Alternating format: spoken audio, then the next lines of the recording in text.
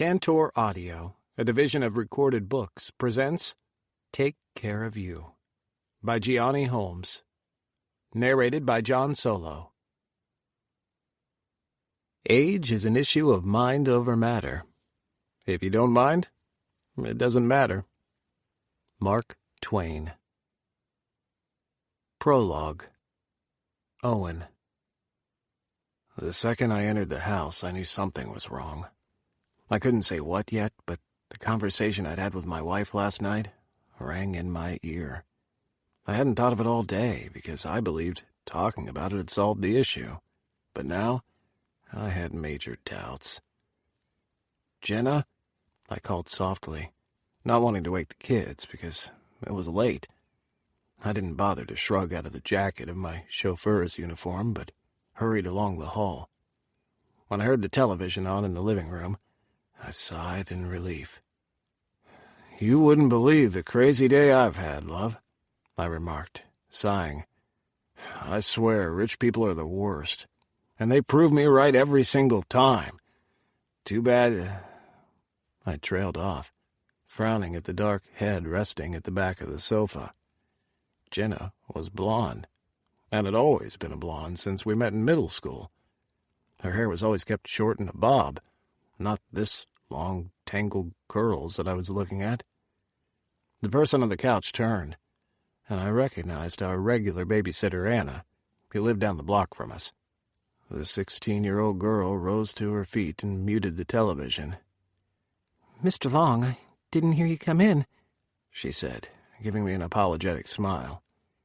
Anna was a good kid who did a stellar job in watching our 3 rambunctious children, and I was always happy to have her around, but I didn't remember an arrangement for her to be here tonight.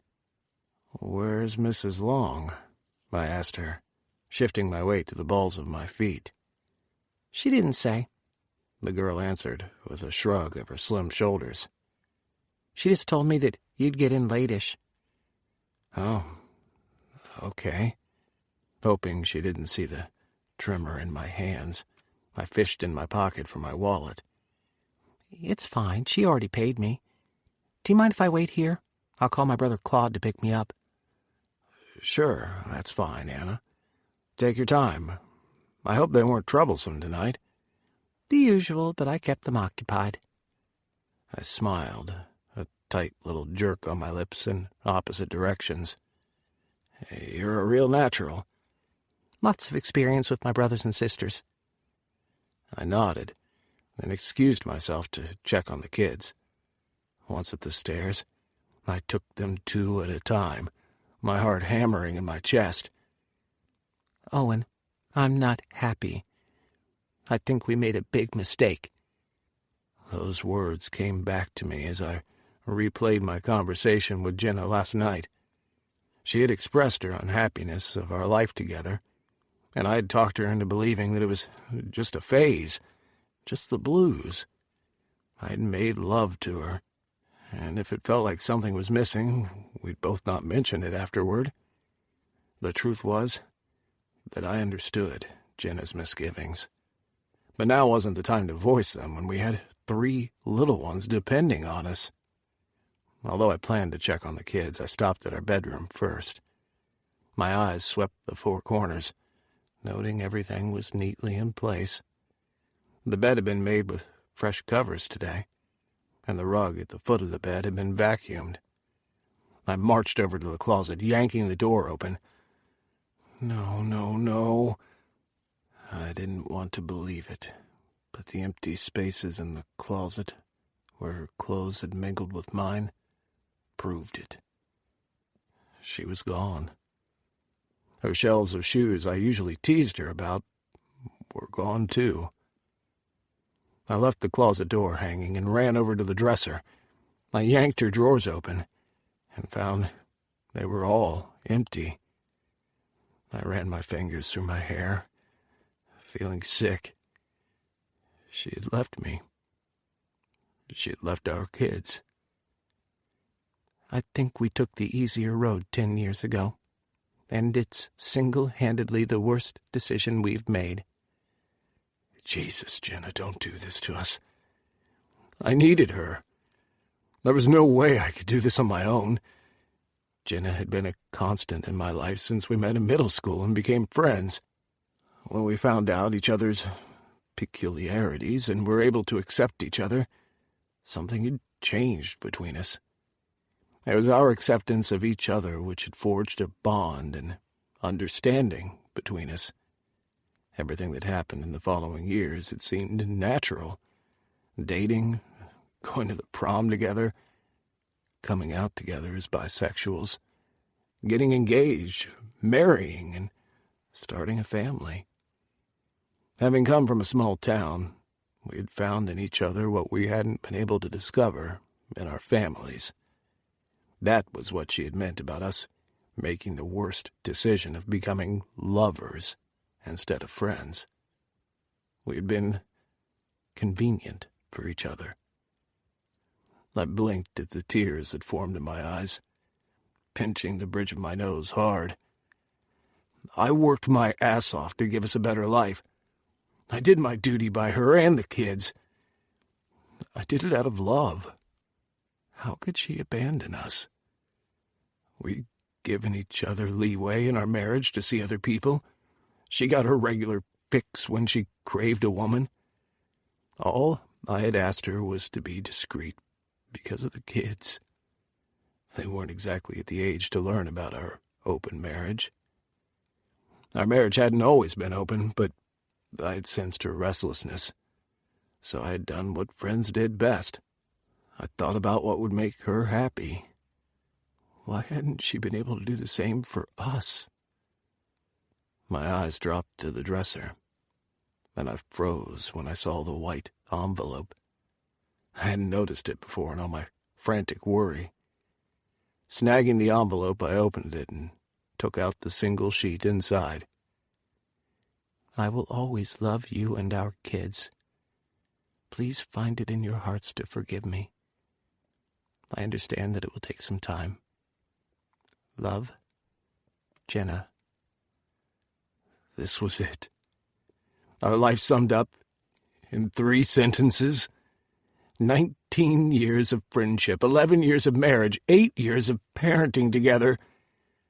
And this was it. Daddy, there's a monster beneath my bed.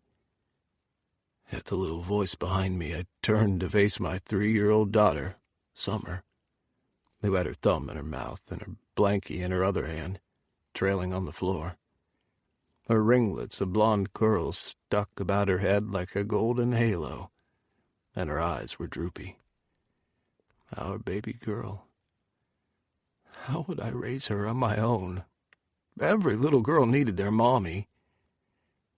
I dropped the paper back to the dresser and crouched on the floor with my arms outstretched. Summer trotted over to me, her gait unsteady from sleep. Once she was in my arms, she trustingly placed her head on my shoulder and smiled. My throat constricted with emotions, and my heart squeezed. I loved my kids so much. I would have done anything for them. Why wasn't this enough, Jenna? Will you scare the monsters, Daddy? She asked, on the cutest little yawn. Always, my little monkey. Daddy will always scare your monsters away. And I would do it alone, too, if that was what it took. Chapter 1. Declan. Remind me why your father has to have a bachelor party again? I wondered the same thing, but tried my best to answer my best friend Ridge's question the way Charles would have expected.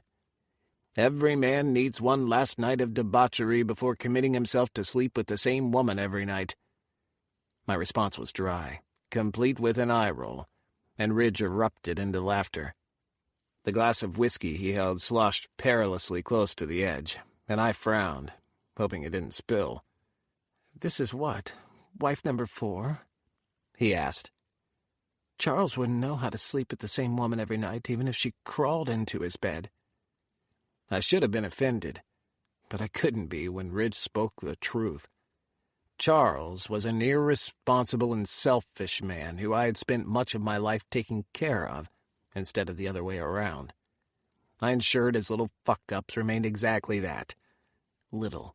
And, if they ever got to epic proportions, I took care of it discreetly. No biggie. "Wife number 5, I replied, sipping from my glass of scotch, as I took a seat on the elegant couch in the sitting room on the second floor. This was my favorite room in all the house, since it overlooked the rose garden. "Isn't there a cap on how many people you can marry?" Ridge asked, coming to sit by me. His leg pressed to mine. He leaned forward and kissed me. I kissed him back, half-heartedly, glad for the contact. Although friends, we kissed and fucked around a little. But it had been a couple of years since we did the latter. He had no expectations, and neither did I. We both knew what we wanted in a partner was different from what we could ever be to each other. Still, it was nice to have somebody I could call over if I felt out of sorts. Somebody who knew me, inside out. "Thanks. Needed that," I told him as he pulled back. "And to answer your question, if there's no cap, there needs to be one for people like Charles. I understand him wanting to change women, but he doesn't have to marry every one of them." He squeezed my thigh sympathetically. "You're wound up about this, aren't you?" "More like trying to control the situation. It's not easy having a father who acts like he belongs to a frat house. Instead of getting better with age, it's getting worse." "Maybe you coddle him too much. He knows you'll always be there to bail him out, so he doesn't need to use good judgment." He was absolutely right. "Yeah, but I can't help it." "I know. Wish we could find someone for you." I smiled at him gratefully. "I've given up hope. Seems not many are interested in my particular kink." "I wish I was older for you." I scoffed at that and drained my drink. "No, you don't. We both know you like being the annoying bratty boy that raises his daddy's blood pressure." He grinned at me and winked. "You're right about that. It's just so much more fun." "You're almost as bad as he is," I said, rolling my eyes. "I need someone a bit more mature to handle." "I'll keep an ear out for you." He pressed his hand dangerously close to my groin. "Want me to suck you off? It might improve your mood." I pushed his hand away gently. "Can't. I'm really not in the mood. And in a sec I'll have to make some calls to ensure we pull off everything for the night.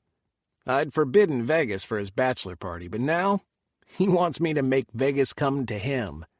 Perhaps I should have just hired a jet and sent him on his way. Without me." He chuckled.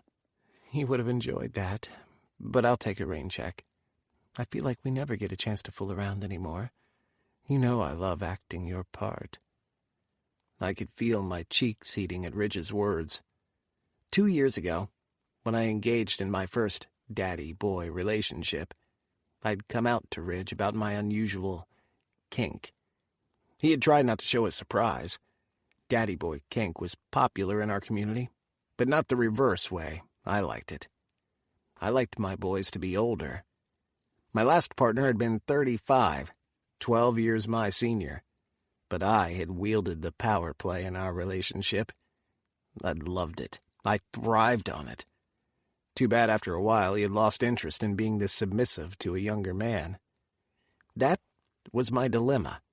Finding a man old enough to pique my interest and submissive enough to not mind my daddy fetish. At one point, I'd been ashamed of it, but I'd already worked it all out in therapy. Charles's habits might have driven me to my mindset of managing older boyfriends, but there, the similarities ended. Charles was a pain in the ass. I preferred older men who acted mature and deserved my affection and pampering. "Been busy with the wedding planning," I answered. Given my mindset to micromanage everything, I'd been on the heels of the wedding planner since Charles was adamant about his 5th wedding happening. Everything had to be perfect, even if I did predict this marriage wouldn't last very long. They never did. "It's okay. I got that. Plus, I've a new daddy now anyway. He doesn't seem to like sharing. I raised an eyebrow at that. In the past, Ridge had picked daddies who didn't mind him having other daddies on the side, or random hookups. He was that kind of free-spirited guy who believed in sex positivity and no sex shaming, regardless of preferences. That was the reason we'd become such good friends. He might not understand the reason I preferred older men to be submissive to me, but he didn't criticize me for it. "We'll have to all go out sometime," I told him. Despite his penchant for drama and to stir a hornet's nest, Ridge was a sweet guy, and I didn't want to see him hurt, especially not by a daddy he put his trust in. I'll think about it. Don't think he'll be your cup of tea. He didn't seem like he wanted to share more, so I dropped the subject. "Just know you can talk to me about anything." "Yep, I already know that." He cleared his throat. "Need any help taking care of Charles's party?" "Did you think you'd be excluded?" I asked, amused. "We'll split the list of things we have to do. He asked for a very specific cake, so I'll have to check the pastry shop got that right. Then there's confirming the strippers will be there and that they are to his specifications, double-checking the venue, transportation, the long guest list. Yep, we have a full day ahead of us." Most of the things on the list had already been done, but I was quite anal about triple checking everything. It was a little obsession of mine to have everything go according to my plan. As the heir to Charles's finance company, I had grown up managing things. It was in my blood, and had trickled down to my personal relationships. Ridge made the duty list less monotonous, and we did most things over the phone. Almost everything was going fine so far without a hitch. I gave the strippers' profiles a quick overview and decided they were to Charles's 49-year-old specifications. There was a mix-up by the caterers that I corrected and was assured would be fixed by the time of the party. "Declan, we've got a problem." I ended my call with the catering company and turned my attention to Ridge, who was sitting on a chair with the front legs tilted in the air. I frowned, biting back my command for him to stop. He wasn't my boy. I didn't have any right to tell him what to do. Still, he must have seen how much it bothered me because he immediately righted the chair. "What is it?" I asked. "The limousine company you hired has the date mixed up," he replied. "They thought the party was next week." "They can't have the date mixed up," I growled at him. "I called them twice to confirm it." He shrugged. "Want to talk to them and use that toppy voice to get what you want?" I snagged the phone from him and wagged a finger in his face. "You be glad I'm not your daddy." He chuckled and fluttered his eyes at me. "I should be so lucky." "Hello?" I barked into the phone. "This is Declan Moore. What's this nonsense I hear about you mixing up the date for my father's bachelor party?" Mr. Moore." I could hear the nervousness in the employee's voice as he addressed me by name. Our finance company did regular business with the limousine service, so they knew the revenue they got from us consistently. "Well, what seems to be the problem?" I prompted. "We don't have the number of vehicles you require, sir," the employee answered. "We've been booked out for a function put on by the mayor." "Are you saying you can't deliver what you promised?" "We can on the 19th. Except we need you to deliver tonight." "I'm really sorry about that, sir." "What's your name?" I asked, pacing the length of the room. We needed at least a dozen limousines for the event. Charles insisted on having his guests picked up and escorted to and from the venue. I knew the companies that offered this service would be stretched thin on short notice, so I had called in advance to ensure I secured the vehicles. I'd even paid the full price, already, instead of just the required deposit. "It's Joseph, sir." "Joseph. Do you know how special tonight is?" He gave a non-committal answer. "It's very special, Joseph." It really wasn't. Just the third bachelor party I was conducting on behalf of Charles, but he wanted it perfect, and as the dutiful son, I complied with what he wanted. "It's the night before my father gets married." Now, we need a fleet of 12 limousines, and you're going to need to produce them fast." I heard the shaky breath Joseph took over the phone, and I almost felt sorry for the guy. Almost. Perhaps you can try Cush, sir? They have a wonderful fleet." "Are you recommending your biggest competitor to me?" "In this case, I think it's appropriate, sir. I do apologize for us having the dates mixed up, and you can rest assured that we'll find the employee responsible." "Don't bother on my account. The damage is already done. I'll take my business to Cush." "What if we offer you a 50% discount on your next order?" "Not interested. I don't need a discount. I'm in need of a dozen limousines which you can't deliver. Have a good day, Joseph, and give my regards to management." I hung up and placed my hands on my hips. Can you believe these people? "I can't believe how hot you sounded," Ridge moaned, pointing to the crotch of his pants, which was snugger than usual. "Behave. I still need to get another fleet." I had Siri search for Cush's contact number and dial them. The phone rang 2 times before it was picked up. "Cush Luxury Transportation Service, this is Lionel speaking. How may I help you?" "Lionel, let's get straight to the point. I need a fleet of a dozen limousines tonight. Can you deliver?" Let me check on that for you. May I have your name, please?" "It's Declan. Declan Moore." "Just a minute, Mr. Moore." I could hear the clicking of computer keys. I got a glimpse of Ridge watching me and lightly stroking himself through the crotch of his pants. I scowled at him, and he dropped his hand while rolling his eyes. I knew he was craving me to fuck him, but I was trying to pull away from that side of our relationship and work on a more permanent situation. "Mr. Moore?" Lionel came back on the line. "You're in luck. We can provide you with a dozen limousines for the night. Given such short notice, however, there will be an additional fee for express service." "That's fine, as long as you can deliver." Crisis averted, I got down to business. I just needed tonight and tomorrow to go well. Then I would get a much-needed break from Charles. He wasn't just getting married this time, but planned to enjoy a year-long cruise with his new wife. That meant I had full control of the company. I needed this more than anything, to not have him underfoot to distract me from the business. Plus, with him gone, perhaps I could focus on my own personal needs for a change. Chapter 2. Owen. "Popcorn's almost ready," I called out to Summer. "Did you find a movie?" When I didn't get any feedback from my 19-year-old daughter, I went to investigate, the popping sound coming from the microwave at my back. I padded barefooted to the living room where Summer was supposed to be setting up for our big movie night, our last movie night of her living with me. I tried not to choke up at the thought of my baby girl moving out. I'd promised not to cry. One would have thought that already seeing 2 kids out the door would have prepared me for this. But Summer was my little girl. Of all 3 kids, she had stuck to me most, always having a hand in whatever I was doing.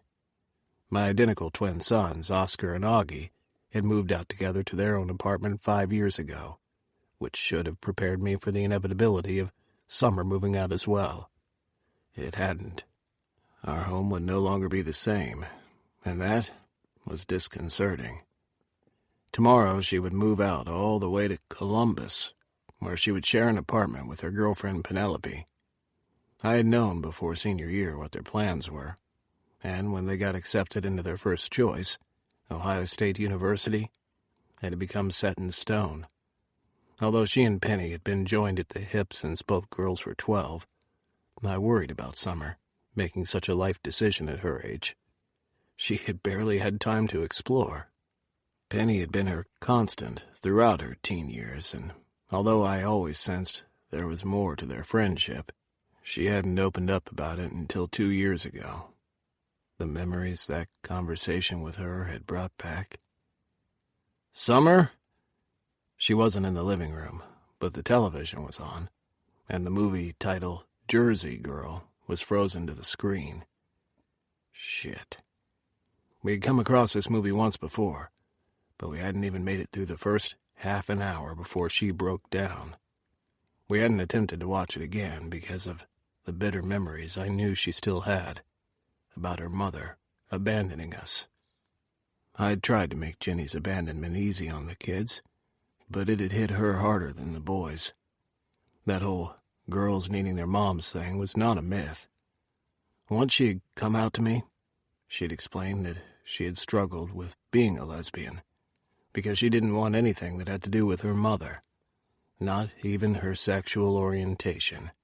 And Summer had apparently struggled with hers for so long before she finally accepted herself for who she was. The whirring of the microwave had stopped, signaling the readiness of the popcorn. I ignored it and took the stairs pretty much the way I had done the night Jenna had left us, 2 at a time. Worried about the mood she was in, I knocked on the door to Summer's bedroom. "Summer?" "Come in." I pushed the door open and found her sitting on the bed, surrounded by her mountain of pillows.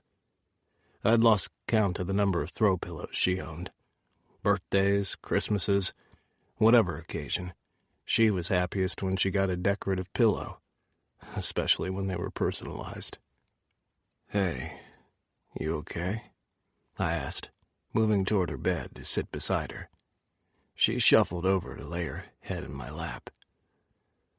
"We should watch it," she replied, hugging a pillow to her chest. "But we don't have to, especially if it's only going to make us sad. I don't want to be sad with you on your last night here." "Yeah, that makes sense," she said on a sniff. "I'll probably watch it at our new place with Penny. She's great with my waterworks." I smiled down at her and brushed the curls at her temple. "You know I love you, right?" "I love you too, Dad," she replied on a sigh. "I know you're not the happiest about me moving in with Penny, but it'll be okay." "I'm just worried about you. I can't help it. I don't want you to be hurt. And you already love her so much." "She loves me too." I nodded but didn't say anything. I didn't want to shatter her dreams by pointing out that Jenna and I had loved each other too, before she just woke up one day and stopped loving me. In the 15 years since she had left us, she had never once contacted us, never wished the kids a happy birthday or Merry Christmas. Nothing. I had no idea if she was dead or alive, and that was one of the hardest things I had to deal with. "You're thinking about Mom, aren't you?" "Maybe." "Penny is nothing like her," she continued, her tone a little forceful. "Our situation is very different. She wouldn't abandon me as Mom did us, and plus, we don't have any kids in the equation, which would make it easier, even if she did." "Thank God for small favors," I said jokingly. "There's no risk of you making a baby with Penny." She chuckled. "You know, it should be super weird talking to you about things like this, but it's not." "Yeah, well, when I've been doing tampon duty since you were 12, we kind of got over it." "Seriously, though, Penny and I will have kids someday. I'm sure. Just not now. When we finished university, have jobs, and can afford kids." "Sounds like a good, solid plan." She patted my cheek and sat up. "You want grandkids, right?" I groaned. "I just got you guys out of the house. At least give me a few stress-free years first." She laughed. "Well, Oscar's got a girlfriend, so you should be lecturing him." Like me, Oscar was bisexual, although he'd only introduced me to one boyfriend in high school. His other partners had been girlfriends so far, at least as far as I knew. I still couldn't say about Augie, who was tight-lipped and had never been in a relationship. He was the most reserved of all my kids, and sometimes I had the feeling Jenna's abandonment It affected him more than he let on. He was the most mature of the three, and the reason I hadn't fretted unnecessarily about their move. He would keep Oscar, who had a bit of a wild streak, in line. Augie will keep him in check, I answered, getting to my feet. Come on, let's find a different movie. Preferably something funny. She groaned as she followed me from the bedroom. Which reminds me, this is probably the last time I'll get the opportunity to watch a rom-com. Penny hates rom-com. Well, if she really loves you, sweetie, she'll watch a few rom-com movies just for you. Relieved that I had diverted the crisis upstairs, I sent her to find a new movie, while I ran the popcorn for another few seconds. I microwaved another packet before dumping both into a large bowl, our movie bowl. I grabbed 2 cans of pop from the fridge and joined her. My ass had barely landed on the couch when the phone rang. "I'll get it," she said, and jumped to her feet, shuffling by me to get to the phone on the side table. I brought up the metadata for the movie she had selected, and half listened to her end of the conversation. "Hello? You'd like to speak to my dad? Hold a sec, please." I frowned at her as I got to my feet. Who is it? "Trevor, from the car company." Her face fell, and mine nearly followed.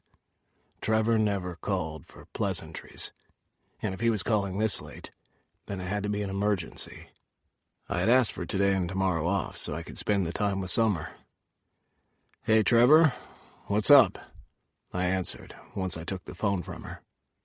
"Owen, I'm sorry, man, but we have to call you in." I groaned. Come on, Trevor, I told you how it is this weekend. And we tried to avoid it, but we can't, my supervisor remarked. "We've got a huge request for a bachelor party tonight. 12 drivers. Initially, we left you out and added Tony, but Martin's wife went into labor and he has his little girls." "What about Ray?" I suggested. Anything to get out of duty tonight. "Ray's sick. Chicken pox." "And I'm the only one available?" "Yeah," he answered. "You know I wouldn't have called you if it wasn't urgent. This is a huge request by Declan Moore." "Doesn't make sense you drop names, Trevor. They always fly over my head." "Well, this guy stands to inherit a billion-dollar company, so we can't not deliver. You're one of the best drivers we've got." "So, what's the occasion?" "Bachelor party. You'll need to be at the location by 10. It's a late-night affair." "Shit. I promised to drive my daughter to Columbus tomorrow, Trevor." "I'm sorry, but there's a wedding tomorrow, too. A bunch of important people will be there, and they're transporting them in style." I glanced at Summer and her crestfallen face. We were really looking forward to that drive to Columbus together. I wanted to see her apartment, check out the neighborhood where she would be living, and, if possible, give her fatherly advice. "It's okay," she mouthed to me. "I'll be fine. I'll call Penny, and we can drive together." "Hang on a minute," I said into the phone, then pressed the mute button so I could speak to Summer. "I wanted to take you, honey." "But your job's important," she replied. "I'll be gone, and it's probably the only thing that will keep you company for a while.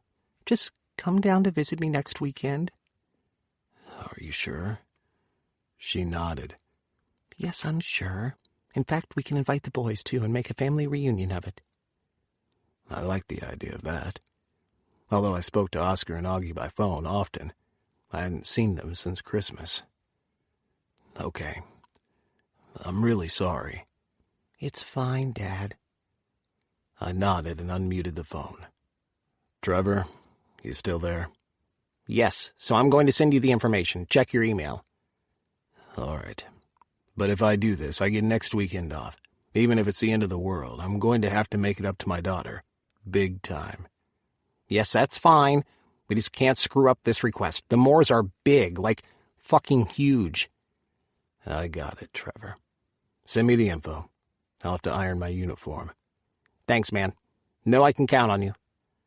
I grumbled in the phone and ended the call. Chapter 3. Declan. "For God's sake, Charles," I said, waving at his naked torso. "Button your shirt, will you? The limo is here, and you aren't even ready." My father, Charles Moore, turned to assess himself in the full-length mirror in his bedroom. His face took on a pleased look as he returned his attention to me. "Why can't I leave it open? I take care of my physique. Surely I get to show it off even a little." "Then make it be a little," I told him.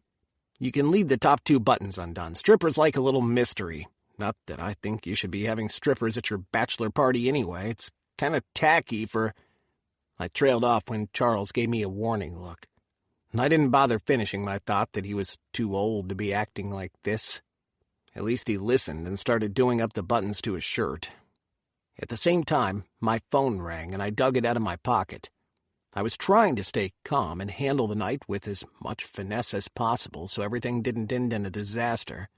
We hadn't even arrived at the club we had rented for the night, and my father was already being a handful. I groaned when I saw my future stepmother's face pop up on my phone screen. I would have ignored it if I thought it would have stopped her calling. But Poppy could be rather insistent. She would keep calling until I eventually gave up and answered the phone. I knew she was worried about tonight, possibly thinking that my father would call off the wedding for some stripper he met. I couldn't say that I blamed her. Charles was quite fickle with his affections. "It's your future wife," I announced before answering the call. "Yes, Poppy?"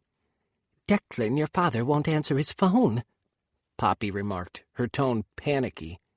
"Is everything all right?" I ignored Charles, who was desperately waving his hands in a no signal that he didn't want to talk to her. "Everything is quite fine, Poppy," I answered.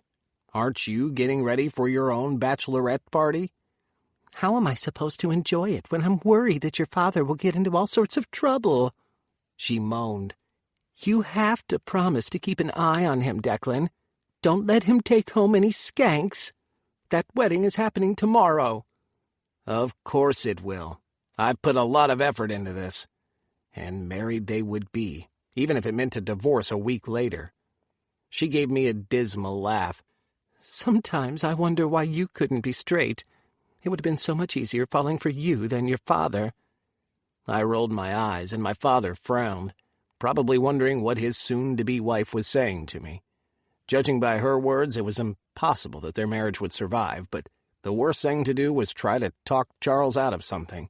It was much better to give him enough rope to hang himself with. Too bad he never learned from each episode. "Have a great party, Poppy," I wished her. "Our ride's here. Gotta go." Before she could respond, I hung up. Charles' face relaxed into a smile. "Thanks for handling that, Declan," he said. "You always know exactly what to do." "Right. And for that reason I'm telling you that it's time to go, unless you no longer wish to have your bachelor party." "Like hell I don't." That got him moving, and with a sigh I followed him out of the guest bedroom, where he was staying until tomorrow, when he got hitched. "Did you get all those bills I asked you to fetch?" "Yes, Charles, I have your hooker money right here in my wallet." He laughed, delighted in my words instead of taking insult. "Oh, my bad. I should have told you to hire a male stripper just for you. Too bad you didn't think of that. Then you could have let your hair down a little. Had a lap dance by a hunky dude you could take home later. Might put you in a better mood for my wedding tomorrow." I didn't take offense at his words. Too many years of his ribbing had made me immune. I had long since given up the idea of having an actual father figure. I had settled for the one I had, who wouldn't even allow me to call him Dad. "Makes me feel old. Just call me Charles," he had told me when I was 14. I hadn't called him Dad since, which hadn't been hard, considering he hadn't been much of a father before that anyway. "David, don't wait up for us," I told our butler who saw us out. "Okay, sirs.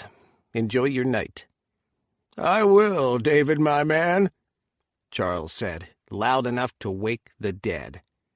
Shaking my head, I followed him down the steps and toward the white limousine parked in the driveway. But it wasn't the limousine that snagged my attention. I had tested out more than my fair share of luxury vehicles all my life. What I hadn't tested out was the gorgeous driver who stood leaning against the limousine. At our approach, he straightened and tugged at the jacket of his uniform. Thanks to the well-lit yard, I was able to take in all of him as we approached. Although we were about the same height, give or take an inch or two, he was bigger than me. Not in a completely muscular way, but not fat either. He was large, a big-boned man. Judging by the lines on his face, he was probably the same age as Charles. All the blood flooded to my crotch unexpectedly. I wasn't expecting him at all. Our eyes met, and his widened in a flicker of surprise. I saw the flaring of his nostrils, the slight ruddiness of his complexion that his neatly trimmed beard could not completely hide. I didn't need a male stripper after all. "Declan Moore?" he asked, his voice deep and gruff around the edges, as he eyed my father. "Don't look at me," Charles replied, coming to a halt and pointing his thumb at me. "That's this guy over here." His attention turned to me. "I'm Declan Moore," I confirmed, stepping forward. "This is my father, Charles Moore." He extended a hand toward me. "Hi, I'm Owen Long, and I'm your designated driver for the night. I trust you'll have a grand time." I heard his words, but they didn't process. Not when his huge hand swallowed mine in a handshake. Damn, if just our hands touching made me feel so electrified, I didn't want to think about other parts of our bodies touching. I lifted my gaze from our hands and landed on his thin lips. The bottom one was just a little curvier than the top. As though he could fathom my thoughts, his teeth sank into his lower lip so briefly before he caught up on himself and relaxed. "Well, are we going to stand here all night or get moving?" Charles asked, breaking the connection. Owen dropped my hand quickly, and I curled it into a fist, wishing his touch was a tangible thing I could take with me. It had felt nice, electrifying. It reminded me of what I always knew. He was exactly the kind of guy I was interested in. Older, bigger, good-looking, and enough interest in his eyes to make me hopeful that what I wanted wasn't impossible. "This way, please." Owen cleared his throat and walked over to open the door for us. Charles eagerly slid inside, already chattering about the strippers he would bring back in the limousine with him. I didn't even respond, knowing it wasn't going to happen on my watch. Before getting into the car, I turned toward Owen. I paused when I found how close we were. If I made one step, we would be touching in interesting places. Tension strained between us, the good kind of tension that usually ended in something explosive beneath sheets, sweaty bodies, and throat raw from face-fucking and moans. "Before I forget," I said, my voice low and huskier than usual, "there are two of Charles's friends that we'll have to pick up on the way to the club. The addresses?" He reached for a small notebook and pen from the insides of his jacket and jotted down the addresses I gave him. "That's it?" he asked. "Yes. I'd like to see you on your knees, naked." I shook off the crass thought. "Yes, for now." I heard the hitch in his breath at the "for now." I slid into the back seat of the limousine with Charles, and Owen shut the door. I repeated his name in my head, liking it. A solid, dependable name. I wondered what he was like as a person. I had sensed the attraction between us, but of course I couldn't be certain if what I felt was one-sided. My gut said it wasn't, but even if he turned out to be gay, he didn't have to be into my kind of kink. In fact, I decided he was definitely not the kind of guy who would be into my kink. He looked like a guy who took charge of situations. very much like me. Instead of this being a turn-off, though, it was the biggest turn-on. To have such a big, older, powerful man, submissive to me, was hot. I spent the first leg of the journey blocking out Charles, his excitement, and willing my heart-on away. I declined the glass of complimentary champagne in the cooler of the limousine. We picked up Charles's longtime friends from college. They were every bit as excited about the bachelor party as he was. They were glad to be away from their trophy wives for a night, to skirt the edges of their wedding vows. I tuned them out and kept my focus at the back of the driver's head.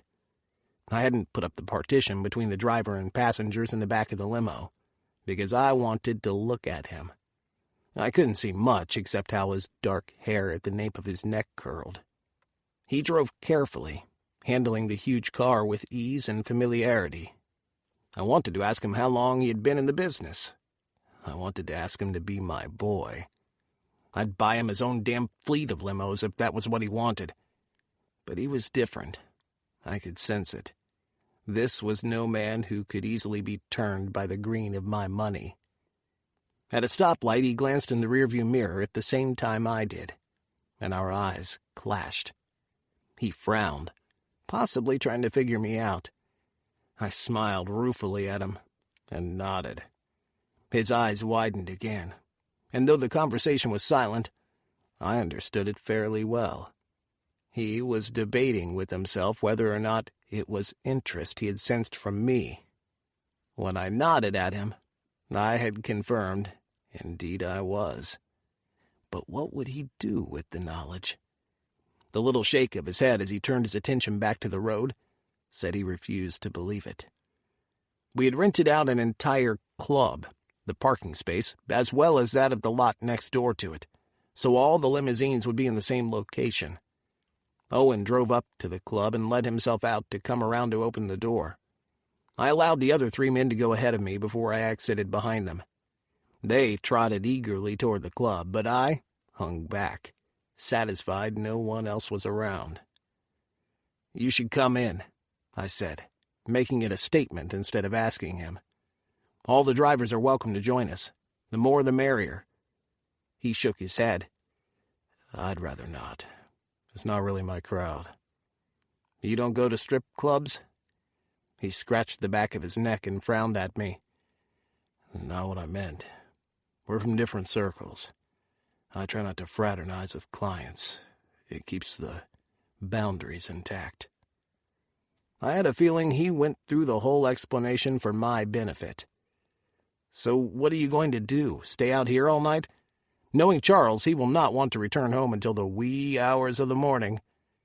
He shrugged. "That's fine, I'll be here. I'm used to waiting." I frowned at him. "That's ridiculous. What do you plan to do, sit out here in the car all night?" I pointed toward the front of the club where a couple of men dressed in the same uniform as him were entering. "See, everyone else is joining us." "There's a coffee shop just a block from here," he replied, sticking to his guns. He removed a small device from the inside of his jacket. "Audiobook I'm listening to is 4 hours long. It should be perfect. Damn stubborn man, the pleasure it will give me to punish him when he refuses to listen." I wondered what his kind of punishment should be. Would he be open to getting his ass spanked? As a daddy, I liked punishment the least, but I didn't hesitate to mete it out when it was needed. "Perhaps you should give me your business card or your number," I suggested, "just in case there's an emergency and we're ready to leave before we anticipated." His eyebrows rose, but he removed a wallet from his pocket and plucked a card out. "Cush requires us to bring them around." He circled something and handed it to me. "That's my personal number you can reach me on. The others will go straight to the office."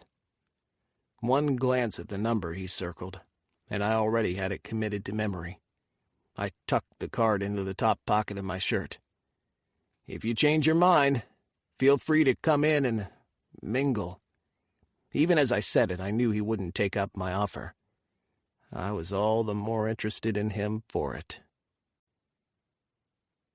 Chapter 4. Owen. Shit. I muttered and paused the audiobook I was trying to listen to. This was turning out to be a big waste of my time. I thought for sure I could spend some time at the coffee shop or in the limo listening to a good book. The conditions were right. The coffee shop was peaceful, with a few people trickling in and out. I was tucked away in a far corner, so I wasn't distracted by all the movements. My Kindle was fully charged, and I was in the middle of a hot sex scene. So why the hell did I keep rereading the same paragraph? Declan Moore. I couldn't get him out of my head. It wasn't like he was the first man I'd been attracted to since Jenna left. While I hadn't taken any guys home with me, there had been quick blowjobs in public spaces and in cars to take care of my needs. I hadn't had full-on penetrative sex with a man, though, since my one foray in high school. Since Jenna and I had married young, it hadn't seemed important in the grander scheme of my kids' lives. To be honest, I had been obsessed with raising my kids, wanting to fill the hurt of their mother leaving. I hadn't wanted to bring anyone new into their lives to further upset the dynamic.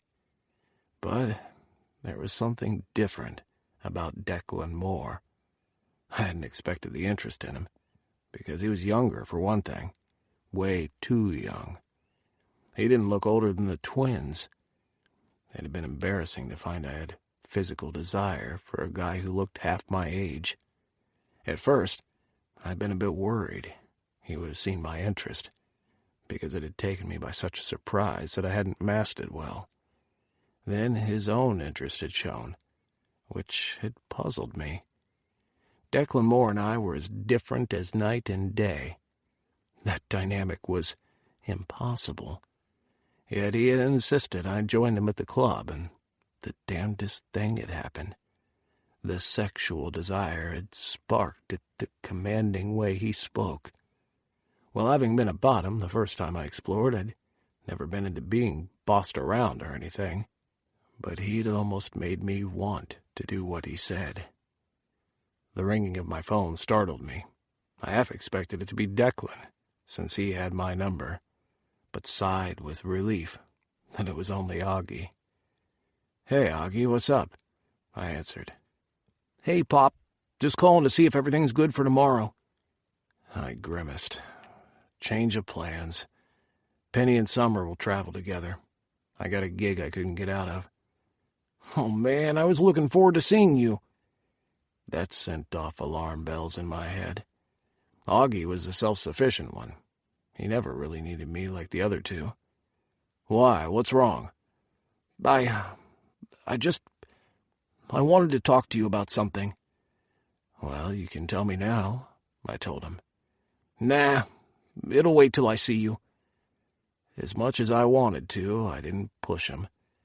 Augie needed to come to me in his own time, although I suspected what he wanted to talk to me about.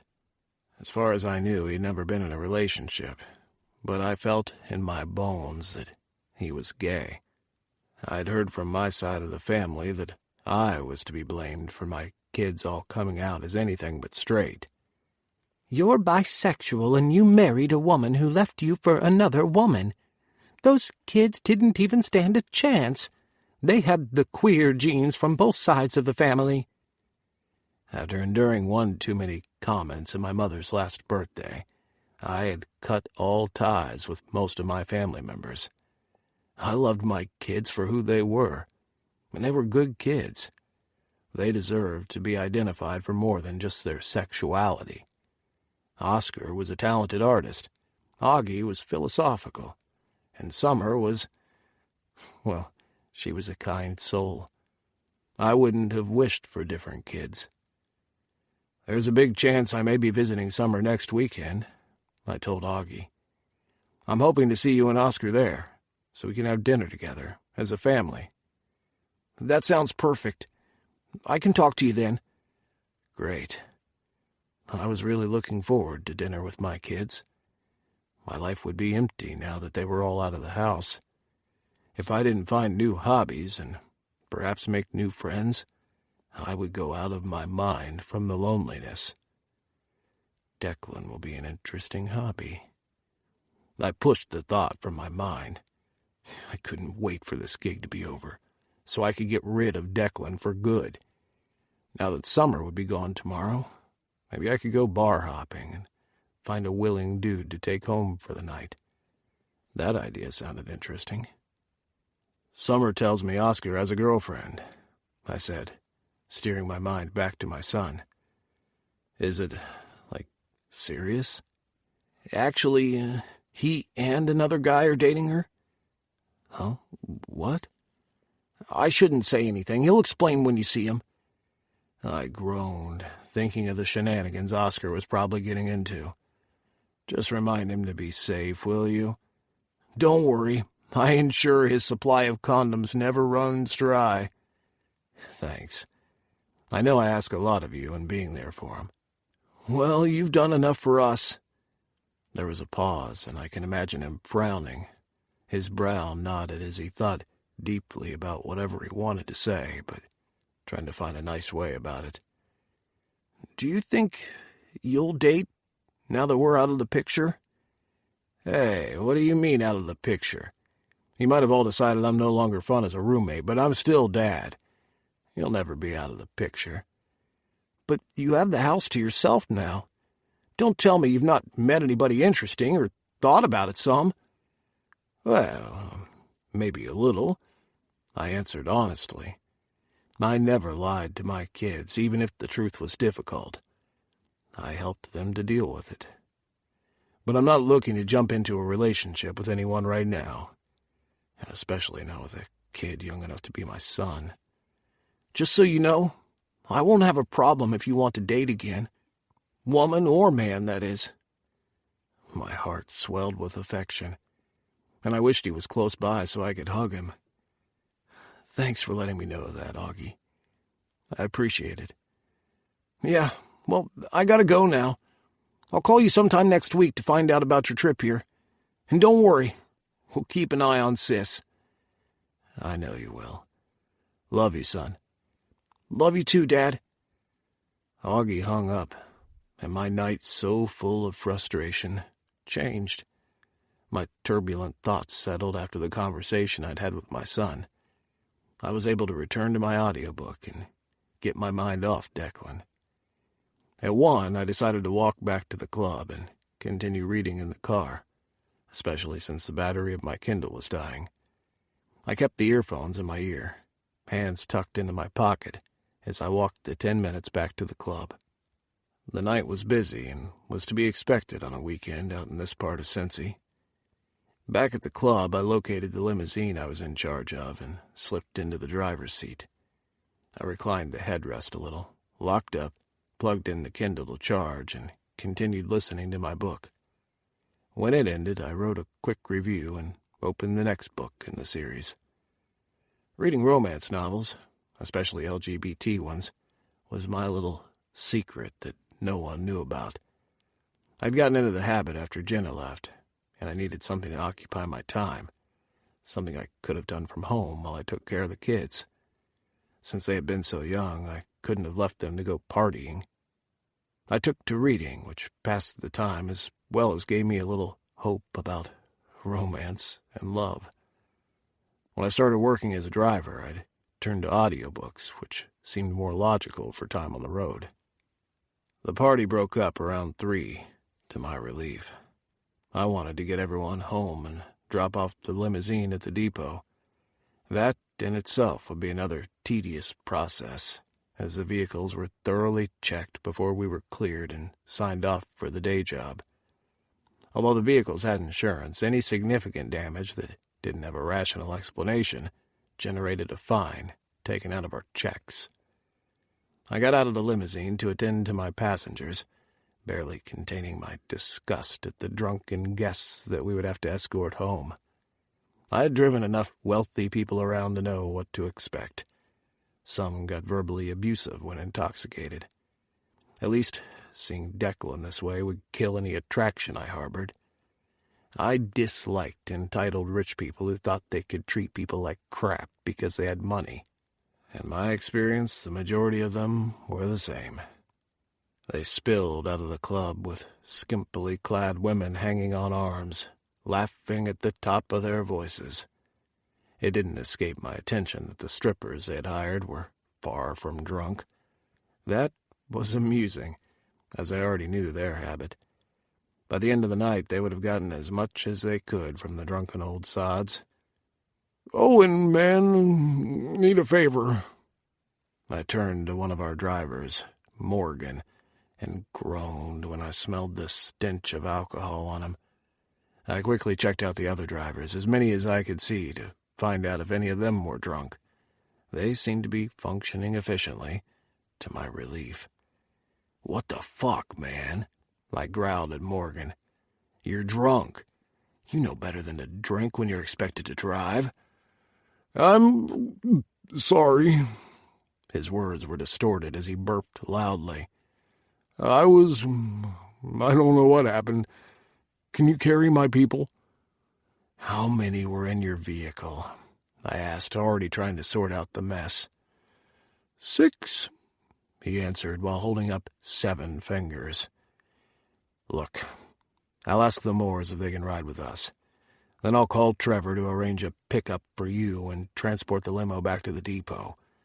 Man, you're going to be in a fuckload of trouble." "Is everything all right?" I spun away from Morgan to the very sober tone of Declan Moore. I startled to find him not only sober, but as impeccably dressed as when he had entered the club. He didn't seem to have a hair out of place, and I couldn't smell any liquor on him. "I'm sorry, but one of our drivers can't make the journey back," I replied, trying not to make my stare accusatory. If he hadn't invited all the drivers in with him, this wouldn't have happened. "I'll take them in our ride, if that's okay with you." He nodded. "Of course. Where are they? I'll get them in the limo." Morgan mumbled that they were in his ride before he proceeded to hurl. I grimaced at the condition he was in. He was as good as fired. Declan moved off to take charge of the situation, while I called Trevor, who was none too pleased. He yelled in the phone until I reminded him I was simply the messenger. Eventually, he hung up, promising to come himself to collect Morgan and the limo. I was surprised to find Declan shepherding the drunken partygoers to their respective rides. I was too much in awe to help. He moved with the grace of a man who knew what he was about. Not one time did he seem at his wit's end, not even when a skimpily clad woman deliberately tripped into his arms. He simply righted her and turned her in the direction of our ride. As a result of Declan ensuring everyone was taken care of, we were the last ones to load into our ride. His father and the other 2 guys were only too grateful for the 3 women who were now included in our ride home. I tried not to listen to their lewd talk as everyone got in. "I think that's everyone," Declan remarked. Then he frowned at Morgan, who was sitting on the ground, moaning and clutching his head. "What about your friend? We can't just leave him here." "More of acquaintances than friends," I replied. "My boss is on his way to get him and the limo." "I probably shouldn't have invited them to the party, huh?" "Nope, you shouldn't have." "But they could have turned down the offer. You did." "Every man has his own weakness." He raised his eyebrow. "And yours is?" I was saved from answering when a cab drove up and Trevor appeared. He was apologetic to Declan, who assured him it was fine. He even managed to praise Morgan for not attempting to drive, but speaking up. "Ready now?" I asked Declan as Trevor moved on to speak with Morgan. I didn't want to catch wind of that conversation. "Yes, I'll sit up front with you." I paused at that. No way in hell could I have him sit up front with me. He was distracting enough already. "You'll need the addresses for the others who have joined us," he said, his eyes twinkling as though he figured out I was going to disagree. "I can make this ride easier for both of us, if you'll let me." I frowned, because his words struck me as a double entendre, one I chose to ignore. Okay then, let's get this show on the road. To my complete surprise, Declan stopped at the driver's side of the limousine and opened the door. At first I thought he meant to drive the vehicle, which I, of course, couldn't allow. Instead, he held the door wide open for me, like I had done for him earlier, like it was his duty to do, not mine. His eyes turned hard, challenging me to say something about it. Even if I wanted to, I couldn't. My throat was too tight, and I wanted more than anything to get him home, far away from me, so I mumbled, "Thank you," and prayed he didn't see how flustered I was. "You're welcome," he said, closing the door firmly after me. My hand shook as I tried to start the car, while he walked around to get in. By the time he was settled and his seatbelt firmly in place, I had needed to make 3 attempts before I was able to start the car. He recited the first address for me, and I set off, calculating that I would be the last person at the depot tonight. I would have to wait in line to get cleared to go home, not to mention the fact that I would have to be up early tomorrow as well, to transport the groom's party to the venue where the wedding would take place. "How was your book?" he asked on the way. "Did you get to finish?" "Yes, and started a new one." A loud feminine squeal, followed by the rumble of male voices and chants of "take it off," came from the back. I dared a glance in the rearview mirror, because they hadn't bothered to raise the partition. A young woman in her 20s, flashing her boobs, was being egged on to remove her top. "You sure you don't want to write down the addresses and join the fun in the back?" I asked, hoping he would say yes. He scoffed. "Perhaps if it was a dude wearing a jockstrap, then yeah. I might have enjoyed saying, 'take it off.'" My palms started to sweat on the steering wheel as his meaning struck me. He had just confirmed he was gay. "And you? Which would you have joined?" "Both," I answered without thinking, then wished I could have taken it back. This was no conversation for me to have with a client. All he needed to know about was my ability to drive and follow directions. The guy didn't need to know I swung both ways. "Ah, have a preference of the two?" he asked. I swallowed hard before answering. "Look, I'm not quite comfortable with our conversation right now. I think it's chalking that line I told you about earlier." "You're not comfortable talking about your bisexuality?" "I'm uncomfortable talking to you about it," I answered. "How old are you, anyway? 23? 25. Oh, my sons are 23 and my daughter 19, I replied. You can understand from that why this is all a little uncomfortable. It doesn't have to be, but I'll let it go. For now." I sighed with relief. Sure, he had to be toying with me. I was 21 years older than Declan. He had to know there was nothing that could come of this. And if it was a casual hookup he was looking for, I wasn't interested in someone so young. It didn't matter that I liked his commanding voice. He was only 2 years older than my sons. I doubted when Augie had given me the green light to date again he had meant someone who could be his own boyfriend. Tomorrow couldn't come fast enough for me to forget Declan Moore. Chapter 5.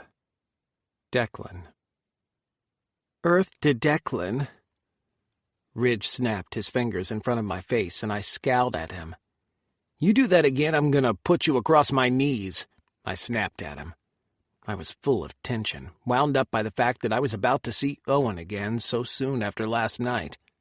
I didn't have much patience for Ridge and his usual antics when I was contemplating the best approach to winning over Owen. Ridge grinned at me and reached for the buckle that held up his dress pants. "Where do you want to do it? Here?" I shook my head at him, slightly bemused, despite how tense I was. "Apparently your new daddy's not being heavy-handed enough with you if you're still being such a flirt," I told him. "Stop antagonizing me and help me with my tie." He approached me with a dramatic sigh and held the 2 pieces of my tie while I tended to my cufflinks. "You seem even more testy than usual," he observed aloud. "Did something happen at the party last night? I wanted to go, but I was being so rude my daddy grounded me to stay in." I remained silent as I contemplated whether or not I should tell him. Ridge was my oldest and most trustworthy friend. If I couldn't tell him about the interesting man I had met, I couldn't talk to anyone about it. "Last night, I met a man I want to make my boy." His hand stilled on the tie, and he raised his head. "You're not joking, are you?" "No. He's perfect for the part, Ridge." "Perfect how?" "Perfect image, perfect attitude. He's older, lots older, and although he did argue some things, I don't think he will be opposed to taking orders once he gets into the habit. I can't wait to break him in." He abandoned the tie altogether and placed a hand on my chin, adjusting my head so I looked at him. "This sounds serious." "There's still a lot of work to be done," I answered, trying to downplay the excitement that was buzzing through my veins. I hadn't felt so invigorated by the possibilities of a relationship in a long time. He might be difficult to manage at first. I don't think he's the kind of guy who knows when to let someone take care of him for a change. "You got all that in one night?" "In just a couple hours, really." "So, what else do you know about him?" I frowned and caught the abandoned tie to do it myself. "He's got 3 kids." Ridge gave a mock shudder. "Yikes. Good luck with that." "They are grown. The youngest is 19. "Yeah, but it still makes things sticky. What if his kids disapprove? Is the mother in the picture?" "Those are the questions I need to find out today, my friend." My tie fixed, I stared into the mirror and patted my dark brown hair. I used to get mistaken for a submissive twink when I came out as gay. I still carried a slender frame, an athletic body, but working out in the gym had given my form definition and muscles. I still couldn't grow facial hair, and my face would probably always look a little on the boyish side, but what I lacked in appearance I made up for with my commanding presence, or so I'd been told. A knock sounded on my bedroom door, startling me out of my thoughts. "Come in." The door pushed open, and David, my full-time butler, poked his head in. "Your ride is here, sir." My heart skipped a beat in anticipation. I glanced at the clock on the wall, pleased to discover Owen was 10 minutes early. "Has he been waiting long?" "No, sir. He just drove up." "Excellent. I'll be down in a little while." Since my bedroom overlooked the courtyard, I moved to the balcony and stared out at the same white limousine from last night. Owen was lounging against the vehicle, dressed formally in the dark suit of his uniform. A warm feeling settled in my gut as I watched him unnoticed. His lips were moving as though he was talking to himself, and I would have killed to know what he was saying. "What's so interesting?" Ridge asked, coming up behind me. He rested his hand on my waist and took in the sight of Owen. "Who's that?" He started to ask before he glanced back at me. "That's him, isn't it?" "Yes, that's Owen, man of my fantasies." You start saying shit like that, and I'll be inclined to believe you fell in love at first sight. I scowled at him. Who said anything about love? Love's overrated. Not when it's the right person. Ridge returned his attention to the driver. I still don't get why you like older guys so much. I mean, I can see the appeal. He's hot as fuck, but he looks like someone who belongs on top, not the other way around. Because we had engaged in this conversation so many times before, I didn't bother to respond. I didn't expect Ridge to get it. There was something powerful about claiming an older man's body, taking charge of that relationship, and having our roles reversed. An image of Owen kneeling in bed, naked, face flushed with passion and need, flashed through my mind. Fuck me, Daddy. The mental image was so hot I immediately became hard. It didn't matter if Rich got it. The fact was that it fucking turned me on. Adjusting my cock, I backed up from the balcony.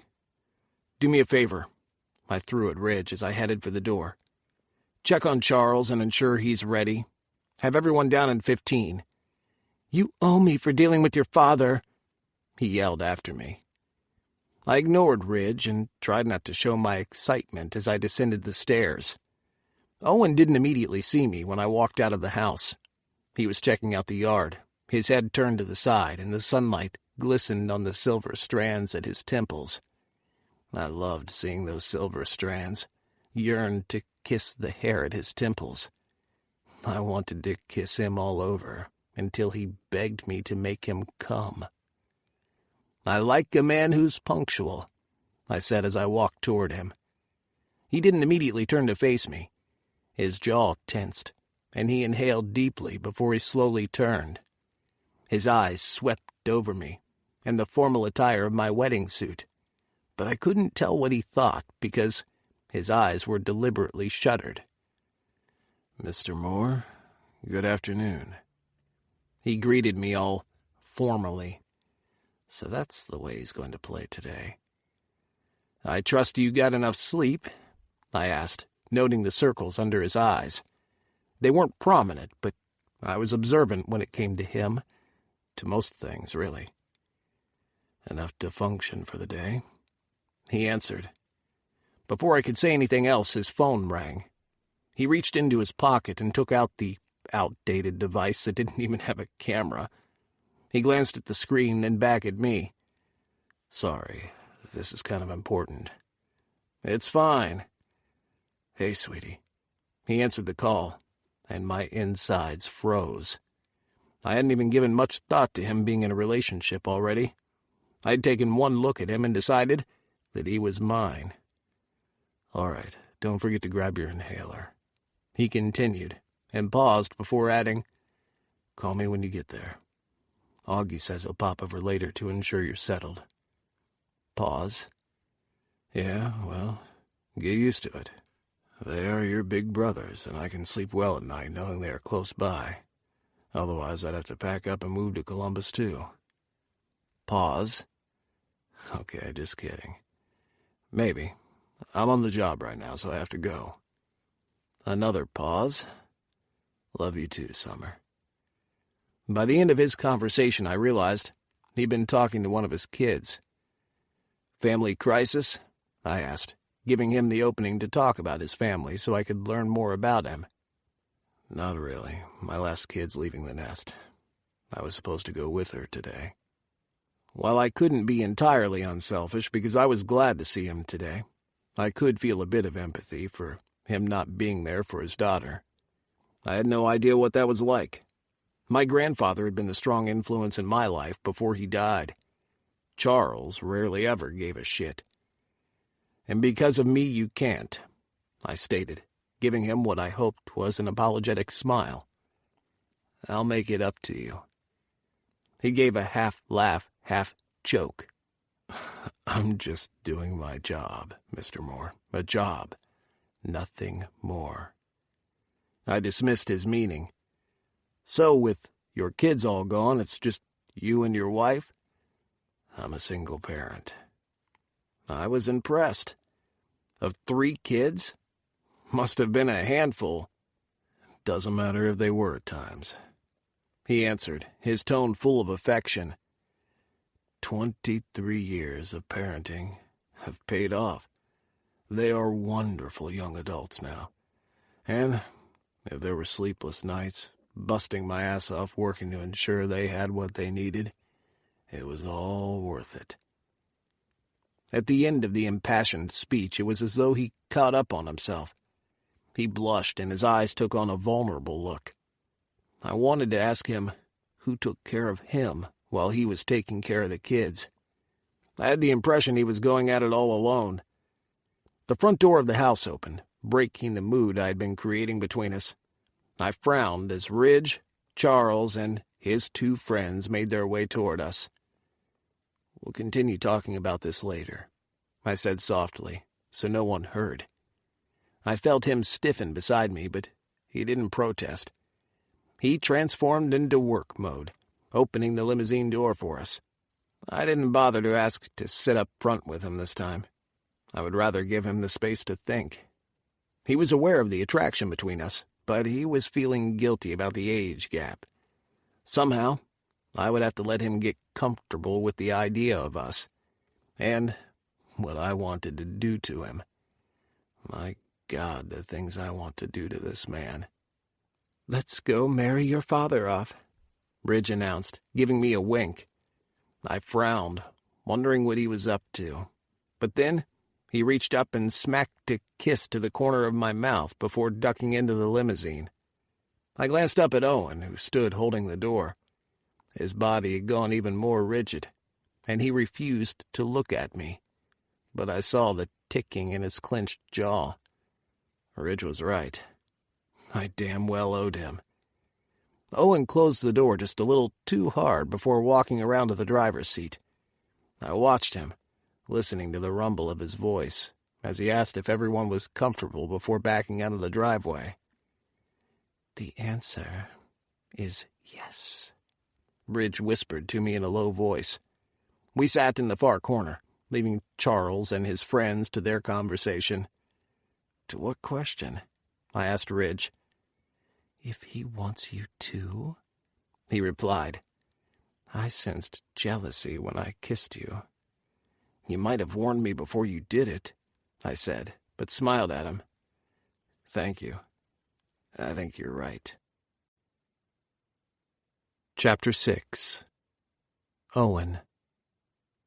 I startled as the front passenger door of the limo opened, and Declan slipped inside, closing the door behind him. I flushed, because even though I had my earphones in to listen to one of my audiobooks, I had been immersed with thoughts of this bewitching young man. I didn't want him. I had drilled that into my head last night. But when I had seen him this morning, looking ravishing in his wedding attire, all the longing mocked the mental exercise I had gone through last night. Thankfully, I had 3 kids and knew what to do about self-control. I was used to making sound decisions, so I had made one when I subtly told Declan earlier that I was only here to do my job. If that's true, why did he get jealous when the other guy kissed him? My gut tightened as I remembered the kiss. There was very little to it, to be honest, just the slightest brush of lips against lips. Still, my reaction scared the shit out of me. It had been so long since I'd been jealous of anyone.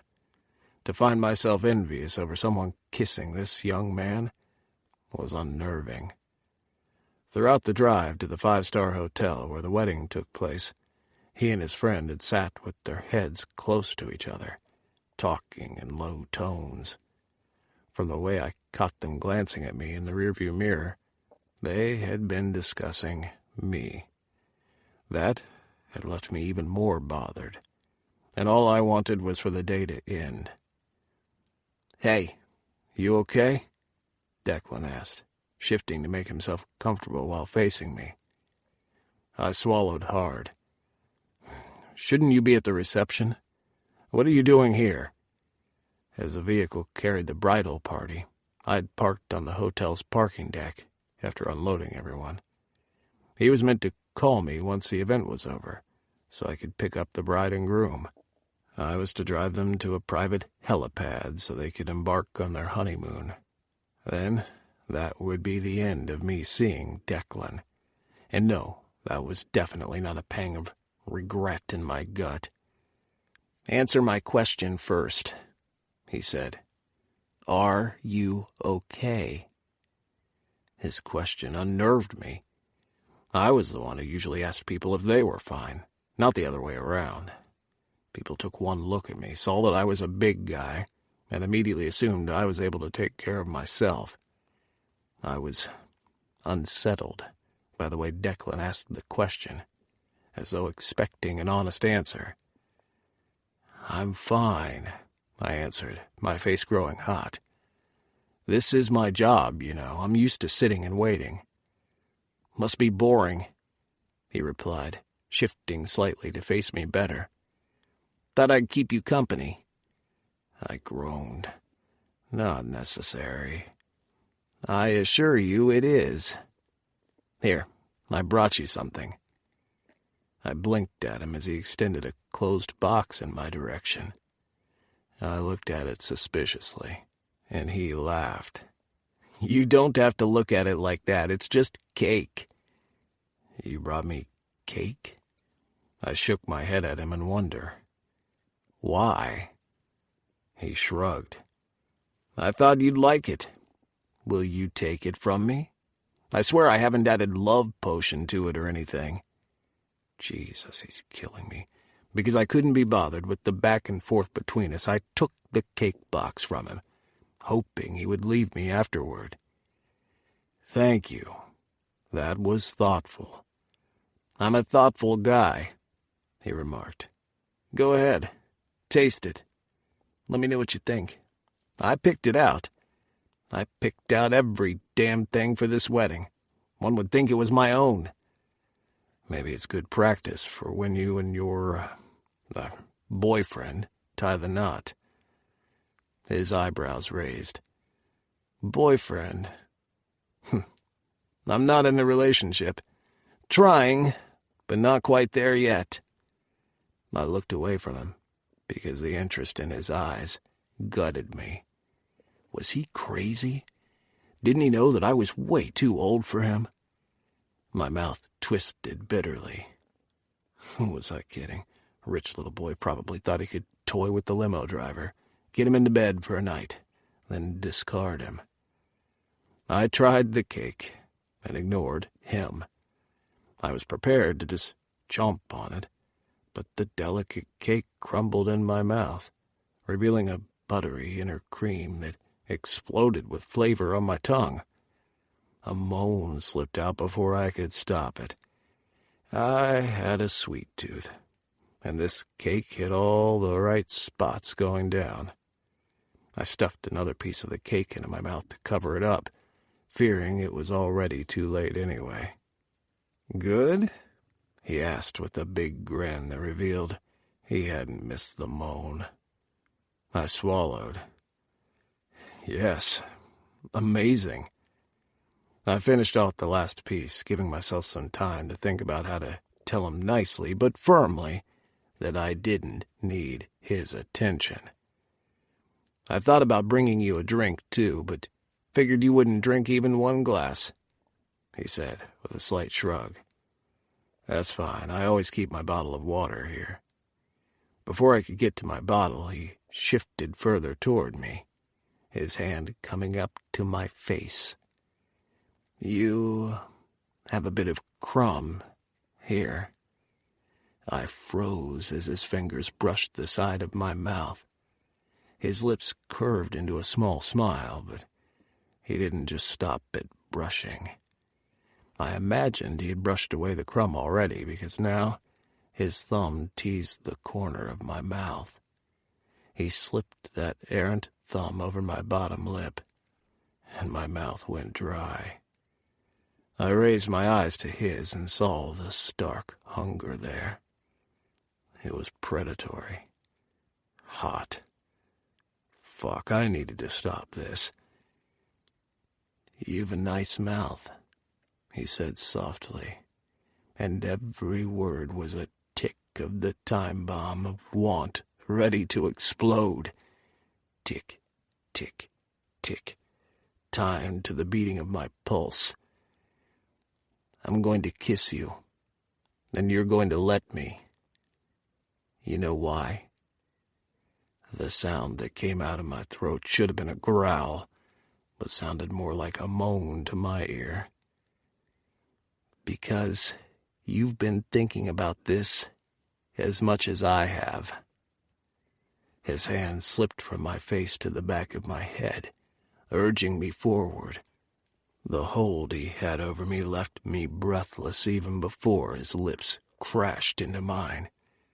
He kissed me boldly, like a man who knew what he wanted and wasn't afraid to go after it.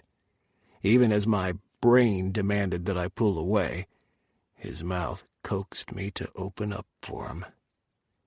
The cake box tumbled from my hand when his tongue plunged into my mouth. I grabbed at his shoulders, feeling the long moan rip from my throat and not able to do anything about it. My body had found the master it had not known it needed. My nipples tingled and blood surged into my groin. His fingers tightened in my hair, the painful tug exciting me. It had been so long since I'd felt so heated, so long since I wanted to settle on my knees and pull down my boxers. His kiss reminded me that it had been so long since I had been fucked. There was no mistake about his kiss. All this time, I'd thought he would want me to fuck him, which I wasn't completely adverse to, but his kiss said that he wanted to possess me, to own me, to fuck me. The extent of his desire heated my blood, while at the same time, it frightened me. His hand released my hair, and he sank his teeth into my bottom lip as he palmed my cock through the material of my trousers. So good, so fucking delicious. I could hump his fist and spill my release right there. I wanted, needed. My hips nudged upwards, pressing into his touch, craving more. Please. The plea fell from my lips as my harsh breathing filled the space where we were. He continued kneading my cock through my trousers, hand digging into my flesh, squeezing and releasing. He licked the line of my jaw up to my ear. I don't want our first time to be in a car, he murmured, a shiver running through my spine as his breath filled my ear. Nope. I want you in bed, beneath me, staring into my eyes while I fuck you senselessly into the mattress. I want you to call me Daddy, and you'll be my boy. You'll be a good boy, won't you, Owen? I was with everything he said until the daddy part. I jerked away from him, confused. What? He smiled like he hadn't dropped a bombshell in my lap. You heard right, he answered. I shook my head. Can't be. I thought I heard you say you want me to call you Daddy. I wanted him to deny it, because then maybe I could give both of us what we wanted. Just one night. What would one night be? Good sex, amazing sex. I felt it between us, the undeniable chemistry. After that kiss, there was no sense in pretending I wasn't attracted to him. My cock was still tenting my fucking pants. He'd had that same hard cock in his hands, caressing it, just a minute ago. Yeah. Is it so hard to think of doing it? Age is a matter of semantics. He was serious. By God, he was serious and expected me to call him Daddy. I'd never called anyone Daddy in my entire life. I wasn't about to start calling a man almost the same age as my son's Daddy just for him to get his rocks off.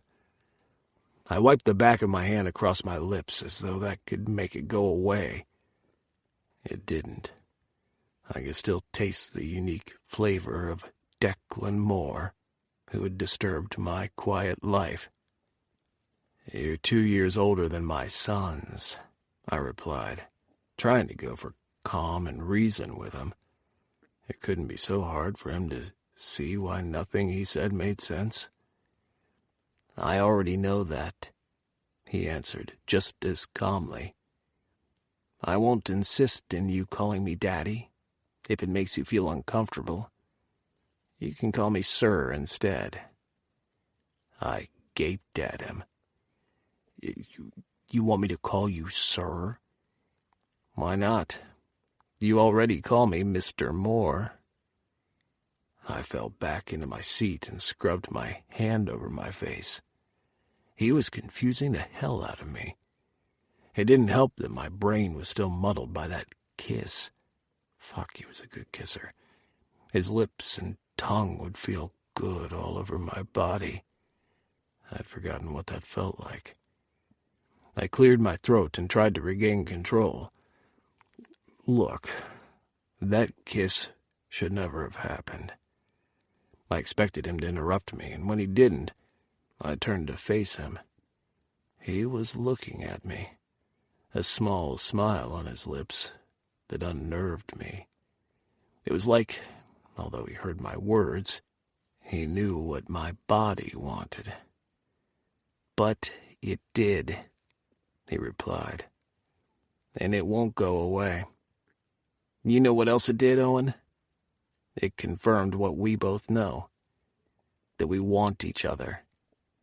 "Yeah, well, we don't always get what we want. I'm just here as your driver. But you want me to be so much more." He placed a hand on my thigh, stroking, and my muscles bunched beneath his touch. "I don't want to make you uncomfortable, Owen. Believe me, that's not my intention. And I'm going to back off, because I know it's a lot for you. But don't make any mistake about it. I'll see you again after today. I'll give you some time to think about it and what I want to offer you. You can stay home and listen to all the audiobooks in the world and let me take care of you." I turned red at his words, and this time it wasn't from embarrassment. It was from anger.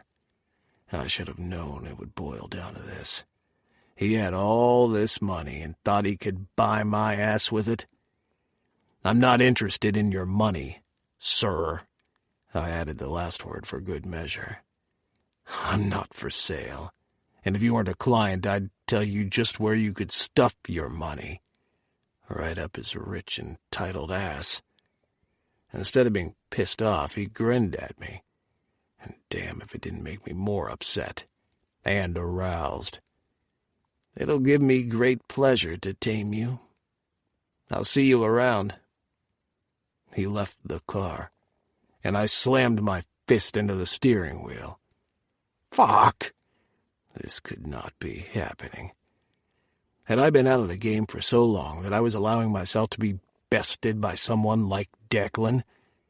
I'd always been versatile, even in my relationship with Jenna. I'd allowed her to peg me. I had enjoyed it, being the bottom and feeling so sensual while getting pounded. For 15 years, I had not gotten my ass fucked, though, which was a long time for someone who enjoyed that activity. That had to be the reason I was falling for Declan's honey-dripped words. Despite him being young, the man had a sort of control and commanding presence that usually turned me on, that made me want to do whatever he asked, to feel more of those scorching kisses, to feel his hands on me, lips on me, body on me, in me. But no, hell no, I refused to call a man just 2 years older than my son Daddy. Not gonna happen. Chapter 7. Declan. Fuck, why are we here again? I asked the man shimmying beside me as we entered the club. Because you need cheering up, Ridge replied, placing a hand around my waist. You've been brooding more than usual of late. I scowled at my friend, plucking his arm from around my waist, but he gave an "I'm not going to apologize for saying it" shrug. I didn't argue with him, because he had a point. I had been out of sorts this week, thanks to Owen Long. I'd tortured myself all week between calling him or not. I had his number. I'd even toyed with the idea of calling Cush and requesting him, but I decided against it. If he didn't want to play my game, I had no reason to chase him, no reason to seek him out. It would be better for me to find someone else who appreciated my kink, someone who didn't mind calling me daddy, and enjoying it too. I rubbed a hand at the back of my neck and followed Ridge's shimmying hips. He was clearly in the mood for partying. I wasn't. I had partied some during college, but since joining my father's company, work had become more important. I took my responsibilities seriously, although I enjoyed having fun, too. The club could be an agreeable place, with the right entertainment. I'd had only one condition when Ridge had asked me to go out. I didn't want to hit up our regular spots. I'd wanted somewhere low-key, where no one would recognize me. All the expensive clubs knew me by name and face. This club, Reprobate, was in the middle of the ones I used to visit. Not sleazy enough to admit everyone, but not having the usual uptown crowd either. "I found us a booth," Ridge cried, waving me over. He was wearing skinny red leather pants and a white cotton shirt with most of the buttons undone. He looked like a little slut, and he loved it. I shook my head as I watched him slide into the booth. I followed him, sitting on the opposite side. The club was already in full swing, despite it being quite early at some minutes after 10. The music was loud, but not so much where we were sitting. The dance floor and DJ were at the other end of the club. "When's Vincent meeting you?" I asked about his new daddy. We'd already met last week for dinner, so I could check out the guy. He seemed okay enough, though I predicted Ridge would burn a hole right through him in no time and move on. He glanced down at the Rolex on his wrist. "In about 15 minutes, he answered. "Enough time for me to get up your ass about finding a guy already." "I found a guy." "Yeah, but he's not interested." I didn't believe that at all. Not after the way he had kissed me back in the limo. His body had recognized the call of passion we were all slaves to, even if his brain had denied it. I had no idea why people were so hung up about age. Charles, for instance, was 49 years old, and he didn't act his age. He behaved like an 18-year-old with raging hormones. While at 25, I had taken on more responsibility than most people my age. I almost ran our company single-handedly. "I wouldn't say he's not interested," I replied. "Just needs a little persuasion to forget about our age difference." "It is a huge age difference." I scowled at him. "That man who's fucking your ass tonight is almost 60. Want to keep digging at my age fetish?" Ridge raised his hands in surrender. "Sheesh, don't snap my head off.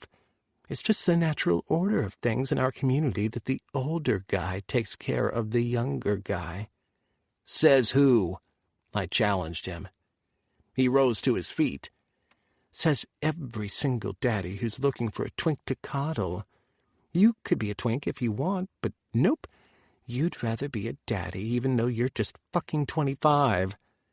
He rolled his eyes at me. "Do you know how many daddies are already out there who would love a chance at you?" "Except I'm not looking to be fucked by anyone," I reminded him. "I like it quite fine the other way around, and I'm not going to change my preference to suit anyone. That's like asking you to fuck the same guy for the rest of your life."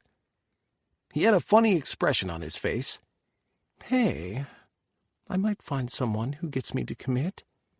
His face broke into a grin. "Who am I kidding? I can't see that happening either. You're probably right. You are good at fucking." I grinned at the man who appeared over his shoulder, but didn't say anything as he continued. "Would let all that goodness go to waste if you suddenly became a bottom. At least not indefinitely. A little bit of versatility wouldn't kill you, though, you know." "Are you offering?" I couldn't resist asking. The man behind him tapped his shoulder. "I'd think twice before I answer that question if I were you." Ridge startled, his face going red as he spun around to face his daddy. He tried to adopt a sweet expression, pushing out his bottom lip and letting his lithe body go bendy. I had to admit that Sex with Ridge had been flexible. He was bendy as fuck and could balance in all kinds of positions while having sex. "Daddy," Ridge cried, resting his hands to the man's pudgy stomach. "you're early." Hearing Ridge call his man Daddy carved out a longing inside me. Why was it wrong to want to be called Daddy by an older man? No one frowned on it if it was the opposite. "I sensed you were up to no good," Vincent replied. "Remind me to punish you when we get home." Vincent then turned to me and nodded. "More? Fancy seeing you in this club." "Change of scenery does a man some good," I replied. He shook his head at me. "No one would think you two are the same age. A pity some of your responsible nature didn't rub off on this one." "Well, we all have our own roles to play," I remarked. "You two going to dance?" Vincent glanced down at Ridge, who nodded up at him. "Yeah, let me bump and grind against you, Daddy." "Lead the way." I watched Vincent and Ridge walk off toward the dance floor. There was a certain man I wouldn't mind bumping and grinding against. But first, how to get him to want me enough to agree to call me Daddy and be my boy. A twink came over to my booth, scantily clad in jock strap and body glitter that would be a bitch to get off. "Lap dance?" he asked, his pink lips stretched in a lascivious smile. It was on the tip of my tongue to tell him no, but then I remembered Ridge imploring me to let go of my fetish, try something new. Maybe it would catch on if I let go of the hope of finding a more mature guy. "Get on with it, then," I told the boy. "That'll be $30, he said. "An extra 20 if you want to touch me while I'm all over you." I gave him a 50 just in case Ridge was right. I was wrong, and I wanted to touch him. The boy didn't seem a day over 20. In reality, he should have been perfect for me. We weren't far apart in age, and he was an eager little thing as he gyrated on me. Slender, long limbs, void of hair wrapped around me, teasing me. He had a skinny ass that fit his frame well. To be fair, he was rubbing on me, so my dick responded, at first. But the longer he kept at it, the more my interest waned. It became too evident that he was not right. He was too slender, his face too smooth, his body too hairless. His brown eyes were all wrong. They weren't the piercing blue I craved. I couldn't tell exactly why I peered at the bar. I just felt compelled to look. It was probably my subconscious letting me know I hadn't had a drink yet since dropping by. Whatever it was, I found those piercing blue eyes I was just thinking about, watching me. I sucked in a deep breath, excitement coursing through my veins, at the sight of Owen scowling at me. The stripper's hand brushed over my cock. He pressed closer to me, and I grabbed his ass cheeks, squeezing hard. I'd paid to touch, after all, which I hadn't planned to do, but knowing Owen was watching was incentive enough. He looked on like he had done when Ridge kissed me. Why would he look so upset if he wasn't interested? The heat in his gaze just now wasn't of a man who wanted to keep his distance. It was of a man who wanted to be fucked, to be owned. Blood flowed to my crotch at the thought. This seemed to excite the stripper. He started slipping down my body, under the table, hand reaching for my zipper. "I'll blow you for 100, he said, licking his lips. "And you have to wear a condom." "I'll pay you 200 if you stay under the table just like that," I told him, glancing up to verify that Owen was still looking at me. He was, although he tried to look away fast when I noticed. "Just for 5 minutes. His eyes narrowed. "You sure you don't want me to suck you? I don't mind." "I'm sure. Just stay under the table." I leaned my head back against the booth like I was basking in the pleasure of having my dick sucked. One hand remained on the stripper's head beneath the table.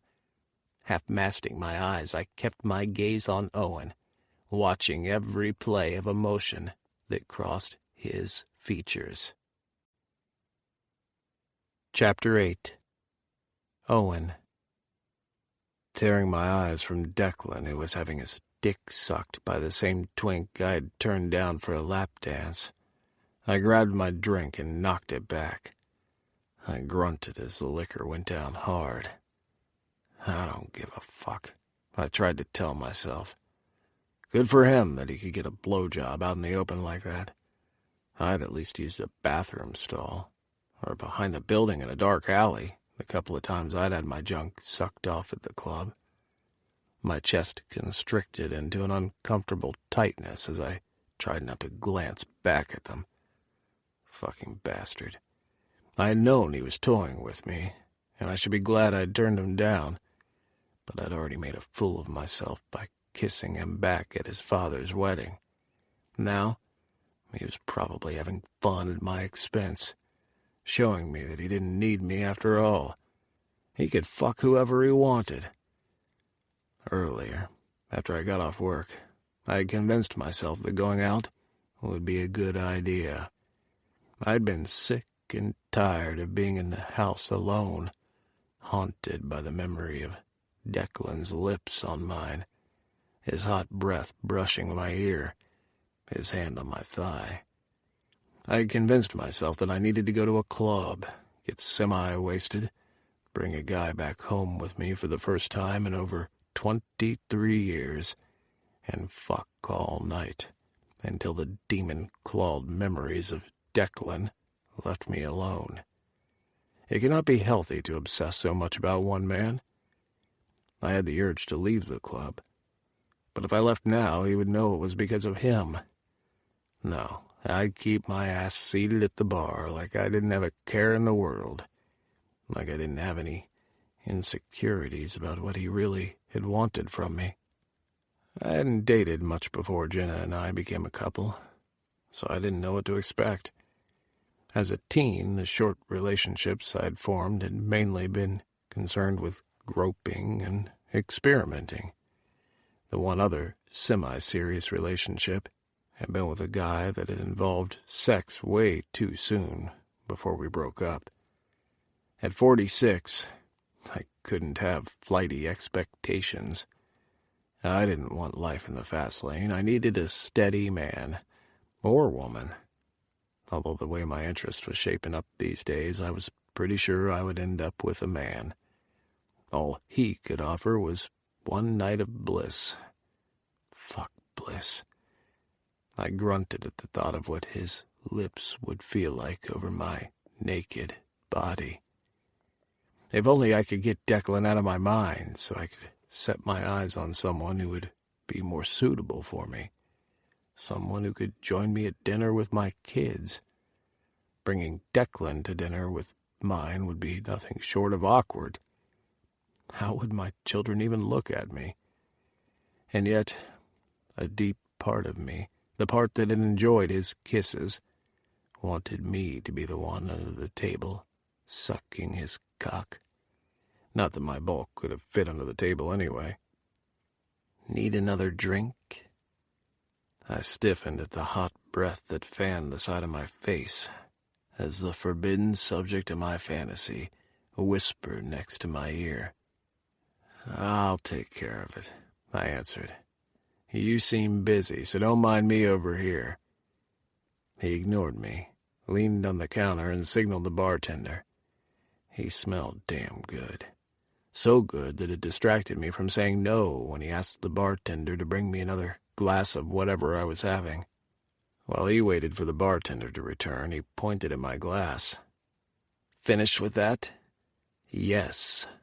My reply was curt. He snatched up the glass and scooped out an ice cube, sucking it into his mouth. I watched the way his throat worked, his Adam's apple prominent as he chewed up the ice and swallowed.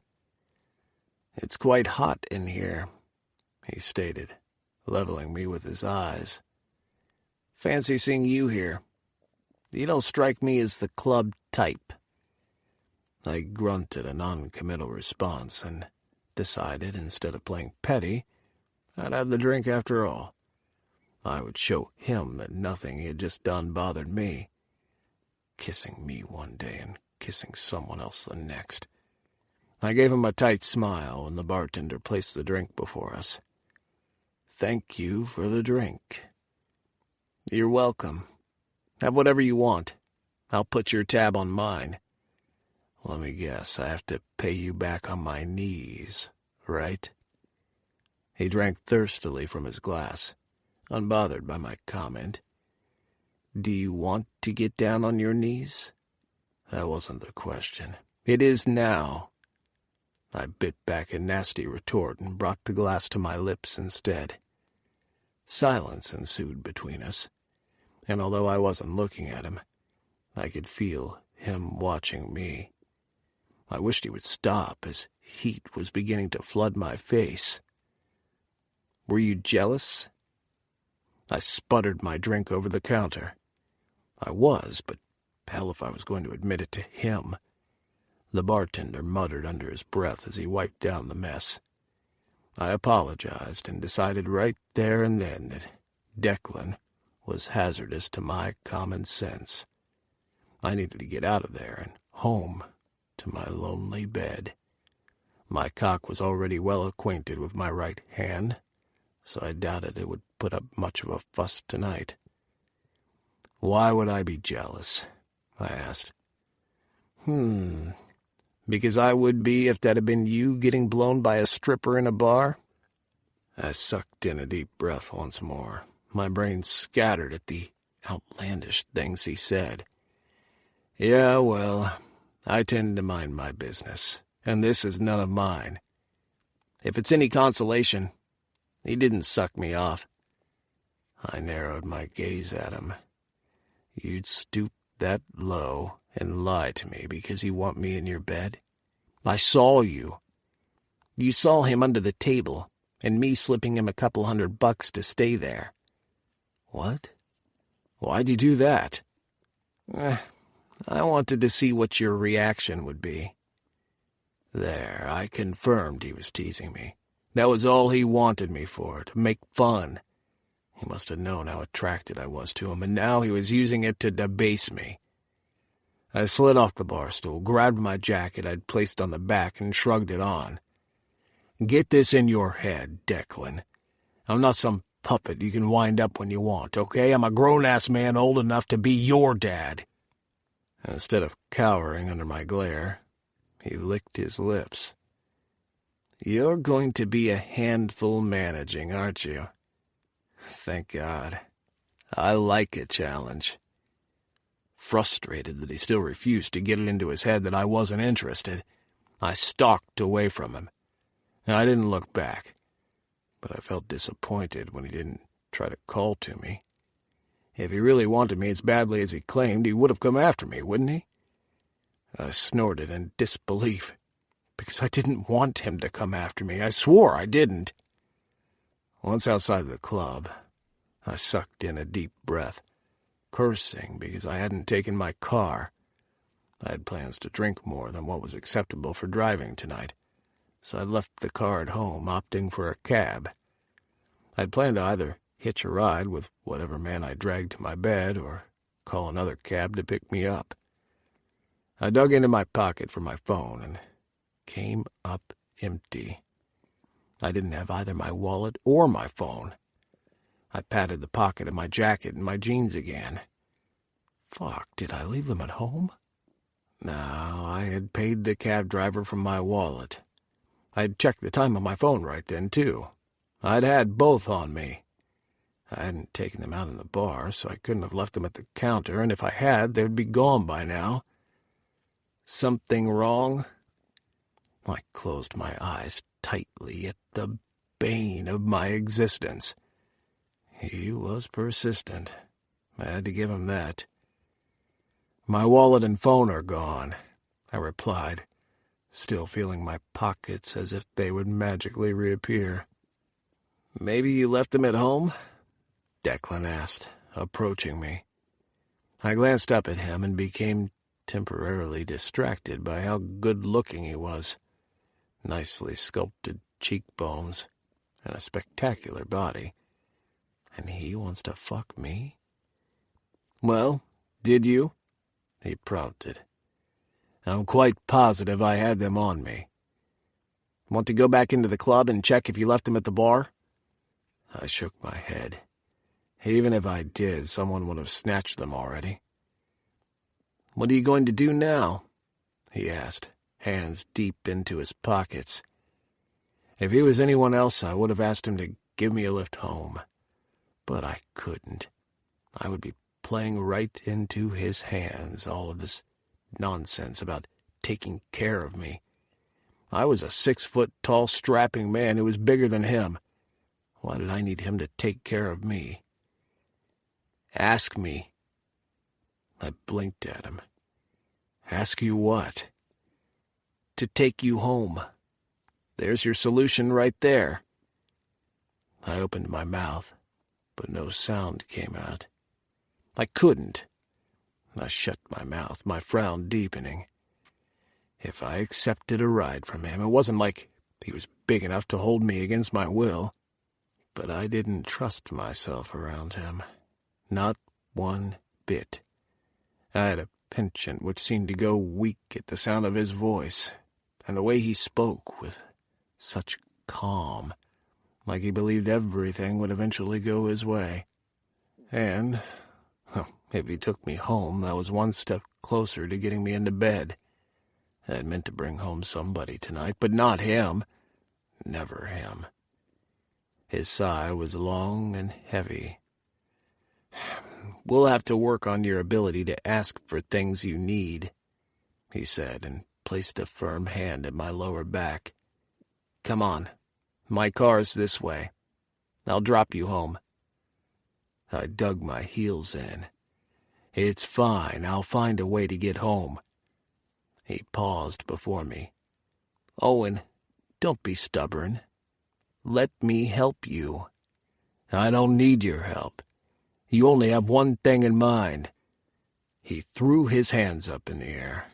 The first time I was seeing him even a little ruffled since we had met. "I swear to God, Owen." The way he growled at me was supposed to upset me, not screw with my brain.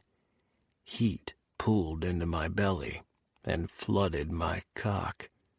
He was so fucking hot when he glared at me. I had the sudden urge to argue with him as much as possible, just to push his buttons. To be a brat. His brat. Holy hell, he'd infected my brain. I had no other explanation for the thoughts running through my head. I'd never been anybody's brat. Never. I'd grown up a solid and dependable guy. And this was a perfect sign that I shouldn't get into Declan's car with him. "You swear what?" I heard myself test him. "I swear if you continue with this nonsense, I'll put you across my knees the first chance I get." Staring into my eyes, he bit his bottom lip and added, "I'll spank your ass red." Holy sweet hell. I was losing all the oxygen from my brain. Every bit of it was draining into my cock. No wonder my stupid brain had me visualizing myself over Declan's knees, my bare ass to the ceiling as his beautiful, slender hands crashed down onto my backside. "You're being ridiculous again," was the only thing I could manage to strangle out. "Maybe. We can talk about the ridiculousness of it all when we're driving to your house. Let's face it, Owen. You need to get home. You don't have any cash on you. Don't fight it, or I'm going to start thinking you don't trust yourself around me." And how could I continue turning down his offer if that was the impression I was going to leave him with? Chapter 9. Declan. Lust pounded in my blood to have Owen next to me in my car. It was a heady feeling, more than just want. It was also power, pride and pleasure at having him so close to me, letting me take care of him, even if it was just to bring him home. His hands were really tied, and he wouldn't have accepted my offer if he had had a better option, but he had none. I was glad he had none, as it forced us together, and even if the journey wasn't more than half an hour, it was still more time with him. "Do you go to that club often?" I asked him, because the silence in the car was thick, and it made the desire that much more evident. Nervous energy was bouncing off him. "Nope," he answered, and said nothing else. He had buckled a seatbelt, which I didn't have to remind him to do, unlike Charles. I never realized before just how a small, responsible act could make my heart melt. I glanced at Owen's profile. He was so tense, sitting ramrod straight and staring ahead. If he didn't need to blink, he probably wouldn't have. "You can relax, you know," I told him. "I am relaxed," he answered. "No, you're not," I contradicted him. "I won't bite." Then I added in a softer tone, "At least, not tonight." His sharp intake of breath filled the car, and I grinned.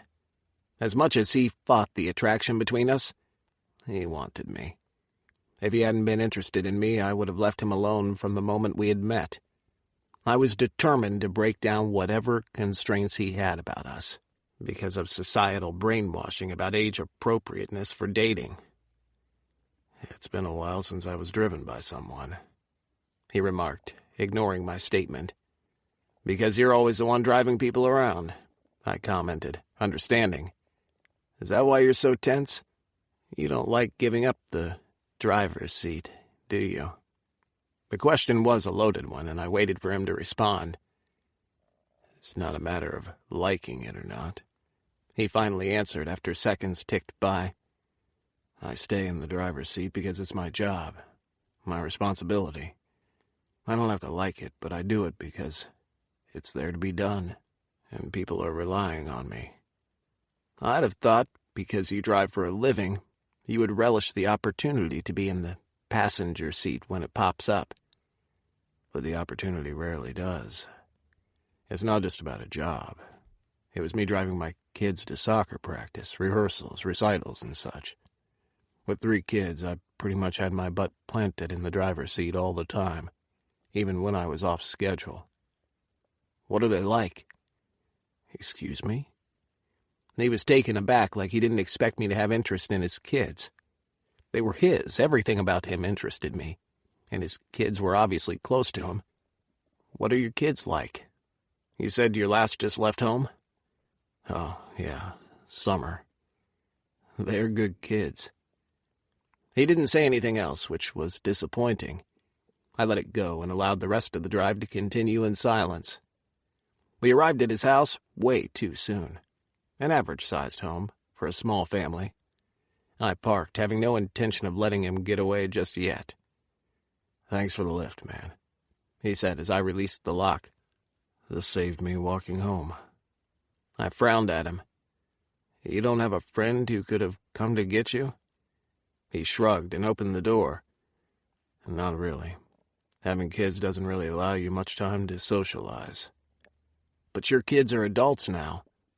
"There are a few guys from work," he answered with a shrug.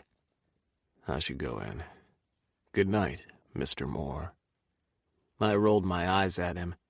"Call me Declan, at least." He quirked an eyebrow at me.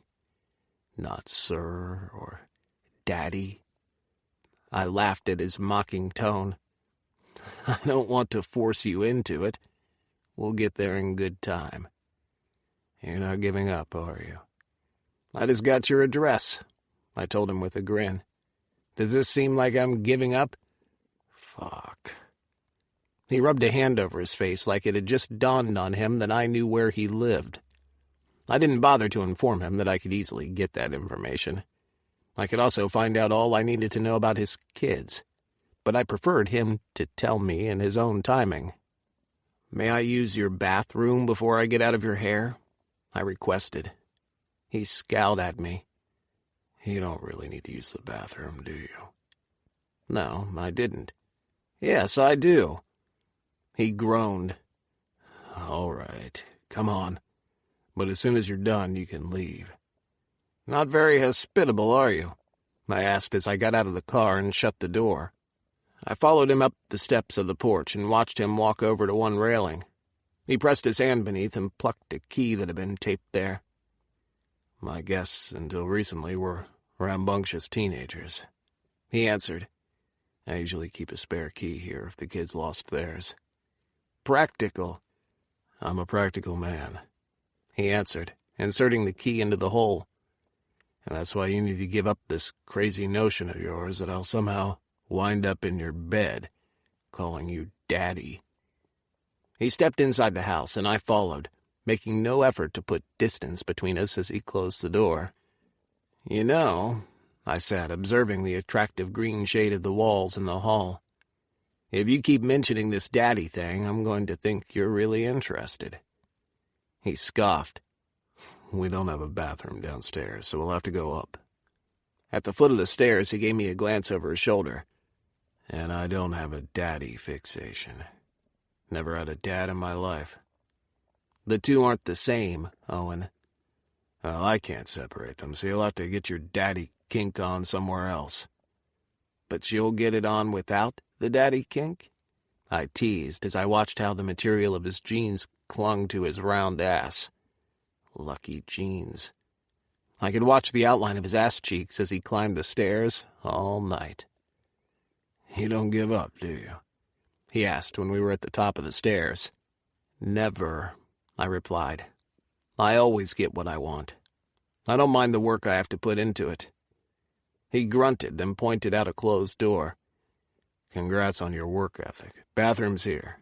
You can let yourself out when you're finished.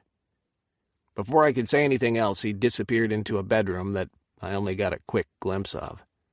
With a sigh, I went to use the bathroom, because now I really needed to take a leak. Like what I had seen of this house so far, the bathroom was neat and sparkling clean. Knowing the little I did about Owen, I wasn't surprised that a single male who efficiently raised 3 kids all by himself had color-coordinated his bathroom. There wasn't a speck of dust on the mirror, and the hamper was empty. Impressed, I finished my business, washed my hands, and left the bathroom, closing the door quietly behind me. I descended the stairs, but didn't leave as he had suggested I did once I'd finished. After a quick glance in the small but tidy kitchen, I detoured to the living room. I glanced around, taking in the space I imagined must have been a little cramped for a grown man and 3 teen kids. The television was dated, and the sofas a little worn, but everything was neatly arranged.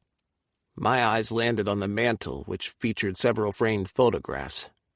I approached and took in the pictures of Owen and his kids. There were individual photographs of a younger version of his kids, and another with all 3 of his children grown.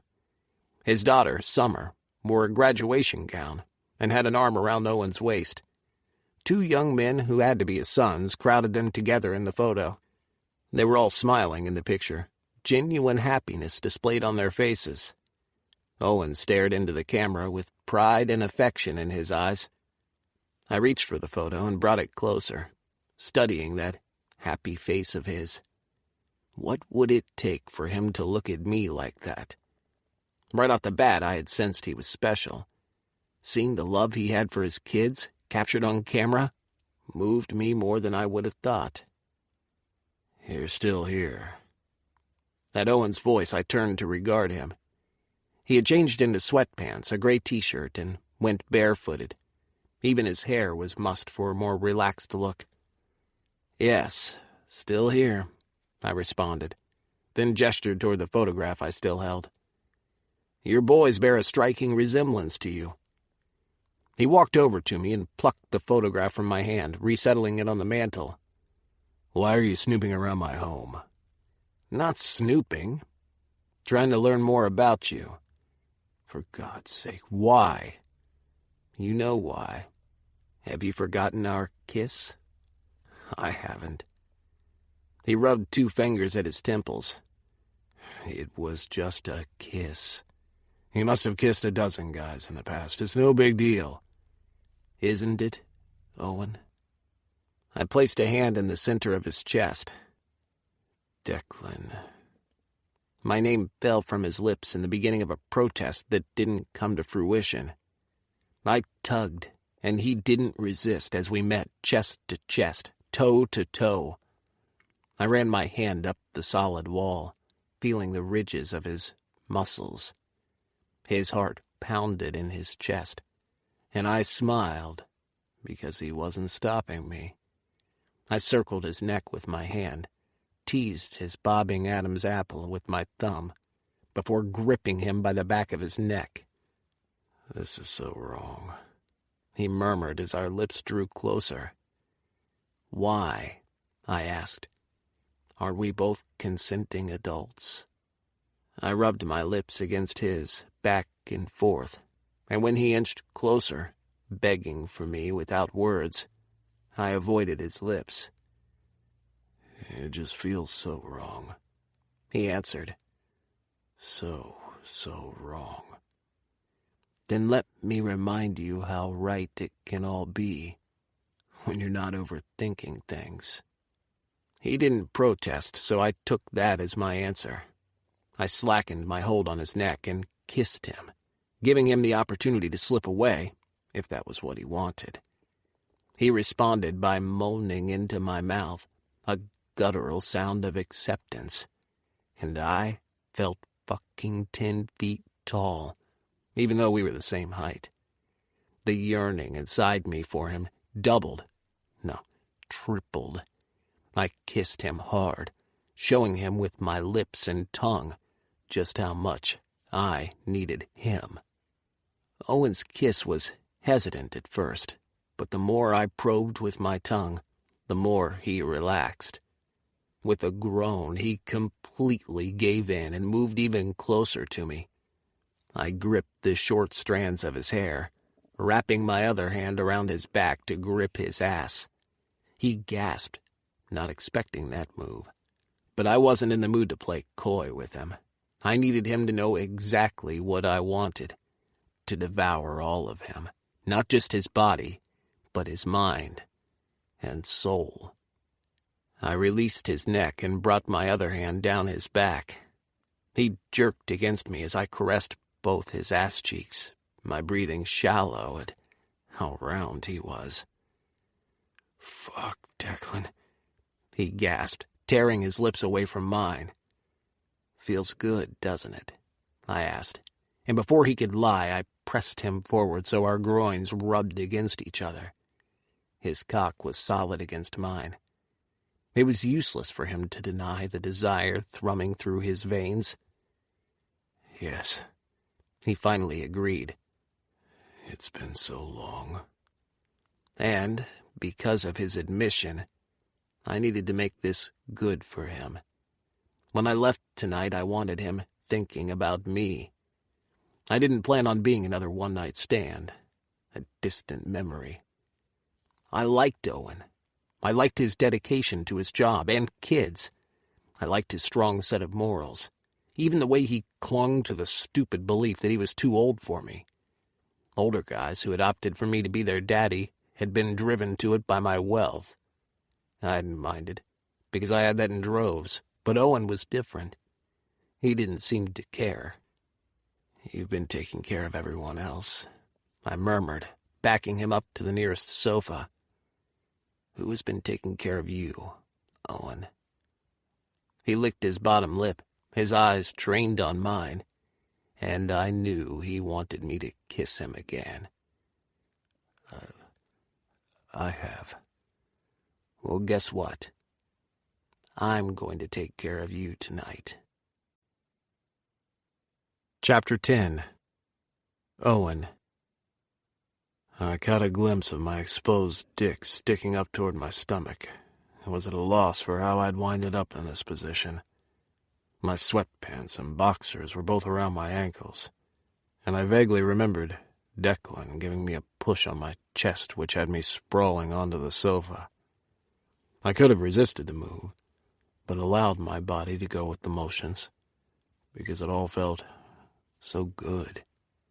I wasn't kidding that I hadn't been with anyone like this in a long time. Not since Jenna walked out on me.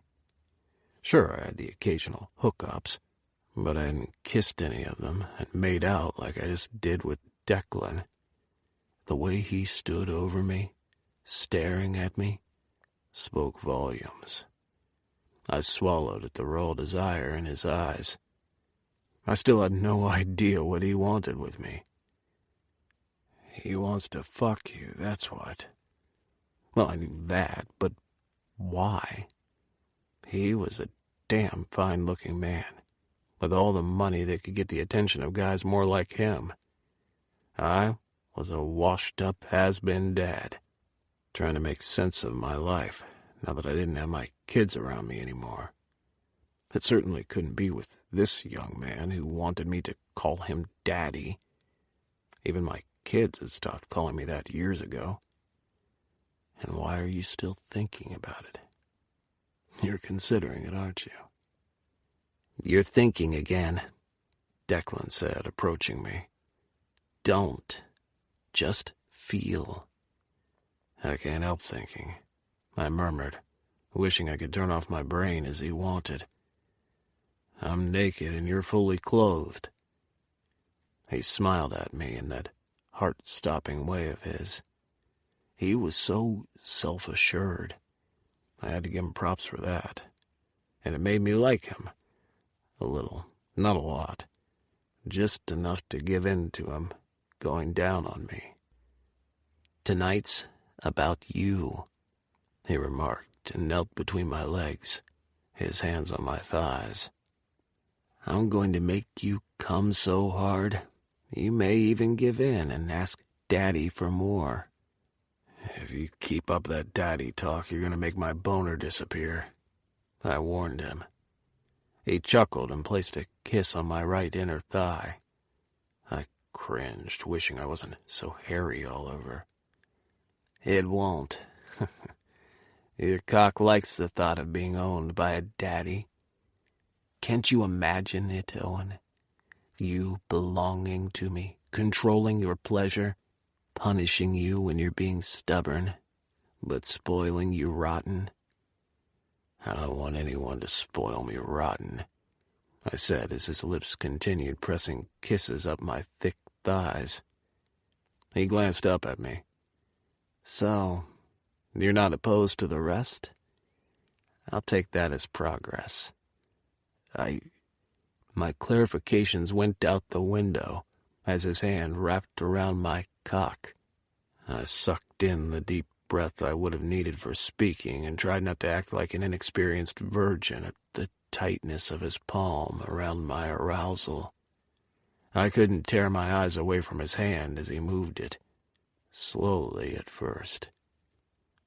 Like that? He asked when I made a strangled sound. I moaned a response because how could I vocalize that his touch made all 200 pounds of me turn to liquid?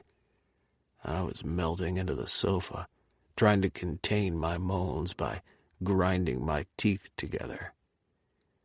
Don't hide what you feel from me, Owen, he remarked, gripping my cock by the base. I want you to say my name over and over while I'm sucking you. He didn't give me a chance to respond as his head bent, and he slipped the head of my cock into his mouth. I desperately tried to contain my groans and grunts, but when his lips slid down my shaft, I was left undone. I fucking trembled beneath him, my eyes falling to closed slits as he sucked me reverently up and down. He released me, and my eyes shot open in protest. I wasn't ready for him to be done yet, not by a long shot. That's right. Don't close your eyes, he instructed, tugging at my sweatpants and underwear until they were completely off. I want you looking at me, seeing the things I make you feel with my mouth on you. I clutched the edges of the sofa as he claimed me once more. A heavy languor overtook me, and I would have closed my eyes again, but I didn't want him to stop. His lips felt amazing. He sucked me down wet, deep-throating me. "Declan!" I cried out his name at the powerful sensations, but he didn't stop. His head bobbed up and down my cock, his lips twisting down my shaft, tongue trailing on the underside, teasing the prominent, throbbing vein. He dipped his head to kiss my balls while his hand worked my shaft up and down hard. He sucked the heavy sack into his mouth, letting them go one by one with a pop. "I'm gonna come," I grunted because I could feel it building up inside me. It had been too long since I had experienced such pleasures with another person, male or female. At my warning, he released the pressure of his hand. "You don't come without my permission," he said. I groaned. "How am I supposed to do that? I've not had this in such a long time." "If I'm going to pleasure you, we need to do this on my terms," he told me. "You keep it within you until I tell you to come, Owen." His mouth settled over the head of my cock again, and although I knew it was coming, nothing could have prepared me for the wetness of his lips sliding down my shaft. "Holy hell!" I cried out, because it was that intense. He knew the exact pressure to use up and down my length. He toyed with the head, taking my hisses and groans for encouragement. I was no longer fighting the lethargic spell he had me under, as I couldn't tear my eyes away from him, sucking me down his throat. In a move that I would have never anticipated, Declan grabbed me by the hips and pulled me further down the edge of the sofa with my legs in the air. Before I could decide what to do with my legs, he caught them and placed them on his shoulders. A sliver of embarrassment went through me at the way I was sprawled opened up for his pleasure. He could see everything, and my God, all that hair. If I had known I would be in this position, I would have taken the time to shave. Liar. You went out tonight for a hookup. You just didn't care about shaving until now. I had no idea what was happening to me. Okay, I had some idea. Declan was turning me inside out and exposing every lie I had told since we met about me not being interested in him. Hell yes, I was interested, but was concerned he was too young. Plus, I still didn't fully understand this daddy fetish thing he had going on. Despite his youth, he was clearly experienced in the art of sucking dick, and there was an art to it. He was precise, knowing when to let me slide down his throat, when to lightly graze me with his teeth, and when his tongue would add even more sensation. He watched my every reaction, figured out what I liked, and continued doing it, until soon I was struggling not to blow my load in his mouth. Seriously, struggling. "Declan," I gasped his name. "I'm not sure how much longer I can wait. Please." To my frustration, he released me, but allowed my dick to rest vertical to his lips. It was maddening that I could feel his lips on me, but not in the way I wanted it. "I suppose I could make you come now," he said, as though in contemplation. "How bad do you want me to make you come, Owen?" I hated the way he wanted me to admit these things aloud. I would have much preferred a lack of conversation as he sucked me off, then made his way home so I could sooner bury my head in my pillow and curse myself for my weakness. "Answer me," he said a bit sharply, startling me when I took too long to respond. To my surprise, his hard tone only kicked my heart into gear. I stared fully into his face. Damn, he looked sexy when he had a straight face on. "I need to come now," I finally admitted. "Please don't stop." My face turned red at my begging. I had never begged a man for sex before. And I certainly shouldn't be begging Declan either, but he had me right where he wanted me. Just a little bit frustrated at being brought to the brink, then left hanging. I was desperate for him to continue. "Declan, do something or let me up," I growled at him. A sharp slap rang out in the living room as Declan reached beneath my body to spank my ass. It stung, but was more startling than anything. I remembered the promise he had made earlier at the club. Had he just spanked me? Like, really spanked me? "What the fuck?" I cried. "What was that for?" "You don't give the orders here. I do. Now, if you be good, I'll make you come the way you want. Will you behave yourself for Daddy?" Him and this daddy fixation. Jesus, would he ever let up? Then I decided to use his alternative to throw him off. "Yes, sir, Mr. Moore." I never anticipated the effect hearing that would have on him. His eyes locked with mine, heavy with desire. His nostrils flared, and his hands tightened around my legs a fraction of a second. But I didn't miss it. "Say it again," he prompted me. I didn't plan to repeat it. I was just yanking his chain. But then I heard myself say it again. "Yes, sir, Mr. Moore." He groaned. "You don't know it yet, Owen, but you need this as much as I do. You'll see. Now come for me." Before I could voice it, the only thing I wanted right now was his mouth back around my dick. He spat in his hand and brought it to my crack. I tightened up at the feel of his fingers probing, but then his mouth settled over my cock, and all the emotions became a tornado of lust and something close to affection that I was beginning to have for this man and his unwillingness to give up. Declan's middle finger slipped into my tight ass, while he continued sucking me harder, deeper. He fingered me, pushing in and out, over and over, deeper and deeper, crooking his finger to brush the little rough lump inside my body, which meant he had found my prostate. I grunted, hips jerking. "I'm coming." Declan's response was to suck my cock even harder. A keening cry left my lips and my back arched, head pressed back into the sofa as I spilled and spilled. I raised my head in the throes of passion, watching him suck harder, his hand gently squeezing my sensitive balls as he sucked every drop out of me. I'd had guys take me in their mouth before, but as soon as I pulled out, they were off to the bathroom to flush it down the drain.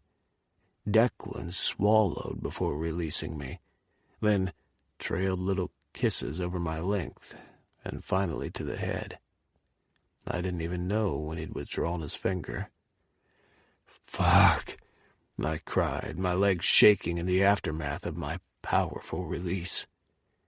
It was more than embarrassing, but he didn't make fun of me, the older one who should have been more experienced. He lowered my legs and moved in for a kiss. I closed the distance between us and kissed him back, expecting a hard, sexual kiss. But it wasn't. The slow, tender press of his lips against mine freaked me out more than him going down on me and fingering me. "Your phone's ringing," Declan said against my lips. Yes, it was, and I hadn't even heard because my senses had been drugged by his kisses. Damn, I was screwed. "I need to get it," I told him, shifting beneath him, but he wouldn't release me. "It's late. Let it ring to voicemail." I was tempted. His mouth was definitely so close to mine that I just wanted to latch on again. But then the machine beeped an incoming message. "Hey, Dad." Summer's voice came over the answering machine, and I froze. "I'm surprised you're not there.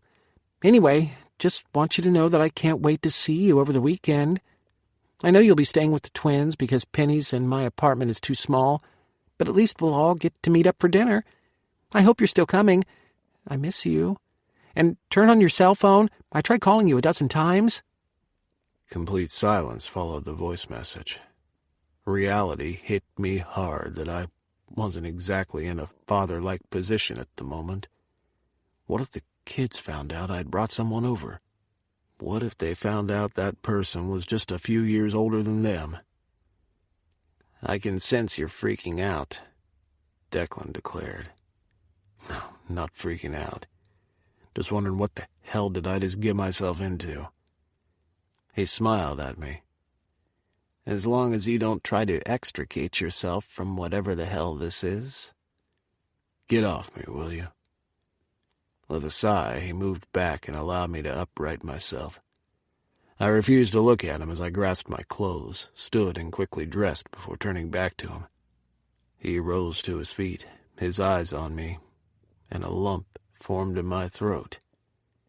He was so damn young. And sexy. Why did he have to set his eyes on me? "I take it you won't be free this weekend, then," he stated, sounding disappointed.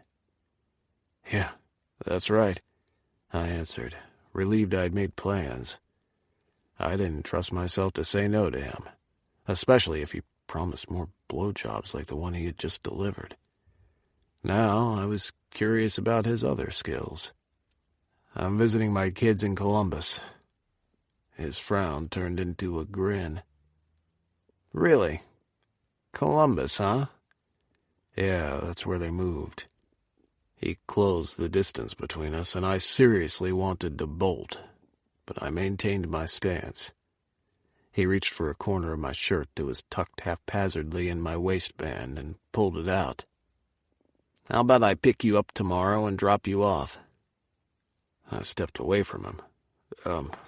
Of course not. Unless you have a backup driver's license somewhere around here, I'd say you don't have much of a choice," he stated. I stilled. Shit, he was right. With my wallet gone, so was my driver's license. There was no way I could drive all the way to Columbus without it. As a professional driver, I couldn't blatantly disobey the road code. There was no way I could get a new one either, since it was the weekend. Crap. The kids will be so disappointed I'll have to cancel, I murmured, more to myself than to him. "Then don't cancel. I can drop you off. I have business in Columbus anyway, and I was going to ask you to join me for the weekend." "I can't." He quirked an eyebrow at me. "You can't see your kids, or you won't." He grinned at me, and I scowled at him. "You know what I mean." He chuckled softly. "You look sexy when you're mad. See, that's why I can't go with you. It'll be nonstop flirting, getting me to do things I don't necessarily want to do." He rolled his eyes. "Fine. I'll try not to flirt with you. I'll drop you off at your kids like the saintly virgin you've suddenly become. Be ready by 7 and don't make me wait." Well, if there was no flirting involved, I figured I could live through an hour-and-a-half drive with him. The kids would be disappointed if I didn't show up. Plus, Summer had been calling often, and each time she did, she mentioned it. Then there was Augie, who wanted to have a serious talk. "Okay, 7's fine." He nodded. "Good. Now walk me to my car." He didn't wait for me to respond, but turned away, taking it for granted I would do his bidding. Who did he think he was, that after one lousy orgasm he expected me to do his bidding? Okay, lousy orgasm was stretching it a little. A lot, but still, he didn't have to be a dick about it. I willed my feet to remain where they were, but they charted a path right behind him, although I was barefooted. I sighed, admitting defeat as I caught up to him at the door. In silence, we continued to his car. He unlocked the door, then turned to me, a half-smile on his lips that wreaked havoc on my heart.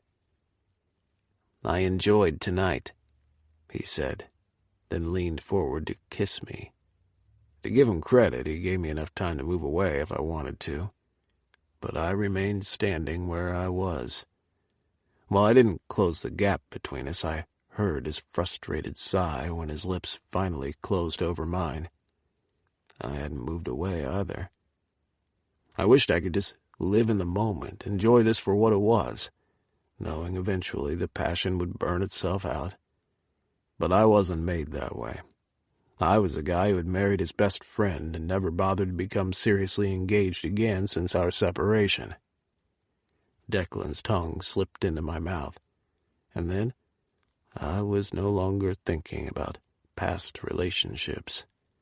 I wasn't thinking at all, beyond all the butterflies swirling in my stomach. When he released my lips, I was panting against him, my hands clutching the front of his shirt, crumpling the material. It took a while for me to work my fingers loose to release him. "See you at 7, Owen."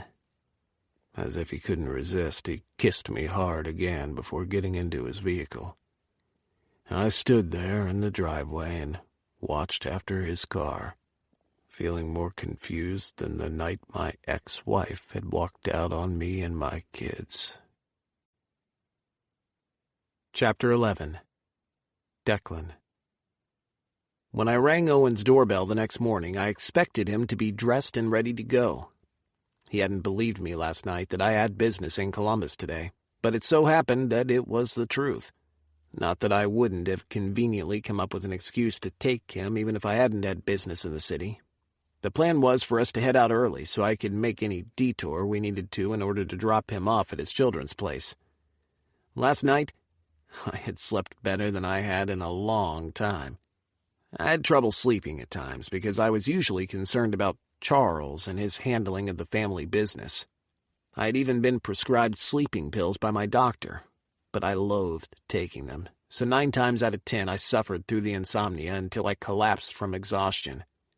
My doctor was concerned I worked too much, and that the odd feelings I had in my stomach were a result of stress, but there was so much to do that I couldn't slow down. I had been anticipating this morning since Owen didn't protest my offer of assistance last night. I had fallen asleep quickly, but I had been up at the ass crack of dawn, getting everything prepared for today. Although this was a spur-of-the-moment decision, it didn't have to feel like one. My regular driver, Silas, who had been with my family since I was a boy, waited in the car, given I had opted not to drive. I intended to get as much as possible out of the long drive to Columbus. I frowned at the length of time it was taking Owen to answer the door. He hadn't exactly confirmed that he would go with me. I hadn't given him the opportunity to say no. I had taken last night to mean progress, but what if I had scared him off by being too forward? Maybe I could have given him more time to get used to the idea of me, but last night had presented itself as a perfect opportunity for me to show him the possibilities that existed once we were together. I thought I had done that quite well, given his moans and eager kisses. Just when I began to think he had already left for Columbus without me, I heard soft footfalls followed by a bolt sliding and the doorknob turning. Owen stood before me, deliciously mussed, from his bed hair to his bare feet. He was still wearing the clothes I had left him in last night. He blinked at me owlishly. "Shit," he muttered, eyes flying open as he recognized me. "What time is it?" "You're not dressed," I said on a frown, wondering if he had deliberately made himself late to see what I would do if he didn't. He scrubbed a hand over his morning stubble. "My phone usually alarms, but I don't have it, so I was relying on my internal clock to go off." "Seems you don't have an internal clock." His eyes landed on the bouquet of roses I had brought for him. Sappy, I knew, but I would bet he had never been given flowers before. It was a long night," he answered, still staring at the flowers. "What the hell is that?" "I believe we mere humans call them roses," I answered, extending the small bouquet toward him. He made no attempt to accept the flowers. "You brought me flowers?" "Yes. Why are you so surprised? I thought I made my intentions clear last night." His face turned red, and he coughed into his fist at my mention of last night. I guess. "There's no guessing about it, Owen," I remarked and pushed the flowers at him. "Now you're going to be a good boy and take them, place them in a vase with water, and hopefully they will still be in good condition when you get back from your trip." I guess, I should say thanks. He brought the bouquet up to his nose and sniffed for a few seconds before he realized what he was doing. He jerked the flowers away. I didn't think he could get any redder than before, but I was wrong. I grinned as he looked everywhere but at me. Seeing him so flustered was oddly a turn-on for me. I'm not ready, so I guess you'll have to go without me." "And how would you get to Columbus?" I asked him. "Come on, I'll make you some coffee while you take a quick shower." He didn't protest when I entered his house and closed the door behind me. I trailed after him as he made his way to the kitchen, his sweatpants riding temptingly low on his hips. My eyes glued to his ass, appreciating its hard fullness, and I felt the first stirrings of desire as I thought about spanking it for him not being ready like he should have been. Once inside the kitchen, I watched him open a cupboard and take out a tall glass which he brought over to the sink. "I don't have a proper vase. Flowers didn't seem like the most necessary thing with 3 kids in the house. And now they're grown, you get to do all the things you've never been able to do, like investing in a flower vase." He frowned as he turned, trying to figure out where to place the flowers. He finally decided and placed them next to the window where a stream of sunlight peeked through. I had almost changed my mind about bringing him the flowers, but now, seeing the thoughtfulness he took in finding the perfect place to rest them, I was pleased I had gone with my gut. It made me feel like my instincts about him in general were right. Before he could turn, I was behind him, crowding him. His body went rigid, but I didn't give him time to figure out what was happening. I rested a hand on his right hip to keep him in position. "I told you I don't like being made to wait," I said, leaning forward to whisper in his ear. He leaned forward, which placed his lower body in just the right curve for me. "Technically, it's your fault," he remarked. "I couldn't sleep after." He trailed off, and as much as my heart softened to know he had been so affected by me making love to him last night, I had to punish him. He still had no idea how serious this was, and I would have to build him up to accepting our relationship for what it was if this was going to work. I slid my hand from his hip to grope his ass. He clinched but didn't tell me to stop. Bingo. I had him right where I wanted him. Not good enough an excuse, I told him as I circled the waistband of his sweatpants, inching my thumb into the elastic. "Do you know what happens when you disregard orders?" "Orders?" He grunted, pushing his ass back into my hand before he caught up with himself and stilled. I tugged at the waistband of his sweatpants, dragging his underwear down over his taut butt, exposing him. "I'm going to have to postpone my meeting until later today because you aren't ready." As if caving in, he leaned forward some more on the counter so his ass jutted out. I grinned with satisfaction as I rubbed his butt. He had no idea what was coming to him. "You actually have a meeting?" he asked on a groan. "I thought you made that up to get a piece of your ass," I finished for him. "Fuck, not again," he said and started straightening, but I planted a hand in the center of his back and pushed him forward. "Stay. You don't move until I say." "We're late," he protested half-heartedly. "I should take a shower and get dressed." "We're already late, and you'll take a shower after." "After?" I drew my hand back and slapped his ass hard. "What the hell?" he howled, jerking upright. His hand came down to cover his ass where I had slapped him, and he glared at me over his shoulder. "What do you think you're doing?" I must be losing my touch if you have to ask. Now bend over." "Declan." I pushed into his back for him to lean forward again. "Humor me," I told him, brushing his hand away from his ass. I rubbed the area where I had slapped him, soothing the sting he had to be feeling.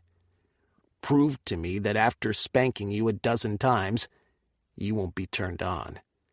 "I won't," he argued. "Then let's test the theory." "This is humiliating." His growl turned into a groan at my hand connecting hard with his ass again. Whether intentional or not, his head fell forward along with his torso, which made his ass that much more accessible. "It's beautiful," I told him. "Seeing my hand print all over your lovely ass." I slapped him again, my own hand stinging, but the pain was welcoming at the sight of his cheeks spotted red. I resisted grinding against his ass with my arousal as I delivered yet another slap, harder than the last. He made a sound between a whimper and a fuck. The redder his ass was, the harder I became. His body stiffened in anticipation of each slap, and my excited breaths blew out hard and fast to match his. With only a couple more slaps to go, I stopped fighting the urge and grabbed him by the hips, grinding my groin to his ass. My cock throbbed heavy with need, and I allowed him to feel how much I desired him. I had the idea he didn't truly believe this was real, as if he expected one day to wake up and I would be gone. "Feel how much I want you, Owen." I growled at him, undulating my hips against the hardness of his butt. He mumbled unintelligibly, but his body communicated well enough for me. His hips moved, his ass twitched backward, seeking out the thickness of my length. "Please," he begged. "I'm so hard, Declan." I knew what he wanted, but he didn't deserve to come. Not when he'd kept me waiting. I pulled away from him, delivered the last 2 slaps to his ass before reaching for the waistband of his sweatpants and tugging them back into place. "You've 15 minutes to take a shower and get dressed." At my words, Owen straightened and turned to me, eyes narrowed. "What?" 20 minutes, Owen," I told him, moving away to get the coffee that I had promised him started. He wasn't the only one with a swollen dick, but the next time I had him naked, we would really fuck, and now wasn't the time.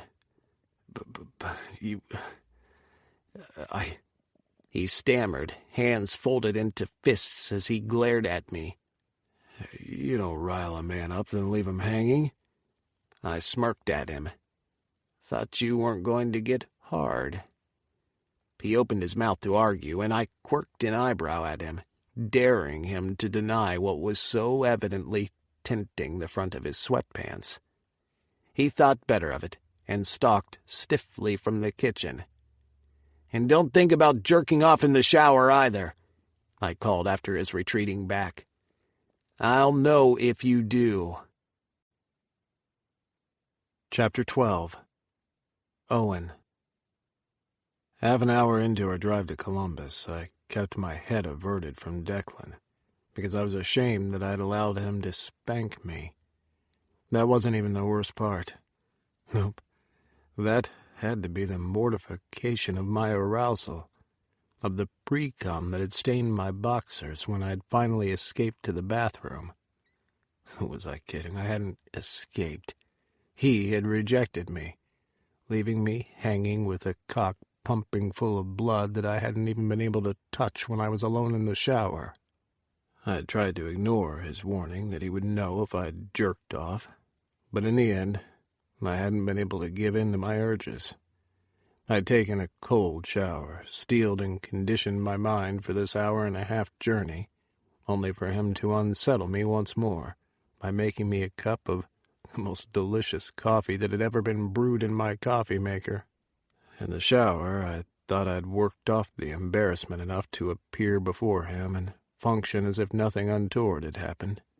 Thank God he had been busy making phone calls, pacing in the kitchen while I drank my coffee. I shouldn't have minded how distracted he had been, yet I couldn't help feeling annoyed that he wasn't affected in the least by what he had done to me. I would never be able to use my kitchen again without the memory of Declan's spanking my bare ass.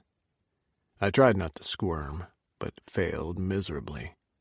The sting had receded to a light throb, but it was a constant reminder that, at 46 years old, I had gotten my ass spanked by a guy young enough to be my son. I stole a glance at Declan, only to find him still tapping away at his phone. He had apparently been serious about business in Columbus. He hadn't been off his phone since we left my house, and it unnerved me more than it should have. With a frown, I brushed an imaginary speck of dirt from the knee of my jeans. I didn't know what to do with my hands. Usually they were wrapped around a steering wheel as I drove clients around. But here, I was being ushered around because of Declan, who wanted a relationship. With me. But what kind of relationship could we have? One where my ass took a pounding whenever he thought I had broke one of his rules? I shifted as my cock twinged at the thought of him giving me a hiding. Declan was so virile. His commanding presence exuded such confidence. It was rare that a young man had so much confidence without the usual cockiness behind it. Yet he didn't have a cocky air at all. Just a man who was used to being in control and solving problems. He seemed older than his 25 years. I imagined guys at Declan's age were busy getting their weekend on. But here he was, snapping into the phone in that all-powerful way of his that made a shiver run down my spine. I imagined the person at the other end of the line was scurrying to do his bidding. Hadn't I fallen into that trap last night? Then this morning as well? I couldn't even blame it on the lack of sleep, just waking up and then being surprised with flowers. Of all things, why had he brought me roses? Better yet, why did it affect me so greatly that he had given me something so simple but which I had never received before?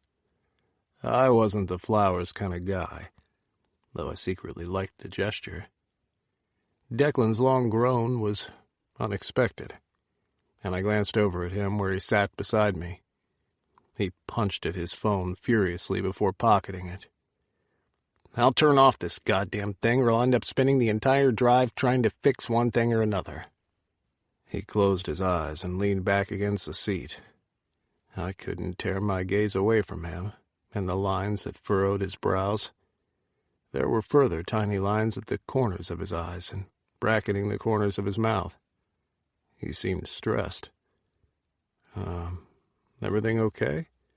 I asked out of genuine concern. He cracked an eye open and gave me a lazy smile. "And he speaks." I frowned at him, wishing I hadn't said anything. "Even if I had wanted to, you've been on the phone since you handed me the cup of coffee." That made him pause, and he blinked as if he hadn't realized. "Sorry, I didn't mean to ignore you. I just had some work to do. I'm not complaining," I rushed to explain. "Still, I'll make it up to you," he stated, then stretched his arm at the back of the seat until his fingers were sifting through the hair at my nape. "I sometimes get so caught up with business that I don't always pay attention." I stiffened at his fingers in my hair. It was either that or purr into his touch, and I wouldn't do the latter. Dear Lord, I needed to keep my guard up around this man who was hell-bent on knocking down my defenses. "About the ride back from Columbus," I stated. "One of the kids can drive me home, so you don't have to go out of your way and wait on me or anything." "It's no problem at all. We leave at 7 Monday morning." "Understood." "I'll try to get my internal clock to work this time," I said dryly at his tone. He leaned close to me. "If you don't, I'll be inclined to think you're just hankering for another spanking." Maybe I'll use my belt the next time. I sucked in a deep breath. I had walked right into that one. There won't be a next time, I ground out. You caught me by surprise. But you liked it. Although I was no longer looking at him, I sensed the laughter in his voice. We agreed you weren't going to flirt with me on this trip, I reminded him, taking the coward's way out of answering that question. This is hardly flirting, he scoffed. Besides, have I kissed you yet? Even though I've wanted to all morning. No, I haven't. So I've definitely been sticking to my end of the bargain. He paused, allowing that to sink in. And that it did. Then he added, although, should you want to change the terms and conditions of this trip, I'd be more than happy to oblige. Nope. The terms and conditions remain the same. He chuckled, reached across the seat, and squeezed my thigh briefly before letting me go. Then it's pretty useless for me to persuade you to stay in my hotel suite in Columbus, isn't it? I rubbed a hand over my thigh, where his had just been. And how would that fit in with our current terms? I have self-control, you know, he answered. I might want to fuck you until you admit the feelings here are very much mutual, but I'll refrain unless you ask me to. Jesus. Plus, I find myself with urges for something a bit different, he continued. It's been a long time since I've dreamed of going sans condom, but I already know I want to fuck you raw, to own every bit of your ass and brand you as mine. That will require both of us to be tested before sex, so rest assured, Owen. It's going to happen, but not this weekend, so it's safe to stay in my suite. I threw a panicked look at the back of the driver's head and felt my face burning at the thought that the man could probably hear every single word that we were saying. New topic, I said, and he laughed, the sound gravelly like he hadn't done that in a while. Sure. What do you want to talk about? So much. I wanted to find out about this daddy fixation of his, but that would be a conversation better left for when we were alone. I'd learned not to open a can of worms if I was afraid of dipping my hand into the whole squiggly mess. What kind of business are you into? He groaned. Finance and insurance, but can we talk about anything else other than business? That, for me, is kind of like you not wanting to talk about how much we both want to,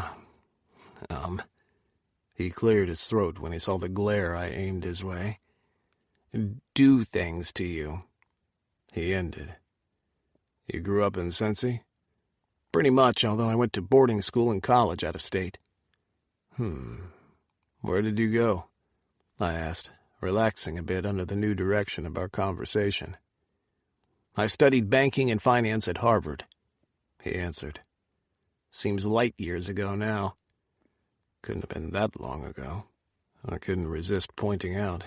Despite his maturity, he was only 25.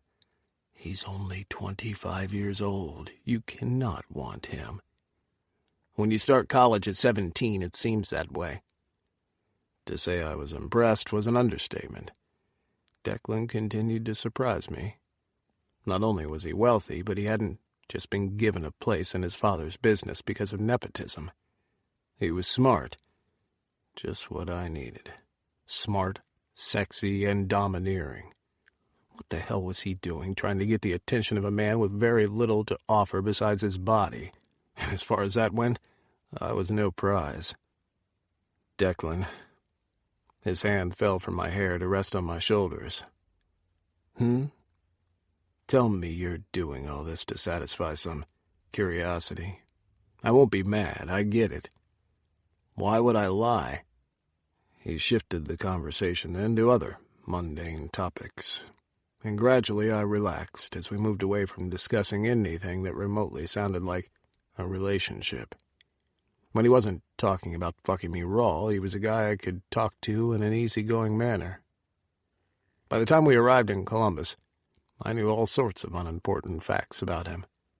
The time had flown by so quickly, and I was stunned for a second as we approached Abbott's Cove Boulevard where my sons shared a townhouse. I glanced out the window at the brick structures that became our view and felt a sort of panic that this was it. Our time was up. I couldn't remember the last time I had gotten to know somebody new. The drive had almost felt like a date. "We're here," I announced, the nervous energy that had disappeared during our conversation reappearing. Did I shake his hand, thank him for the ride, and grab my overnight bag? That seemed a bit too formal for a guy who had stuck his finger up my ass. "You sure you don't want to take me up on my hotel offer?" he asked, glancing skeptically at the houses set up in this housing scheme development. "The hotel is in the heart of downtown, which is less than a 15-minute drive. These apartments don't seem to be very spacious. You could be back and forth with little time lost with your kids. I'll even leave Silas at your disposal for getting around." I directed Silas to the townhouse, and while he parked, turned to address Declan. "I'm not sleeping with you. And that's fine for this trip. I booked a double suite. I'd even hand over the key so you can ensure the door stays locked between us all night." "I'd have the original, but what about the spare key?" I grunted. "Would you hand that over too?" His shoulders shook as he laughed, which ended on an attractive snort. "Will you consider staying with me if I promise to hand those over too? I snagged a Lakeview. The hotel's all-inclusive, so you'll have access to the luxury spa, a private heated pool, a tennis court, you name it. You can truly enjoy the weekend." "I intend to enjoy the weekend," I replied. "As lovely as all that sounds, I'll stay with the boys. This weekend is all about them." His sigh was one of disappointment.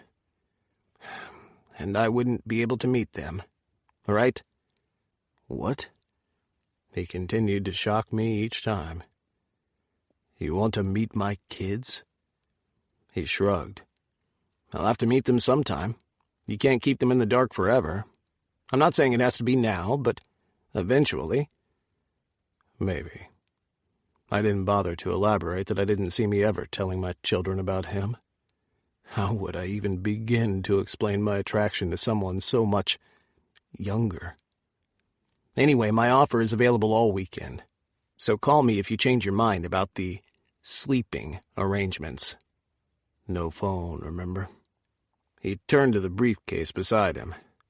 "I almost forgot." He popped the lid, took something out and handed it to me. I stared down at the rectangular box with the logo of that well-known apple, then at him. "What are you doing?" I asked, my throat tight. "I'm giving you a means to contact me if you need to get a hold of me over the weekend," he replied nonchalantly. "Plus, no need to rely on your non-existent internal alarm clock on Monday when I drop by to pick you up." I made no move to take the box from him. I was appalled at the very notion that he had bought me something so expensive. It was the latest model, too. And I only knew that because Summer had been going crazy about not being able to afford one. Didn't these things cost over $1,000? "I can't accept that." He groaned. "It's just a phone, Owen, and you so happen to need one. Sometimes plans change, and I may need to call you. You don't want me driving all the way here just to tell you about a change of plan, right?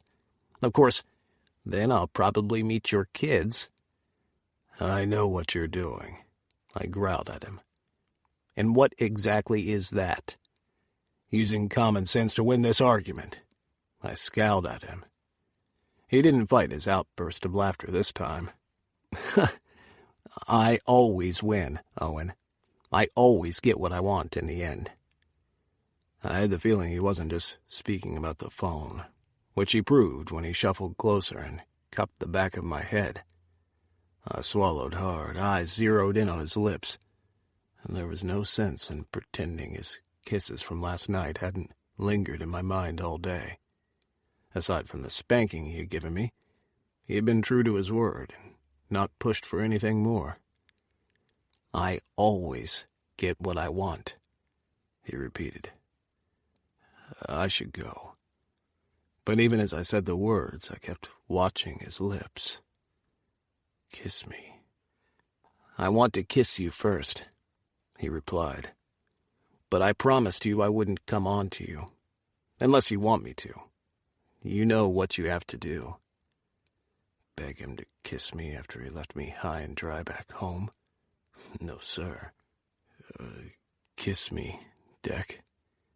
Oh, wait, were those words coming from my mouth? Didn't I just... Declan didn't give me the chance to change my mind. My consent was all he needed before his lips were on me. His fingers at the back of my head curled into my hair, pressing me closer to him.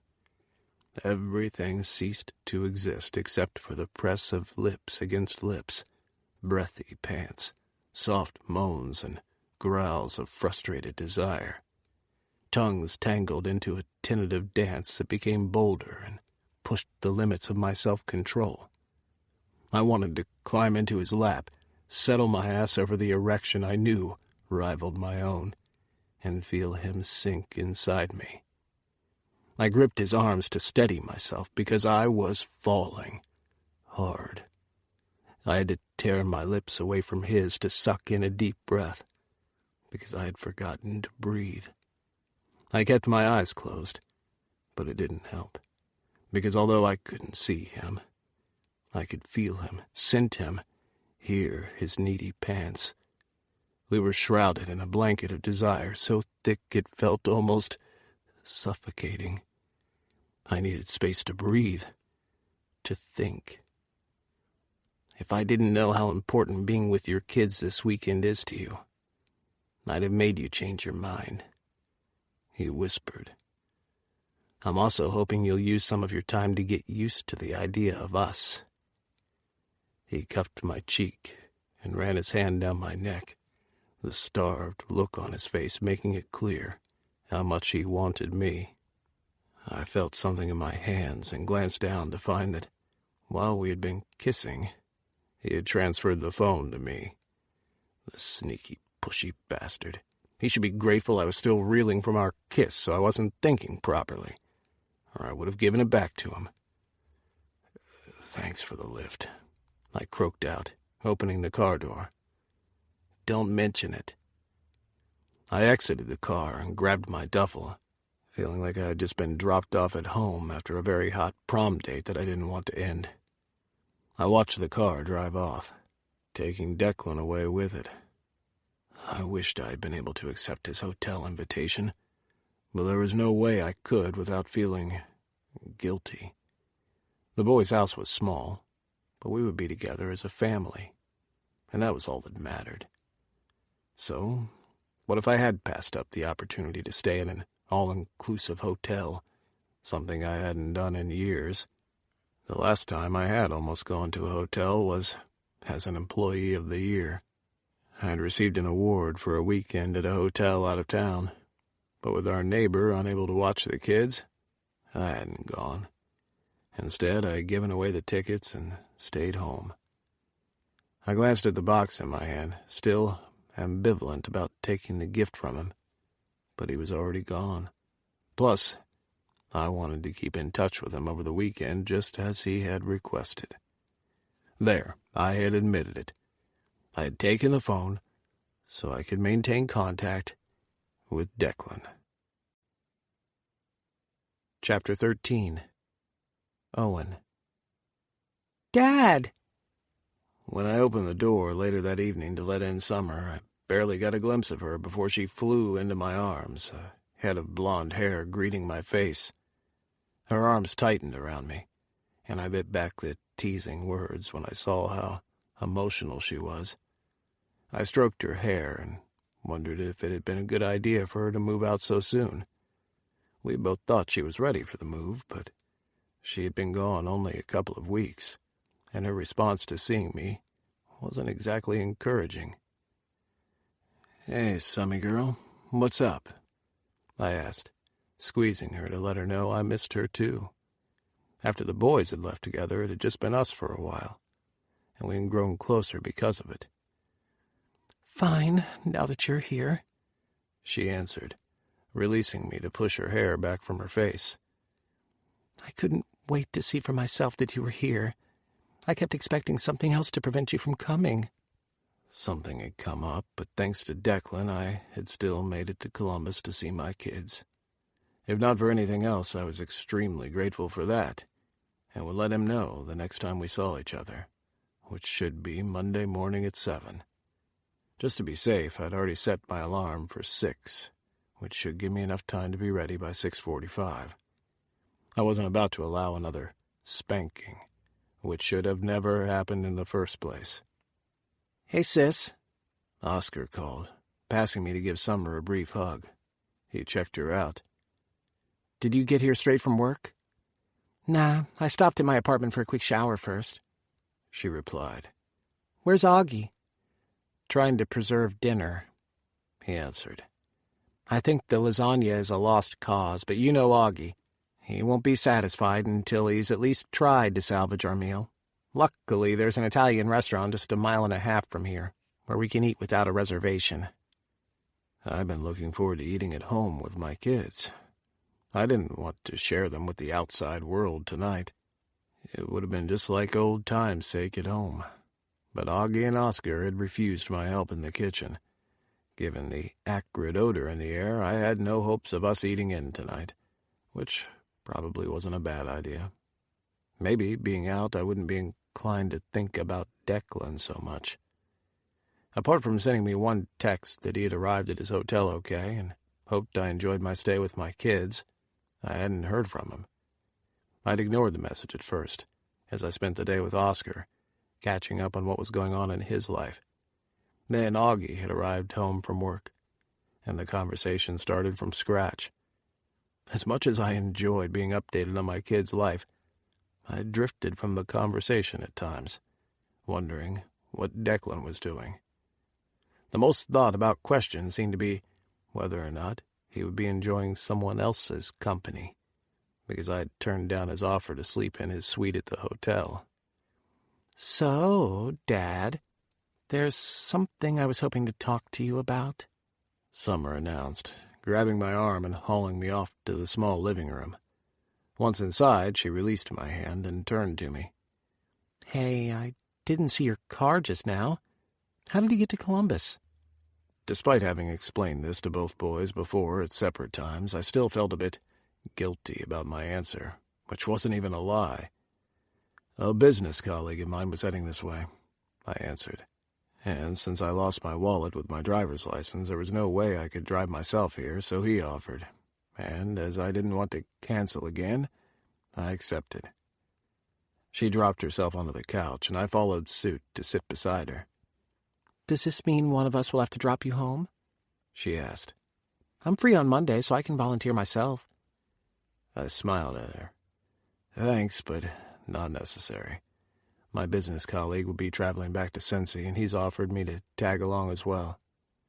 That's awfully nice of him. It's really no big deal, I responded, trying not to show how much I felt like I was lying. It was a big deal to be getting involved with my first guy since my divorce. And I was getting involved, no matter how I tried to convince myself otherwise. This wasn't another quick blowjob in some seedy bathroom or in a dark alley. This, whatever this was, because I wasn't able to define it yet, included rescuing me when I was stranded, flowers, the best goddamn coffee I'd had in a long time, a drive to see my kids, and a new phone. And, the sex. Fuck the sex. Are you sure you're okay? I flipped the questions her way to avoid discussing Declan. I wasn't certain the kids could ever know about him.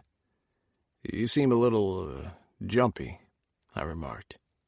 Actually, it's nice out here, she replied with a tight smile. Everything okay between you and Penny? The way her eyes dropped to the floor answered my question. I usually tried not to pry.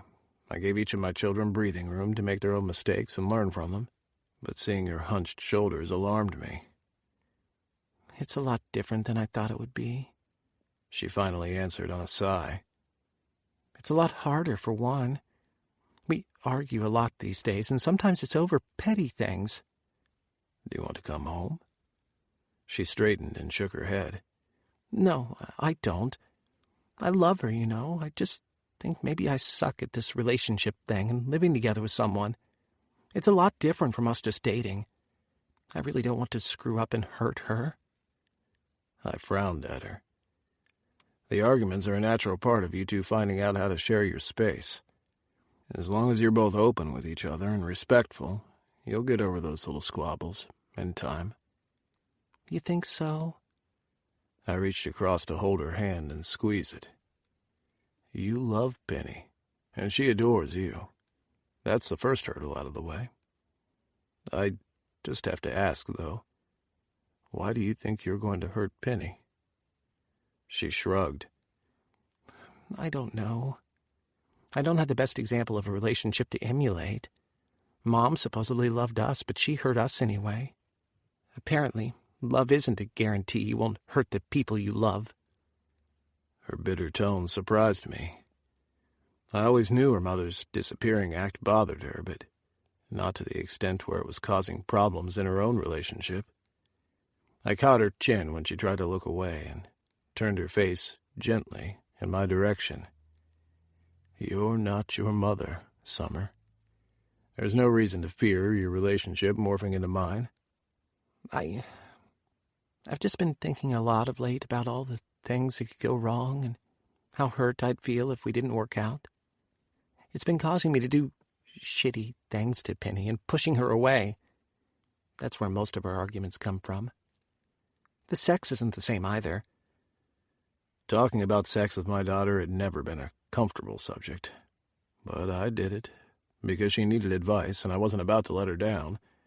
Nevertheless, these were the times I wished Jenna was still around. Maybe I hadn't done such a good job, and that was the reason she was feeling insecure. What the hell did I know about two girls having sex? And one of them being my daughter didn't make it any better. Ooh, so gross, sis, Oscar remarked, walking into the living room and hearing the latter part of the conversation.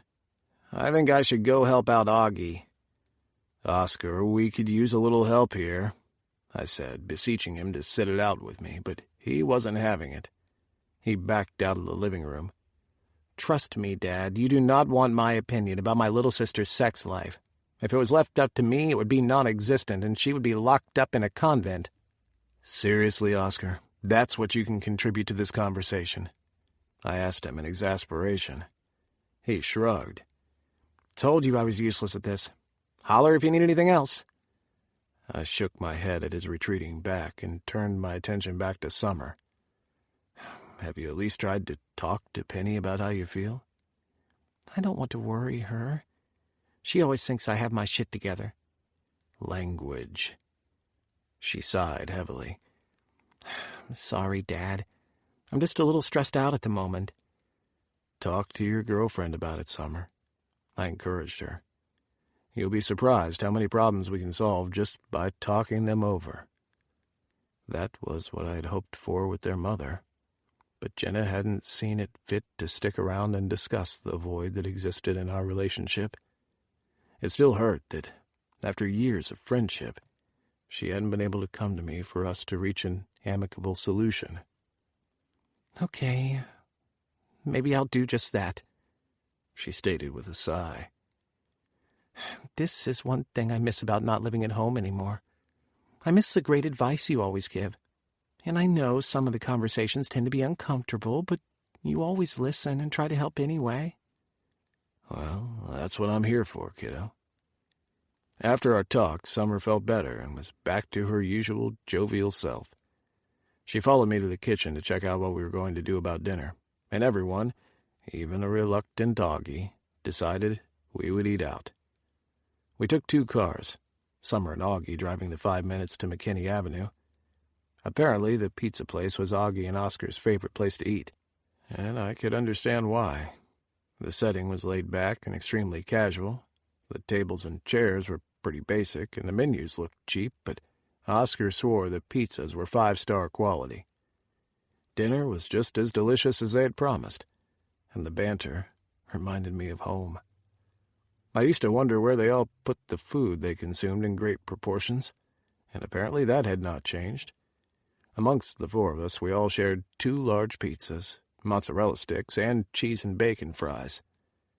Oscar stuffed his face as usual, cramming slice after slice of pizza into his mouth like his belly was a bottomless pit.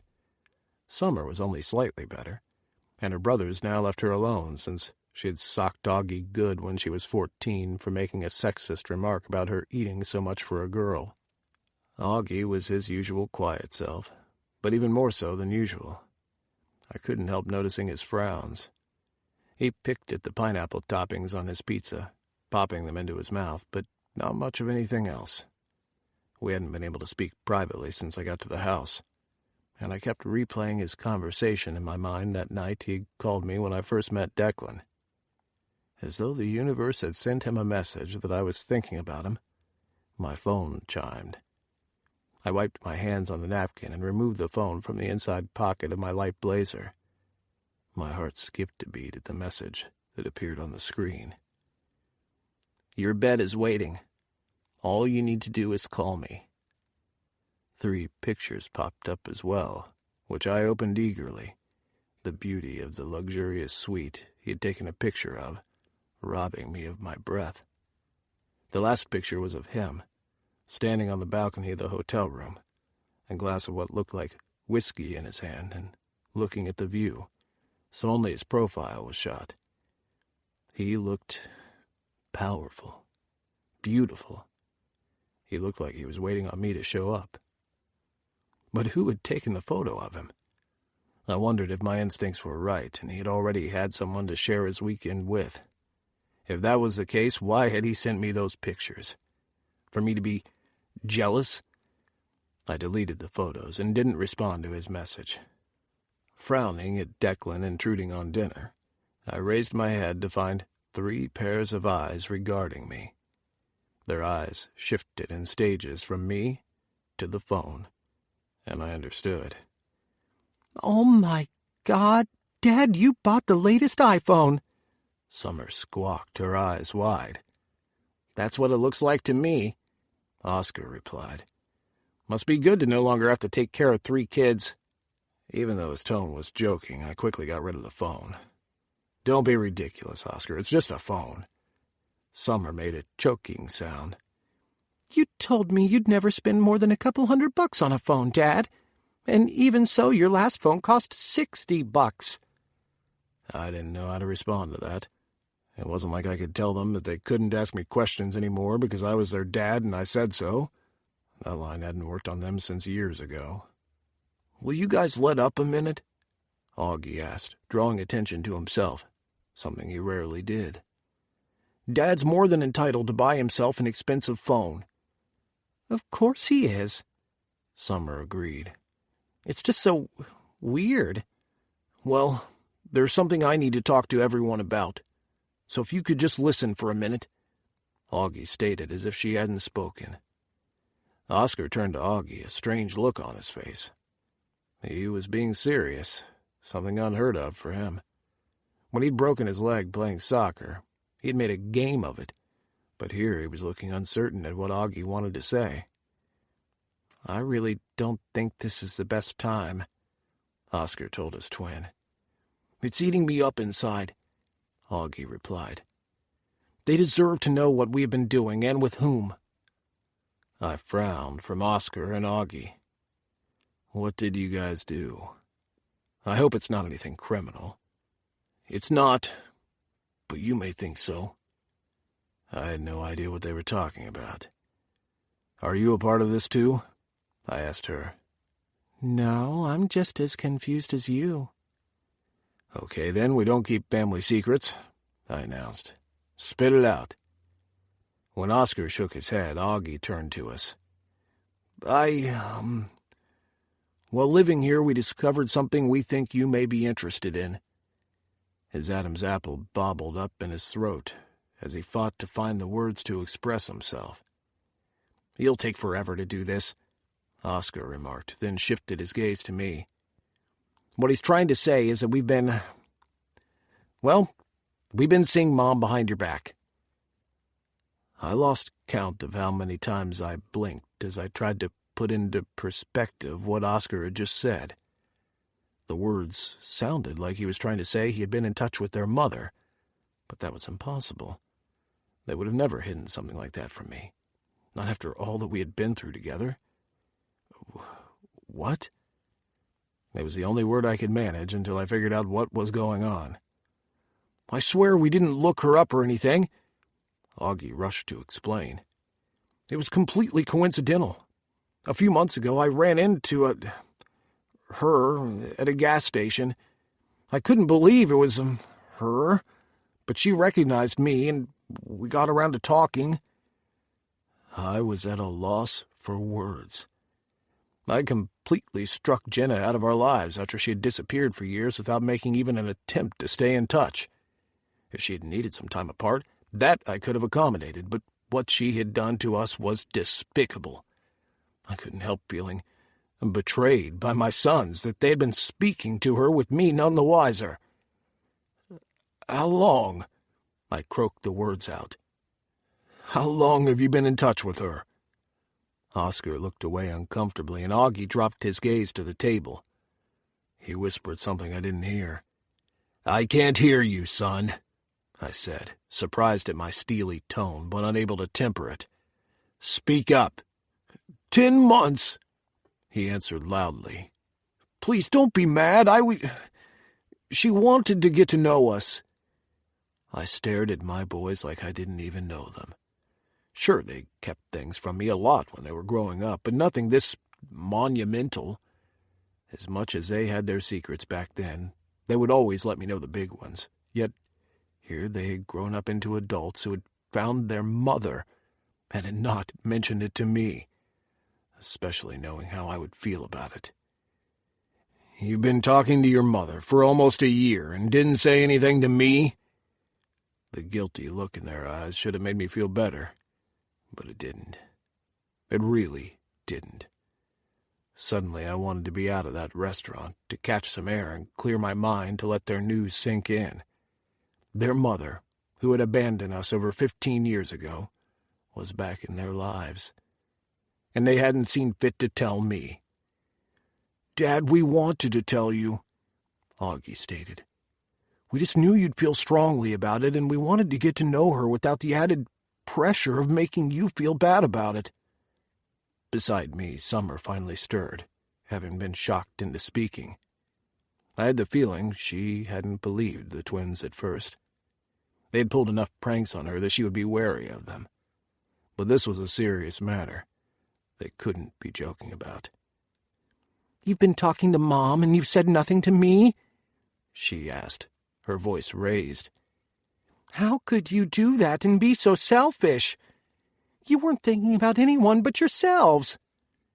It's not like that, Summer, Oscar replied, coming to the defense of his other half.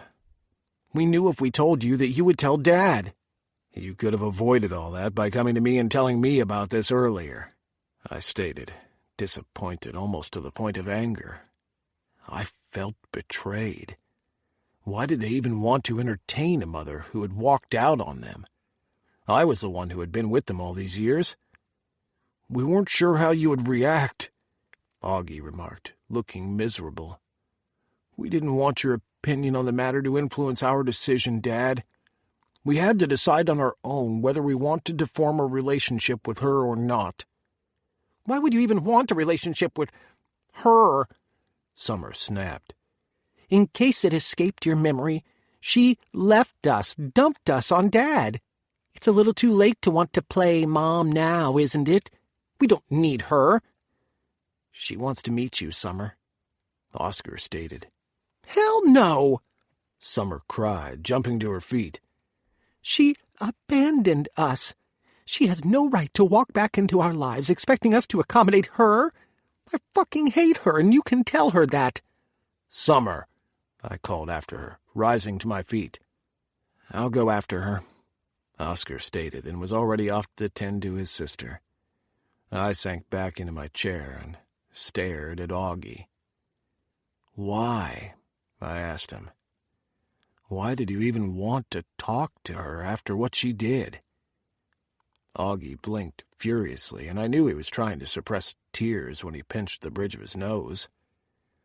Because she's my mother. And nothing will change that. Regardless of what she did, that remains. I wanted to know why she left us." "Well, let's hear it," I said, pissed that once more Jenna was fucking with my kid's emotions, because it suited her to reappear now. Had she been in Columbus all the time? Less than a 2-hour drive away, and she hadn't seen fit to drop by to see how the kids were doing? Augie shook his head. "It's not my place to talk to you about it. She says she will talk to you when she's ready." I gave a snort of laughter, staring at my son as though he was a stranger. A part of me was trying to understand why, but I couldn't. I couldn't fathom how Jenna could be forgiven for her actions. She had ripped our family apart that night I found she had skipped town on us. "So, now she has you keeping secrets from me?" I asked him. "This is rich, Augie, real rich. After 15 years of raising you on my own, this is the thanks I get." A brief flash of pain crossed his face. "Dad, that isn't fair." He wanted to talk about fairness. Where was fairness when I had to raise 3 kids on my own? Non-existent. I had raised them out of love, doing my goddamn best for them. I rose to my feet as anger surged inside me. I couldn't be around them right now. I needed some time and space to think. "I need to go check on your sister," I remarked, and turned away from him. I saw the tear that finally managed to streak down his cheek. My heart tore into several pieces, wanting to go to him and comfort him, wanting to find out why. Why did he still hunger for the attention of a mother who had abandoned them? Had I not been enough? Had I done a shitty job as a single parent that he ran to his mother the first chance he got? Chapter 14. Declan.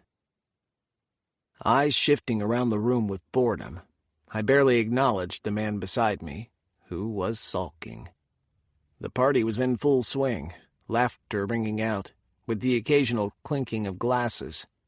My hosts were gracious and had extended the invitation to their cocktail party once we had concluded business this afternoon.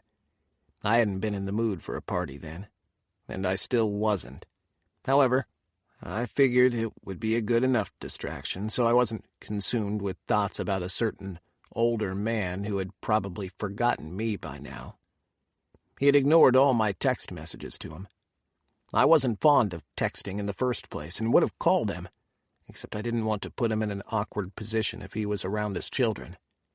Text messages were less intrusive, and he could get around to answering them later. But he hadn't gotten back to me, and it pissed me off in seismic proportions. "This party is a bit boring," Ridge whined beside me, snagging another glass of wine he didn't need. He was already half drunk, and a sober Ridge was already barely manageable. "You invited yourself along," I reminded him. "I don't even know why you're here." He sidled up to me like a kitten seeking attention. "Because I need some comfort." Ah, yes. His daddy had cut ties with him, and although he hadn't shared why with me, it was always the same reason. Ridge was a spoiled brat.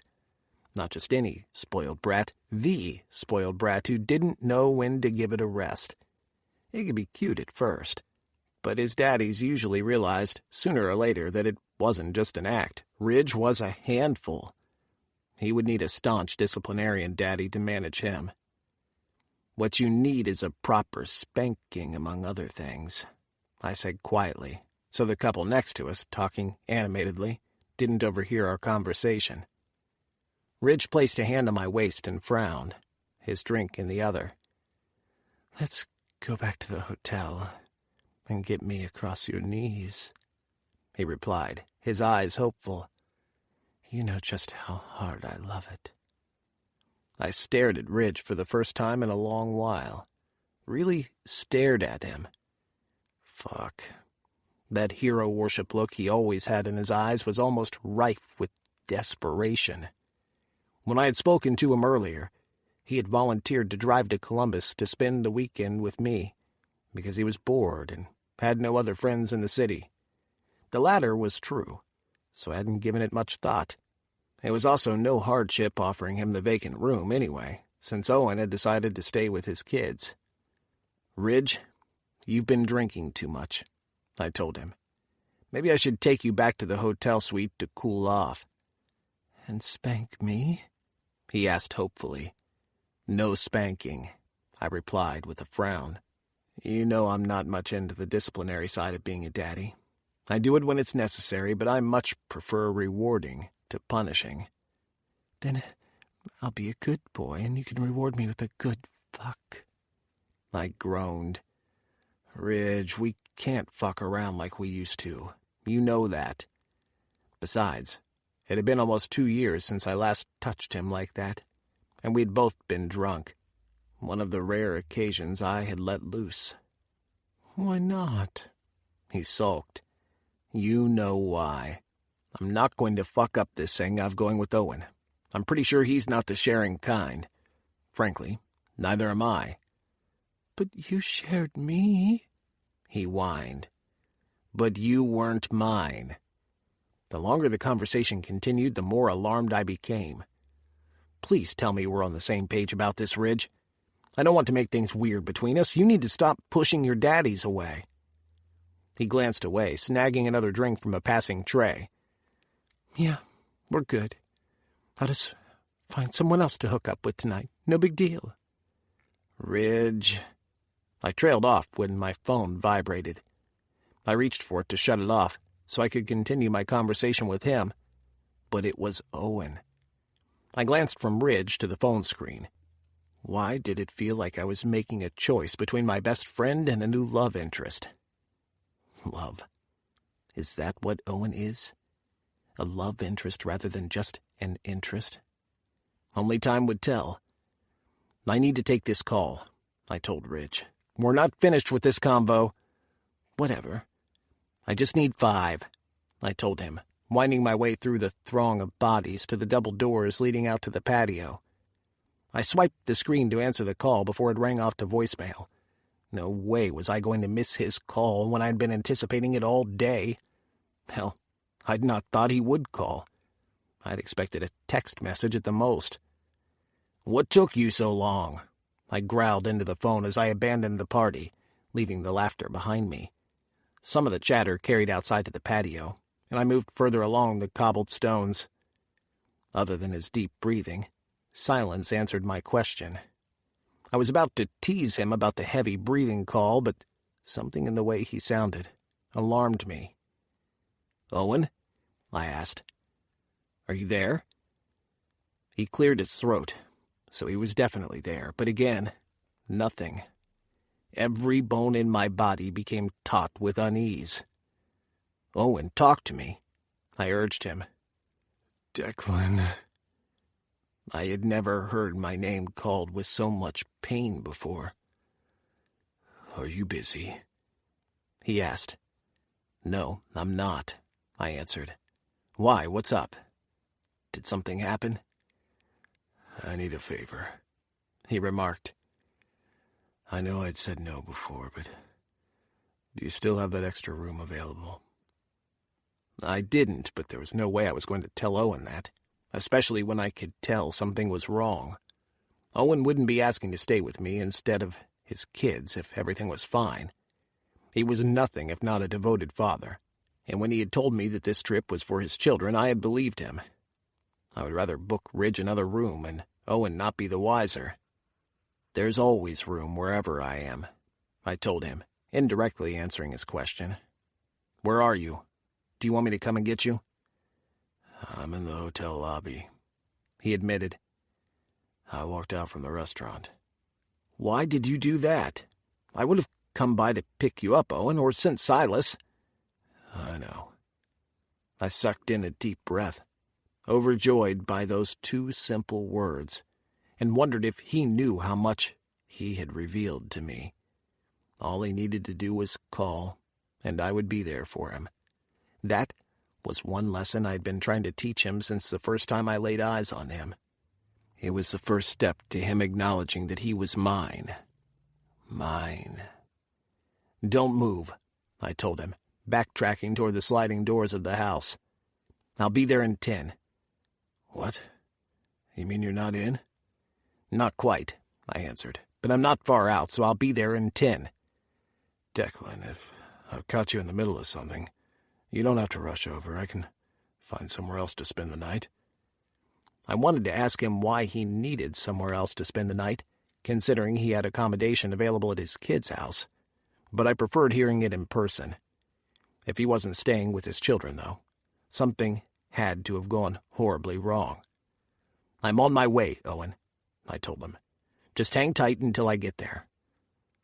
"All right." Even though he had agreed to stay put, I didn't like the hesitancy in his voice.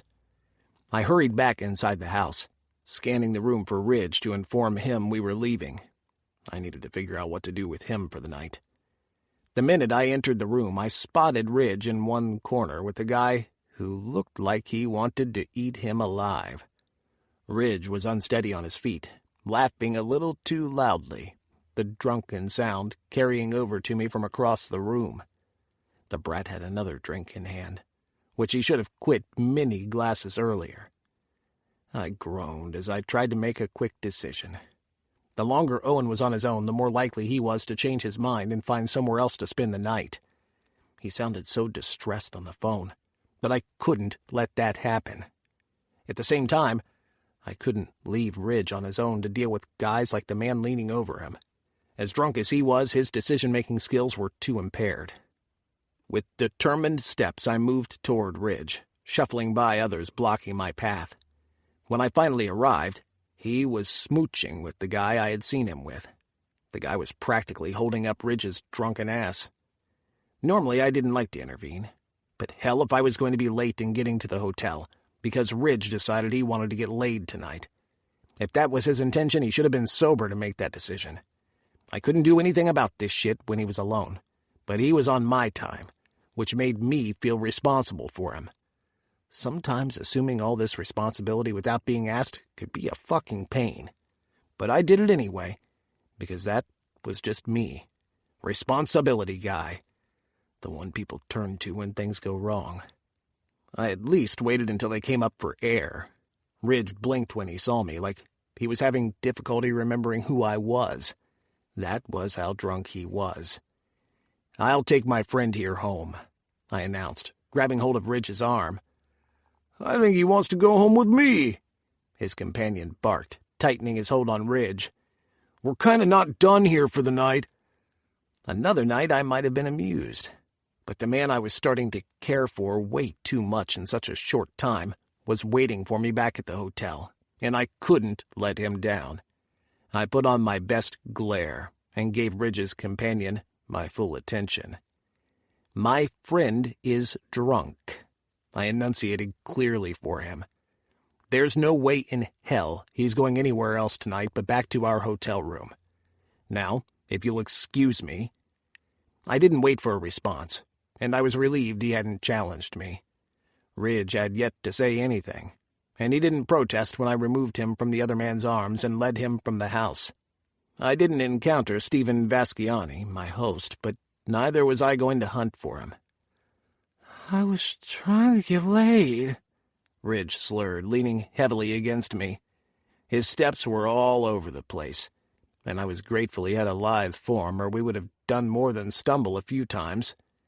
"Then do it sober, you ass," I growled at him. "I'm not going to have this on my conscience by leaving you here with a stranger to take advantage of you. Seriously, this is fucked up, Ridge. You need to be more responsible." "Fuck responsibility," he hiccuped, then giggled. "So you talk about responsibility. You should have fun sometimes." I bit back a sharp retort that if he and others were more responsible, then I wouldn't have to always be the one in charge. I didn't grow up wanting responsibility. It had been dropped into my lap from a tender age, and there was no going back now. It was deeply ingrained in me. Now I had to do the responsible thing in getting him to bed to sleep off the alcohol, while trying not to leave a bad impression on Owen. Chapter 15. Owen. Declan? Climbing to my feet, I stared at Declan, who had entered the hotel lobby, but what I was really looking at was the man plastered all over him. It was the same guy from his father's wedding, the one who had kissed him. They were both dressed up as if they had gone out together, and that made me pause. I couldn't readily identify the emotions swirling around me, but I registered shock and uncertainty at what I was doing here. "Owen," he said, turning his head in my direction. He looked pissed off. Maybe I had interrupted something after all. "You should have told me you had company," I said, eyeing the exit and trying to come up with a graceful strategy to get the hell out of there with my dignity intact. Served me right to think a guy like him really meant us to be serious. Or maybe it was my fault for rebuffing his invitations. "I didn't know I would have company," he answered, frowning at the man in his arms. "Grab his other arm, will you? Bastard's drunk and a dead weight." I didn't move from where I was. He wants me to help bring his friend, lover, whoever this guy is, up to his suite. "It's not what you think," he stated, using his head to gesture at his charge. "I'll explain when we get up to my suite. Just for God's sake, grab his other fucking arm or I'm going to drop him, although it would serve his ass right." Despite what I thought or didn't think, he was perilously close to dropping his friend, so I moved toward the pair and steadied the guy between us. A stench of alcohol wafted up my nostrils from the knocked-out guy. For a guy who looked so lithe, he was heavier than expected, and I could see how his weight would have been a bother to Declan.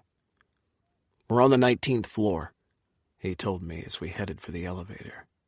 We didn't speak further as we rode the elevator to his floor, and all the time I wondered what the hell I was getting myself into. I tried to remember if Declan had ever clarified what his ties to this guy was, but I couldn't recall. All I could remember was the kiss shared between the two, and that was no friendly kiss either. My male friends, the few that existed, didn't go around kissing me on the lips. I should have bailed out, found another means of working through all the craziness of tonight, but I couldn't find the words to tell him that I was backing out of this, whatever the hell this was. Carrying a drunk man between us to his hotel suite wasn't what I had signed up for. I didn't even know what I had signed up for. One thing I was certain of was that I could no longer pretend I had accepted Declan's offer of a ride to Columbus just for the kids. "Can you take most of his weight while I get the key?" Declan asked once he had stopped at his door. "Yeah, sure." Like I didn't find it awkward as hell to have a strange man in my arms. "Thanks," he answered. "I know you didn't expect this, but I couldn't leave him at that party drunk for some dude to take advantage of him like this." I grunted a response that was unintelligible because I didn't understand enough to give a reply. He finally got the door open, and we lugged his friend inside. I almost got distracted from how nice everything was, but he tugged me through the living room and in the direction of a bedroom, where we dumped his friend unceremoniously on top of the covers. He pulled off the guy's shoes, dropped them on the floor, and turned him on his side with a scowl. I watched the domestic scene, feeling uncomfortable and a little sick to the stomach that Declan seemed too familiar doing this. I should go," I said, backing up as fast as my legs could carry me. "Owen, wait." I didn't quite make it to the door as Declan's hand clamped down on my shoulder from behind. His hold was tight, and I cast a longing look at the door before turning back to him. "Why should I wait?" I asked him, my face flushed and confused. "You've somebody in your bed." "He's just a friend," he answered, running his hand from my shoulder and down my arm. "Are you trying to fuck with me? I demanded, reaching my limit for the night. Because that's the same guy who kissed you the day of your father's wedding. Now he's in your bed. That doesn't seem like a coincidence to me. Declan frowned at me. Look, I'm going to explain this once, and you're going to listen to me. Then we'll end this discussion. You don't get to. Owen. He didn't shout. He didn't need to. The sharp way he said my name shut me up, made me want to sit on my hands and promise to be a good boy. My cheeks blazed at the realization of where my thoughts were leading. My God, what is he doing to me? That's better, he remarked and rubbed a finger at his temple.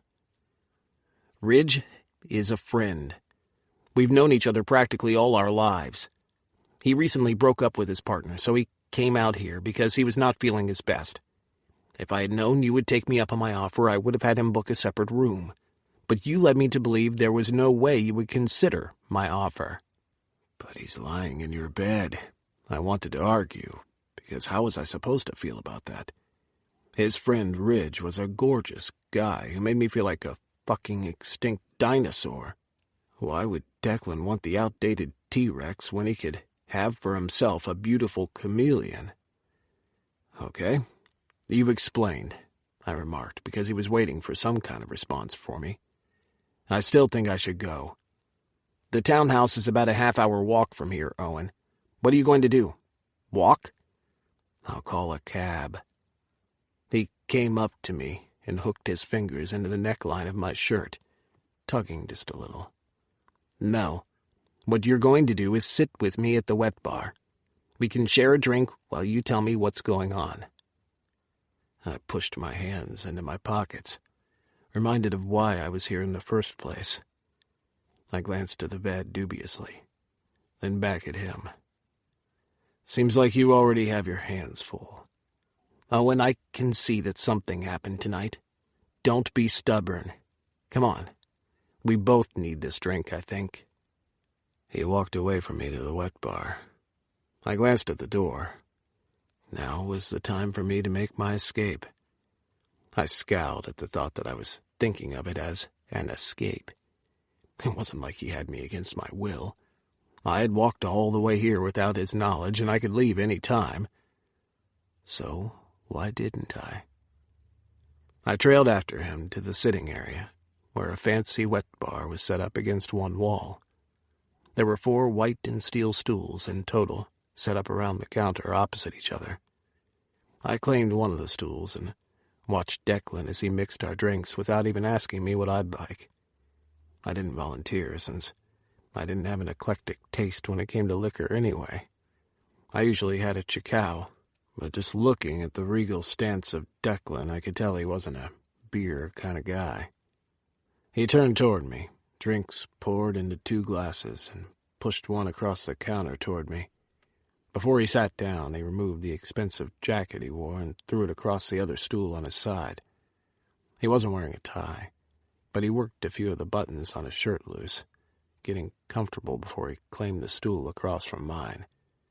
I couldn't decide if I preferred having the counter between us, since it meant he was facing me directly. There was nowhere else to look except at him, so I stared down into the clear liquid in the glass.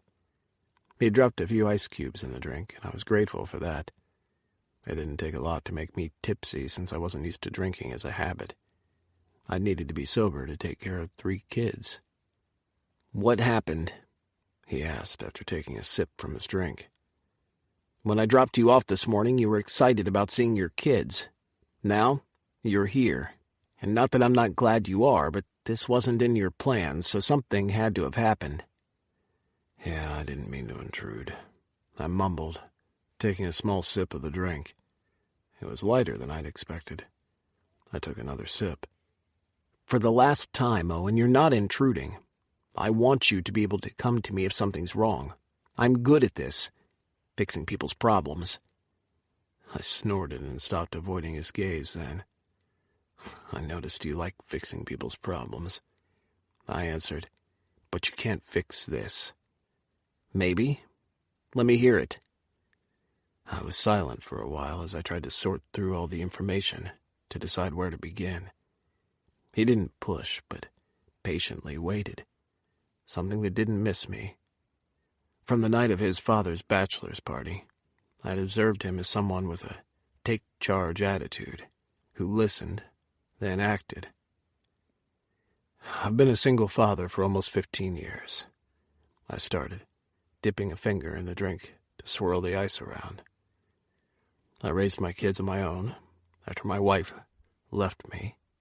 I came home one night from work, and she was gone, leaving the sitter in charge. I shouldn't have been surprised, but I was. He reached across the counter and took one of my hands in his. He didn't say anything, just held onto my fingers with a tight grip. I never knew before how much I needed something, someone, to hold on to.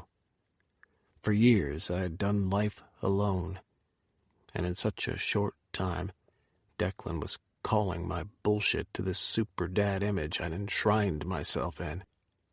I hadn't been a super dad. Parenting 3 kids had been hard work. I would have done it over and over again, but it had been hard, exhausting at times. I held on to his hand because this was the first time someone was offering to be there for me since Jenna left. Everyone just assumed that because I went through the routine without complaining, I had my shit together. No one knew the tears I'd sometimes cried when I eventually got to bed some nights. Like the time Oscar snuck out and I couldn't leave the other kids alone to go look for him. I'd been up half the night worrying. And even when he had come home that night, it had been a long time before I'd been able to sleep, too distraught over all the things I'd imagined could have been wrong. I would have been glad for someone to talk to back then about my fears of not being good enough to raise my kids on my own. Imagine having a best friend since you were in middle school, then being bailed on by that person, I said, hearing the bitterness in my tone, but unable to help it.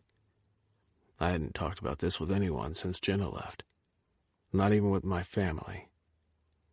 She didn't have to leave like that. She could have talked to me.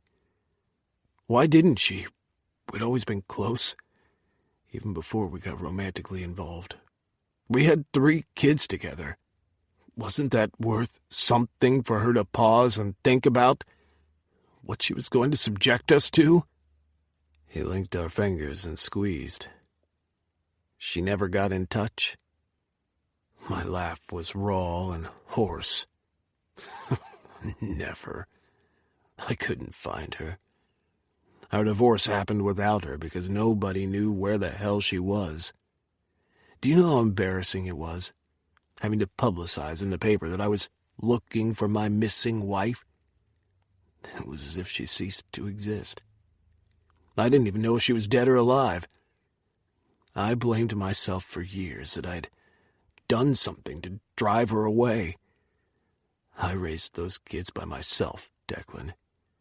I was there for Oscar's soccer games, Augie's science fairs, Summer's shows. I was there through the rebellious years, and Oscar was the worst. I stayed up nights worrying when they were sick, lost 2 jobs because I couldn't leave them alone at one point or another. And what did she do? She fucking reached out to my kids, behind my back. My voice broke, and I had to struggle to get the rest of the words out. They've been keeping it from me. How could they do that? For almost a fucking year, Declan, they've known where their mother is, and they've said nothing. Shit. Declan released my hand, and I heard the scrape of his stool against the floor. He rounded the counter and was beside me in the next second, cupping the back of my head and pulling me in for a hug.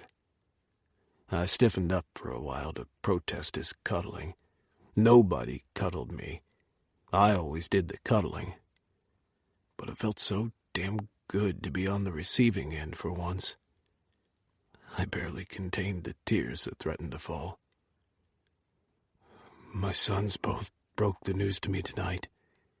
I said, burrowing my face into his chest. He smelled so good, felt so solid against me. A tower of strength. I, who always had to be the glue that kept everything together, finally was being allowed to fall apart, knowing Declan wouldn't let me slip through the cracks. He'd keep all the pieces and fix them all together again. I hadn't known him very long, but it was the kind of man he was. And, for some reason, I'd got his attention. For once, I wasn't fighting it because he was exactly what I needed. I stopped fighting his advances, stopped pushing him away since I could no longer afford to. He was the dock my ship had been on the lookout for all this time. Now, after years of being a lone sailor, ship weathering storm after turbulent storm, I was finally allowed to moor. "You feel like they've betrayed you?" he whispered softly, his nose buried in my hair. "You've been there for them. Now they seem to be on her side. That's how you feel, isn't it?" Yes. He'd summed up everything pretty well. But I also feel like I've failed them. If they were truly happy, they wouldn't need her. She walked out on them. Why do they feel like they need her now? His grip tightened on me. "That's not true, Owen. I know you're hurt by them keeping it from you, but I don't think it has to do with you at all." "What do you mean? How can it not be about me? It's been just the four of us all this time." "Maybe they just want to get to know their mother, Owen." "Why? Would you want to get to know someone who's not given a shit about you for 15 years? Chapter 16. Declan.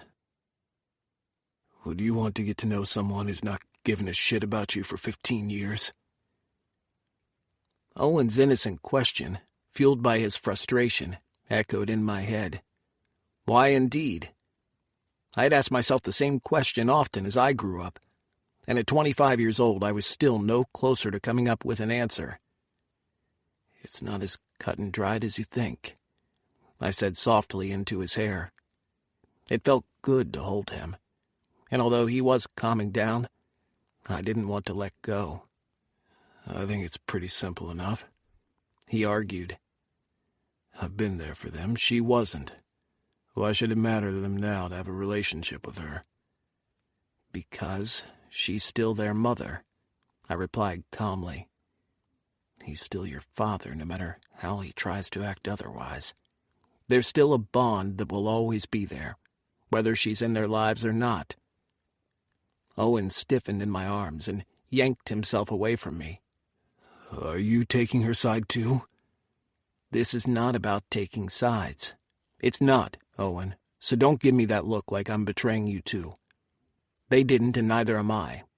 I'm helping you to think rationally, because you're too overwhelmed by emotions right now."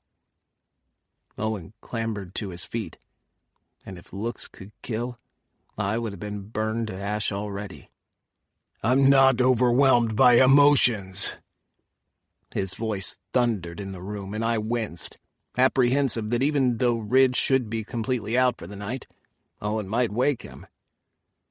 "Come." I crooked a finger at Owen, then turned my back to him, expecting him to follow me. I could have manhandled him into it, but I always left the choice to him. And this way, when he carried out my commands, he could not later argue that I had forced him into anything. He was simply following his natural instincts to be guided, to be led. I heard his heavy sigh, but he followed, and that made me fucking light on my feet. The more time he spent in my presence, the more he was learning about the dynamic of our relationship. He was coming to accept who I was, but more importantly, he was recognizing who he was, and that he needed this. He needed me to be in control as much as I craved it. And this was what I had sensed the night we had met. We were what the other needed. I led him through the double doors to the other bedroom I had offered him. When he entered, I closed the doors behind us and spun the lock. His eyes found mine, and I didn't try to hide my intentions from him. He wasn't going anywhere tonight, not in the state he was in. The last thing I wanted him to do was experience a fallout with his kids. He would only grow to regret it, and I didn't want him to go through that. The malice usually fostered into bitterness that became harder to fix with every passing day. I had lived for too long without the emotional support of a father to allow that to happen between him and his children. Owen, love is not finite, I told him. Your kids won't love you any less just because they have discovered a new relationship with their mother. It's okay to feel hurt about the whole thing, but give yourself some time to get over it. You'll find that the feeling of betrayal will lessen with time.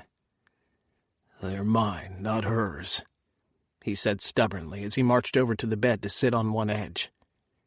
I followed him, nudging my way between his thighs. I cupped his face and tilted his head upward so he couldn't avoid my gaze.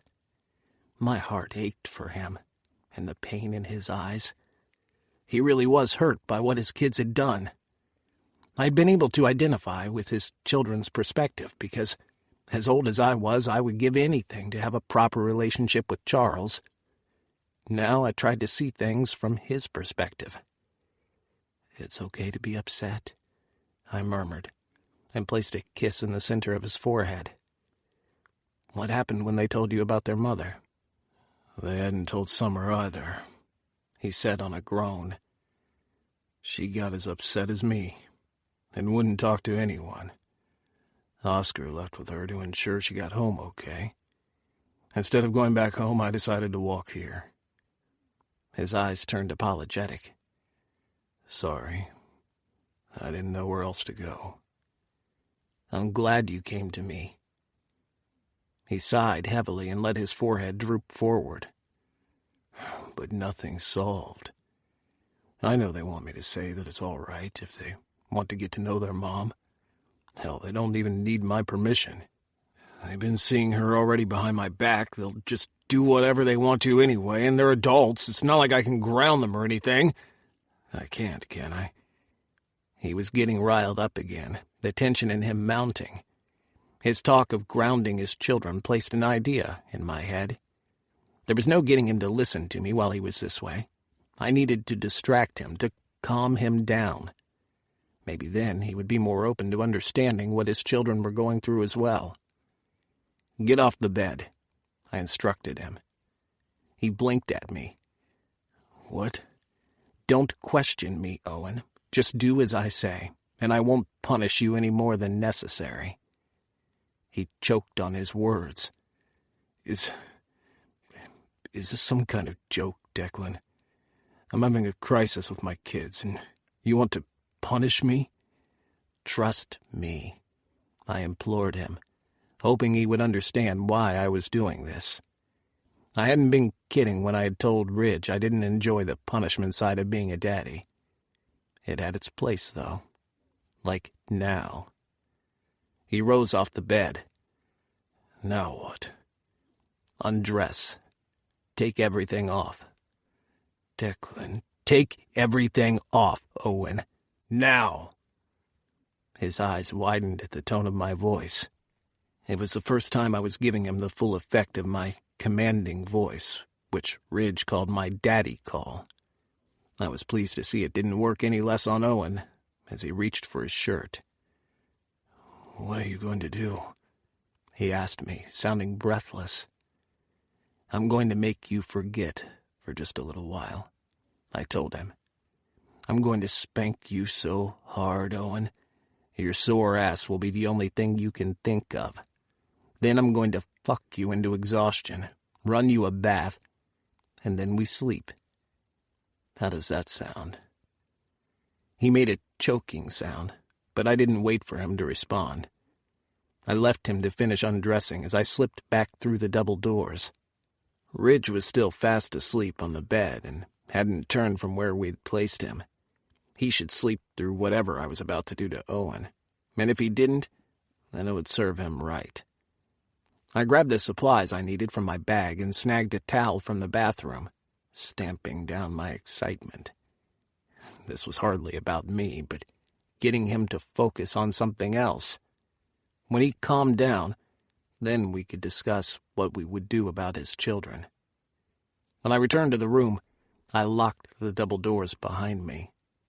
I paused inside and took in the sight of Owen, who had taken every stitch of clothing off except for his gray boxer shorts that clung to his body and showed off his assets. Despite his hesitancy earlier, he must have liked the thought of my punishment, because he wasn't entirely flaccid. Owen was built bigger, hairier, stronger, and that didn't turn me off in the least. If anything, I was more excited at the thought of overpowering this man, making him mine, and hearing him call me Daddy as he came all over the gold-colored bedsheets. He wasn't muscled all over. His pecs were huge, and so were his nipples, which were half hidden by smooth chest hair. The line of hair continued around his pubis. I was stimulated by the hot, rugged look of his body. He didn't have a six-pack, but he looked damn good. Not just for a man his age, but for any man overall. "You didn't completely undress," I told him on a frown. "Fess up, Owen. You're hankering to get your ass spanked again like this morning, aren't you?" "Anything you want, sir." I blinked at him in surprise, because in the little time it had taken me to grab the supplies from the drawer, he seemed to have an understanding of what was about to take place. I would have expected him to protest and for me to coax him into the role, but for some reason he had adopted it all on his own, even if his face had gone red and his head hung. As much as I wanted to ask him why, I didn't want to interrupt the flow. "And what I wanted was you completely naked," I replied. "You're not completely naked, Owen. I can't let that slide." "What are you going to do to me?" he asked, so softly I almost didn't hear him. His breathing filled the room, heavy and fast. "What do you want me to do to you?" He dropped his gaze to the floor and squirmed, mumbling something under his breath. "I can't hear you," I told him. "I want you to do what you did earlier," he replied, his lips barely moving. I walked up to him and cupped his chin, jerking up until he couldn't avoid looking at me. I threw the supplies on the bed and kept my eyes on him. "You want me to spank you?" He inhaled sharply, and when he let it out, a tremor went through his body. "Yes," he said on a gasp. "Do it. Please get me out of my head, Declan. Let me forget everything but you tonight. Tomorrow I'll figure all the other shit out." That was exactly what I had in mind for him. To have a means to escape the turmoil he was going through right now. Instead of immediately giving him what he wanted, I tugged him forward and kissed him, because I was so hungry for another taste of him, and I wanted him to know what was about to happen between us was about understanding his needs and fulfilling them. His mouth became pliant under mine, and I almost ignored the spanking and bore him down to the bed to sink into his body's heat. I tugged my lips away from his before I was completely sucked into him. "Kneel at the edge of the bed," I instructed him.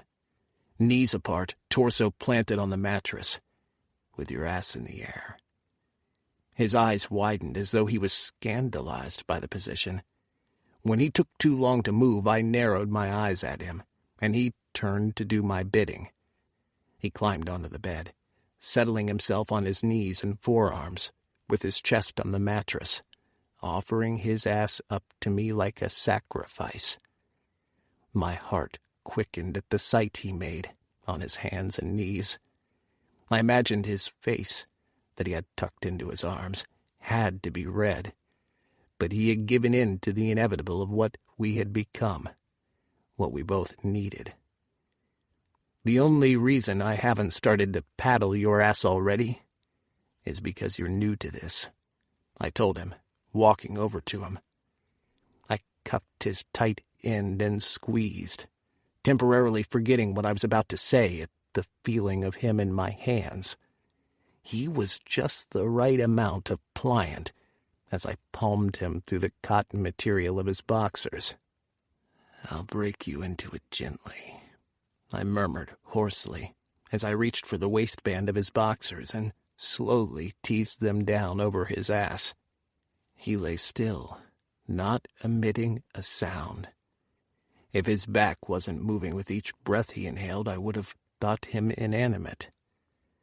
While spanking for punishment isn't necessarily what I want our relationship to be about, it can be that intense feeling of pain you need in a moment to ground you, distract you from everything else.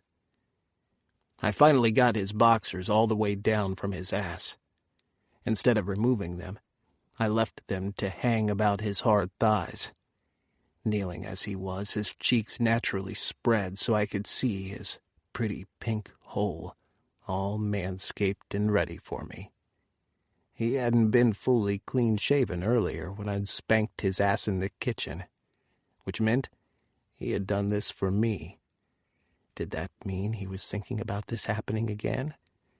Whatever had motivated him into doing it, to say I was pleased didn't begin to describe the way I felt. "I'll never forget what you look like, kneeling before me like this," I told him, and leaned forward to kiss the dimples in his lower back.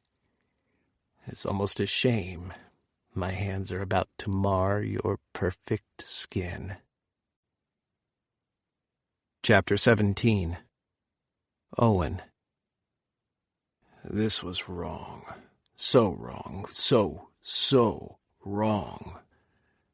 Why the hell does it feel so good to be spread open like this for Declan? Every word he spoke heightened my anticipation until I had to work seriously hard to stifle my deep breathing into the sheets. It was bad enough that I wanted this, craved it. I didn't have to let him know just how much I had started anticipating this once he had told me to undress. The perfect distraction, I told myself. That was all this was. Nothing more, nothing less.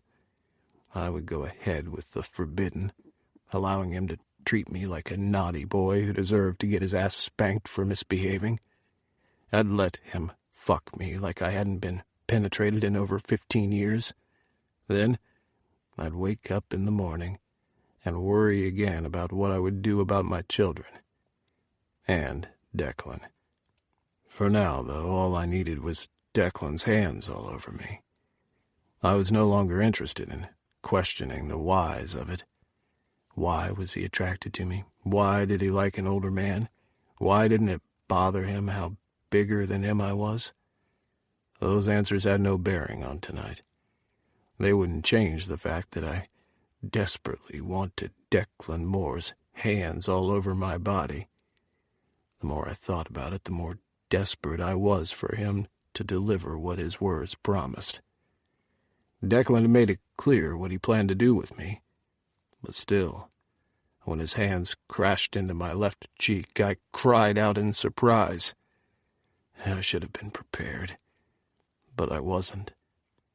I welcomed the physical pain which served to dull the one in my heart. A harder slap landed on my other ass cheek this time, and I was better prepared. "You fucking love this, don't you, Owen?" he asked, his tone full of amusement. "Now, what kind of punishment is this if you're loving it like I know you are, I responded with a groan as he aimed 2 more sharp slaps to my ass. I couldn't explain it. His hands fucking stung wherever they fell on my skin. There was no mistake what this was. He was spanking the crap out of me, hurting me, bringing me pain. but it was as though every sting veered into a territory I had never charted before, a world where the pain and pleasure coexisted, both making the other even more intense. I wasn't completely dead to the world, so of course I knew all about spanking. Jenna had even spanked me a couple of times while we were having sex, and she mounted me. But it had never been anything of this sort. Nothing this intense and punitive. Hers had been more playful. I couldn't help my grunt of pain as I lost count of how many times Owen slapped my ass. But it was enough for me to squirm. It was enough for me to grab hold of clumps of the sheet in my hands and bury my face into the bed to muffle my groans. My ass was on fire, flames licking my skin wherever he touched. I lost thought of everything else except the sensation crawling over my flesh.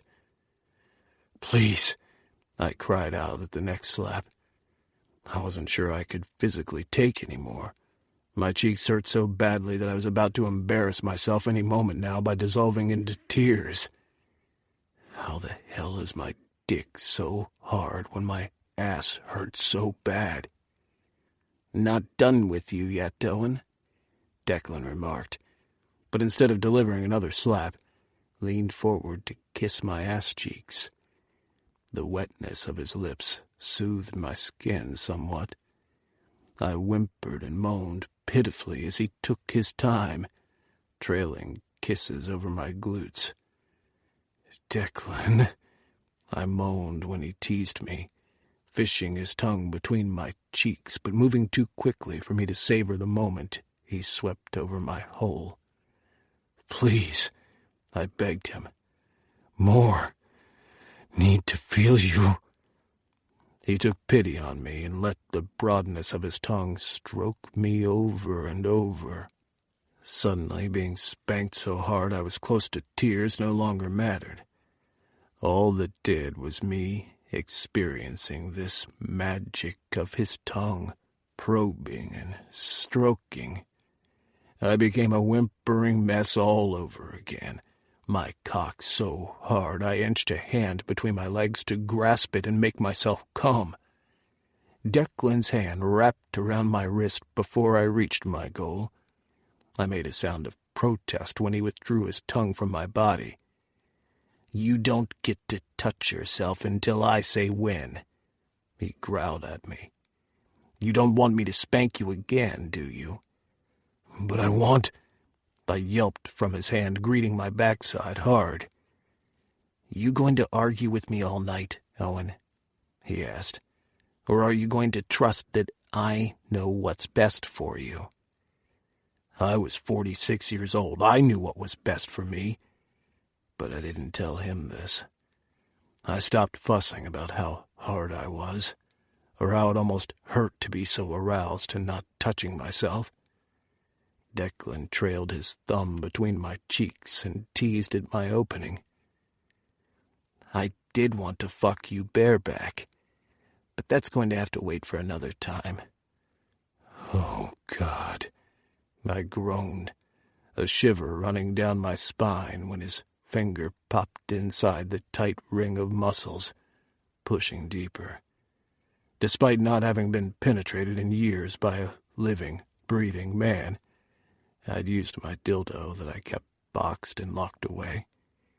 With 3 kids in the house, I hadn't used it nearly enough, but since meeting Declan, I'd brought out my favorite toy to play with again. "So fucking tight," Declan murmured, and reached for lube. His fingers slid inside me easier this time, pushing past the knuckle. "Tell me, Owen, when was the last time you were fucked?" "Too long," I answered vaguely, because he would likely not believe me otherwise. "A year?"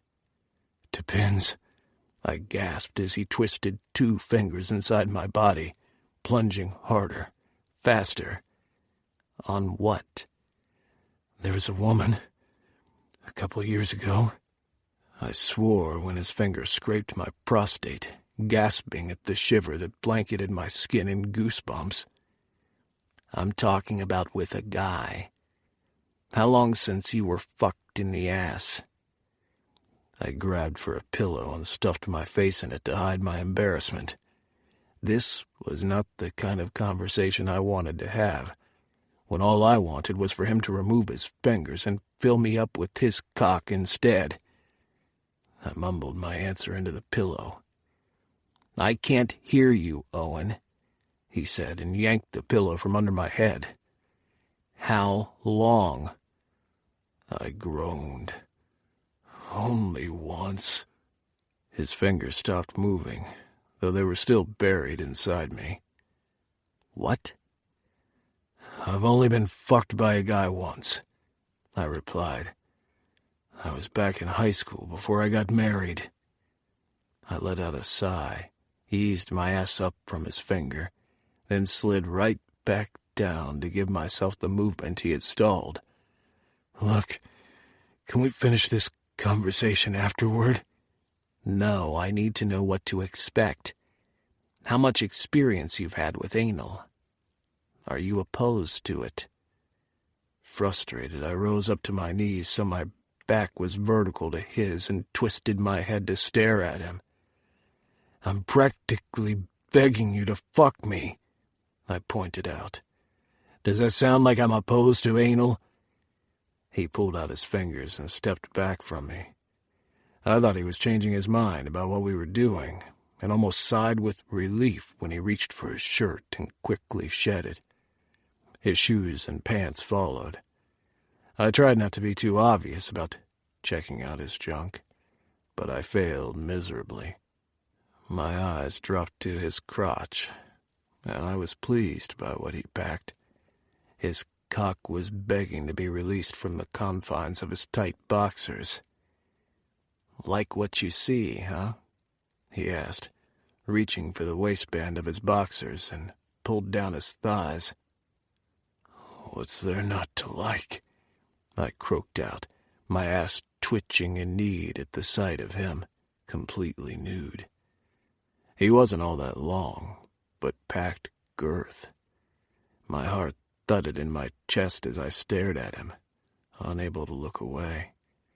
I'd never thought of a man's dick as sexy before. It was just there, another part of our anatomy which could give pleasure. But Declan had a sexy dick. A sexy, fat, uncut dick. How bad do you want it, boy? I was too far gone to even care that he called me boy, too far gone to think how ridiculous it was. There was nothing ridiculous about the way he was watching me, or how he lazily stroked his dick as though committed to torturing me. I would willingly be anything he wanted just for him to breach me. I want it now, I told him. It's been so long. He reached for the lube once more, and I watched him slip on the condom and prep himself. He stepped into the space behind me, his eyes never leaving my face as he guided his cock to my entrance. Kiss me, he ordered. I didn't hesitate, twisting my head sideways. With his free hand, he held me to him, and his lips came down on mine.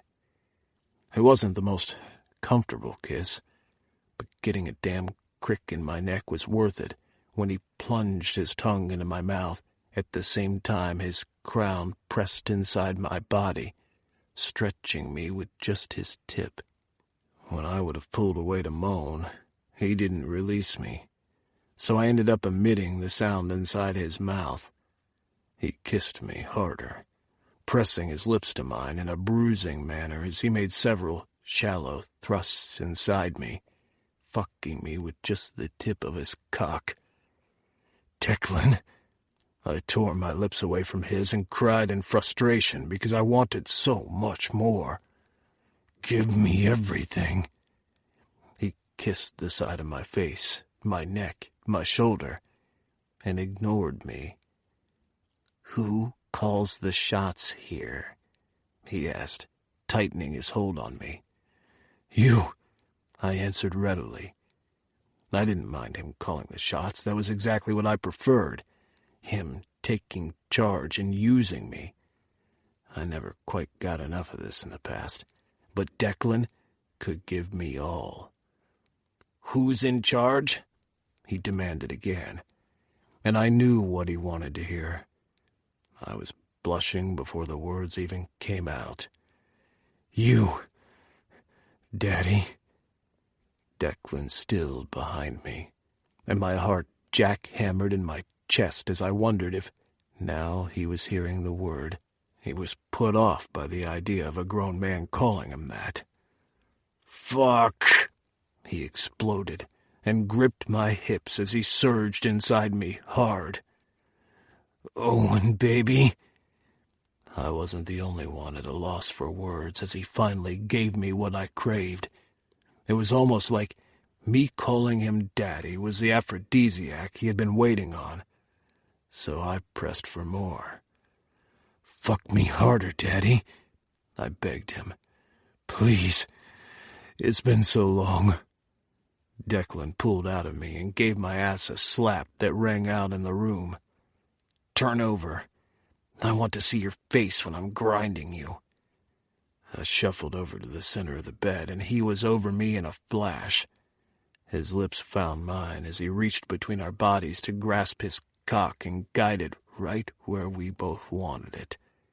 I moaned as he filled me up and nudged my legs even wider to accommodate himself between my thighs. "You never stood a chance," he smirked at me. "From the first night I saw you, I was determined that you would be mine." I smiled at him, feeling ridiculously happy. At the back of my mind, I remembered the night's events which had upset me, but I couldn't summon the energy to focus on it right now. Not when I had such a gorgeous guy, and he was fucking gorgeous, go gung-ho over me. "I still have no fucking clue why you're so obsessed with me," I moaned. He bracketed both arms on either side of me and started that grinding he had mentioned just before. "Can't you tell? When you call me Daddy, it's the sexiest thing ever. If I hadn't pulled out, I'd have come right then." "Daddy," I said, teasing him. His hips fell off the rhythm, and I laughed softly. "Damn, this is fun." "Fun, huh?" He eased back so he knelt between my legs, which he grasped and pressed forward. He pumped inside me, never leaving an inch to spare. His hips were fucking hypnotic, drawing me into a spell. He didn't fuck me fast or hard. He moved with a fluidity he made look so easy, stroking in and out, deep and bold. "Please, can I touch my dick now?" I begged him as my hips picked up his rhythm, and I met each thrust of his. "Not yet." I groaned and subjected myself to the torture. My cock was a weeping mess on my stomach. Just a little tug and I'd be coming in streams. "Fuck, your ass is good," Declan groaned, biting into his bottom lip. The expression on his face was priceless, eyes haunted with the pleasure he was chasing. "Don't stop," I begged him as his movements intensified. The bed shifted under our bodies as he laid into me, fucking me like he had promised. "I couldn't even if I wanted to," he hissed at me. "Too fucking good. Your tight ass clenching my cock. So good, boy." He pushed my right leg back down to the bed, kept my left over his shoulder, and leaned forward on his forearms. Slap, slap. He grunted. I groaned and gasped every time he thrust. "Oh, God, I'm not gonna last," he moaned. "Touch yourself for me, boy." I want to watch you jerk that beautiful cock." I didn't need any further encouragement. I wrapped my hand around my dick and couldn't have gone slow if my life depended on it. My rapid jerks matched the rhythm of his cock pounding me. Oh, fuck. I grabbed a handful of sheet with my free hand as I felt my climax approaching. "That's it. That's it, boy. Now let me see that cum. Let me see how much I can make you fucking cum."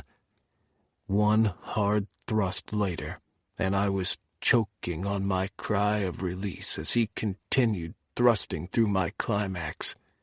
He didn't ease up one bit, only pounding harder, deeper, faster, dragging out the series of many climaxes that racked my body before culminating into a combustion of pleasure so intense it was almost as if I passed out from it. "Fuck!" I heard Declan's groan above me. His hands trembled as he surged inside me once, twice, and a third time, before he stilled. His body went rigid, his mouth slightly open, head thrown back as he emptied himself, and I understood then what he meant by fucking me bareback. I would have loved for him to finish inside me without a barrier. Chapter 18. Declan.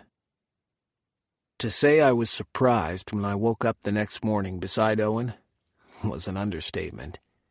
I stared at the man burrowed into my side and racked my brain trying to remember if, at some point in that night, which I didn't remember, I'd gotten up.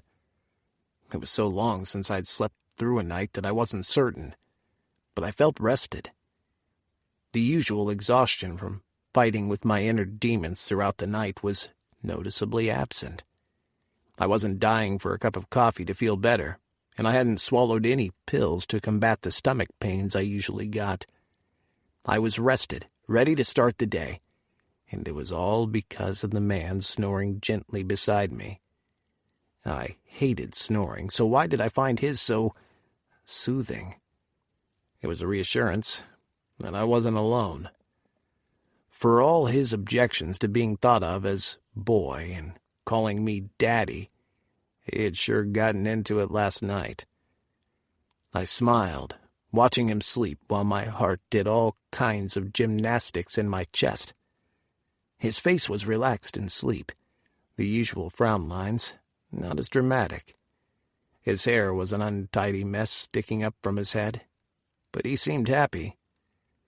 I was always attracted to older guys as I grew up, my first crush being a high school teacher. I chuckled quietly, remembering some of the thoughts I'd had back then, of bending my geography teacher over the desk and spanking him with a ruler. Growing up, I'd kept those fantasies a secret, ashamed of myself. Mr. Palmer was older than Charles, was married and had kids, but that hadn't stopped me from getting a stiffy right there in his class. I had thought something was wrong with me for so long, and made a habit of sticking to boys my age to rid myself of the unwelcomed fantasies. It hadn't been hard finding boys to fool around with at the boarding school I'd been sent to. There had always been willing guys, either gay or simply wanting to experiment. They had loved my take-charge attitude. But I didn't get off as hard as when I imagined they were an older man begging me to fuck them. The former didn't do much for me. The latter made me feel powerful, in control. That was the way I had felt last night with Owen. Hopefully, he had realized it too, that he was a natural submissive. He had basked in me taking control of him and using him for my pleasure. He had even seemed to crave it. My dick throbbed, making my desire known as I remembered the way his body had felt under mine. Bigger, more muscular, more powerful physically, but psychologically subdued to mine. The bed covers were down to his waist, showing off just a hint of pubic hair. I found it a bit humorous that he had shaved his ass but not the hair around his cock. Not that I minded either. In fact, Harry could turn me on, and I was definitely not turned off by Owen's hairy chest and legs. Everything about him was exactly what I wanted in a man. Owen made me as excited as my 16-year-old self spanking Riley Jacobs' ass while thinking of our principal sprawled across my thighs. Owen stirred beside me, emitting a half-groan, half-moan that rumbled from deep inside his chest. He shuffled around like an oversized kitten looking to be scratched, so I leaned forward and kissed his shoulder, licking an interesting-looking mole I'd been too busy last night to observe. A lazy smile spread about his lips as his eyelids fluttered open. He frowned when he saw me, the worry lines becoming more pronounced than when he was sleeping. "Good morning, Daddy's boy." I couldn't help but tease him. "How did you sleep?" After having sex last night, we'd shared a long bath. If Owen had thought I'd be daddy in the bedroom only, I had driven that from his mind when I had taken him in my arms. Although his stiff posture had given away his discomfort at first, he had slowly relaxed against me. He had been lolling off to sleep when I'd roused him and tucked him into bed. I never planned to get in with him, knowing my insomnia would drive me insane, but he'd blinked sleepy eyes up at me. "Don't go. Sleep with me." I was struck by his vulnerability as he tried to stay awake. "I've not slept beside anyone in 15 years. My bed's been lonely before you." I was touched at his request and honesty. He had the same hunger in him that I recognized in myself. "Ask me properly," I encouraged, combing my fingers through the silver strands at his temple. "Say it. Admit it. You're my boy, Owen. You just need to ask Daddy nicely, and I'll give you the world." His eyes opened. Blue eyes met mine, alert, serious. There was little trace of the humor which he had been using to get accustomed to the word. "Tonight, I don't want the world. I just want you to sleep next to me, Daddy." Each time he said it, I fell in love with him a little more. Insomnia be damned, I crawled into bed with him and cuddled my boy. I snapped out of last night's memory to find Owen's face flushed red, and I would bet he was remembering our conversation before I had joined him between the sheets and tucked him against me. I would never forget his sigh of contentment, the bulk of his body fitting against mine. Owen groaned, rolled over onto his stomach, and pulled a pillow over his head, but not before I glimpsed the smile on his lips. "Oh, God, last night really happened?" he asked, his words muffled so I barely was able to make out what he was saying. "I thought it was a dream. A nice, sexy dream, but nevertheless a dream." I laughed out so loud the unusual sound almost scared me. Leaning over him, I ripped the pillow from his head, although he made a half-hearted attempt to grab for it. "Oh, no, you don't." I kissed his neck and followed a trail down his spine, grinning against his skin at the shivers that ran down his body. He grabbed a hold of the sheet, clutching it tightly to cover his ass before I could get to my prize. "You can't take back what happened last night, Owen," I told him, crouching between his thighs and yanking down the sheet. His sexy, hard ass was naked to the eye. I trailed a finger from the top of his ass and between his cheeks. "It's a done deal," I told him, circling his asshole with my thumb. "You are wholly and fully my boy. I'm your daddy. Got that?" "Yes." He gasped the word, spreading his thighs as my finger pushed into his hole. "Yes, what?" I asked him, taking note of his hiss. "Yes, Daddy," he moaned. "I'm too sore for that right now. It's been a while." He had been so eager last night, I had forgotten he hadn't been fucked like that in years. I pulled out my thumb, then spread his cheeks and soothed him with gentle licks. He almost reared off the bed, but I held him down and continued to caress his hole with my tongue. "Oh, fuck," he moaned, humping the bed. Having worked him up, I retreated, kissing his cheeks before letting him go. "There'll be more of that later," I assured him. "If you're a good boy for the day, which means no questioning this that's happening between us." "But I'm so hard," Owen protested, raising his head and twisting his neck to look back at me. He even had a sexy pout on. I couldn't resist. I slapped his ass hard once. I was never much for punishment, but spanking Owen's ass was becoming addictive. He clenched, then released, and groaned. I stared at the red imprint I'd left behind. "I'll save the rest for later," I told him. He rolled onto his side, grabbing the pillow I had taken from him and hugging it to his chest. "Fine, no sex. Can I at least sleep for another hour then?" I smiled because he had asked permission without even realizing it. Yes, Owen was indeed a natural submissive. Now I had to find a way to reward him. I kissed his forehead. "Sleep. I've some business to take care of." I hadn't forgotten Ridge in the other room. "Okay," he murmured, his eyes already closing. Under my watchful eyes, he drifted back to sleep. If my hand didn't still sting, I'd have questioned whether the last 10 minutes had happened or not. He was out like a light. I carefully got out of bed, pulling the sheet up to Owen's waist before I strolled naked into the next room where my things were. I didn't expect to see Ridge already up, but he was. He looked better than I would have expected, considering his inebriated state last night. He was sitting at the table in the sitting room, drinking coffee. "You're up early," I commented, and he winced. "Keep it down," he said on a groan. "My head's still going through the beating drums stage. Everything is extra loud."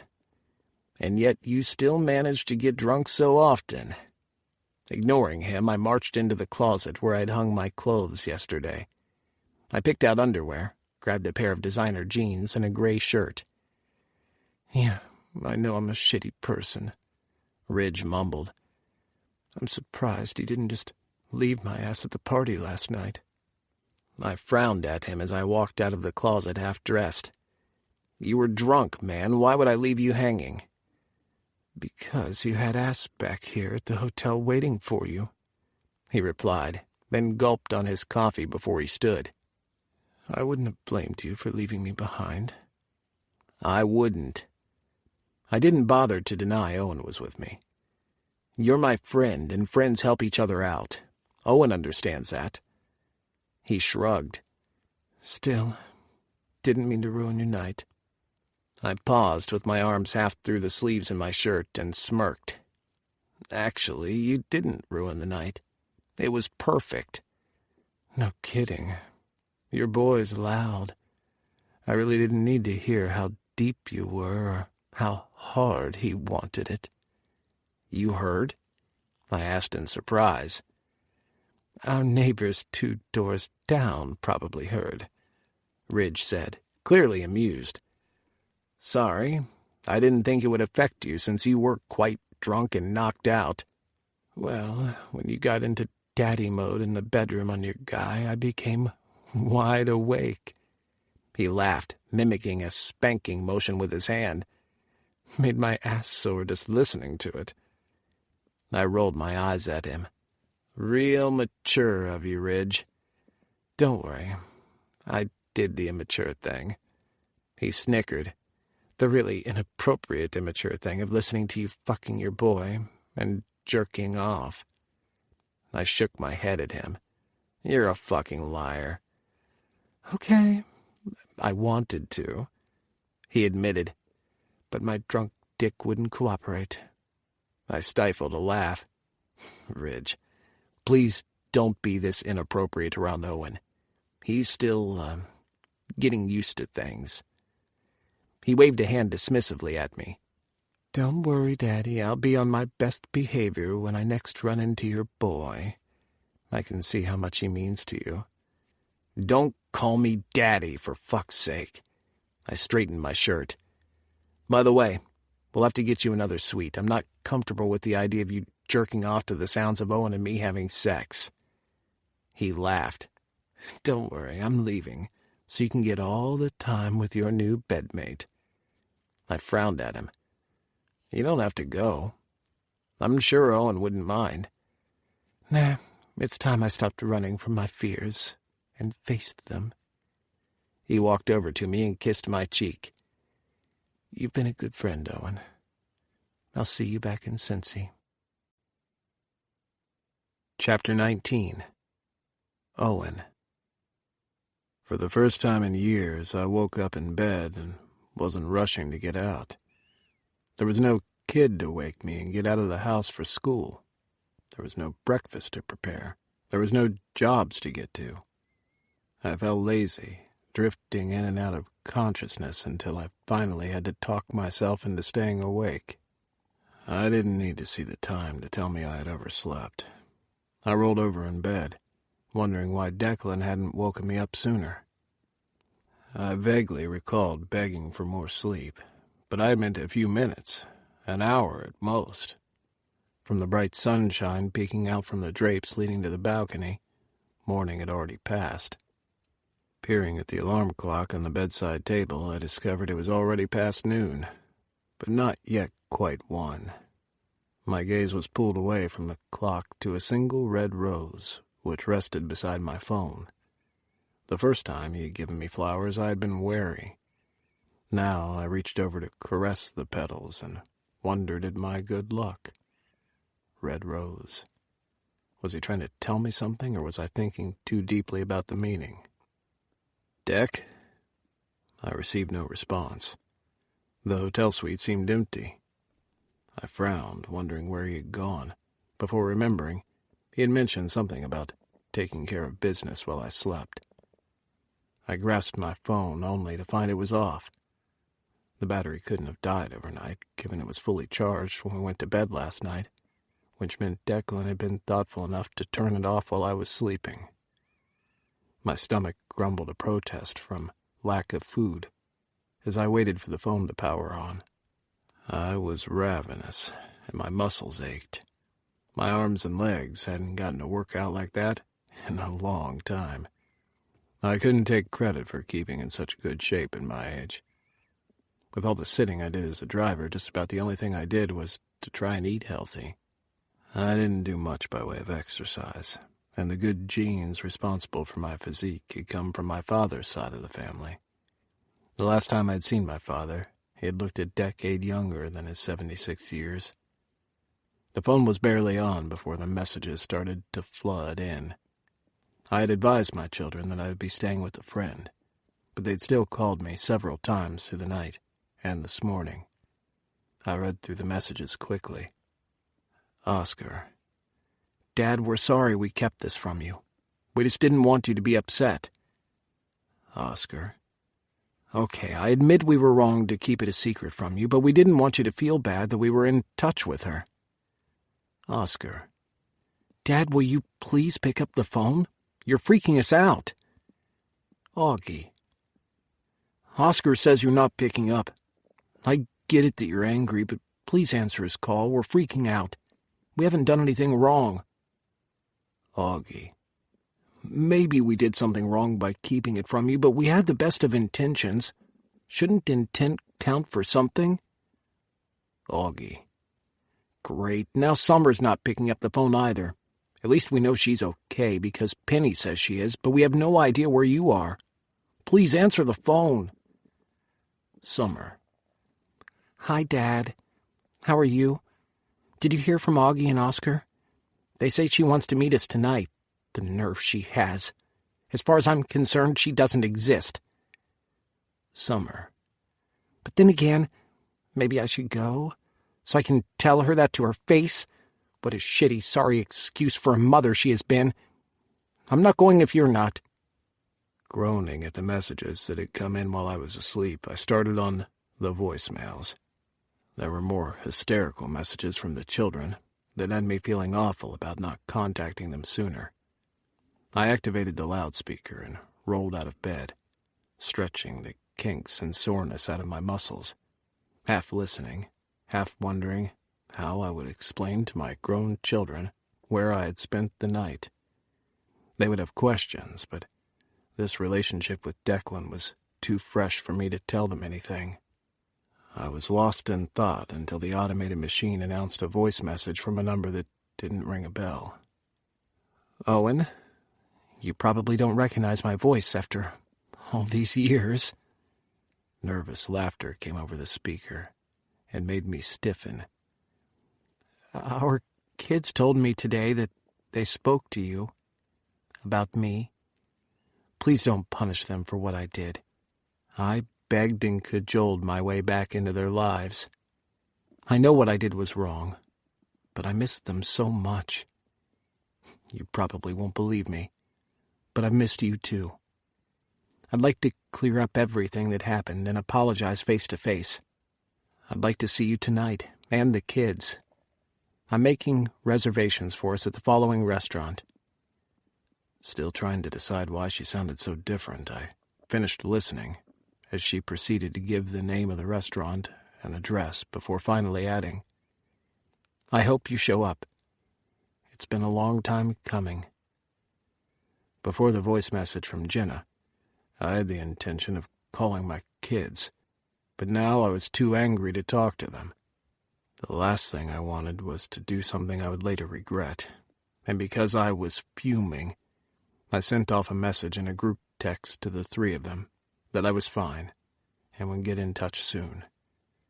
As soon as the message was delivered, I saw the squiggly lines that all three were writing back to me. I closed the app and tossed the phone on the bed before I headed to the bathroom to take a shower. Last night had been wonderful with Declan, but now I had to deal with my kids bringing their mother into my life. I would have preferred if Jenna had stayed hidden. I would have preferred if they had continued to see her behind my back for the rest of my life without me knowing. Instead, I harbored this intense resentment. Not for them, but their lie. They had lied to me all this time by not telling me the truth. 20 minutes later, I walked out of the shower in no better mood. The first thing I noticed when I walked into the suite, towel wrapped around my waist, was Declan, looking way too damn good and chirpy. He was relaxed, like a man who had already accomplished much for the day. "What's wrong?" he asked, as though sensing my mood. "Nothing," I mumbled, glancing away from him and around for my clothes from last night. But I couldn't find them. "Somehow I don't believe that. Did something happen while I was gone?" "It's nothing you need to worry about," I said, getting more frustrated by the minute since I couldn't find my clothes. "Where the hell are my things?" "Owen, what?" I shouted, turning to face him again. The heavy weight of silence hung in the air between us at my outburst. My mouth went dry at the look that crossed Declan's features. I wanted to apologize, but the words wouldn't come. Declan's eyes took on a hard glint, and his chiseled jaw clenched. Without a word, Declan walked over to the bed and sat. My heart pounded in my chest as I tried to figure out what he was up to. No, he couldn't. He wouldn't. Over my lap. Now. I sucked in a deep breath and exhaled slowly.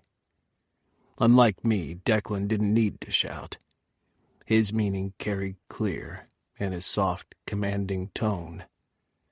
I glanced from his face down to my bare toes, catching a glimpse of my flaccid cock. Is that really necessary? I had enjoyed his spanking previously, but this was a different situation. This morning he had been playful when he slapped my ass.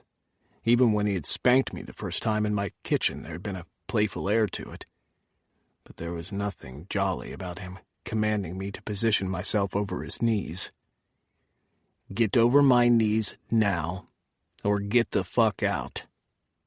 I almost staggered beneath the weight of his ultimatum. My heart pounded even harder, and the blood rushed through my head, making me dizzy. I should go, take the easy way out. What could really come of this relationship with Declan? I should clear the fuck out. I didn't. Declan had become almost an obsession, and I'd rather be spanked than kicked out, though I wasn't certain if he really meant it. I draped myself over his lap, just as he had indicated, the side of the bed supporting my body's weight. I buried my face into my folded arms and waited. I clenched my teeth together at the first sharp slap that connected with my ass. Closing my eyes, I tried not to cry out or make a sound, but it was difficult when he hit me so hard. To distract myself, I counted each spank, but I eventually lost count, at my ass stinging in displeasure. My silence turned into grunts of pain until I started to squirm and prayed that tears didn't fall. My ass stung like a bitch. I wanted to cuss, but was afraid that would only set him off some more. So I endured. When I was at the point of breaking, he paused, his hand fanning across my burning cheeks as though soothing the pain. Sweat was trickling down my spine, and I stopped trying to disguise my moans of pain. I hate punishing you, Declan said, his tone truly anguished. I'd rather give you the fucking world, but I can't have you raising your voice at me. That's not how we solve our problems. I'm sorry, I mumbled. Is that all? He asked. How about promising you'll never do it again? I hesitated, thinking about making such a promise that I might not be able to keep. Shit happened, I might get upset again, and shouting did let off steam. I'll try, I answered honestly, moaning when he squeezed my ass. He continued fondling me, and the slight discomfort, mingled with the pleasure of being touched, soon had my cock straining beneath my body. Surely he could feel it digging into his thigh. I squirmed, and he widened his legs to give me room to adjust. That's a good boy, Declan cooed. Now come up here and kiss me. I managed to unbend myself from his thighs. His hands around my waist, he guided me where he wanted me, straddling his lap, my knees cushioned into the mattress on either side of his hips. I'd never felt as vulnerable as I did in that moment, completely naked, while he was fully clothed. My ass smarted from being spanked, and yet, when I dared to look at him, I discovered the anger gone, replaced by softness. All the tension released from my shoulders, because I'd rather be spanked if that meant he was no longer upset. He held my chin and brought my mouth to his. I hesitated, but he kissed me soft and sweet, his tongue sweeping into my mouth. It was like a kiss of apology, begging me to forgive him for the punishment he had generously doled out. Even if I wanted to be mad at him, I couldn't when our lips parted, and he kissed the tip of my nose. He had me weak. "Are you ready to tell me now why you got so upset?" he asked, kissing the corner of my mouth. "Or do I need to put you over my knees again?" It wasn't the threat, the promise, whatever, that made me give in. It was the way his arms came around me, and the gentle press of his lips, fluttering like a heartbeat, over my face. Chapter 20. Owen. Here we are. I stared straight ahead at the restaurant as Declan drove into the parking area to find a spot. The Ocean was a fine dining establishment, which made me feel better about the clothes Declan had provided me with earlier today. After asking him where my clothes from last night were, he had told me that he'd gotten me new ones. I would have been upset with him, except I'd been so exhausted from all the emotion of dealing with my children. Plus, when he'd explained he had picked me up the outfits while I slept, so I didn't have to rush back to my son's if I still needed some time, I could hardly be mad at him. He got the fit right, which was a little weird, but I wasn't going to complain about clothes that fit me too well. I'd kissed him my thanks, and apparently that had pleased him. We had spent the day together at the hotel, ordering room service and watching detective shows that we discovered was an interest we shared. "I have a bad feeling this will go south," I told Declan. I shouldn't have allowed him to talk me out of my refusal to have dinner with my children and their mother, but Declan could be quite persuasive. I started calling him Daddy, haven't I? Despite feeling strongly about it at first. "You need the closure," Declan replied, expertly parking the vehicle. He had opted to drive us instead of using his chauffeur, who also had a room at our hotel. Apparently, Declan treated his staff well. He was unlike all the other rich folks I'd encountered in my time as a chauffeur. "I had closure," I remarked, "until the kids brought her back into our lives. At least now you get to ask all the questions that were never answered over the years," he replied, using rationale to make his point. "I'm not saying you have to forgive her or anything, but do it to get some peace of mind. You know you'll regret it if you don't, Owen." "Why should I regret it? She left us." He sighed and reached across the console to take my hand. His grip was firm. "Listen, remember you asking me last night who would still want to have a relationship with a parent who neglected them for 15 years? Yes, and I still stand by that question. Well, I sort of understand what your kids are going through, because I'm in a similar predicament." I frowned at him. "What are you talking about?" "My relationship with Charles," he said. "Charles?" "Yes, you met him. My father." Oh, I didn't know what else to say, because talking about his father had me squirming. I wasn't even certain I wanted him to tell me about his fucked-up relationship with his dad. What if that had contributed to him wanting me to call him Daddy? "Charles and I are not on good terms," he replied. "We never were. He was more of a child than a father. My grandfather raised me, and, well, he was busy tending to the business, so I was left in the care of staff. I grew up independent because I had no choice. Charles was never a father to me. Never. But if he was willing, I'd try to bridge the gap in a heartbeat, Owen. He just doesn't want a son. What he wants is someone who can clean up his mess." His words caught me as full of anguish. He truly was hurting over the bad relationship he had with his father. The regret and hope were clear in his words. This time I clung to his hand to give him some of the comfort he had been dishing out since he had learned about what my children had hidden from me. "I'm so sorry about your father," I said softly. "I hope you can repair things." "Charles," he answered, clearing his throat and releasing my hand. He cupped my face and leaned forward to kiss me hard. "I didn't tell you that story to solicit sympathy from you. I told you so you could be more understanding of your son's plight. Listen to them." "What are you going to do while I'm having dinner with them?" I asked, wishing I had the courage to ask him to accompany me.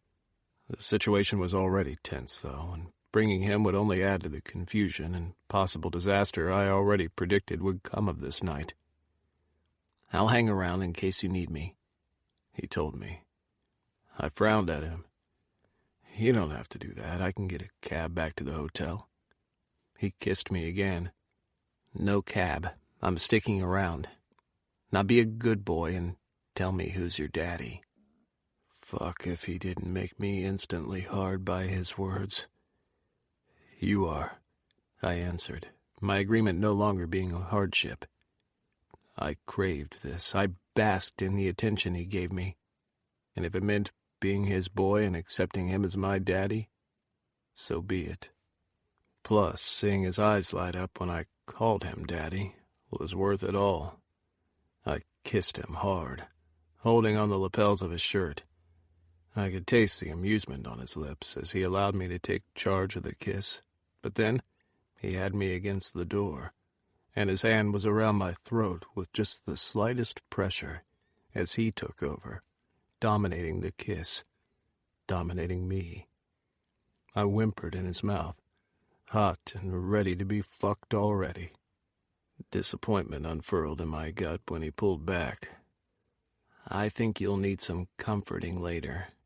When we're back in our suite, you can show me how well you can ride Daddy's beautiful dick." I groaned as my cock tightened. "You're killing me."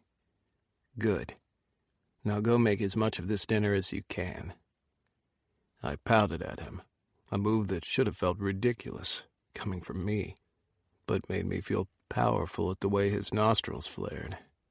I gave him a demure look from beneath my lashes and unlocked the car door. "Okay, Daddy. I'll call you if I need you." I could still hear his harsh breathing filling the car as I hurried up the steps of the restaurant. Just inside the building, I plastered a smile on my face as I tried to calm down from Declan's kisses. If his intent had been to distract me, he had succeeded. I was less upset when the hostess announced my party was already seated. "Dad," Oscar said, getting to his feet when he saw me approaching. I followed the hostess, scanning the seating arrangements, and discovered Summer was missing, despite her assurance she would be here once I showed up. Beside Oscar, Augie also rose to his feet, eager and nervous as he tugged at his tie. They were both dressed to the nines, something they didn't usually take kindly to, and for that reason I was inclined to believe this restaurant hadn't been their pick. "Thank you," I told the hostess when she wished me a pleasant evening. When she left, I turned to my sons, nodding at them. "Hey, where's Summer? I thought she was showing." "She just texted 10 minutes ago that something came up," Augie replied as we all took our seats. I didn't miss my attention that there had been no hugs between us. We had always been close, and this thing with their mother had driven a wedge between us. "And your mother?" I asked. Augie and Oscar shared a look I refused to beg them to explain. It hurt that they were still keeping secrets from me, and suddenly being here tonight didn't seem like such a good idea anymore. My hand itched to fish into my jacket for my phone to call Declan. "She's running late," Oscar answered. "Actually, she wanted to give us a chance to work out our misunderstanding before she arrives." "What misunderstanding?" I asked, grabbing a menu from the table. If they didn't believe anything was wrong, why was there a need to work out anything? "You're mad," Augie replied. "More like seriously pissed," Oscar clarified. "Before we do this, can we order first? I'm kind of starved." And that was how we ended up with a mountain of food between the three of us, stuffing our faces without working out our non-misunderstanding. Halfway through the meal that I was picking at anyway, Augie put down his fork and wiped his mouth before directing his attention to me. "Where have you been staying? I didn't know you had friends here in Columbus." "I'm staying at the Hilton," I replied, omitting that I was with a lover. That tidbit about Declan and I would have to wait until we had sorted out our family matter. "That place is crazy expensive," Augie remarked. "Did you get a raise or something? First the phone, the hotel, and new clothes. You've been splurging." I frowned at him. "Is there a reason I can't have nice things?" Oscar jumped in to defend his twin. "That's not what we're saying at all. You've just never cared before. Dad, you usually shop at the thrift store for yourself, even though you insisted in us not wearing second hands." "There's nothing wrong with wanting better for your kids," I said on a grunt. I had 3 kids to take care of. I wasn't going to spend good money on frivolous things for me. I still won't. This is all Declan. "Ah, so now you can," Oscar concluded. "Just don't dip too much into your retirement funds." I glared at him and decided enough was enough. "Why don't we stop nitpicking at me and talk about the real issue here? I'm disappointed in both of you." "I know," Augie replied. "You keep telling us that, but it's complicated. She didn't want us to tell you."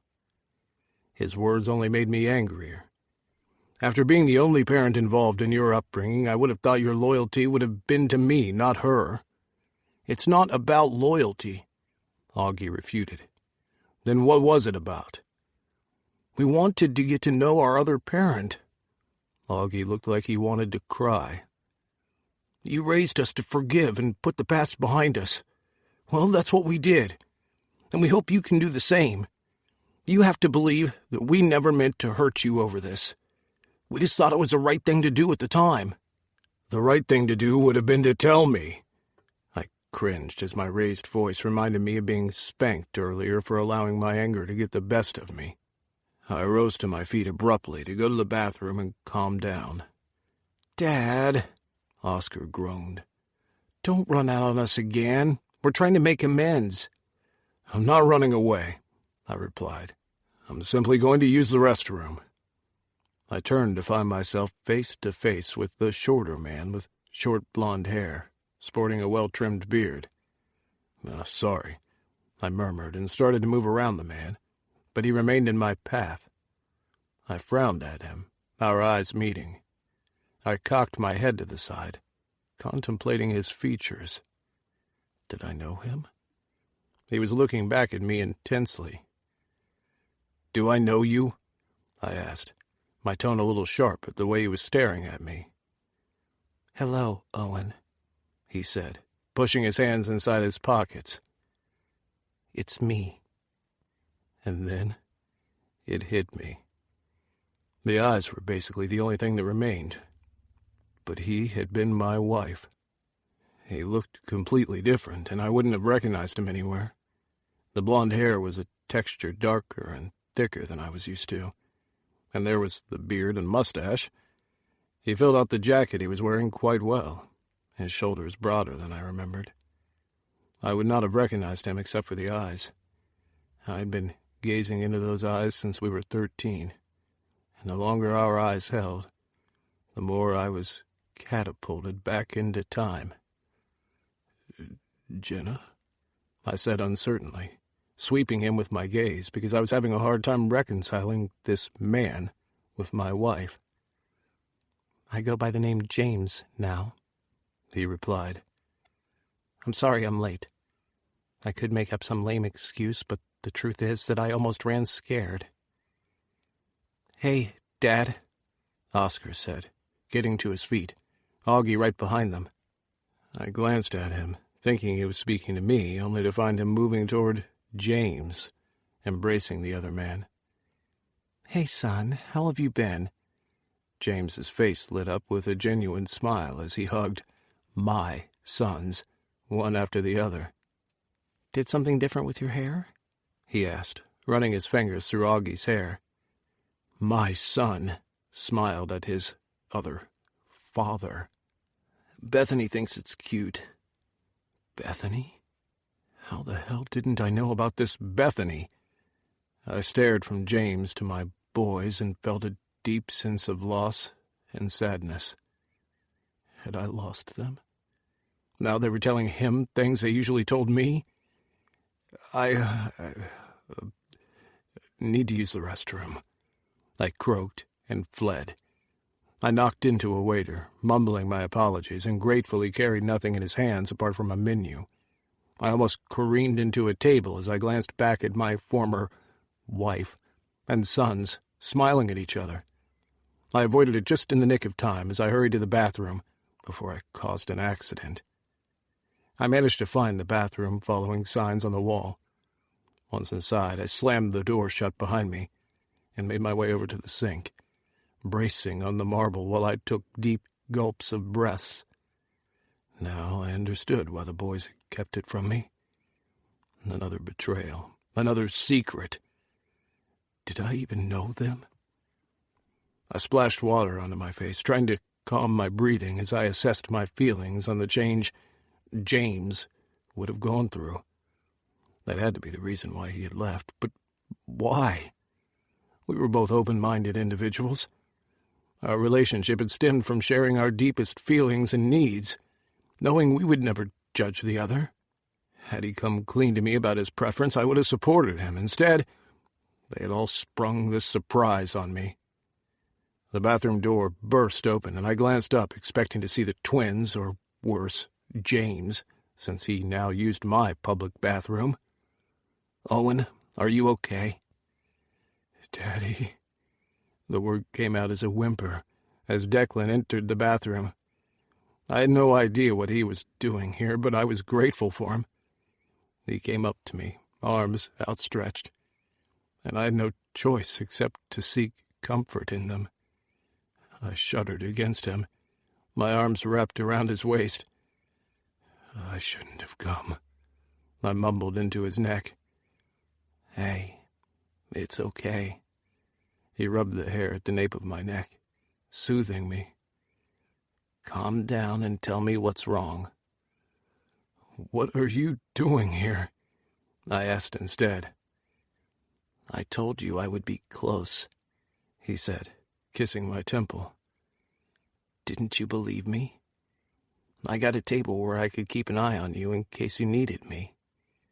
"Oh, thank God," I moaned. "It's a fucking disaster. I feel like I have no relationship with the twins anymore, like they substituted me for him." "What are you talking about?"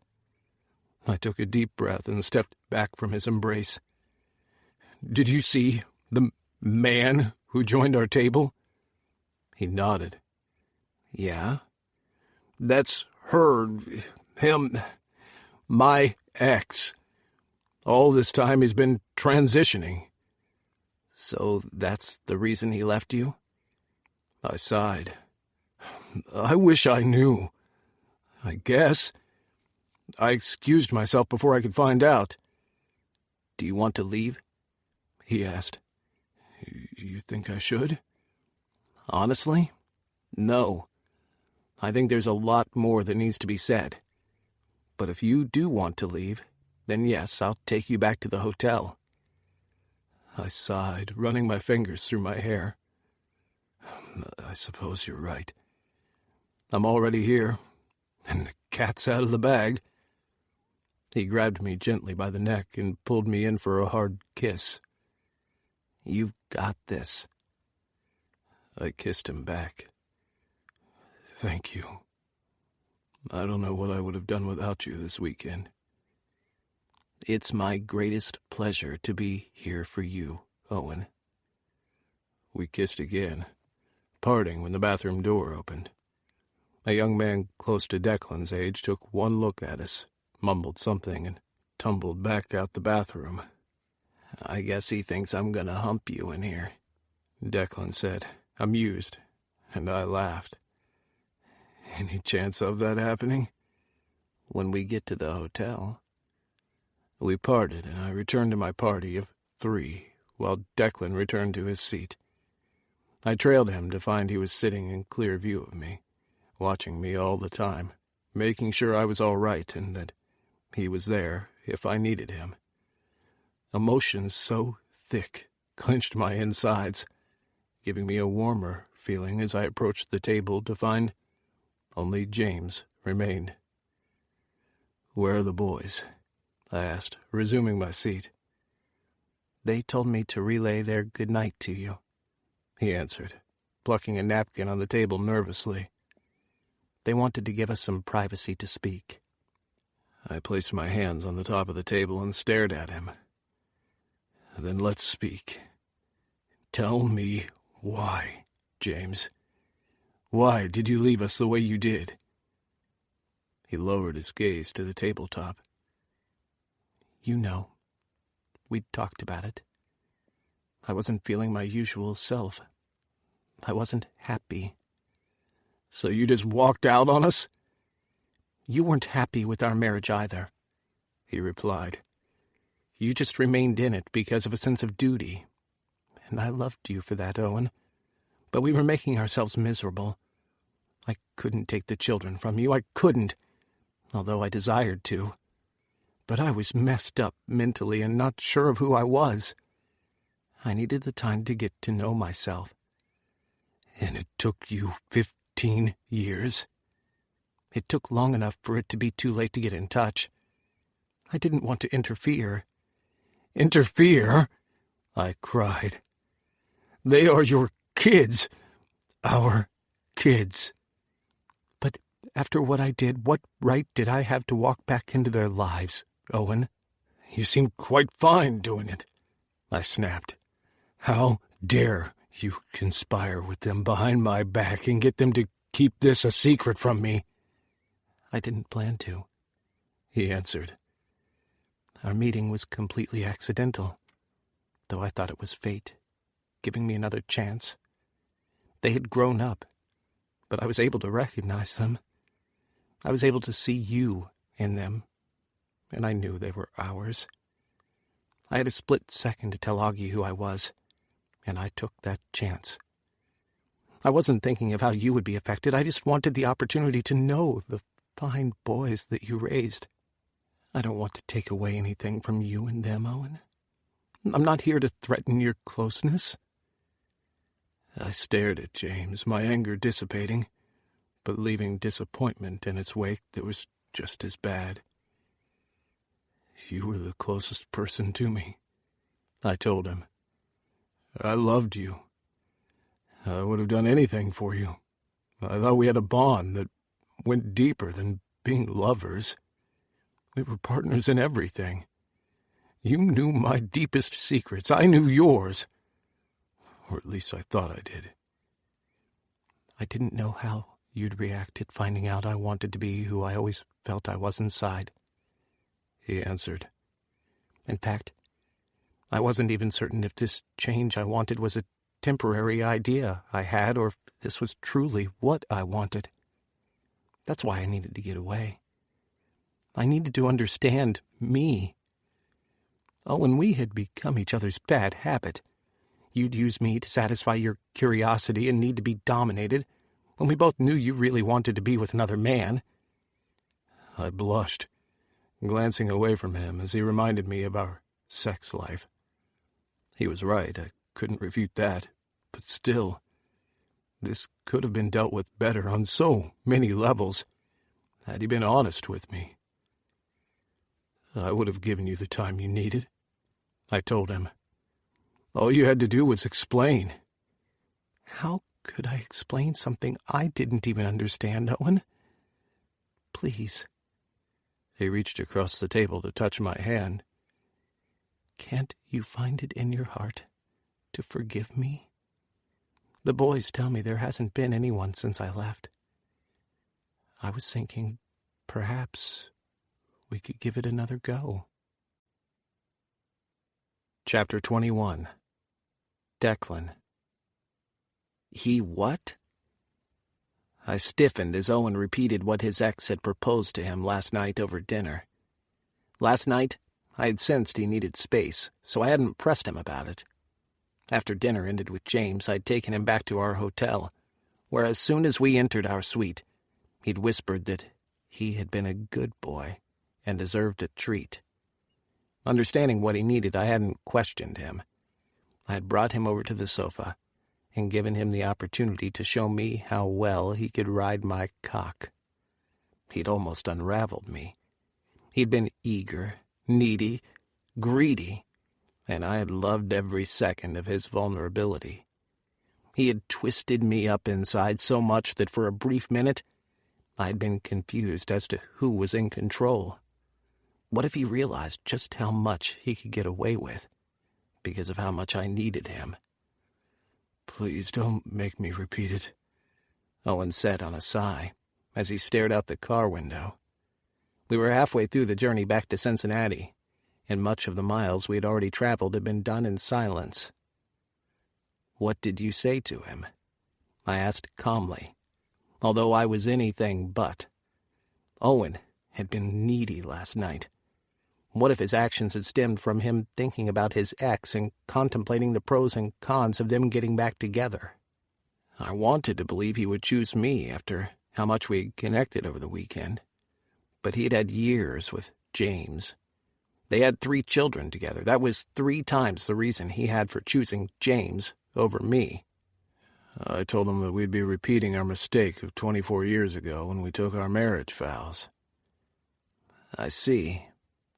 I tried to hide the disappointment from my tone that his refusal had nothing to do with me. That is a good thing, isn't it? It meant he was making the right decision for him. "I'm not sure I can completely forgive him," he continued. "At least not yet. But we've decided to keep in touch for the kids' sake. We're meeting up again next month." New opportunities to rekindle their love. I was under no illusions whatsoever. Owen had loved his ex. They had been friends for years before they got married. "I'm still pissed the twins didn't say anything to me before this," he said, his tone frustrated. "And according to James, Augie's girlfriend is also transgender, which is the reason he hadn't told me about it, because he wasn't sure what I would think. That makes me sad." Well, there are gay people who don't support transgender rights, I reminded him. "But he should know I'm not one of those people." I glanced over at him, my heart skipping a beat. He had no idea just how much of a catch he was. No wonder James wanted him back. I could have taken my private jet to Columbus if I'd wanted to, but I had opted for us to drive, because the journey lasted longer. I wanted every single minute to get to know him. "Owen, tell me about your marriage." His head whipped around as he frowned at me. "What?" "Your marriage," I repeated. "It's a little confusing. I understand you two were friends for a long time before you started dating, but you're submissive by nature. How did you manage intimately with a woman?" "We had an open marriage," he replied. "So you took another lover?" That didn't seem right, when he had told me he had only slept with a guy once. Why would he have taken another female lover when it was obvious what he craved was a man? Owen might have been bisexual, but his preference was evident. "Actually, I didn't take a lover," he answered. "That was more for James's benefit at the time. I could tell he was restless and wanted to step out." "So you gave him the option to do so without it being cheating?" "Yeah. If I didn't, I believed he would have anyway. And I didn't want our marriage ruined. He was right that we'd been having problems before he left." "And your sex life?" I prodded, wanting to know all. "How did you get off?" "I'm not opposed to sleeping with a woman," he said in protest. "We managed fine, and if there were times I wanted to be the one bottoming, he indulged me." His face was averted, but I still saw how red he got. "You mean you allowed him to peg you?" Now that made sense. Owen was a hungry bottom. There was no way he would have lasted for long in a heterosexual relationship where he wasn't having his bottoming needs fulfilled. "Yes, or I kept a dildo handy." "And now, will you go back to him?" I asked, wanting to hear him confirm again. "Maybe if I hadn't met you," he replied, turning to face me once more. "I was quite fine with a lot of things before I came to know you, Dick." My earlier disgruntlement vanished as he had damn near melted my insides. I was plunging fast and needed to know this wasn't an illusion. He wasn't taking this, us, for a game. "Owen, I've one last question," I told him. "What is it?" I shifted on the seat so we were facing each other. As calm as I appeared on the outside, I was anything but. His answer could define what our relationship would turn out to be when we got back to Cincy. "What do you make of us?" I asked him, taking his hand nearest to me and overturning his palm before placing mine on top. "Is this something you can do permanently, or is it a game to you that will one day lose its appeal? Because I'll never get tired of hearing you call me Daddy." "And when I get too old for you?" he asked, and his fingers shook a little beneath mine. "You'll never be too old for me. And besides, you know I enjoy taking care of you. Plus, there's a little matter of the possibility of me kicking the bucket first. It could totally happen, given the strange sensations I'd been experiencing lately." He scowled at me. "I hope that doesn't happen." He flipped our hands so our fingers intertwined. "Listen, when I first called you Daddy, I did it out of humor. I knew the effect it had on you and that it would please you. You could say it started off as a game, but it's become so much more. I may not get why you chose me, but given the past 24 hours, I can honestly say that I've enjoyed being your boy." He glanced up at me, looking more serious than I had intended for our conversation. "I like the way you take care of me. How you seem to know exactly what I need, even if it's a spanking. I just hope I continue to please you in the same way you please me." A part of me harbored guilt for pulling him into a relationship without being completely honest with him about my health. But I couldn't initiate conversation, not knowing what was going on. I'd been avoiding my doctor, who had appealed to me to return if the pains continued, so he could perform further tests. But since the feelings were few and far between and rarely lasted long, I preferred to forget. Promising myself that I'd bring up the subject after I saw a medical expert and had something factual to report, I pushed the thought of not being completely well from my mind. Besides sex and spanking, which were high on our list of interesting things to do, I enjoyed talking to Owen. He listened and asked questions. He wasn't afraid to talk about his childhood and his family's rejection. At least Charles was okay with me being gay, which didn't necessarily mean anything other than his lack of concern over what I did with my life. We were finally in Cincy and driving Owen home when the topic of Pride came up. Pride was probably the only huge event I kept abreast of. Last month, in May, I had traveled to England to take part in the Birmingham Pride Parade. I hadn't been on the ground, per se, since Pride events could be crammed with people, but I had been able to bask in the gay atmosphere from the private balcony of my hotel room. There was always a lighter, happier ambience during Pride events. "Sounds fun," Owen remarked when I told him about my experience in England. "I've never been to a Pride event." "Never been to Pride?" I inquired in disbelief. I think every person alive should experience Pride at least once. "It wasn't exactly priority given the children," he explained with a shrug. "But now you have no excuse," I told him. "Hideout Pride's the kind of place I want to be. Too much noise and crowds. I'd rather grab a beer and watch it in front of the television." When we eventually dropped Owen off, and I kissed him so hard he melted against the door of his house, I had an idea. I would take Owen to his first Pride event. There were several ways to enjoy Pride, and if he preferred a private viewing, we could always get accommodations around the location where we could watch the entire thing from our hotel room, and I had an idea exactly where I would take him. Chapter 22. Owen. "Harder, Daddy," You love Daddy's dick, don't you, boy? Tell me how much."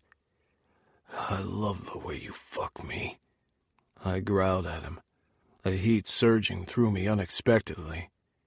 Declan had one of my legs pinned into the mattress and the other held vertical in a position I never thought I would be able to find myself. He was good at that, commanding my body to position the way he desired. Like the tune to his melody, my body followed wherever he played. Gripping the bed head, sweat dripping down my face, I moved my lower body in tandem to Declan's ferociously pumping hips, helping myself to more generous servings of him. His cock stretched my ass, filling me in the most delicious sensation before he pulled out, leaving me wanting, then filling me up again. I was already so close to the brink, but I needed his permission, always his permission, which made my release so much better, so much sweeter. My grunts filled the room, and I made no effort to censor the cuss words that tripped from my lips each time he thrust harder. There was no one else around to hear anyway. Another beautiful advantage to having my home all to myself. For the past 2 weeks, Declan had dropped in whenever he liked, once I was home from work. More often than not, we ended up in bed, or the floor, the kitchen counter, and once on the couch. Declan pulled out and released my leg. "On your knees," he instructed. Keening at the absence of him inside me, I turned over just as quickly as he had said these words, dropping onto my knees and gifting him with my ass. "Eager for Daddy's cock, aren't you?" I heard the smirk in his voice as he crammed me full once more. Instead of moving, he slapped my ass hard, and I groaned. I'd developed a real fetish for his spankings, and sometimes pushed his buttons when I wanted my ass to sting from his palm connecting with my flesh. "Help yourself, boy," he growled at me. "You want that cock, you better work for it." I didn't need to be told twice. I moved forward, then backward, my rhythm starting out slow as I did exactly what he had commanded. He hissed above me, and when I glanced back and saw the look of awe on his face, my heart blossomed. I moved faster, pushing my torso forward into the bed to give myself leverage as my ass slapped into his pelvis over and over. I was just getting into the ride when Declan grabbed me by the hair and pushed my head into the bed. With his other hand, he jerked my ass upright, even more, and crouched over me while he pounded me. I gripped the bedsheets, my grunts louder as he encouraged me in that sexy voice of his to take more of his cock. I loved our sex from our first time together in my living room. If ever I doubted that I was a bottom, Declan had taught me for certainty that I was.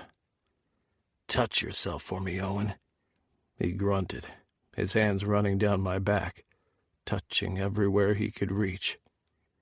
"Thank you, Daddy," I moaned, reaching beneath my body to grasp my cock. I was already coiled so hard that all it took was one jerk of my shaft before I was spewing all over the bedsheets. Declan slowed the motion of his hips as I skyrocketed through my climax. I slumped on my upraised arms, trying to catch my breath. Declan pulled out of me and pushed me over onto my back on the other side of the bed, away from my cum. "Tell me where you want me to come," he hissed, condom removed as he straddled my abdomen. "Everywhere," I answered. He moaned, and the look on his face fascinated me. His pupils dilated, his body jerked, his muscles contracted, and he seemed almost transported to another dimension. "Open up," he rasped at me, and I opened my mouth as his cock erupted cum all over my face. I caught but a few droplets on my tongue. A shudder rippled through him before he stilled. "Fuck, Owen." We blew hard as we tried to recover. With a groan, Declan rubbed at his abs and rolled off me. "Why do I have a feeling I have cum in my hair?" I moaned. Beside me, he chuckled. "I'm pretty much certain you do. Here, let me help." He rose up off his arms and dipped his hand in the sticky mess on my cheek. When his fingers traveled to my lips, I didn't hesitate to open up and allow him to feed me. He repeated the process until most had been cleared from my face. "Good," he teased. I made a face. "Not particularly, but I'm acquiring the taste." He laughed, a sound I was getting used to every week that went by. I couldn't believe 2 weeks had already passed since we came back from Columbus. 2 of the best weeks of my love life. Declan continued to be attentive and caring in every aspect. Sometimes he had business which demanded his attention for most of the day, but there was always a text or a call, or I'd get home to find more roses delivered on my doorstep. The last time, they had been accompanied by theater tickets, and that was to be our destination tonight. While my relationship with Declan thrived, I worked on repairing the trust broken with my kids.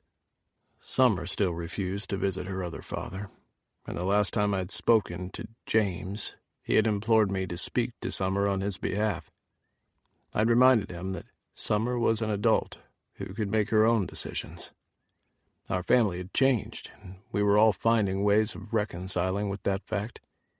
I would have felt lost, without purpose and direction, if not for Declan. He rolled off the bed and grabbed hold of my arm. "Come on, lazy boy. Let's get you in the shower. Our show is in an hour and a half." I groaned, but complied. "We're still going?" "Of course," he announced. "Why wouldn't we?" He actually asked it with a straight face, and I directed it right back at him. I don't know. Perhaps the fact that I was dressed and everything, but someone saw fit to rip my clothes off and fuck me stupid. "I didn't rip them," he denied, jerking the sheet from the bed.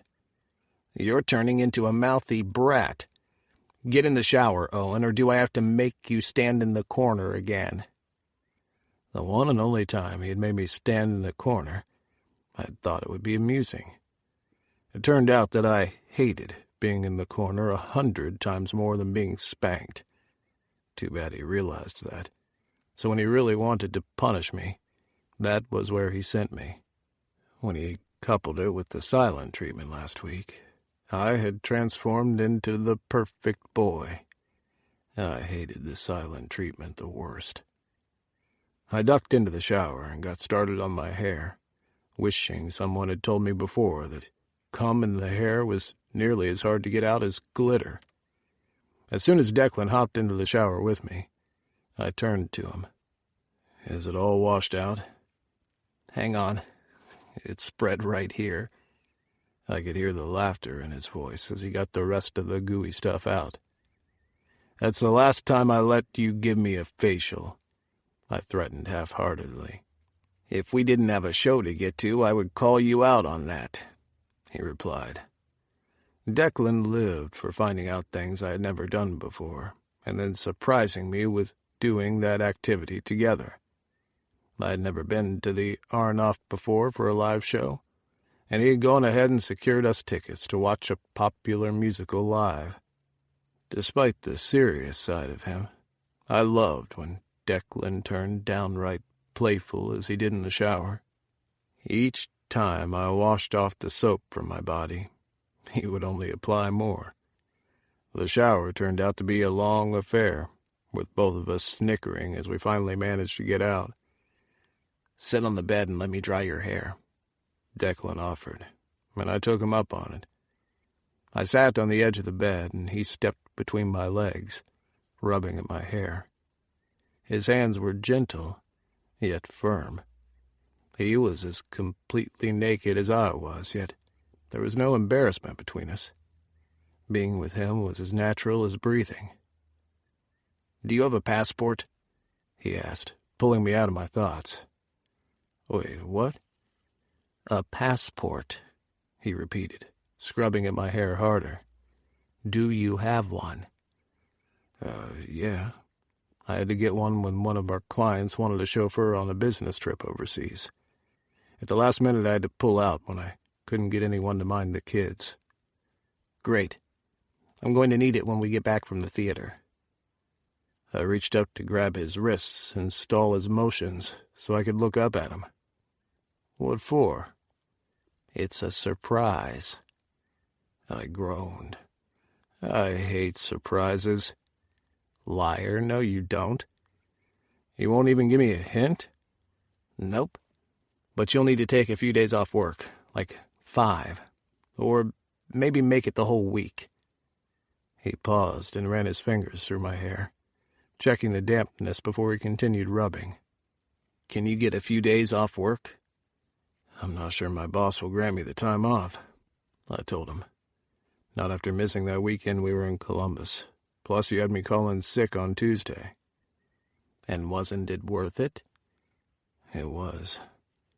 I'd been met with breakfast in bed, and the day had continued in that direction. "I can't keep taking a day off," I replied, chewing on my bottom lip. I wanted to go wherever he had in mind because he was right. His surprises were always good.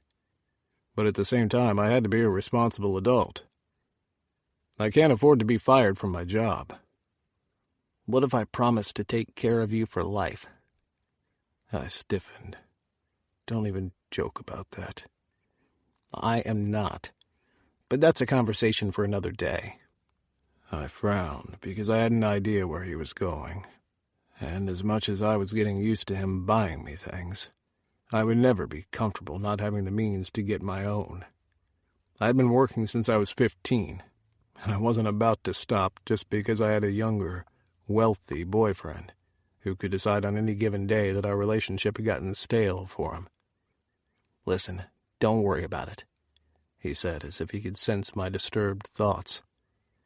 "I'll take care of everything, including your time off." His money, of course. He thought he could control situations because he had the money to get people to do whatever he wanted. I was a bit disquieted that I was adapting to his lifestyle when I used to view rich people as snobs and manipulators. "Just don't get me fired from my job," I told him quietly. He tugged in my hair. "Have a little faith in me, Owen. Daddy makes things happen, and you best believe this is going to happen." Chapter 23. Declan. "You're taking him to Brazil?" I winced at Rich's loud voice so early in the morning. I hadn't slept well last night. In fact, I hadn't been sleeping well for the past week, because I hadn't been able to spend as much time with Owen.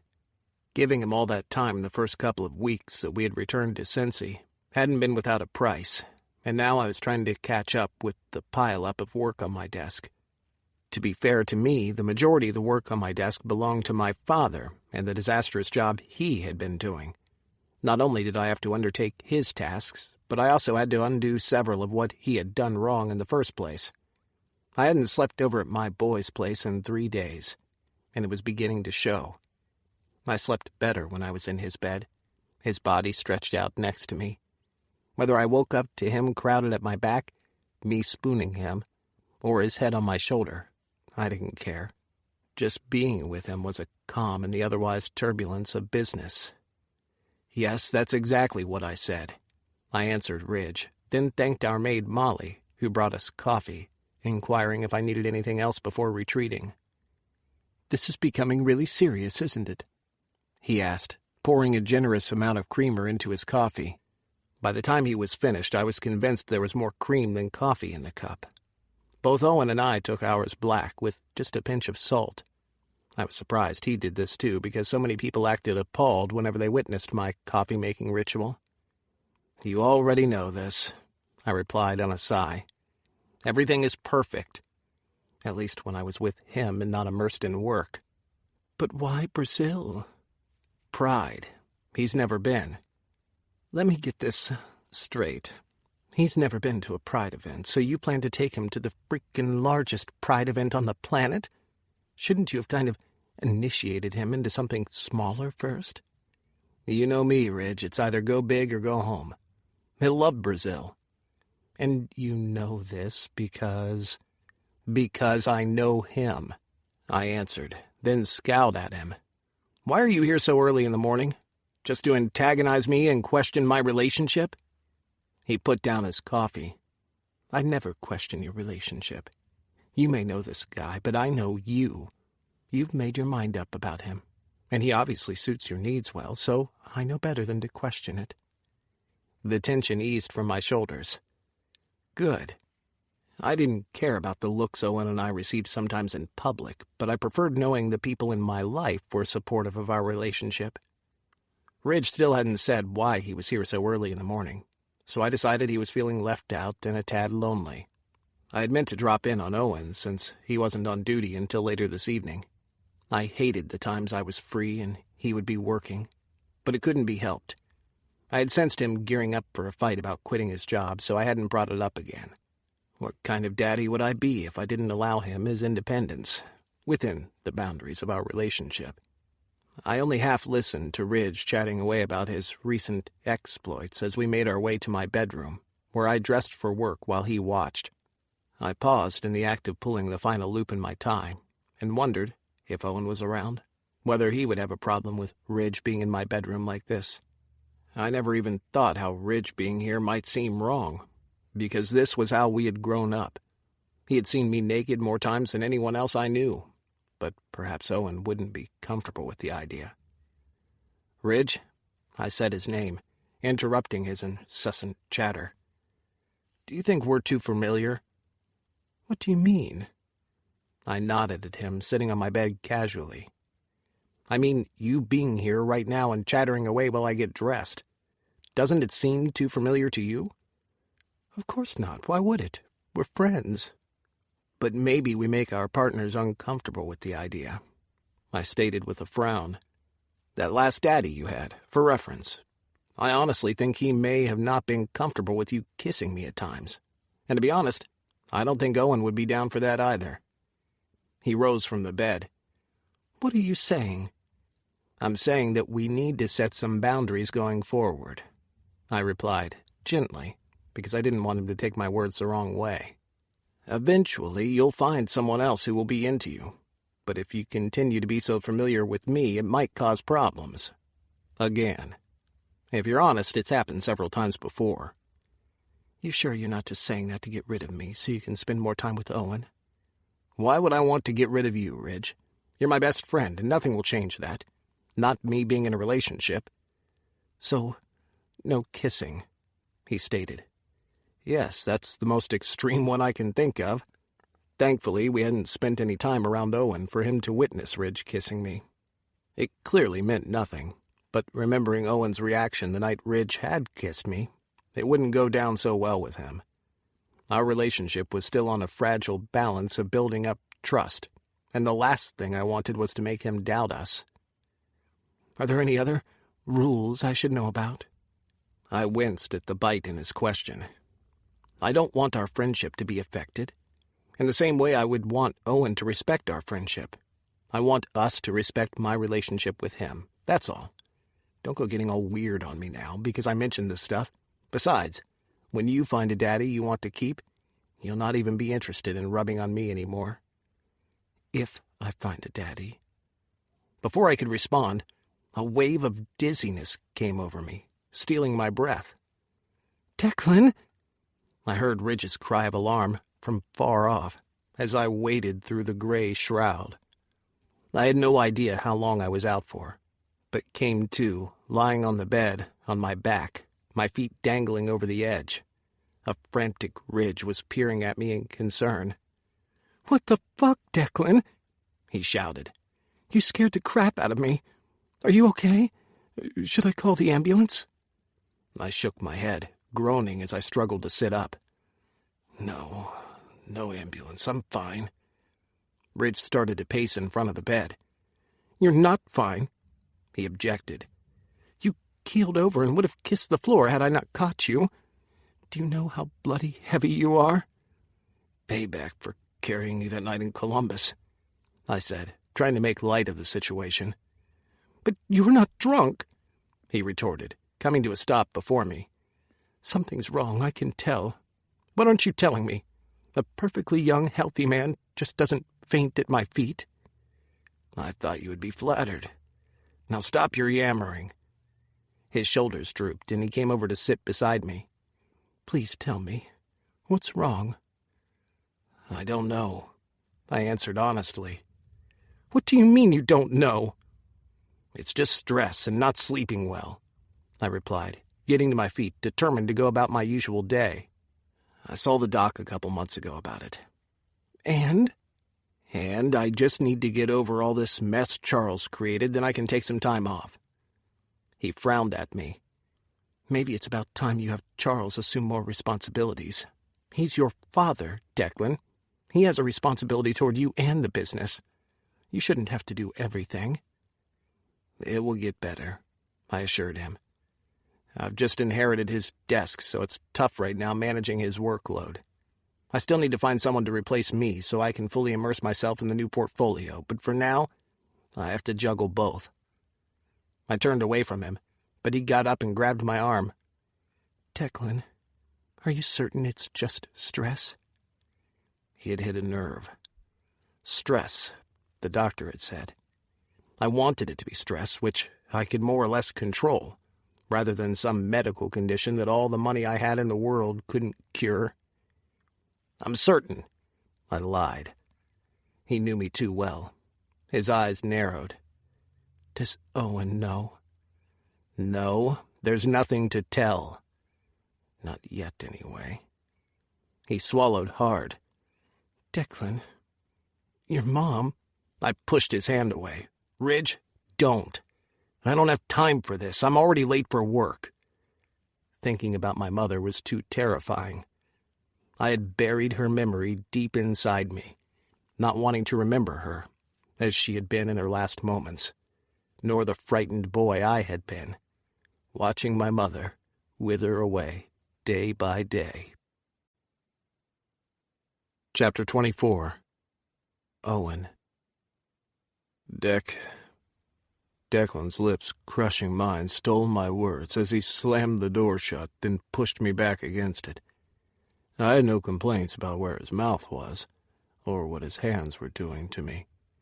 He had them in the back of my jeans, cupping and squeezing my ass as he ground his pelvis into mine.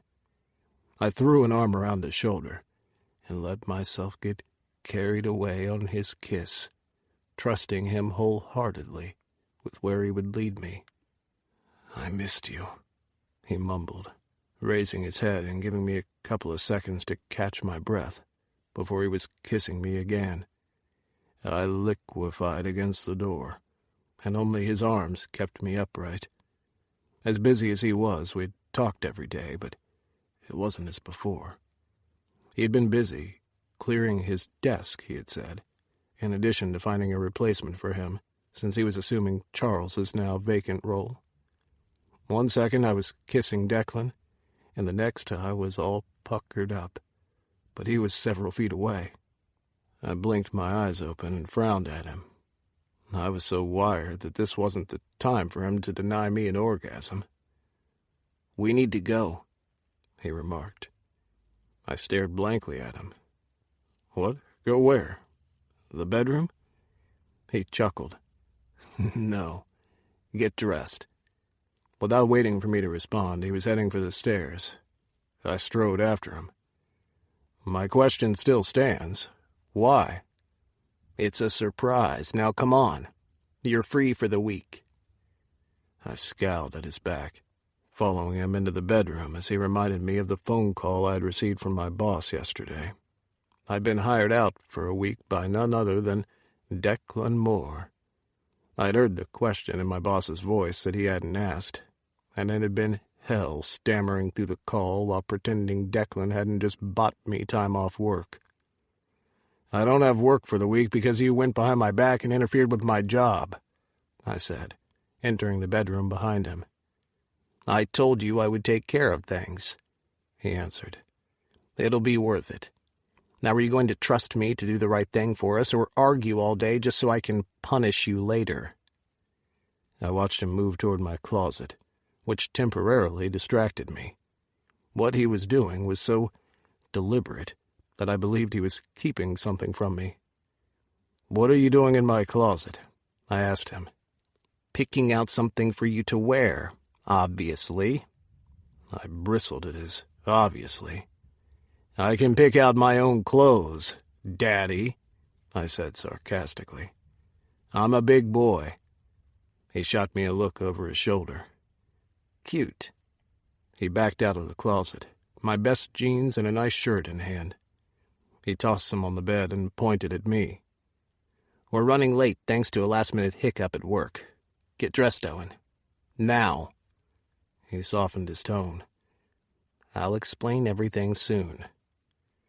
I opened my mouth to argue, and damn being placed in a corner or being given the silent treatment, but before I could speak I noticed something different about him. His eyes were exhausted, the corners of his mouth a little pinched. "You okay?" I asked him. His eyes widened as if he was surprised at the question, which brought on another revelation. I didn't ask him nearly enough how he was doing. Even when he was swamped at work and called me, he asked how I was doing, not the other way around. I might have answered right back at him, but never gave it real thought. How could I be such a selfish bastard? "I'm fine," he replied, but he couldn't meet my eyes, which worried me even more. "Are you sure?" "Stop procrastinating and get dressed," he commanded, ignoring the question. "I won't make a fuss anymore about where we're going, if you answer my question, Daddy," I said, knowing the effect that would have on him. "Are you positive you're okay?" His features softened, and he walked over to me, cupping my chin. "I told you, I'm fine. Just a little overworked, which is why this is important to me. I need to get away for a few days, and I'm taking you with me. Now will you please get dressed?" I nodded. "Okay." I didn't question him after that as he watched me put my clothes on. "Do I need to take anything?" I asked, uncertain. "No, you're ready. I got your passport." My, passport? So many questions flew around in my mind, but I had agreed to go along meekly if he answered my question, which he had. He only smiled at me, not explaining, and with a groan I tagged along. "Trust me," was all he said, and since he had yet to fail me, I decided I would. His car was parked in the driveway, Silas smiling when he saw us. After transporting us around so many times, I was more at ease with him. He was friendly enough, and we'd struck up conversations before since our job was a common factor between us. I'd figured with as much as he knew about those days and nights spent making out in the back seat of the car with Declan, I might as well get friendly with him, for things to not be awkward. "Hey, Silas, your granddaughter feeling better?" I asked him as I walked toward the car beside Declan, whose hand was casually draped about my hip. I liked that he was an affectionate daddy. In the past, I always thought of daddies as getting off on punishment and making their boys feel little. I couldn't have been more wrong in my misconception, and I had Declan to thank for opening my eyes. I was grateful enough to have found a younger daddy who was everything I never even dreamed of. "Doing better, but now my grandson has the flu," he replied on a sigh. "Oh, man, sorry about that. Hope he gets better soon." I stopped at the door he had opened for us and asked, "Where are we off to today?" Declan swatted my ass, the first time he had done that in public. Get in the car and stop trying to sneak answers out of our driver." Silas hid his chuckle behind a cough, and face burning, I ducked inside the vehicle. Declan entered after me, and we were off, driving to an unknown location. The only thing he had allowed me to bring was my phone, so I figured we wouldn't be gone for long or far. "You know, this might equate to kidnapping," I told him, trying to figure out where we were going based on our direction. "If it is, you'll enjoy it." I settled back against the seat and shrugged, deciding to let whatever was about to happen unfold. But I became suspicious when we were on Eastern Avenue. We were heading in the direction of Wilmer Avenue, where the airport was. I glanced at him suspiciously, and he only smiled at me. He wouldn't. Not like this. If we're going out of the country, he would have given me more notice to prepare. But he had mentioned passports. He could, and he did. I stared at a loss for words as Silas drove us on to the airport grounds. "Declan," I groaned, palms sweating. Apart from the brief business flight I had almost taken, I had never flown out of the country before. "Why are we here?" "I promised to take you to a pride event," he said, his face the most relaxed I had seen him since he picked me up. "This is it." "Where are we going?" I asked him as Silas parked and came around to get the door. "Brazil." Brazil? I was speechless as Declan took charge and guided me from the vehicle toward a private area for us to be screened before our flight. We didn't join the usual queues, he explained, because we were not taking a commercial flight. We were traveling to Brazil by a private jet. My brain did shut down a bit then. I always knew Declan was wealthy, but this was the first time I was seeing his money in full effect. I'd been on interstate flights before, and the treatment we received was completely different from what I had experienced before. Bright smiles greeted us, as Declan was easily identified. If he didn't keep a hold of my hand, I would have probably felt too intimidated to move along with the whole process. Our passports were checked, but the agent barely glanced to ensure everything was in order before wishing us a pleasant trip. "This is unbelievable," I heard myself mutter, only for Declan to lean over and kiss me briefly before guiding me toward the checkpoint, where our private jet awaited. I tried to be cool then, to act like this was the norm, and he hadn't impressed the heck out of me with this trip. I couldn't stop staring at the jet, while my heart thumped in my chest. Declan's wealthy, like filthy rich.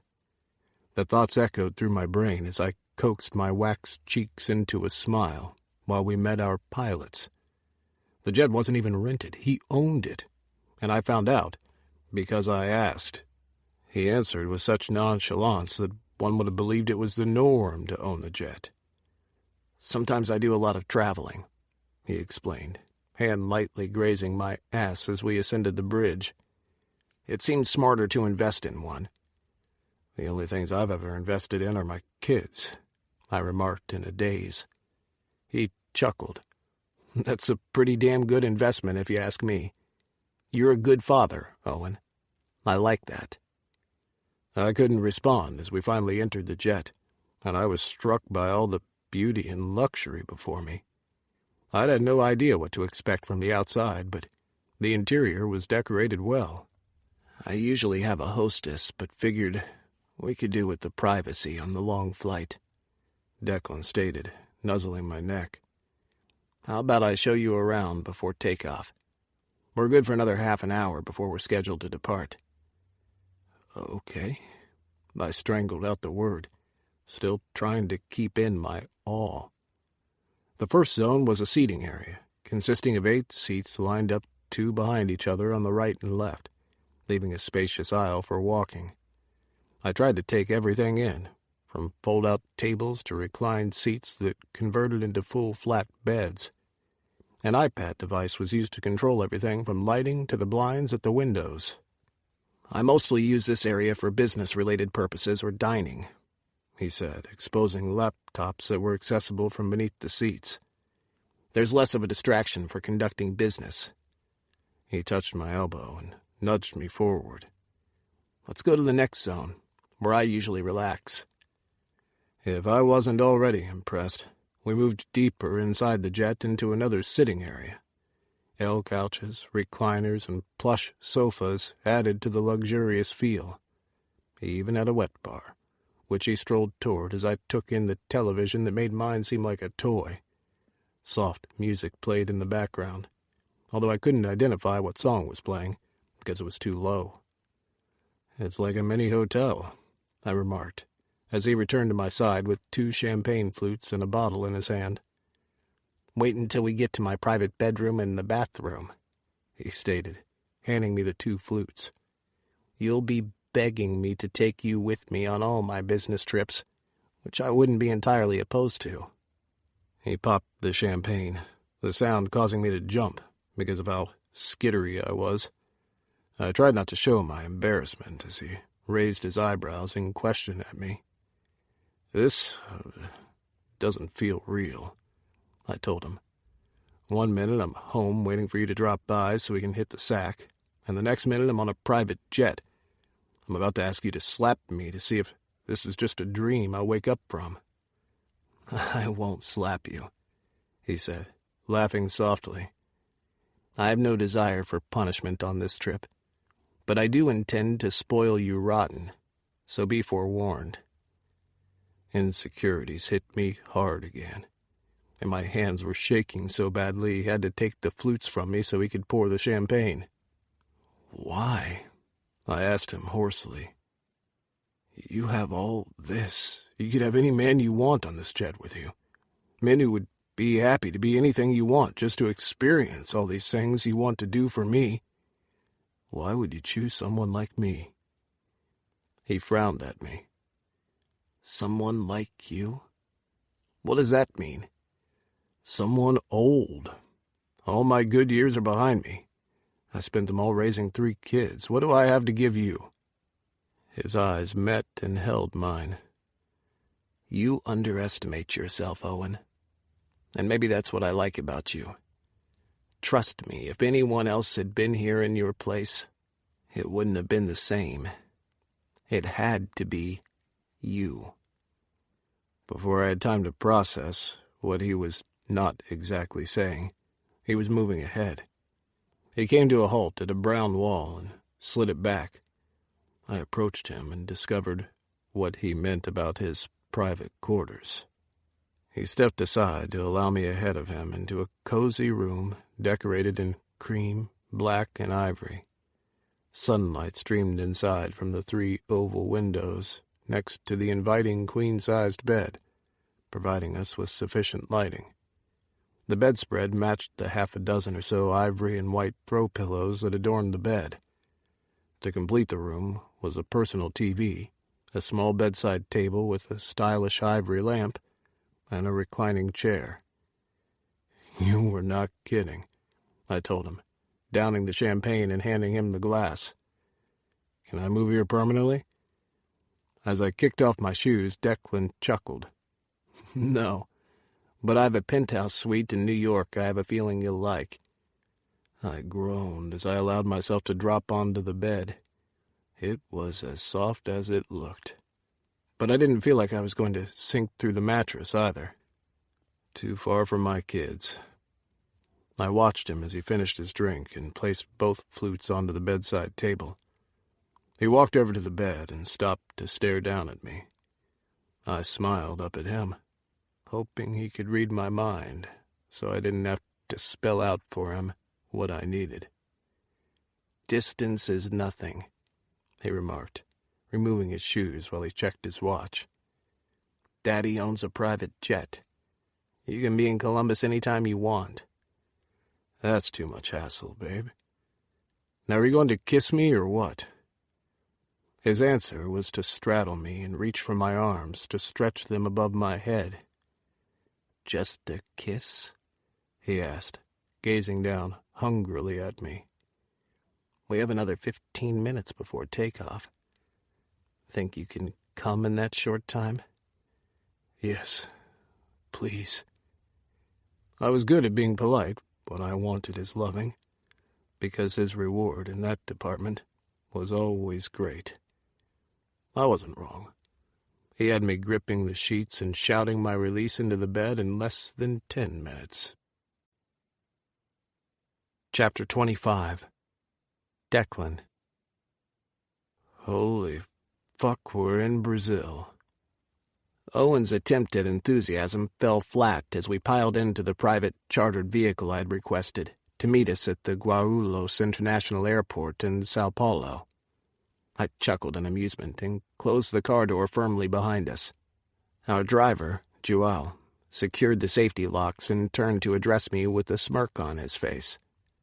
If I'd had a choice about the situation, I would have requested another driver. But it was almost 3 a.m., and I needed to find Owen a bed. The poor thing was exhausted from the 12-hour flight. Você está pronto, senhor? João asked, smiling invitingly at me. This wasn't my first time in Brazil, and I was aware how some of the younger men made extra cash on the side. He'd been checking me out since I introduced myself and Owen as my partner. The question in his eyes as he looked from Owen, who had been leaning heavily on me, didn't need translation, and I was grateful Owen was too sleepy to notice the interest. Sim, estamos prontos, I answered, assuring him that, yes, we were ready. He gave a shrug, then adjusted himself in his seat and backed out of the airport's parking lot. A loud thud drew my attention beside me to where Owen had crashed into the door, still fast asleep. Shit.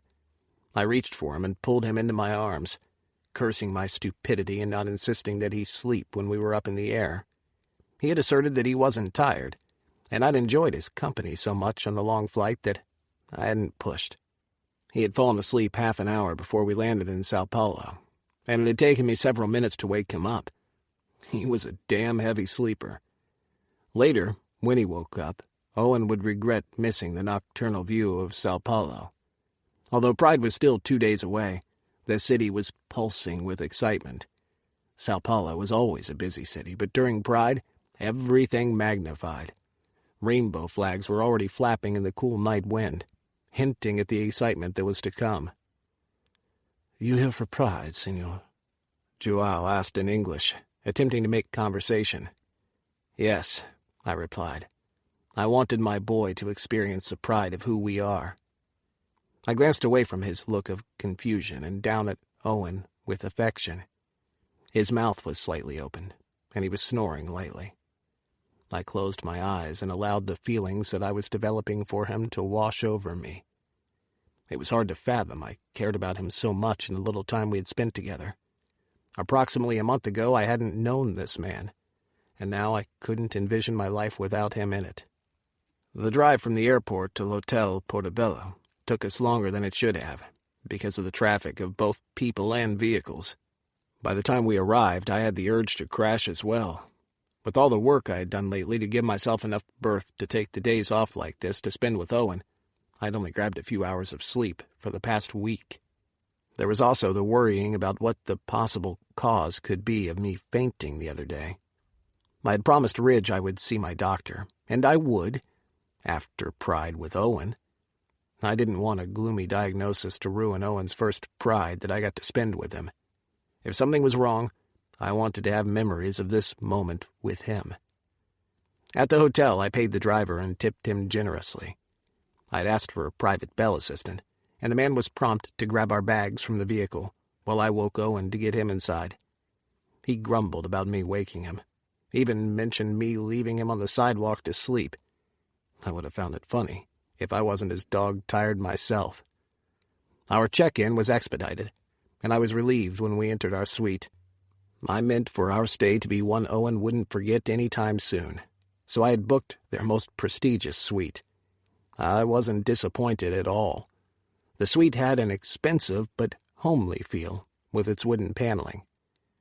I'll be back in a minute, I told Owen as I supported him inside our private sleeping quarters and guided him to the king-size bed to sit. Can you get your clothes off? I'm just going to tip the bellhop.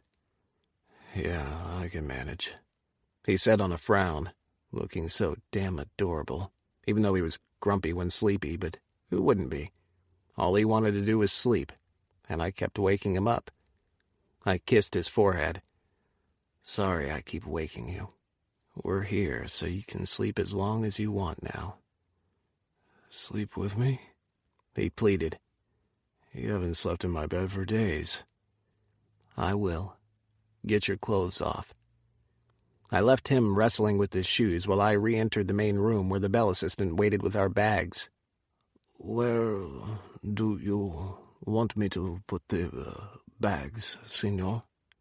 He asked, his English good, but halting, as if he had to give thought to each word before he voiced it. Right here is fine, I responded. We'll pick them up later. Right now we both desire a nice long sleep. He smiled, and I had the impression he didn't understand spoken English so well. I fished my wallet from my pocket and tipped him. His eyes lit up at the amount I handed him. Obrigado pela sua ajuda. I thanked him for his assistance before I let him out and closed the door. Finally. I left our bags right there in the main room while I returned to our bedroom. I groaned when I found Owen lying on the bed with his jeans half on. It was as though he decided he couldn't be bothered before grabbing the pillow and going back to sleep. I worked his jeans down his legs, knowing from experience how uncomfortable sleeping in them was. I unbuttoned his rumpled shirt and had most of the challenge getting his arms through the sleeves. He eventually cooperated, through his mumbled protests. Once he was undressed, I coaxed him under the covers before I attacked my own clothing. I made a quick stop in the bathroom to pee before returning to the bedroom and joining him under the covers. We were here in Brazil for pride. There was nowhere else that I would have preferred to be, and no one else I would have rather come with. Usually I tossed and turned, a million thoughts going through my head before I was able to sleep. Tonight, I had no such problem. As soon as my head hit the pillow, I found myself drifting. Before I slipped away into nothingness, I felt the bulk of Owen's body settling closer to me, his arm thrown over my hip. My heart pounds in my chest as I glance around to check that nobody saw me. Everyone is inside the house, and for the first time, I'm happy to be the forgotten child. I grip my shovel harder in my fist, digging into the soft earth, since it had rained the night before. When the root of the plant breaks away from the soil, I'm excited that I have another flower. I pause, wiping my sweaty forehead with my dirty hand and counting the number of flowers on the ground. 4. Are they enough? I have no idea, but if I stay out much longer and Papa catches me, he will send me to my room and forbid me to see Mama. I can't let that happen, so I decide that 4 stalks of roses will do. The first time I had brought flowers to Mama from her garden, I had thought she would be furious at me for digging up her rose bush. She hadn't. She had smiled at me for the first time in a long while and told me that the rose made her feel better. I think maybe if I gave her enough roses, then she will get all better, and everything will be like before she got sick. I hide my shovel in the overgrown weeds and grab the roses. In my haste, I'm careless, and several thorns prick my skin. Tears gather in my eyes, but I refuse to cry as I pull the thorns out. Papa had scolded me for crying the first time I had seen Mama sick. Now, I don't cry any at all, even if I want to. He says crying makes her sad, and I need to be strong for her. I slip into the house through the back door and hurry along the corridor. I check right and left before darting into the hall and clambering up the stairs. I run to Mama's bedroom door, but come to a halt when the maid Anna spots me. "Declan, what happened?" she asks, her voice rising. "Were you in the rose bushes again? Your father will be furious." I show her the flowers and turn pleading eyes to her. "I picked them for Mama. She says they make her feel better. Please don't tell Papa. I won't disturb her." She frowns at me, and I'm not sure if it's the tears that gather in my eyes that I was trying so hard not to cry, which finally makes her nod. Okay, fine. Hurry up, but straight to the shower with you afterward before your father finds you looking like this mess. I smile at her and slip into Mama's bedroom. I close the door behind me and pause just inside the room, finding Mama's frame on the bed. She's sleeping, but as if she senses I'm there, she opens her eyes. Declan, honey, is that you? Yes, Mama, I answer, suddenly unsure if I should go any closer. I'm close to tears, and I don't want her to see me cry and get upset. Papa will be mad. Come closer, son, she urges me, and I can't say no to her. I approach the bed and show her the flowers. I bring more flowers for you. Do you feel better today? She smiles at me and reaches out to touch me, but I'm scared of the skin and bones of her hand and step away. She tucks her hand back beneath the covers and turns away from me.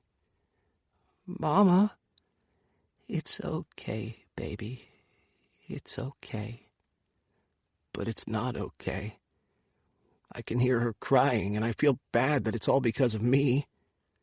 Before I can say anything, the door opens.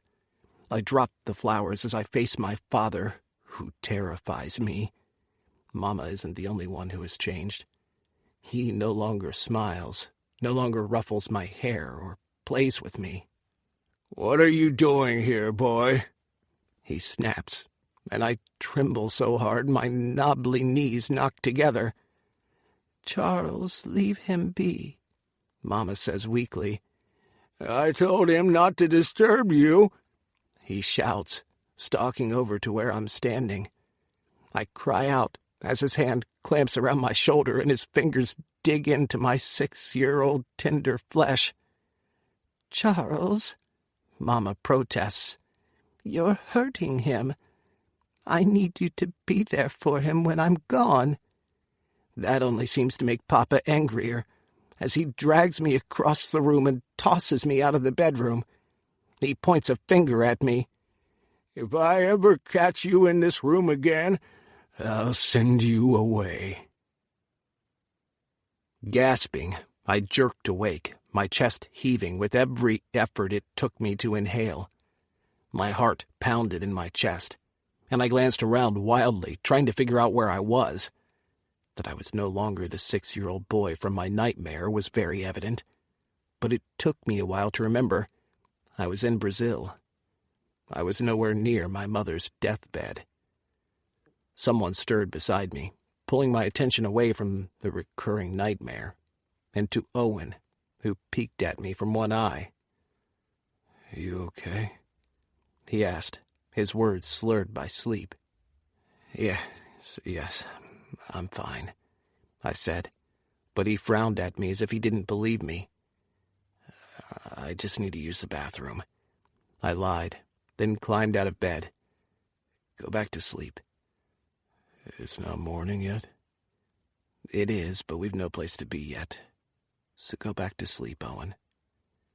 He nestled back down beneath the covers before he raised his head and peered at me again. "You sure you're okay?" "Positive. Go to sleep." I didn't wait for him to question me anymore, but made my way to the bathroom. From the lethargic movements of my body, I hadn't gotten enough sleep, but I knew better than to think I would be able to get more rest after that nightmare. I took a shower, hoping that would buy me some time to regain my composure before facing Owen again. I didn't need to worry, as he had fallen asleep again by the time I exited the bathroom. Chapter 26. Owen. "What the fuck, Declan? You want me to wear that out in public?" I stared in horror at the expensive collar and leash Declan placed on the bed. The words, "Daddy's boy," was spelled out with rhinestones on the collar, and there was no mistaking what it meant, especially when Declan meant to keep the leash to my collar. It's pride, Owen. Nobody gives a damn. It's also a way to ensure I don't lose you in the crowd. "Couldn't you have found another means? I still eyed the collar, apprehensive of that thing being around my neck. It's just a collar you'll wear for an hour or two, he answered. Now be a good boy and sit on the bed so I can get it on. Consider this makeup for yesterday. I groaned and sat on the bed. I already apologized for sleeping through the entire day. That's what you get for having a middle-aged boyfriend. We get tired and take longer naps. He laughed at me while he scooped the collar from the bed. You keep up well enough when we have sex. I smirked at him. Because I let you do all the work. That had him laughing harder. Well, that's true enough. I smacked him in the gut. Hey, you're not supposed to agree. I deserve some credit for riding you last week. I damn near slipped out my knee, too, doing it. When he laughed even harder, I felt better and pleased that he no longer looked tired and brooding. He didn't like my querying if he was okay, so I had scaled back asking, but I was observant, and he looked more wan than usual. Something was up with him. I could feel it in my bones. Maybe it was from the years of being sensitive to my kids' needs as they were growing up, but Declan was keeping back something from me. I had feared that something was him wanting to end our relationship, but trying to figure out how to go about it. As much as I argued about the collar, seeing it had dispelled that notion.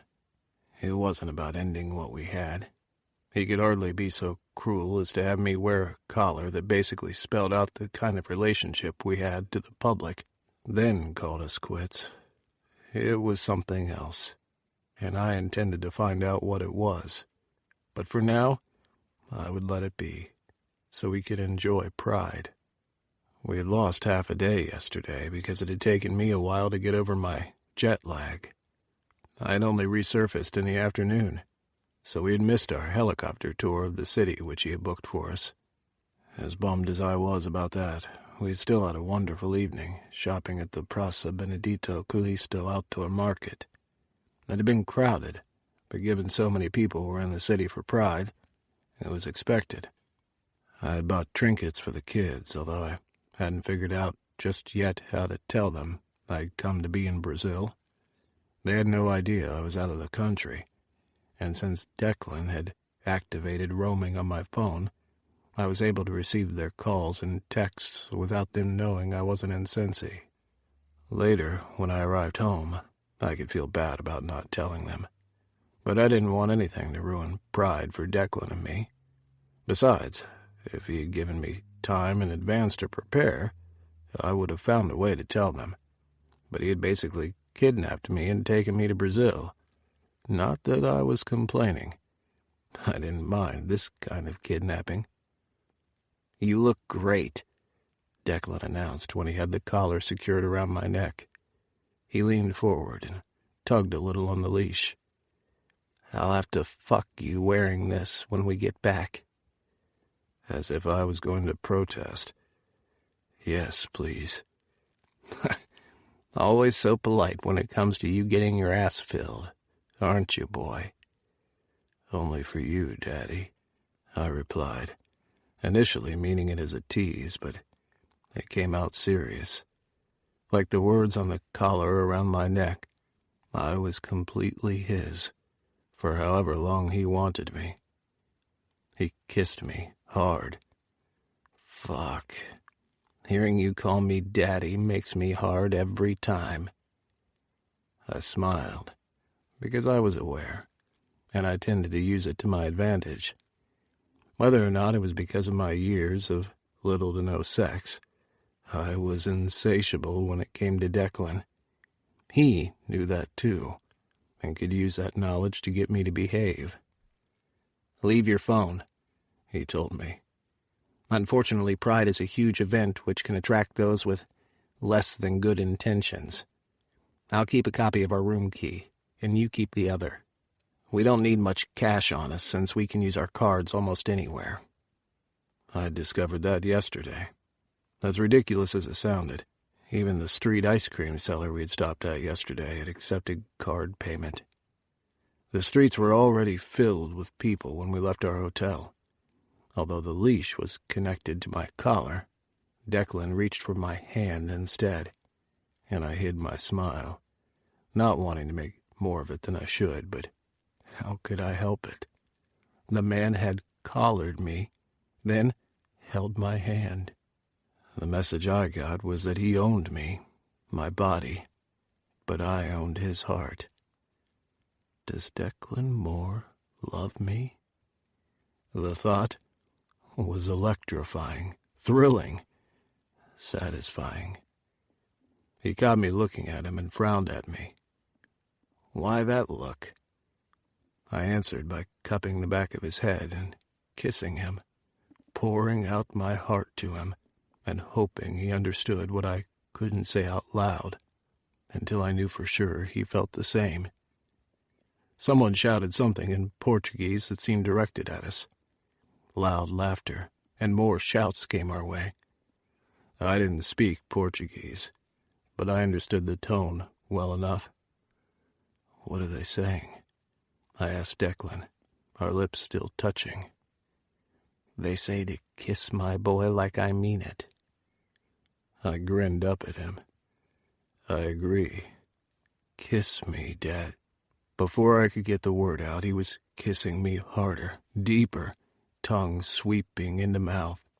I gasped at his hands creeping down my back to grab my ass. He ground his crotch against mine, and my knees almost gave out. Declan was practically humping me right there in plain sight of everyone, and I was allowing it. Love is love, A woman cried in English. She sounded surprisingly British. Declan, I've got a hard-on, I moaned when he eventually released my lips. So do I, he answered.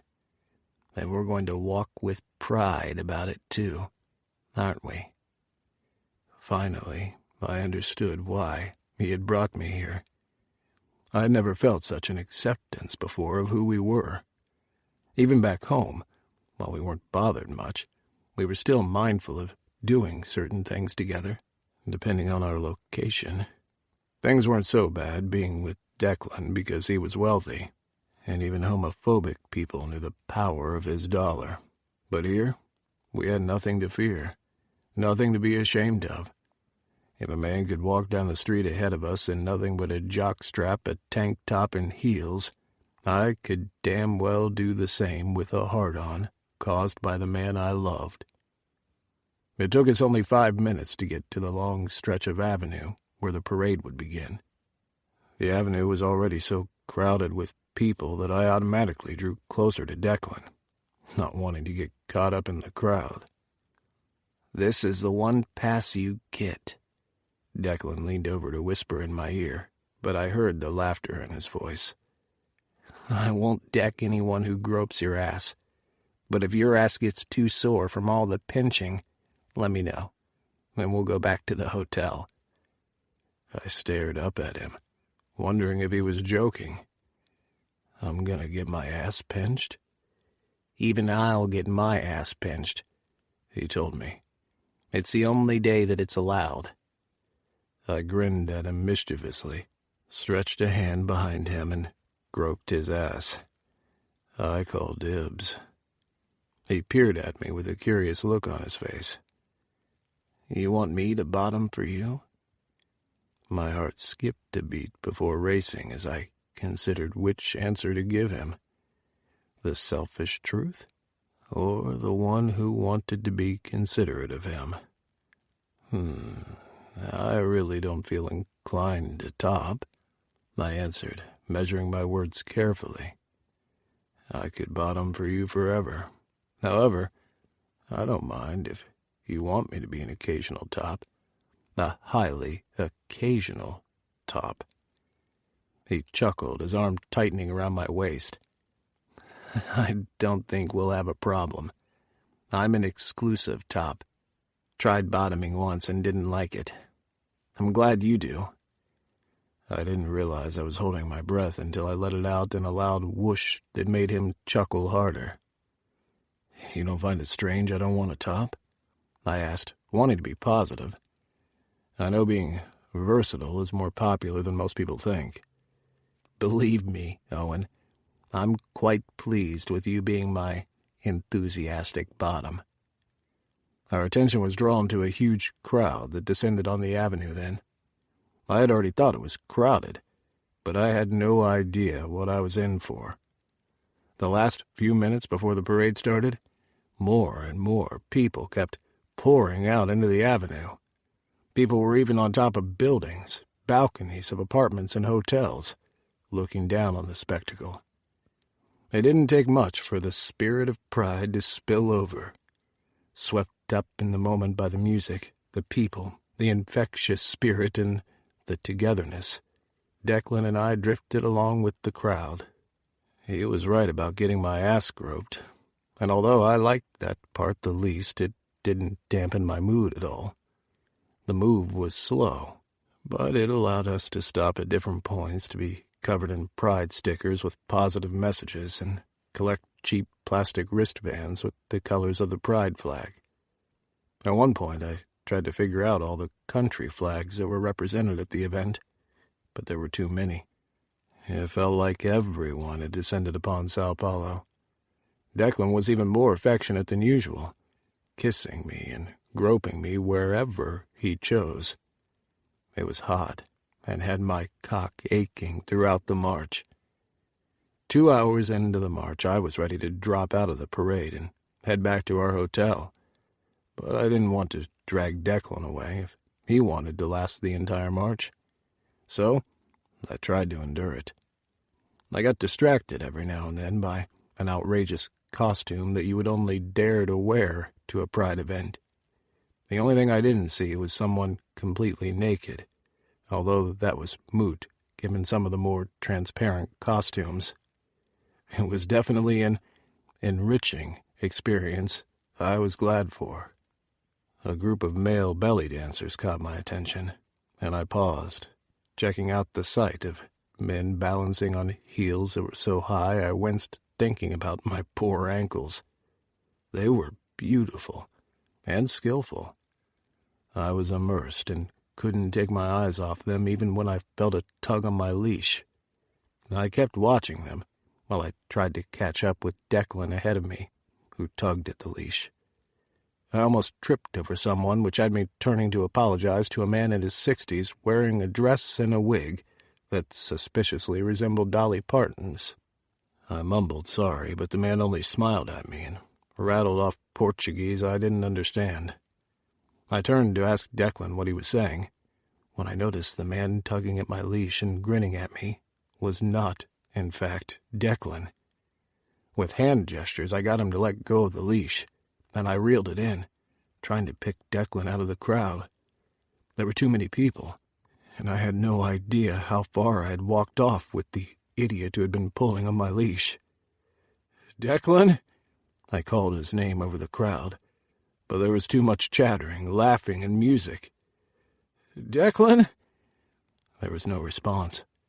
I was jostled from the left, my ass groped again, but I didn't even care to glare at the person who had done it. More than likely they had disappeared into the crowd already anyway.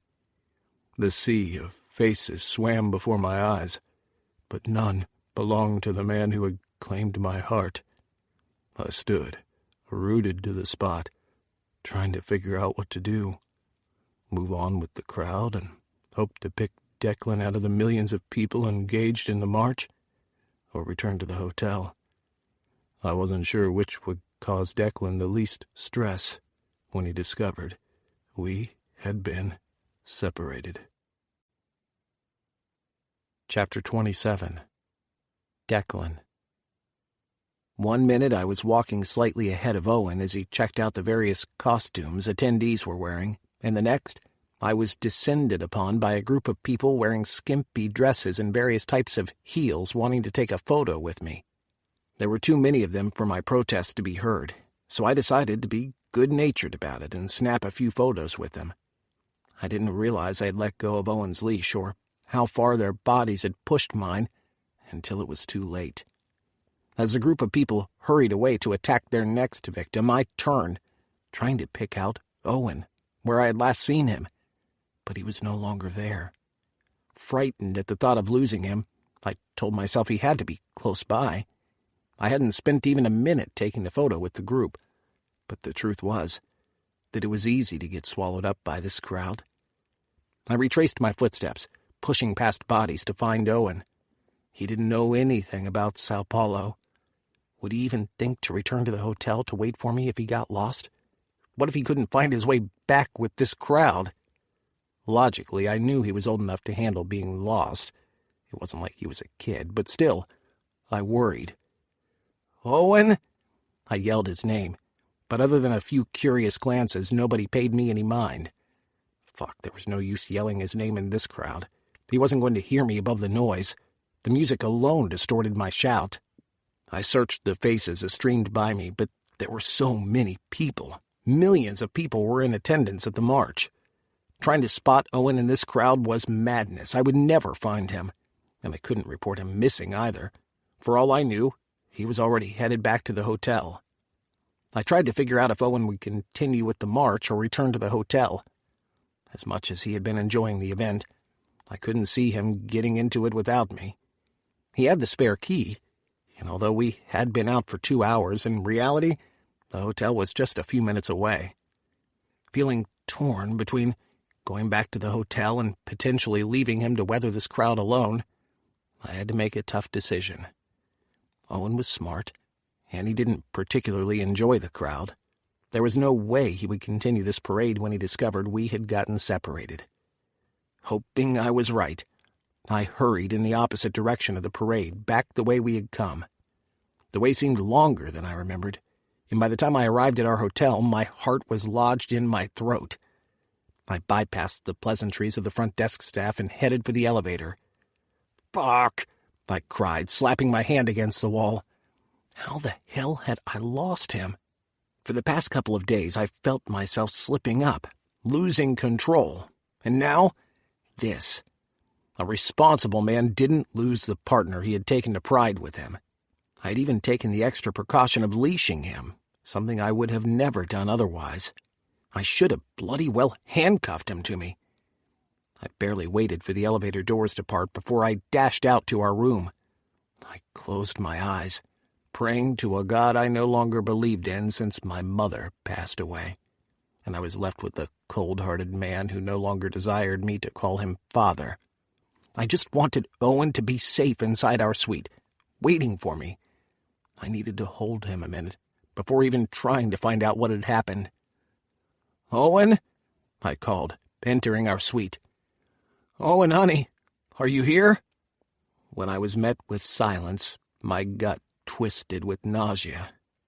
I didn't mistake this for the stress-induced nausea I sometimes got. This was different. This was fear that I had lost him and he could be anywhere. He could be drugged and the devil knew where. Pride was a beautiful event, the most glorious, freeing event I had ever participated in. But wherever there was a crowd, unscrupulous people always lay in wait, ready to prey. I paced the length of the room, trying to figure out how to proceed. I had to get him back. My life would be empty without Owen, and not because I wouldn't be able to forgive myself if anything happened to him, but because I loved him. I had fallen hard for Owen long, and I hadn't even told him that.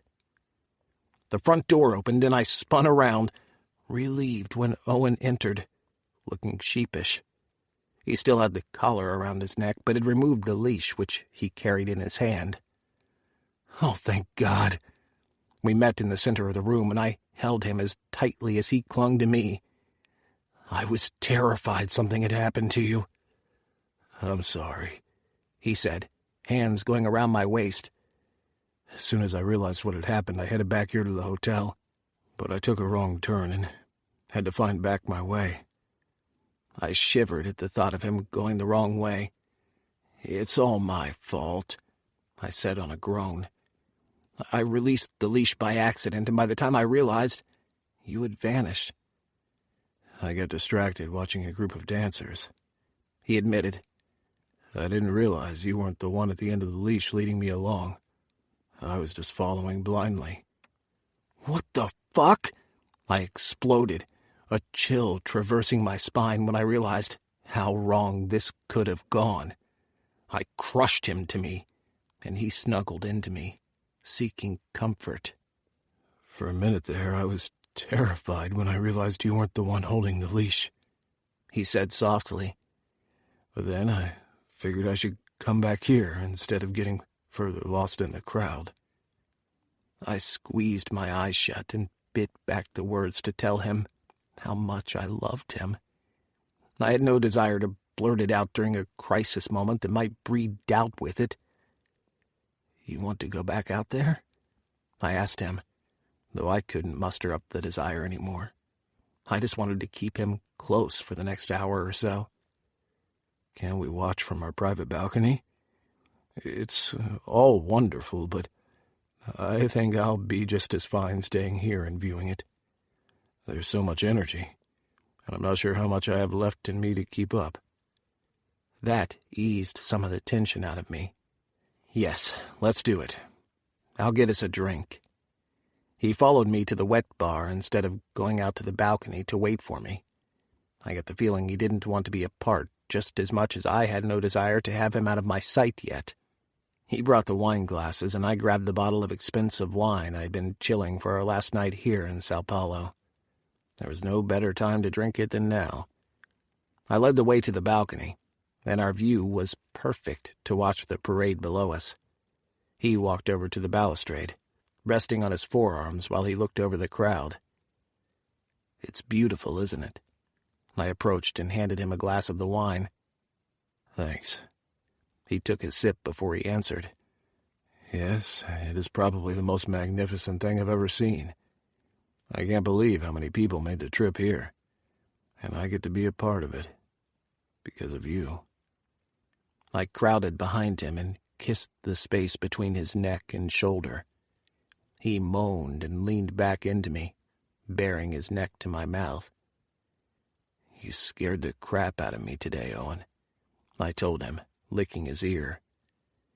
"When I came here and didn't find you, I was beyond pissed with myself for dropping the leash." He reached back with his left hand to grip my hip. "It all worked out okay. That's all that matters." We continued drinking our wine in silence, me kissing him, letting him know my intention. He tucked his ass right into my groin, silently giving me his permission. I plucked the empty glass from his hand and placed it with mine on the table out on the balcony, slipping inside to grab the bottle of lube from the nightstand. On my way back out, I snagged the leash he had dropped to the sofa in the sitting room. He glanced over his shoulder at me as I returned to his side. "Here?" he asked, gesturing to the crowd below. "We're in full view of anyone who bothers to look this way." Who cares? We're too high up for anyone to make out who we are. All they will see are a couple of dudes getting off while watching Pride. Tell me, Owen, what's better than that? His moan was answer enough as he moved toward me. Arms placed on his narrow hips, I met his kiss halfway, deepening our connection. As eager as ever, Owen's body curved into my own. I would never get tired of this, of the solid, more muscular build of him against me. He was more than my equal, which made his submission that much more sweeter. Although he preferred being led, he was by no means passive in our sexual interactions. With every moan, every grope of his hands, every thrust of his hips, he begged for what he wanted. He knew all the right buttons of mine to push for me to give him what he wanted. I should have been terrified, but I was too pleased that I could satisfy his needs. I worked my shorts down my hips, peeling my boxers down with them. The music blaring through the city traveled up to us, but I barely heard it, distracted by Our own music. The whisper of need, the grunt of satisfaction, the sigh of pleasure.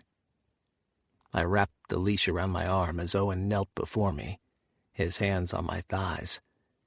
I kept a tight hold on him as I teased his lips with the tip of my cock, but not instructing him to open up and take me in until he glanced up at me, eyes tortured with need.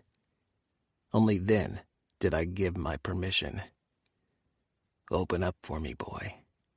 Please, Daddy, the way he likes it.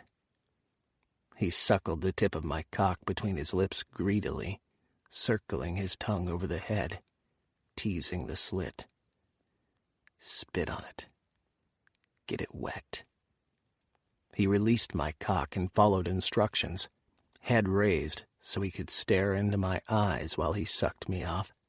Plenty of eye contact, just the way I liked it. The best thing about Owen sucking me off wasn't how amazing it felt, like he was massaging the climax from my very soul. No, the best part was seeing how much he enjoyed pleasing me, how well he took instructions. I braced my hands on the balustrade to give myself leverage as I fucked his mouth, slow and deep. The back of his throat tickled my cock, shooting sensations of delight down my spine as he gagged. I pulled on the leash so his head tilted back some more and fucked his face. Fuck, I growled and pulled back from him. Come here. Kiss me. I helped him to his feet, and we kissed while I shoved his shorts down his hips. I cupped his balls and ignored his cock, which hardened between our bodies. I squeezed and released him, teasing his sensitive scrotum. I paid keen attention to him while we made love, and knew where I could push his buttons. I released his cock and reached behind him to grasp his cheeks, spreading him before all of Sao Paulo who dared to look. I didn't give a damn. He was mine. Mine alone. Turn around and show me that sweet ass. I had him whimpering by the time he faced the parade, bending at the waist and spreading his thick, hairy legs. I didn't need to ask. He even went so far as to reach behind him and spread his cheeks to award me the sight of his budding flesh. Did I tell you to spread 'em for me? I asked. Sorry, Daddy, he said, impatience tainting his apology. I just want you so much.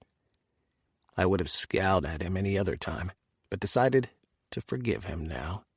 I was just as impatient as well to be inside him. But first, I needed to taste him. While he held his cheeks apart for me, I planted a kiss right over his hole, rather than to tease us both. Spreading my lips apart, I tongued him, stroking over the ribbed edges, exploring him with bold licks as the wind snatched his moans and scandalized us to anyone within hearing. I could hear patrons on either side of us, on their own balconies, taking in the pride event as well. If Owen had heard them, he gave no indication. I reached for the lube and dribbled into my hands, getting both of us prepped. Rising to my feet, I grasped his busy hips to keep him steady as I teased his hole with the tip of my cock. I'm going to fuck you raw, Owen. I cautioned him, because it was long overdue. We had both done the necessary tests, and given our exclusivity, there was no reason not to. He glanced over his shoulder at me, but the look in his eyes wasn't one of protest. Do it, he growled at me. I want you to come inside my ass, Daddy, to feel you running down my legs when you're done. He purred in such a sexy way that I could no longer hold back. Without the rubber, I slid inside him, feeling every inch of his hot hole tightening around me. I bottomed out in one thrust, but had to pause, tightening my hold on the leash and pulling. He eased upward, head turned to kiss me as he arched his back. He was beautiful. This older boy of mine never ceased to amaze me. "Touch yourself for me," I moaned into his mouth as I started moving inside him, deep strokes that echoed the sound of my pelvis slapping his ass. My balls swung upward with each movement, slapping against his in such eroticism that it made me almost weep. This was more than just a fetish, more than him calling me daddy and him being my boy. I felt it between us, this connection I'd never experienced before in my adult life. This wasn't pretend. He truly was mine. The way he gave himself up to me in abandonment, trusting me to make it good for the both of us. "Baby boy," I moaned, running my hands along his sides and up his chest to smooth into the mat of hair there. I found his nipples and teased them. "Yes, Daddy," he groaned, his hips working backward to meet each of my thrusts. He kept his head turned to glance back at me, taking his ass over and over. The silver in his hair glinted in the sunlight, but the joyous expression on his face made him look so much more youthful. I couldn't have given him permission to come if I wanted to. At a loss for words, I hoped he was able to interpret the look I gave him. His hand fished between his legs to take hold of his cock. He became even more intense, his groans and hisses growing louder. "Owen!" I gasped his name and grasped his hips to pump hard into him. I pushed as deep inside him as I could, pressing him to me as my climax drove me onto the tips of my toes. Owen grunted, his breathing shallow as he continued to jerk off. I pulled out of him, spreading his cheeks, as, with gentle pushes, he dispelled my cum to run out and down his taint. Unable to resist, I pressed my dick, which was still hard, back inside him, finished as far as my climax was concerned, but I could fuck him for hours more if it was physically possible. "Please, don't stop," he moaned. "Almost there." I found his nipples again and twisted them hard. "Fuck," he cried. His body jerked as he spat his cum onto the tile. When he was spent, I pulled his shaking body back into my arms. My cock was going soft inside him, and any minute it would slip out. But for now, I was content holding him, basking in the aftermath of our sex, while our hearts interlocked with pride. Chapter 28. Owen.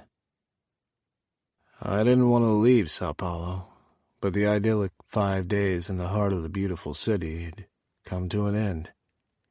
As much as we had bonded, being so far away from our responsibilities, we could avoid our realities only for so long.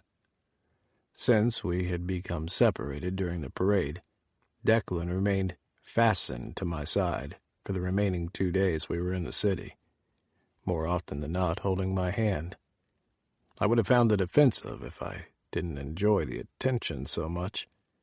It had taken me 46 years to discover that I could be an attention whore for the right man.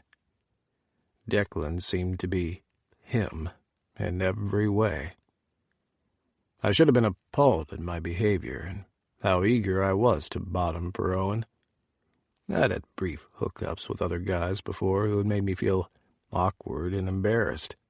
Most people didn't expect a guy who had my size to be as submissive. But the opposite was the case with Declan. There were moments I felt powerful for wringing emotions out of him that seemed just as new to him as to me. Other times, I would feel vulnerable and small, but regardless of which, it had always felt right. He made me feel right. And he always knew what I needed, whether it was his gentleness or his tough love cracking down on my ass. As if he didn't already spoil me rotten with his attentive love-making, he was as equally considerate outside the bedroom.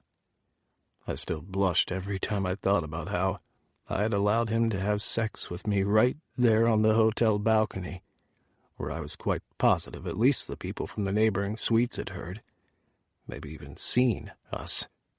The night we had visited Drosophila, the 1920s townhouse which served excellent food and liquor, we had run into our neighbors who had kept giving us funny looks all throughout the elevator ride. If the jazz night at the townhouse, coupling with the delightful ambiance of wall art and classical furniture, hadn't been so excellent, I would have spent the entire night feeling embarrassed. Declan had insisted in giving me the full Sao Paulo experience, resulting in us having a packed day of activities to fill the days we spent in the city after Pride. From taking in the wall art on Batman Street and visiting the museums to having a picnic date in Ibirapuera Park. We'd also found time to book another aerial tour of the city by helicopter. We enjoyed the nocturnal side of Sao Paulo, which was filled with parties, and bar-hopped before we finally ended up at our favorite club, Pan Am, a helipad nightclub on the top of the Maxud Plaza Hotel. In Sao Paulo, I discovered more about Declan than he probably realized. Despite his dominant side that craved being my daddy, he had a youthful side to him as well. I would have been nervous at that side of him, wondering if it meant our relationship was temporary, but when he'd pulled me onto the dance floor with him, he had had eyes only for me. He had ground against only me. He had kissed and made out with only me.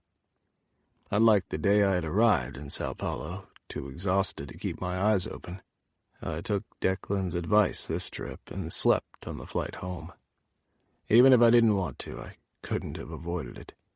Declan backed me up into his private room, and after slowly making love to me, I hadn't been able to do more than to roll over and tuck my head into the crook of his neck before I fell asleep. It was with reluctance that I climbed into the back of the car when Silas picked us up at the airport.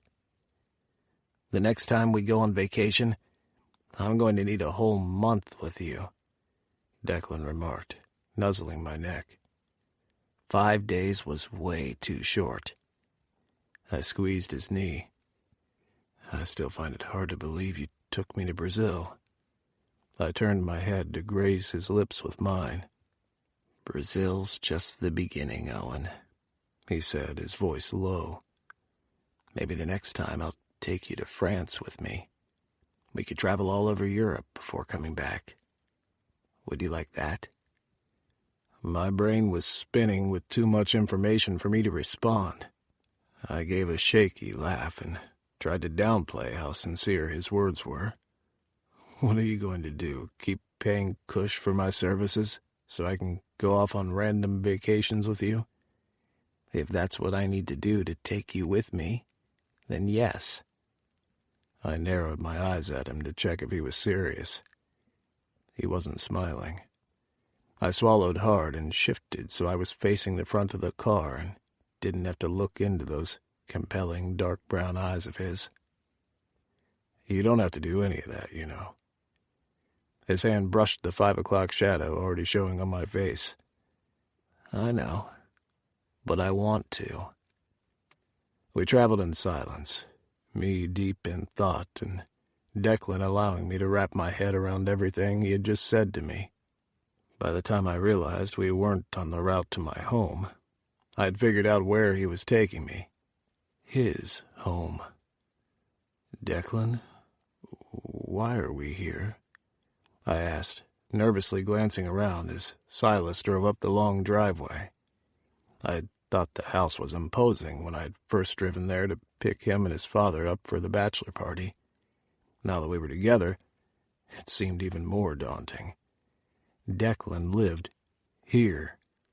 The house was magnificent. What could he have possibly thought of my small house and sleeping in my cramped bed? He hadn't complained once. but I could just imagine the luxury he had here in his home.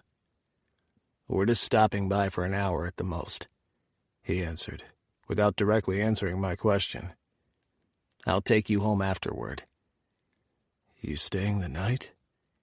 I cringed at my question, and my face flamed as I wondered if he was contemplating what a greedy lover I was.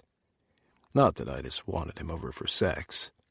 In fact, I was pretty sure after our 5 days of sex, including the last episode up in the air, my ass needed a break. Having him over, however, meant I didn't have to sleep through the night alone. Plus, I enjoyed the way cuddling was so natural to him, and the way he went to great pains to take care of me. His rose-giving had become a tradition of ours, and for a man so wealthy, he didn't mind doing little things for me, such as foot rubs, a massage, running me a bath, or bringing me food. "Do you want me to stay the night?"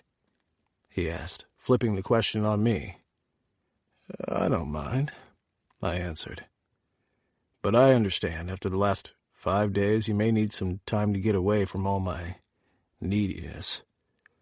Sorry about that. I've never been a clingy guy before. Don't know what's gotten into me." "I know what's gotten into you, and that's me." I scowled at the smirk he aimed at me. He sobered up, but still smiled at me. "I like the way you are, Owen." "I like you too," I confessed, feeling like 13-year-old me who had whispered to Scotty, a student a year ahead of me, that I liked him. Scotty had punched me square in the eye before he ran off calling me names and telling me to stay away from him. "One day you may even confess that you love me," he remarked with a wink, and his words slammed into my gut, because he had seen into my heart. I was falling in love with him. How could I not? It was a combination of everything. The powerful attraction between us, the nice things he did for me, the new world he exposed me to, but most of all, the way he cared. He climbed out of the car, and I followed him. He reached for my hand, just as he had done in Sao Paulo, and together we went up the steps of the wide porch. "This is your father's home?" I asked him, uneasy at the thought of entering the other man's home. "No, this is my home," he answered as we cleared the steps. "Charles didn't wish to continue living here after my mother passed away. My grandfather willed it to me instead of him." "Your mother died?" I'd wondered about his family life, but I never pried, especially since I knew the memories weren't all pleasant. "Yes." His answer was straightforward and didn't invite questions, but I still pushed. "How did she die?" Before he could respond, the door opened from the inside. My attention shifted to the tall, formally dressed man who stood at the door. "Mr. Moore, welcome home." The man's eyes swept over me, brows raised slightly from curiosity, before shifting away back to Declan. "Thanks, David," Declan responded, then stepped aside, gesturing for me to move ahead. "Owen, this is my butler, David. David will be here just for a short time." "It's good to meet you, sir," David said with a little bow. I couldn't decide whether or not this was a joke. Who had their own butler in the 21st century? Well, maybe the POTUS and definitely the Queen of England. I swallowed hard. "Nice to meet you too, David," I replied, acting like I met butlers on regular occasions. "Do you need me for anything, sir?" David asked. "Perhaps refreshments?" Declan was already walking along the long hall, and because he still had my arm, I had no choice but to follow him. "We're fine, David," he told the butler. "I'm just giving Owen a tour of the house. We'll start on the exterior." "Very well, sir." I lengthened my strides to catch up to Declan's side. "You have a butler?" I whispered. I have 2 butlers. One's part-time for when David has a day off. Jeez, you make that sound like the norm. I ground to a halt as portraits hanging on the wall of the hall caught my attention. Declan stopped to look back at what I'd discovered. That's you, I stated, pointing at a picture of Declan when he was around 4 years old. He was peeking out from behind the skirt of a beautiful, laughing woman. She was breathtaking. No wonder Declan was so handsome. There were other formal pictures taken separately before the final picture was of all 3, Charles, Declan, and his mother. In that last photo and his solo, Declan's expression was quite the grown-up's. Yes, he answered. And your mother, I added. She was quite lovely, Declan. Thank you, he replied, and because he sounded funny, I turned to find him observing me. Shall we continue? Okay. I didn't get to see much besides a chandelier and a curved staircase before Declan took a right turn. He bypassed the biggest kitchen I had ever seen in my life, and when I thought that would be our destination, he continued. The hall got smaller. Am I going to be locked in a dungeon or something and kept for your amusement? I teased him. He shot me a grin over his shoulder. Don't go telling me your deepest fantasies, Owen. You know I'm compelled to make your dreams come true. Then where are you taking me? You'll see.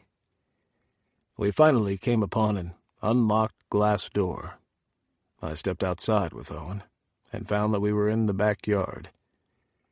Declan? I gasped his name, moving down the twin steps to get a closer view. The backyard had been touched by loving hands which had created a beautiful rose garden. Within the garden there were arches run through with vines and stone benches that beckoned for me to sit and enjoy the view all afternoon. This is amazing, I said softly, in order not to disturb the peaceful landscape. I watched as Owen moved over to a thorny bush. He removed a pocket knife and cut one of the stalks. My heart skipped when he moved toward me, his intent clear. How could I not be head over boots in love with the man who picked me a rose from his garden? My eyes widened. All this time you've been getting them here? I asked, taking the flower he extended toward me. I'd grown quite fond of collecting the flowers he gave me. Yes, they are quite special.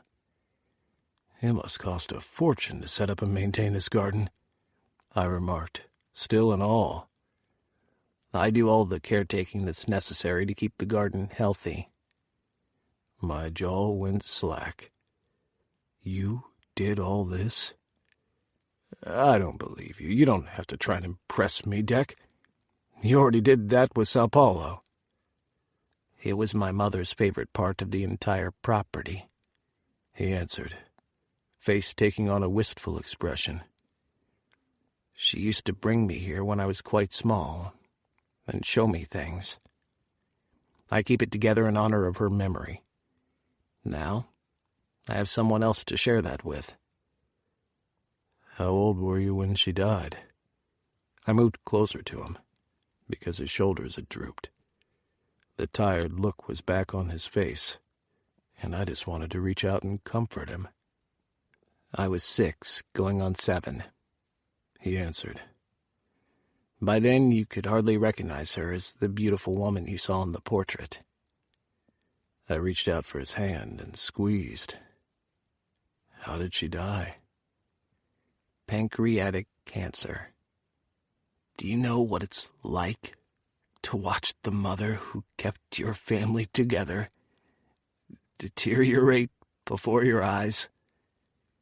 A shiver ran down my spine from the anguish I heard in his tone. My heart tugged with his pain, and I was overcome with the urge to comfort him Declan, I'm so sorry. That must have been hard. I tried to pull him into my arms, but my movement brought him out of the trance-like state he was in. He shook off my arms, captured and held them to the sides of my body. "It was a long time ago," he stated, glancing away from me, but not before I saw the pain reflected in his eyes. "It still affects you," I said firmly. His eyes hardened, his jaw clenched. "It was a long time ago," he repeated, and I couldn't tell if he was trying to convince me or himself. "She was your mother. It's understandable you'd still be hurt over it, especially when you were at such an impressionable age." Declan released my left hand and gripped the back of my head. His mouth smashed on mine, and as much as I knew he was deflecting, I couldn't resist the familiarity of his lips. If he wouldn't allow me to console him, then maybe I could do it in another way. I wrapped my arm around his back, rubbing between his shoulder blades. I was just getting into the kiss when he pulled back and dropped my hand. He blew hard, even though we hadn't been kissing for even more than half a minute. It had nothing to do with the kiss. He was hurting, but he didn't want to admit it. "Declan, I just remembered there's a lot that I have to do now that I'm back," he remarked, more emotionally closed off than I had ever seen him. He had me locked out tight of his emotions. Usually I could read the desire and happiness in his eyes, but now he gave me a blank stare that made my heart ache. This wasn't the man who I'd gotten to know over the past 5 days. This was a side of Declan I had never seen before, and apparently I wasn't handling it well. "Declan, don't shut me out," I pleaded. "I'm not," he lied, turning away from me. "Stay here. I'll have David escort you back out to the car, so Silas can take you home. I'll call you." "Declan!" I called to him as he walked away from me, but I was too stunned by this change in him to go after him. I didn't know if it made sense for me to press or to leave him alone for now. He didn't seem to appreciate my concern over him, but how could I not care? If he still struggled with his mother's death, after all these years, he must have witnessed her tragic demise. Ow. I pulled my hand away as a thorn from the rose pricked my thumb. I stared at the bright red bubble that surfaced on my skin, and I had an unsettling feeling in my stomach. Chapter 29. Declan. Stumbling from my private bathroom inside my office, I groaned as I made my way back to the chair and sank down into it gratefully. I closed my eyes, leaning my head against the neck rest as I waited for the nauseating sensation in my stomach to disappear. Fear twisted my gut, and I tried to push it away, but it remained. What if it was... No, I wouldn't allow myself to think it. But how would I know if I didn't get myself checked out? An image of Owen smiling at me, cuddling me in bed while we were in Sao Paulo, popped up in my mind. Along with it came the guilt of pushing him away the day we had arrived back in Cincy. I hadn't planned for that to happen, but I had been a fool to think bringing him to the rose garden wouldn't have dredged up old memories better left buried. For years I had laid all thoughts of my mother in the deepest sepulchre of my mind. I lived life as best I could without remembering her, but with the dread I now carried that I inherited her illness, I couldn't stop thinking about her. She crowded my thoughts, making it impossible for me to function except for immersing myself in work. I wished they were thoughts of her before the diagnosis, but that image of her had been wiped out, and the emaciated woman left behind in her wake was what lingered in my mind all these years. I winced at the thought of me neglecting Owen. That day I had Silas drop him home without accompanying him, I'd had every intention of spending the night with Owen as promised, but I'd called him to take a rain check. I hadn't been in the best of moods, thanks to his insightful comments and questions. For years I had pretended that I wasn't affected by the loss of my mother at such a young age, and in one day Owen had revealed otherwise. Just a night to compose myself, then I'd jump back into our relationship, I had thought. But that same night I'd been so ill I hadn't slept a wink. Since that night, the feelings had been off and on. Not knowing what was wrong, now I spent all the time being distracted with memories of my childhood and the deterioration of my mother, while summoning the strength to do what was needed. Still, how long could I avoid Owen? Even though I hadn't seen him in 4 days, we spoke every single day. He was the last person I called before I settled into bed at night, waiting for a sleep I knew beforehand would never come. On several occasions, when he'd asked me to come over, I almost said yes. I turned him down gently every time, out of the concern of having the nausea and dizziness around him. Then he would know for sure that something was wrong. I didn't want him to see my weakness. But how long could I avoid him? I missed being around my boy. I had fallen harder for him than I had thought, and the separation proved it. It wasn't just the longing to have him spread out beneath me, his ass in the air as I mounted him like the world's most prized stallion. It was being in his presence, enduring his teasing and the ways in which he tested his limits of pushing my buttons just to be punished. My cell phone beeped, and I popped my eyelids open, willing myself to ignore the text, even for a few minutes, to prove to myself I still had some semblance of control when it came to Owen. Since meeting him, I had known I wanted him. But now I had him, I was uncertain what to do with him. I had wanted a lover who satisfied me the way I wanted, but I hadn't been necessarily looking for love. It was frightening to care about someone so much, especially when life was uncertain, given my suspected condition. I should let him go. I should ignore his texts and calls until he gets the hint and finds someone else, at least until I confirmed with my doctor what was happening to me. Instead of taking my own advice, I reached for the phone and stared at the screen. I didn't need to unlock the phone because the message could be read behind the locked screen.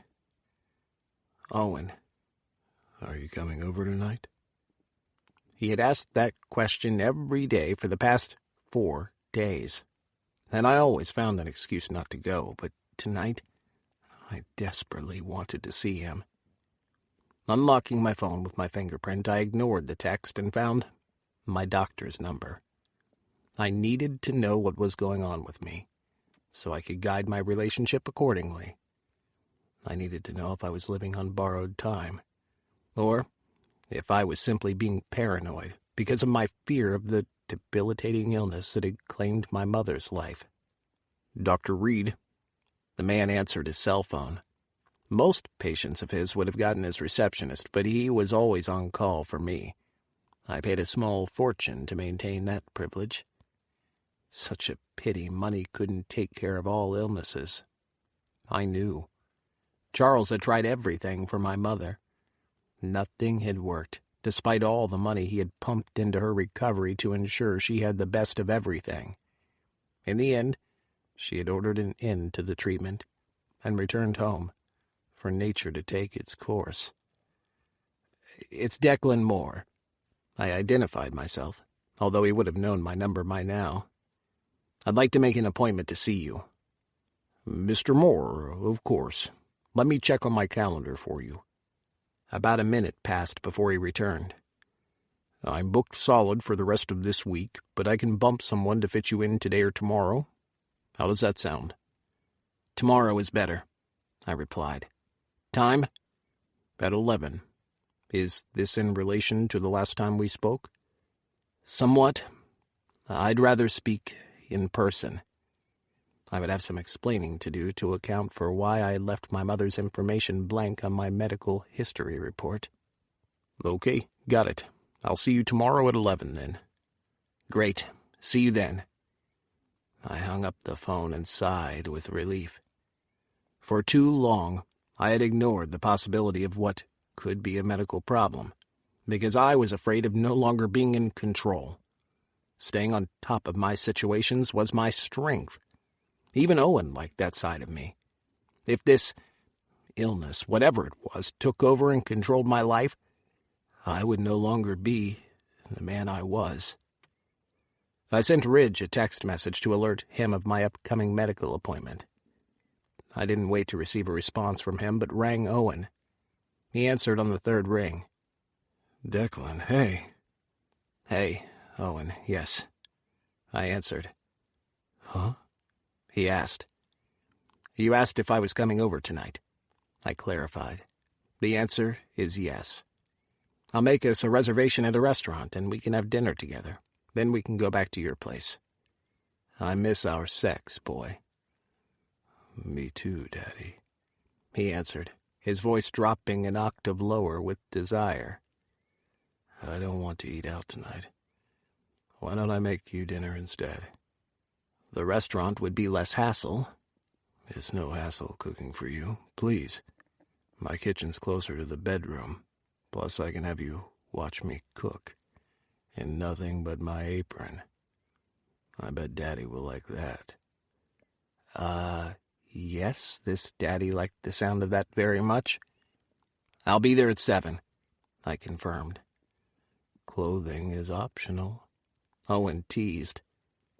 I chuckled, feeling more lighthearted than I had been over the past few days.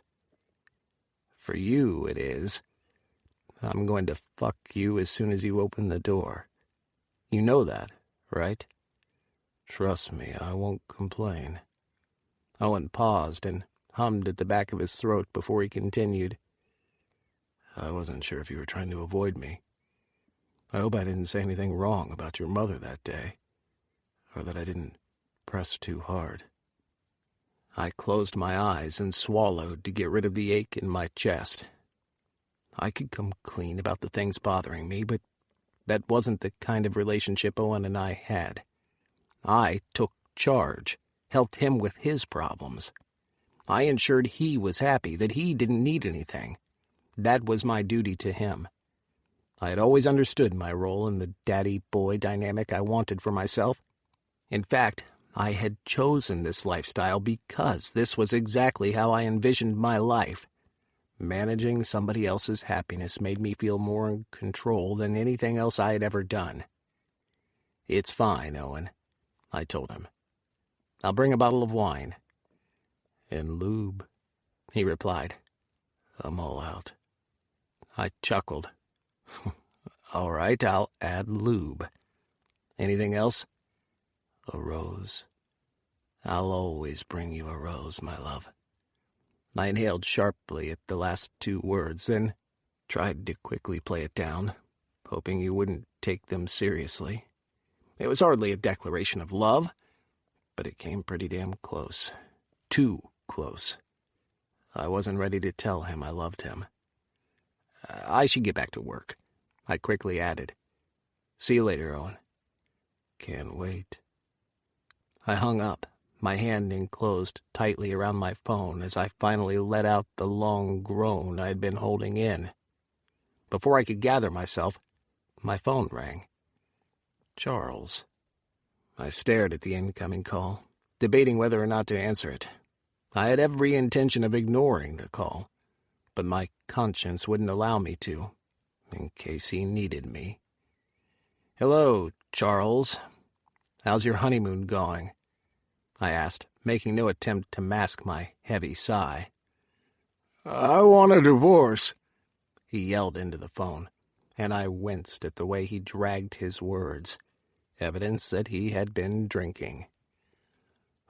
What's wrong, Charles? I've been a fool, He hiccuped in my ear. I was wrong for marrying Poppy. Listen, son, I've been an idiot. I winced at him calling me son, something he had not done since I was 6. You've been drinking, Charles. You should go to bed and sleep it off, I told him. Where's Poppy? Let me speak to her. I left her at the hotel, he answered. It's the best damn thing I've done since we arrived in Honolulu. I was so wrong for marrying her, Declan. She's the wrong woman. They're always the wrong woman, I muttered sarcastically. Exactly. They're all wrong because they're not your mother. I would have been willing to listen to his drunken tirades so early in the day if he hadn't brought up my mother. I couldn't bear the thought of him speaking about her, given the life he had lived after her death. You need to sleep this off, Charles, I said, knowing him too well. I promise when you wake up, you'll feel much better. No, it's different this time. I need you to work on my divorce. Irritated at him, I glared across the room and imagined staring daggers through him. Figuratively, of course. As much as he had been an indifferent father to me, he was still family, and I didn't wish him any harm. Guess what, Charles? I finally said into the phone. I'm seeing someone right now who needs my attention more than you need me to babysit. Sleep it off. If, when you wake up, you remember this conversation and still want a divorce, how about trying to file for one yourself? I'm done cleaning up your messes, Charles. This time, you're on your own. I hung up and turned off my phone for good measure. I had never felt such a calm before as I did in that minute. I had my own problems to deal with. Charles would have to learn how to handle his problems, like every other grown man. The only responsibility I had was to myself and my boy. Chapter 30. Owen.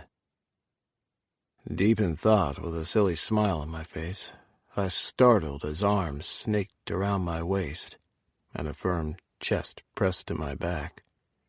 Recognizing those arms, I tilted my head to the side as Declan nuzzled my neck. His sigh of contentment caressed my sensitive skin, and I rocked back into him, trusting him to support my weight, even though I was bigger. I had thought him coming over would have been awkward, given he had been avoiding me. He didn't want to admit it, but I knew avoidance when it was directed my way. Given the reason, though, I had opted to give him space to sort through whatever emotions he might have been experiencing about his mother's memory that I had dredged up. There had been no need to worry, though, about things changing between us. Not even 1 minute after crossing the threshold of my home, Declan had me against the wall. I couldn't blame him either, since it had been a part of my plan. Otherwise, I wouldn't have answered the door wearing nothing but an apron. Then I'd made sure to turn so he got an eyeful of my bare ass. You should have woken me, boy. He rebuked me gently and dragged his teeth down my neck. You were clearly exhausted, Daddy, I pointed out, buttering him up. I didn't think it would hurt to let you sleep after the sex we had. He released me. But now I'm starving. What have you cooked me, boy? Food? I answered with a grin, turning to find him dressed in a pair of my dark sweatpants. The waist was bigger, and he hadn't cinched the cords, so they rode low on his hips, showing me the bare line where his underwear would be if he had been wearing any. I glanced away back to the sautéed green beans in the pan, reminding myself that we'd had sex just an hour ago. I could go through dinner without yanking him back to the bedroom. He snorted, running his fingers through his hair.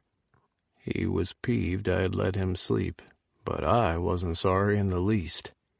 He looked slightly better than when he had arrived, but he still had dark smudges under his eyes that made me conclude he wasn't sleeping well. "You've developed into a saucy boy," Declan remarked, eyeing my backside. I'm having fun just thinking of new ways to punish you. New ways you won't enjoy so much." I winked at him, looking forward to the challenge. I turned back to the green beans flavored with bacon and turned off the stove. "I think I'm done. Why don't you grab your bottle of wine from the freezer and pour us a drink?" With my back to him once more, I removed the shepherd's pie from the oven, pleased at the way it had turned out. I shouldn't have been surprised, since I had excellent culinary skills, but I'd catered all my life to 3 teens who would eat anything placed before them. Declan was different. He was used to fine dining and chefs who had been to culinary school. "You've been collecting them." At Declan's voice I froze, remembering too late that I shouldn't have sent him into the freezer. My cheeks burned in embarrassment, and I kept my head averted. I didn't need to peek to know what he was talking about. After returning home from Columbus to find the roses he had given me dead, I had made a conscious effort afterward to preserve every petal by following the instructions I'd found about freezing them. "They're just flowers," I said, shrugging as I placed the pie onto the counter and removed the mittens. Before I could move, Declan had me by the chin, and we were face to face. I couldn't avoid the knowing look in his eyes, and words stuck in my throat. I didn't want to be the first person to say it. I needed time to be certain, although I was convinced my feelings for Declan wouldn't change any time soon. I loved him. "If they're just flowers, you wouldn't mind watching them die," he murmured, spreading his hand about my cheek, stroking my stubble. I couldn't," I answered, frowning. I didn't expect it to mean so much when we came back from Columbus and I found they had wilted. I didn't want to watch them die and have to throw them out all the time. "Me giving you the roses means that much to you?" "More than you can imagine. That was the first act that defined our relationship. Me not having to be the giver for a change. You gave me something no one else had ever done before." His lips ghosted mine before he let me go and dug his simmy against my thigh. "In this instance, I don't mind being the giver at all." I chuckled and swatted at his hip while I moved away from him. "Don't start that. We're about to eat." He sighed. "I should show you who's in charge. But I'm hungry, so remind me later to put you in the corner." I gasped. "The corner? Will I get anything to play with while I'm there?" "Dinner first, boy. Feed me. Then you get to enjoy your punishment." I grinned as I moved us to the dining room for dinner. We sat opposite each other at the small table, still crammed with 4 chairs. In the beginning, there had been 2 when Jenna and I had just started out. We had ended up with 5, and after waiting the first year for Jenna to return in vain, I had eventually removed hers, so the kids didn't always have to see the empty chair when I made us eat together as a family. "I suppose you have a lot of practice cooking," Declan remarked, grunting in satisfaction at the green beans and bacon mix. "You wouldn't be wrong." I made a face and shuddered. Maybe I made things tough on myself for not taking the easy way out for parenting. I didn't want my kids to grow up on fast food, so even when we didn't get to eat together as a family, there was always a home-cooked meal waiting when they got home from school or wherever. I also insisted on family dinner at least twice per week. He nodded in approval. You sacrificed a lot of yourself for your kids, didn't you? I shrugged. It kept me sane after James left. I wouldn't have done parenting any differently. How are things going with them now? Better, I admitted. Still sucks to feel like they betrayed me, but I'm beginning to understand their reason for doing what they did wasn't selfish. They had good intentions, so I can't hold it against them. Has Summer finally met him? No. James has invited us all to his home, though, for July the 4th. Summer says she might show up, and James wants me to convince her, but I refuse to try to influence her. She's old enough to make her own decisions, and she'll meet her other dad when she's good and ready. I assume you're going? I glanced up at him, wondering if that was jealousy I heard in his tone. Yeah. The last time we all met together didn't exactly go well. I'm hoping this time things will be better. Like a reunion? Think your sons have hopes of you two getting back together? I dropped my fork to the plate. I don't think so. They're old enough not to harbor such foolish hopes. And if all three want that to happen, can't they persuade you to give the relationship another shot? What? Declan, that's not going to happen. How can you be so certain? Because I love you. I tried to speak the words, but they refused to come out. The last person I'd told I loved them had shattered my heart and left me to pick up the pieces. Because I don't love him anymore, I answered instead. It's as simple as that. Is it, though, Owen? Declan persisted. Let's be reasonable here. You're a man who lived your life before out of a sense of duty. You do things because it makes other people happy, and not necessarily what you really want. What's to stop you this time from caving in to create the perfect family image for your children's sake? Maybe he was right. My family meant the world to me, and I would do anything for them. I would have probably considered James's request for a relationship, too. But not now that I'd met and fallen in love with Declan. Not now that I understood this was my time to be a little bit selfish in being with whom I wanted. I devoted 23 years of my life to raising my children, ignoring my needs, and put them first in everything. They were now adults, and surely they couldn't begrudge me being happy. I was hoping you would come along, I announced, pleased when his eyes widened. You were? Yes, I'd like you to meet them, unless you have objections. We don't want to push too much at your children at once, he replied, reaching across the table to squeeze my hand. Especially if your daughter goes that day to meet her mother-father for the first time. It might be too much for her to deal with all at once. He made a good argument, but disappointment bloomed where nervous excitement had perched only moments before. I don't want to hide us from them anymore. It almost feels like them hiding James from me. I'll think about it. I opened my mouth to argue about what he had to think about, but his eyes narrowed and I swallowed the words. I wanted to push, ask the real reason he was against meeting my kids. Perhaps he'd have to face the reality of how much older than him I was. Frustrated, I stabbed my fork into the shepherd's pie. Chapter 31. Declan. Mama, wake up, please. I brought you a rose. Wake up. With a gulp like I was drowning, my eyes flew open, seeking out the darkness, trying to figure out where I was. Before my brain could register anything, I doubled over at the sharp pain in my stomach, which blurred my vision in the dark. Beside me, someone stirred in bed. Owen. Fuck, not now.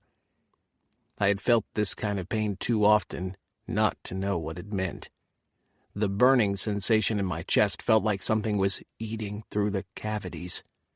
My stomach roiled and dipped. If I didn't get to the bathroom soon, I would throw up all over Owen's bed sheets that we had changed just before we tumbled into them after dinner. I moaned, managed to rise to my knees before another roil of nausea passed through me. My mouth was bitter as I swallowed back the bile. My mouth filled with fluid I forced back down. I needed to get to the bathroom ASAP. Dick? I clamped my eyes closed tighter, trying to uncoil my frame at Owen's sleepy voice beside me. Go back to sleep. I tried to use my stern daddy voice, which failed me since the words came out more like a pathetic whimper that made me feel so incredibly ashamed. I felt Owen moving around, and I managed to sit at the edge of the bed by the time he had the bedside lamp on. I spotted his sweatpants on the floor and snagged them, forcing myself to stand. I swayed a little before I could even lift one leg to insert into the hole. Dick, what's wrong? Owen asked, rushing to my side. I loathed asking him for help, but I was naked, which made me feel even more vulnerable. Help me get these on, I answered. The room's spinning. But she didn't even drink that much. Owen protested as he helped me pull on the pants. I kissed his bent head as a means of saying thanks.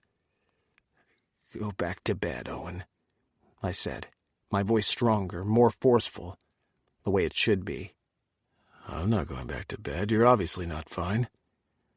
I'll keep you in the corner for hours if you don't do what I say, I threatened weakly. I don't care. Just tell me what's wrong and how I can help. A rush of bile filled my throat again. Bathroom, I croaked, because it was better to be helped there than falling flat on my face. Okay, come on. An arm around my waist, we were able to get to the bathroom fairly quickly. Once inside, I paused and pushed at his hand. You can go now. I'm not leaving you, Owen argued. Summoning all the energy I had left, I turned to glare at him and pointed at the door. If you don't get the hell out of here, Owen, so help me God. But Declan, please, let me help you. Now, Owen, I snapped. Reluctantly, he stepped away, and I slammed the door shut, barely making it over to the bowl before my guts erupted. The metallic taste of blood filled my tongue before it gushed out. Alarmed, because I'd never vomited blood before, I closed my eyes at the sight and continued to retch. My stomach heaved and dipped as I tried not to choke, but concentrated on breathing through it all. I lost track of how long I remained in the bathroom. Moaning pitifully, I slumped against the toilet, my flushed forehead pressed to the coolness of the tank. At one point, I regained consciousness after blacking out, and I had no idea for how long. With a groan, I struggled to my feet and hauled myself over to the vanity to rinse my mouth. Staring into the mirror, I saw my pale face and the damp hair clinging to my forehead. I tried to drown out the sound of Owen outside pacing. I'd been quite aware of him on the other side of the door, listening to everything happening inside the bathroom. There was no fooling him after this, that everything was all right. There was no fooling myself either, that everything was fine with me. Owen's fist slammed into the door. Damn it, Dick, I'm calling for an ambulance. I left the sink running and pulled the bathroom door open. You're forgetting your place, aren't you? Owen faced off with me, and my heart reached out to him. His eyes were full of worry. His hair was sticking all over his head where he must have been running his fingers through the short locks. Are you okay? He asked before he frowned. Of course you're not okay. Must have been the food. I lied. That was not the food. Don't lie to me, Declan. Please. He knew I hated it when he shouted. I took it personally, and I couldn't leave it unchecked or it would break down our dynamic. Bring me my phone, I instructed him. It's on the nightstand. Will you call the ambulance? He asked, clutching the edge of the door as though afraid I would shut it in his face again. Just bring the phone, Owen. He sighed, but left. Then I allowed my body to sag while using the door to hold me up. The pain in my stomach was still there, and if it was anything like a few nights ago, it would continue through most of the night. I couldn't stay here like this. Owen had already seen more than I had wanted him to. He returned with my phone and held it out to me. I took the phone from him gratefully. Now go stand in the corner of your bedroom. His face fell. What? Declan, no. Are you disobeying me? No, I'm worried about you. Don't push me away if I can help you. The only help you can give me right now, Owen, is the satisfaction of knowing you're standing in a corner just as I have instructed you. Sweat broke out on my forehead as my stomach churned once more. Damn. Will you call me if you need me? Owen whispered. I'll call if I need you, I answered, softening at the accusatory look he aimed at me. With a nod, he turned and dragged his feet as he walked away. I closed the door and rested my head on the cool surface, waiting until the nausea passed. I stabbed my finger at the button to dial Silas, who answered on the fourth ring, despite it being the middle of the night. Yes, boss? I need a pickup, I answered, a shudder running through my spine.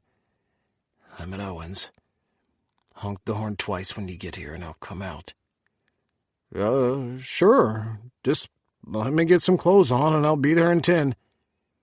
I hung up and managed a few deep breaths before having to hang out over the toilet again. The blood alarmed me more than anything. It brought back flashes of memory of my mother coughing and watching the splatters of blood hit her hand or the bed covers. I must have dozed where I sat on the bathroom floor, because I was startled awake by the blast of a car horn twice. I climbed to my feet, taking a deep breath. The pain in my chest and gut had reduced to an ache, but hadn't disappeared. Upon entering the bedroom, I found Owen exactly where I had sent him. He was standing in the corner, head bent, shoulders slumped. I had been cruel to send him away, but it was for his own good. He hadn't signed up for this. Owen had already been saddled down with responsibilities all his life. He had taken care of 3 kids. And I couldn't expect him to be saddled down with another responsibility because of whatever illness I had. His shoulders stiffened when he heard me come in. For now, I changed out of his sweatpants and into the clothes I'd been dressed in when I arrived here. Once clothed, I walked over to him and placed a hand on his waist. His body was rigid, but he said nothing. I sighed and placed my head in the center of his back, wishing I could unload and let him understand. But the minute I explained, he would be adamant to see to his duty, because he loved me. He hadn't said it, but it showed, because I loved him in return. I would not do this to him and saddle him with further responsibilities when he was now just free to live his life. I kissed the back of his neck. This is for your own good, Owen, I said. You don't deserve to be in the corner, but I had to put you there. Why? The word came out emotionless, defeated. Because you would have interfered, I replied.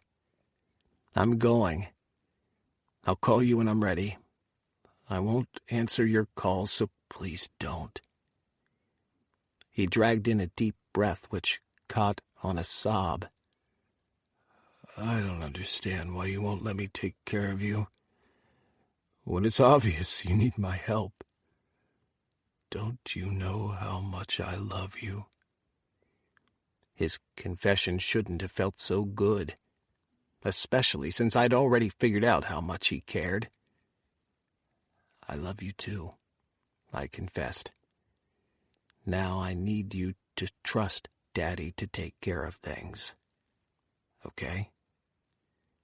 He sighed as I stepped away from him. Declan. You know I won't think of you any less if you show me your weakness, right? That you'll always be Daddy, regardless. We all have our own demons to fight. I froze, not expecting that question, but he had hit a nerve. I was afraid showing him my uncertainty and exposing him to my fears would change the face of our relationship. How could he see me as the man in control with his shit together if I couldn't even work up the courage to seek medical attention? You can leave the corner in the next 10 minutes, I told him, backing away and toward the door. Silas is waiting for me. Declan, please, don't leave me like this. My steps halted at the door as I turned to look at him. He had his forehead rested against the wall, shoulders slumped once more, waiting for me to give him permission to leave his corner. I couldn't. If I allowed him to leave while I was still here, I didn't trust myself not to spill everything to him. I didn't trust myself not to stay. Without a word to him, I left my boy standing in the corner of his room, heart likely breaking as mine was. But I didn't have a choice. Sometimes Daddy had to do what was best, even if it meant his boy would turn around and hate him for it. There was no way I was going to saddle Owen down with another person to care for. I had watched Charles grow bitter and angry at the world while caring for my mother, watching her suffering and not being able to do anything about it. I couldn't control whatever illness I had that was causing all these symptoms. I couldn't control how long I lived. But if there was one thing I could control, it was keeping Owen at a distance, so he didn't have to suffer through this. Respecting my mood, Silas was quiet on the drive back home. By the time we arrived, I was soaked in sweat and near the brink of passing out again. Or maybe I did. The last thing I remembered were the faces of my mother and Owen swimming before my eyes. Chapter 32. Owen. Take my bags inside. My hackles rose at the command carelessly thrown at me by one of the wealthiest businessmen in Cincinnati. Apparently, he was too busy staring down the front of his companion's blouse to realize he was talking to another human being and not playing fetch with his dog. Excuse me? Normally, I would paste a fake smile on my face and do as I was told, but I was still too wounded by Declan's treatment last night. But I didn't have it in me to fake anything at the moment. The man dragged his eyes away from his companion to glare at me.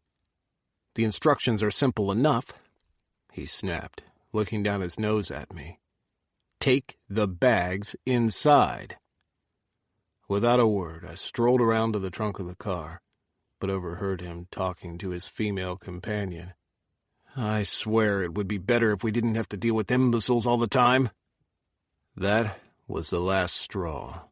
To hell with it all. I didn't care if all my anger wasn't exactly as a result of him. I'd been keeping everything bottled up inside overnight, trying to pretend that I wasn't heartbroken. His comment was the straw that broke this camel's back. I grabbed the 2 bags from the trunk of the car and threw them at his feet. He jumped out of the way to avoid one bag landing on his foot. "What the hell?" he cried. "It wouldn't kill you to say please next time," I growled at him, pacing over to the driver's side of the car. "But if it's too much, then do us imbeciles a huge favor by carrying your bags yourself." Without another glance, I got into the car and buckled my seatbelt. "You'll be fired for this."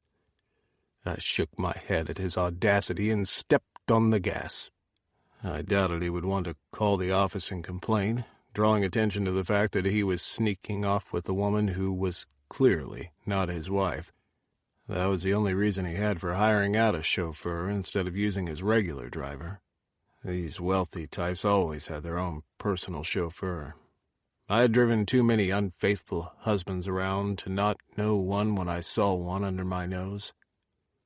I took the long way back to the depot, giving myself some time to cool off. I should have taken the day off. I hadn't slept well last night after Declan had left. Caught in a limbo of fearing something was wrong with him and being angry at him, I had tossed and turned all night. I would have called in sick, except that I had used so many days already, and Trevor was no fool. He had to have known there was more to it than Declan hiring me during the time we had spent in Brazil. He hadn't said anything today, but I had seen the way he looked at me when he thought I wasn't watching. Back at the depot, I was no closer to feeling better about last night or this afternoon's debacle of being upset at a paying customer. I'd dealt with my fair share of wealthy douches in the past, and it had never bothered me before. I had taken this afternoon's incident way too personally. But I was sick and tired of these rich minority taking the rest of us for granted. I was tired of Declan not treating me like he could trust me. I thought we had been building a future together. I was so stupid to believe he had come to care for me in the way I cared for him. If he did, he would have talked to me, shared whatever had happened to him last night instead of shutting me out. I couldn't help wondering if it was my fault. Maybe he thought I wasn't his equal because I had submitted so easily to him, because I was his boy, used to be his boy. I wasn't his anything anymore, and he wasn't my anything either. If Declan couldn't trust me, we had nothing. "Owen, my office," Trevor announced as soon as I entered the depot. It was as though he had been waiting specially for me. From the look on his face, unsmiling, I knew he wasn't inviting me into his office to give me a pat on the back. I had screwed up today. Without a word, I returned the key for the car I had driven today, then followed him to his office. He was already seated behind a cluttered desk, not minding the mess. It was his natural state, and it would take him but a minute to find anything he wanted. "What's up, Trevor?" I asked. He waved to the seat across from me. "Have a seat, and I should be asking you that question." With a groan, I took the offer. "So I guess he really did call you." "I was willing to give you the benefit of the doubt that you'd never throw his suitcases at him," Trevor said on a frown. "That was the CEO of Nobles Co., Owen. What the hell were you thinking?"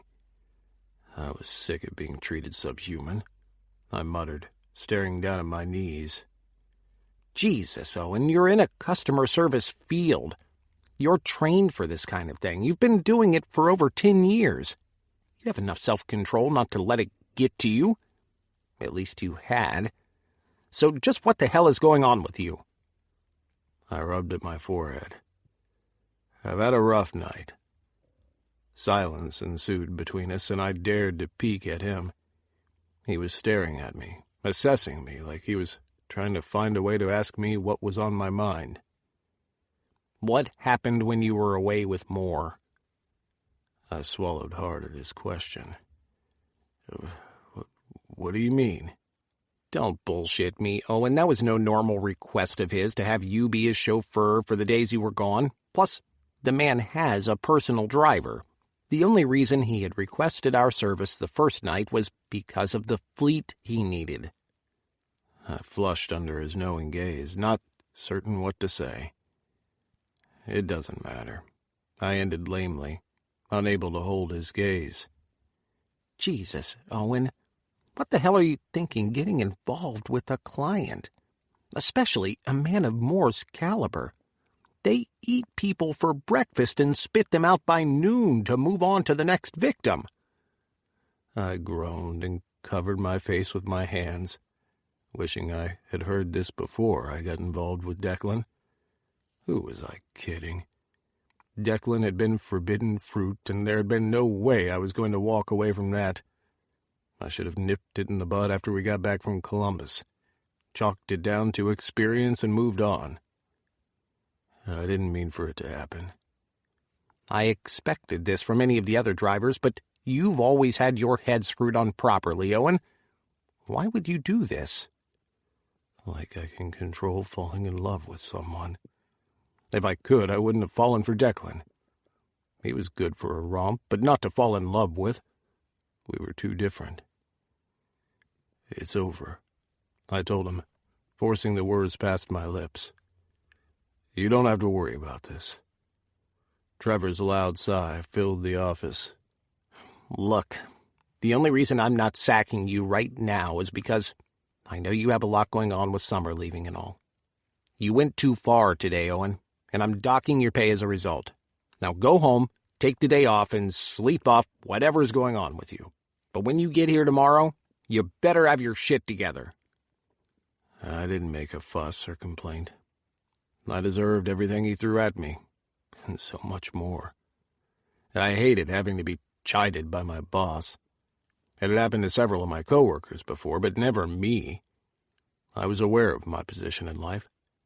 I took my responsibilities seriously, and I never strayed from what I had to do.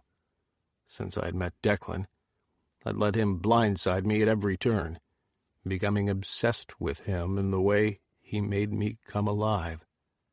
I got reckless and careless, shirking my duties. When I arrived home, I found a bouquet of red roses on the porch. I left them there, ignoring the gesture. I didn't want roses. I wanted Declan to be straightforward with me about what was going on with him. Until I had that, we had nothing. My house was a constant reminder of him, which did nothing to improve my mood.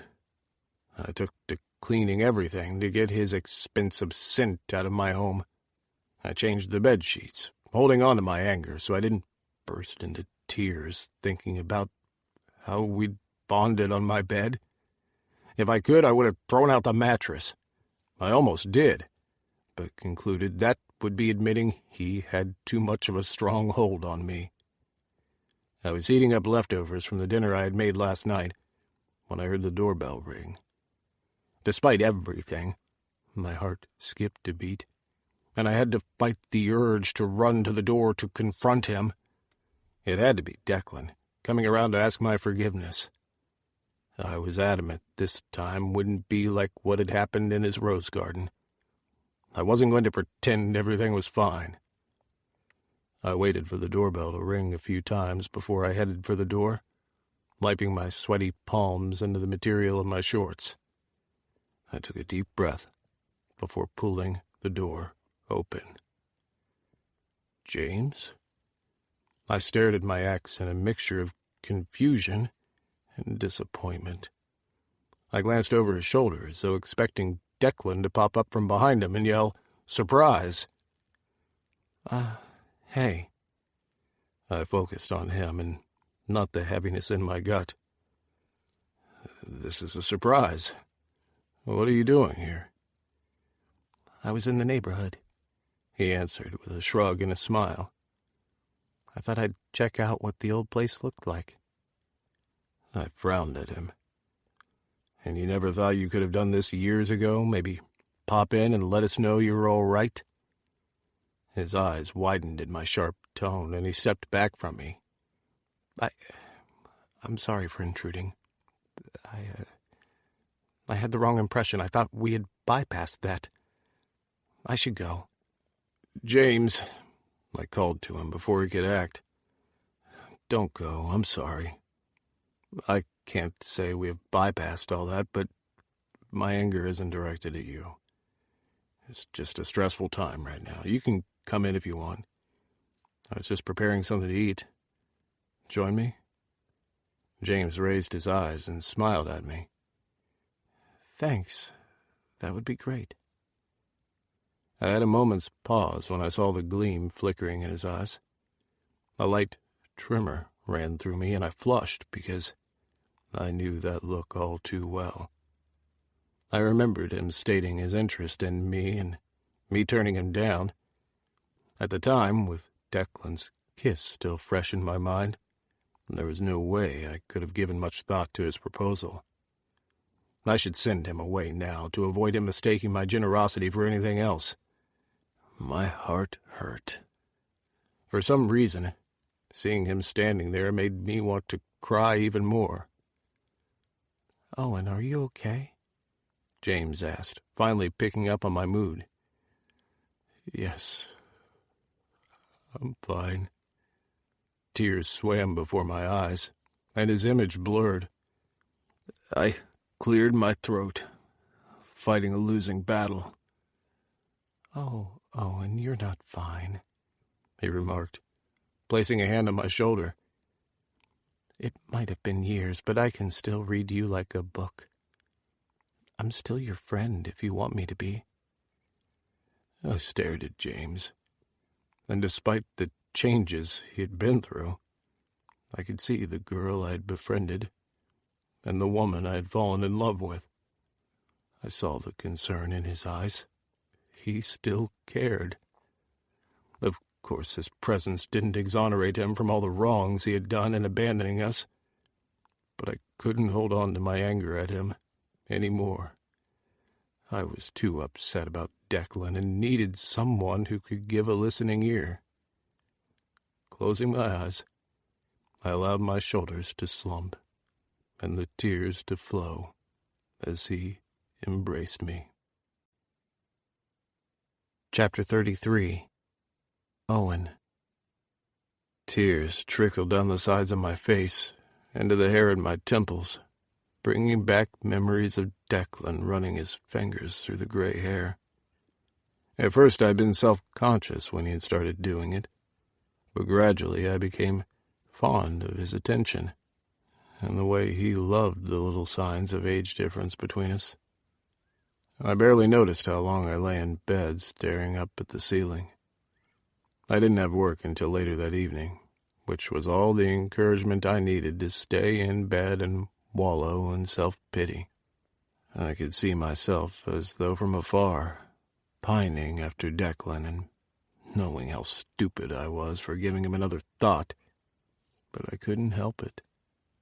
Last night, before going to bed, I'd tried ringing his phone, even though he'd advised me not to call him.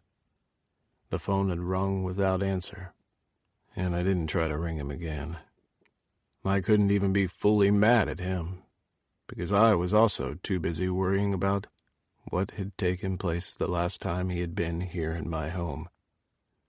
Frustrated, and no closer to finding out what was going on, I pushed the bedsheets off my frame and unfolded my limbs out of bed. Had Declan been here last night, I would have more than likely been throbbing in interesting places. This morning, I was empty, unused, untouched. I had been used to this state before Declan, but now that I was used to him in my bed, I didn't want to go back to the way things were before we met. I didn't expect my mood to brighten without at least a cup of coffee, so I shuffled across the room to the door. Once I was outside my bedroom, I sniffed the air. Coffee and bacon. My stomach grumbled, but then went queasy. I had quite forgotten that James had slept over last night. Embarrassed that my ex had witnessed me breaking down, which I hadn't even done when he had walked out on me, I lingered outside my bedroom. James had seen the entire waterworks last night.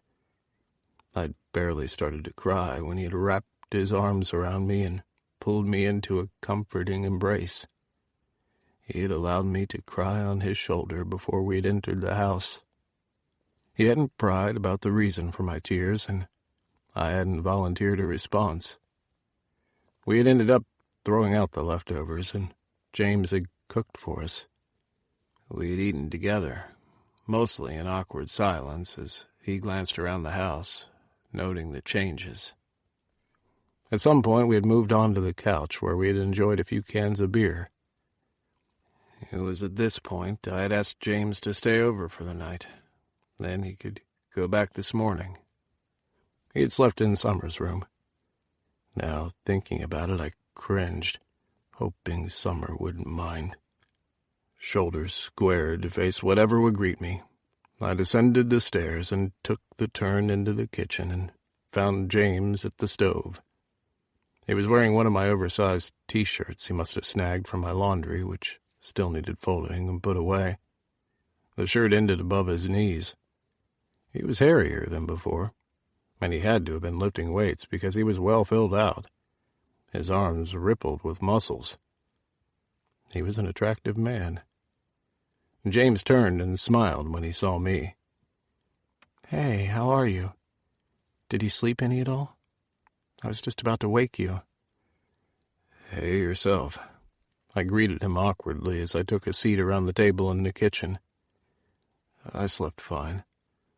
"Liar, liar, pants on fire," he chanted, and I grinned, remembering when we were younger, and I would always say that to him, her, at the time. "It's so nice to see you smile," James noted. "You've aged really well, Owen." "So have you," I answered, then cleared my throat. So you, got rid of your breasts? Was that hard to do?" "You know, it's really insensitive to comment on things like that," he stated. My eyes widened at the possibility of offending him, which I hadn't meant. "I'm so sorry. Forgive me. I wasn't thinking." He smiled at me. "You didn't know, but now you do. Why don't you talk to me about what's wrong instead? And I may talk about the little of my journey that I'm comfortable revealing." It was on the tip of my tongue to let him know he would be the last person I would talk to, but he was basically that anyway. I didn't have any other friend I could discuss my life with. Keeping everything in was killing me. "Fine," I agreed. He dished out scrambled eggs and bacon with toast and coffee. As we settled down at the table before me, I couldn't stop thinking about when we'd first started living together. This table was one of the first pieces of furniture we had bought for the apartment we had first lived in, before the twins were even conceived. We'd sat at this table and eaten way before we had a dining room with its own table and chairs. It's like the more experienced we become with life, the more complicated it gets, I murmured, playing around with the eggs on my fork. James had remembered how I preferred my eggs done, scrambled with sweet pepper, green onions, and sprinkled with cheese. That was really sweet of him. "I think of life in terms of levels," James remarked. "And the more levels we climb, the harder it gets." I stared wide-eyed at him. "You mean it's going to get harder?" He laughed, the attractive sound surrounding me in familiarity. The more time we spent together, the more the years rolled away. "Yes." The laughter died down, and he sobered. "The people we have in our lives make it bearable." That I believed. Declan had made life more than tolerable for me. Now what was I supposed to do without him? "Was it very hard for you?" I asked. "I mean, I would have been there for you if I'd known. You know that, right?" "Now I do," he answered, a faraway look in his eyes as he reminisced. I admit, at times I even wondered if I made the right decision. But then I realized that for what it was, the fear that people who knew me before would look at me differently. I am happier to let the real me out into the world. You look damn good, I told him, nodding my head in appreciation. His beard wasn't enough to hide his blush. Thanks. It's not so bad picking up chicks. And guys. I wanted to pry a little and ask him how the transformation had changed his sex life, if any at all, but decided that it wasn't any of my business. He was right. These things were personal and had absolutely nothing to do with me or how I felt about him. You seem happy. I didn't understand before, but I'm beginning to get it. His smile wobbled. Sometimes I do wonder if the sacrifice was worth losing you and my kids. But if I hadn't left, Owen... He choked up with tears, and I reached across the table to place a hand over his and squeezed. It's okay. I think we did good without you. But you shouldn't have had to do it alone. He got up abruptly from the chair and walked over to the sink, his back to me and his head bowed. I put down my fork and moved toward him. I placed my hands on his shoulders as he was blowing hard. James. I squeezed his shoulders. We did all right. The boys forgave you. He turned to face me, and I dropped my hands, but didn't move. And Summer? Give it some time. She was hurt the most, I think, but she will come around, I'm sure of it. She's really a lovely girl. His eyes brimmed with tears. I know. You did a good job, Owen. Thank you for picking up my slack. Always. He inhaled deeply. What about you? Do you forgive me? I took my time in answering his question, wanting to be as honest as possible. I discovered I wasn't angry with James anymore. A part of me was still disappointed that he hadn't trusted me enough to share his deepest thoughts and secrets, but I couldn't fault him when he hadn't been certain himself. If he hadn't left, we would have been miserable. We probably would have ended up resenting each other anyway. That would have been a worse environment for the kids to be raised in. Yes, I replied. I forgive you. His eyes lit up, and before I knew it, he had an arm on my shoulder and the other pulling my head down to his. My first thought was that his kiss was different. His beard tickled my skin as the warmth of his mouth settled on mine. It wasn't necessarily an unpleasant kiss, and I would have enjoyed it if I didn't remember Declan. The bastard. As much as I hated his guts and worried about him, kissing James didn't feel right. I pulled away and took a step back. James's cheeks were flushed with desire. We can't do that, I told him, my chest heaving. I'm sorry. I can't. At the quizzical look he gave me, I blurted out everything about Declan. I even went so far as to tell him about the kind of relationship I had with him. When I finished, I took in a deep breath. James stared at me, his jaw slack. I had no idea you were seeing someone, he muttered. I'm so sorry. I wouldn't have done that. It's okay. Now that you know... Do the boys know? He asked, still staring at me and shaking his head in bewilderment. I lowered my eyes. No, I haven't told them yet. I don't know if it would get anywhere. I had planned to take him to your place for July the 4th, but No, that's not going to happen. Are you in love with him? Yes. I sighed and returned to the kitchen chair to sit. He gave a shaky laugh. My God, I made a big mistake coming here, didn't I? I frowned at him. What do you mean?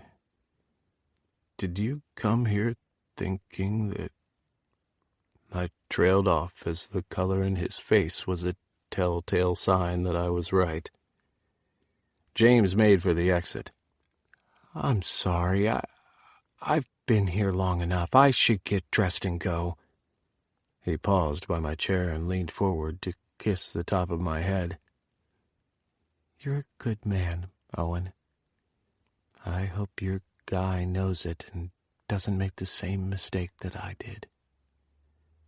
I should stop him from leaving. I should forget all about Declan and pick up where I left off with James. We have history together. We have kids together. But I couldn't. Not if there was even the slightest chance that Declan still wanted me. Chapter 34. Declan. That's it, Declan. I'm not going to sit by and watch you commit suicide. I grimaced as soup plopped back into the bowl and splashed onto the back of my hand. As Ridge stormed into his guest room, I carefully placed the tray with the half-eaten soup onto the table by the bed.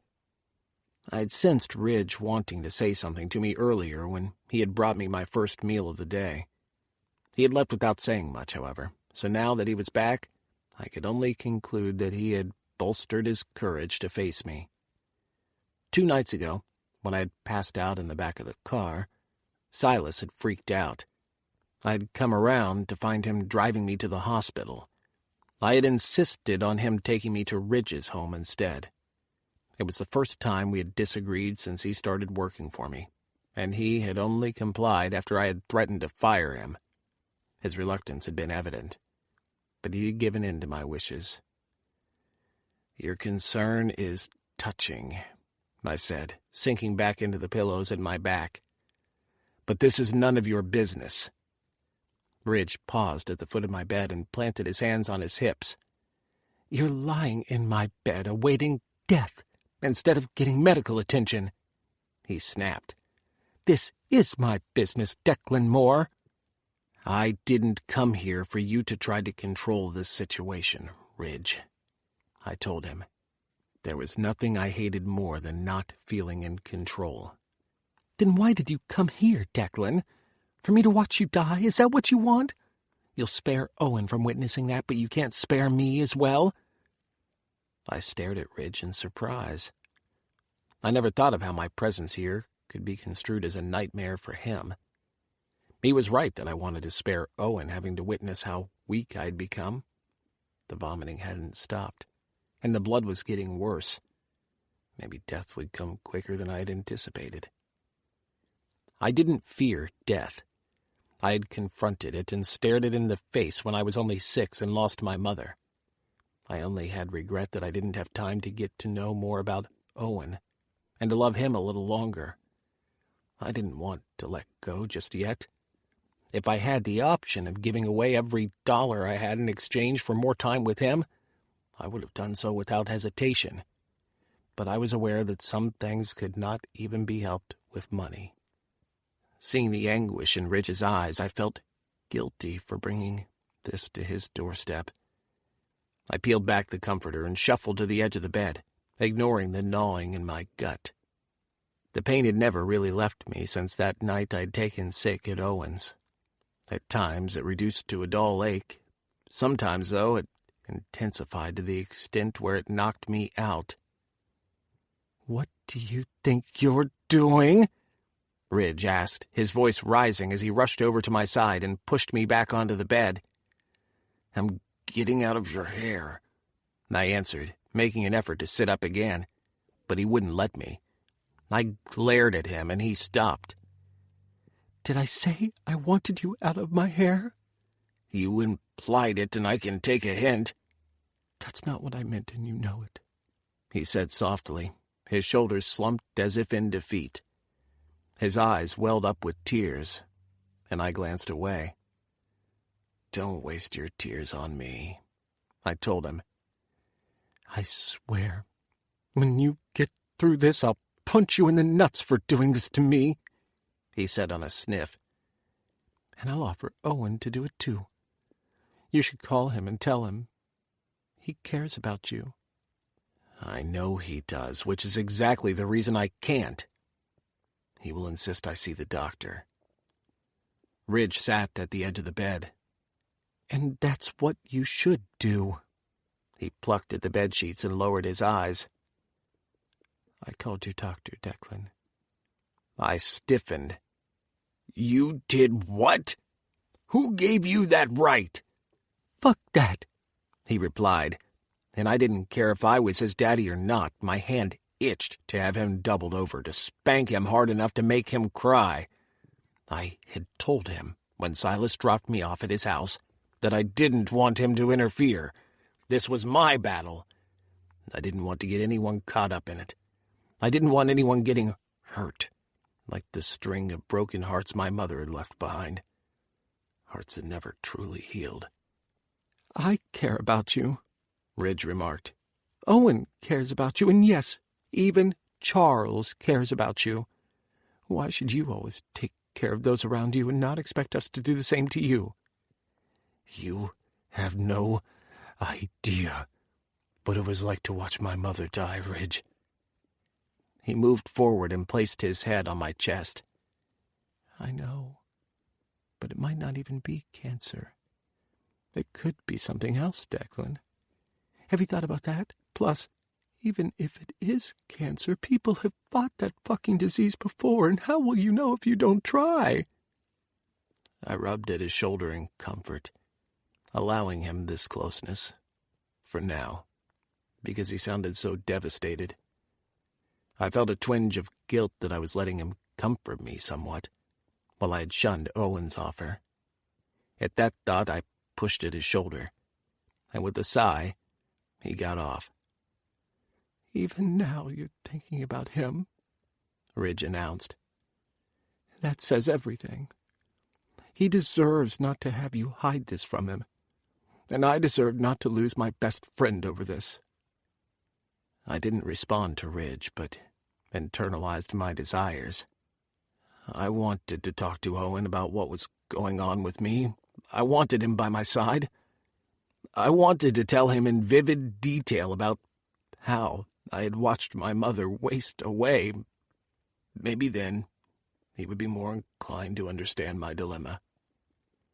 I had already seen it all. All the tests that would come, all the treatments they would recommend, everything working and seeming fine, before it got worse. Eventually, the result would be the same. Death. And not even in a dignified manner. I would rather Owen remember me as the man who had walked out on him than a helpless, bedridden shell of a man not strong enough to wipe his own ass. "Ridge?" "Yes?" he asked, eyes full of hope. "What do you want? Me to call Owen? Get you to the hospital? Call your doctor?" "No. I want you to call my lawyer." He frowned at me. "You're sick. You need a doctor. Why would you?" He trailed off, the blood draining from his face. "I need to adjust my will," I answered gently because of how terrified he looked. "Owen. I need to know he'll be able to go to all those places I promised him I would take him. That he'll be able to explore life and enjoy it while it lasts." Ridge's Adam's apple bobbed in his throat. "You can't be serious." "I've never been more serious." "No!" he shouted, backing away from me. "You're not going to give up, you stubborn ass. You're going to pick up the damn phone and call Owen. You're going to call your doctor and make that appointment you canceled. Do you honestly think all that's going to matter to Owen after you're gone? You don't think he'd rather know you were here with him than dead? Because you won't even fight for what you have together? Ridge. But he was done listening. He stormed out of the house and slammed the door shut. I got out of bed to go after him, but the urge to hurl weighed heavy in my gut. With a curse, I headed for the bathroom instead, dreading the murky red that sealed my fate. Is it so wrong to want to protect Owen from this? Chapter 35. Owen. Anger surged beside me a couple days after Declan walked out on me, and I drove home after work to find his driver lounging in my driveway. Behind my anger at the way I'd foolishly remained in the corner until 10 minutes had passed, I couldn't help being relieved that he was here. I had worried over the last 48 hours, not knowing what was happening to him. I'd tried calling him, but true to his word, he didn't answer. Now that he was sitting in the car parked before my house, I was ready to give him the fight of my life. There was no way I was getting back in a relationship with him until he understood that I drew the line at him keeping things from me. I drew the line at him ordering me to stay in a corner when he was sick. I hadn't been able to sleep that night as I kept hearing the awful sounds of him throwing up in the bathroom. He needed to trust me enough to let his guard down around me. The realization that he didn't trust me enough was the hardest pill to swallow. I had given myself completely to him, opening up about my life while he kept his secrets guarded to his chest like a nun guarded her virginity. I inched my car by his to park in front of the garage. I came out of the vehicle as the driver's door opened, and Silas alighted the vehicle. I barely glanced past Silas as I checked the interior of the car, frowning when I saw no movement to indicate another life was in the vehicle. "Silas, where is he?" I asked, alarm running through me when I noted he had come alone and without a rose. On the rare occasions he had stopped by when Declan was too busy to come, he always had roses. Now their absence bothered me, scared me. Declan hadn't been in the best of conditions when he'd left me in the corner. I shouldn't have let him talk me out of calling an ambulance. "I'll take you to him," the somber driver answered. The Silas I knew was always smiling. He was a pleasant driver who talked about his family when we were done. He didn't usually have that worried look in his eyes. I was too frightened to move, too afraid of the news he had carried. "Wait." I placed a hand about his arm to halt him before he could move back to his car. He turned to face me, and he could barely meet my eyes. "Is he okay?" I inquired, breathing hard. "Did he send you?" "He's okay," Silas answered, and when I let out a long sigh, he added, "For now." I groaned. "Help me out here, Silas. Come on, you must know how much I love him. You've driven us around plenty to be able to tell that. What's going on? What isn't he telling me? He is sick, isn't he? Is he—" I trailed off. Unable to say the word, I couldn't. It had to be anything but that. "I don't know much," Silas replied. "I swear to you. I'll likely lose my job anyway, because he forbade me to come to you, but I couldn't take it any longer. He is in so much pain, and he refuses to listen to reason. He refuses to seek medical attention."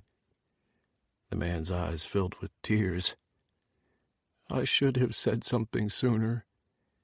Maybe it wouldn't be too late, but now he's gotten worse. Now I can't stop thinking about his mother."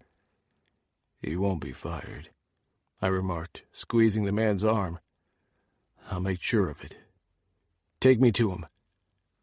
I left my car parked in the front of the garage and hopped into the car up front with Silas. I couldn't bear to sit in the back where I usually was with Declan, teasing and kissing. You were around when his mother died? I asked Silas as he backed out of the driveway. I was, the driver answered. I started working for his family when I was 25.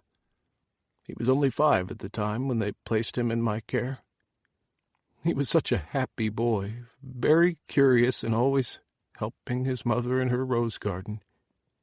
She would have been proud of what he's done with it. She would have been proud of the choice he's made in a partner. You've been good for him, Owen. I haven't seen him as genuinely happy as he's been since he met you. Did she suffer a lot?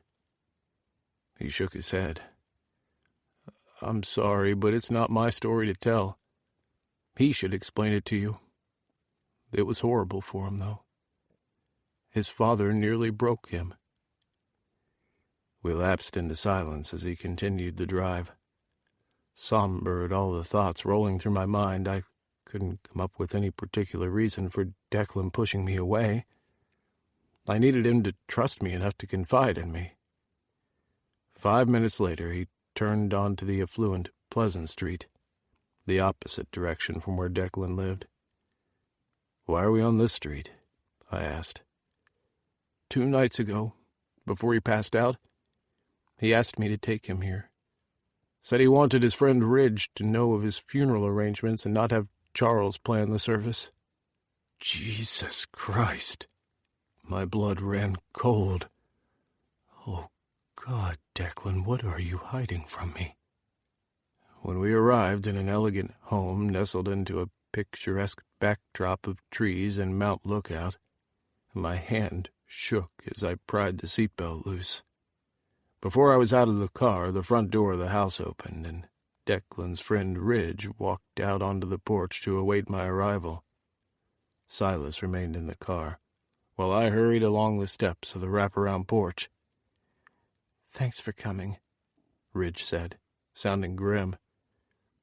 Maybe you can talk some sense into him.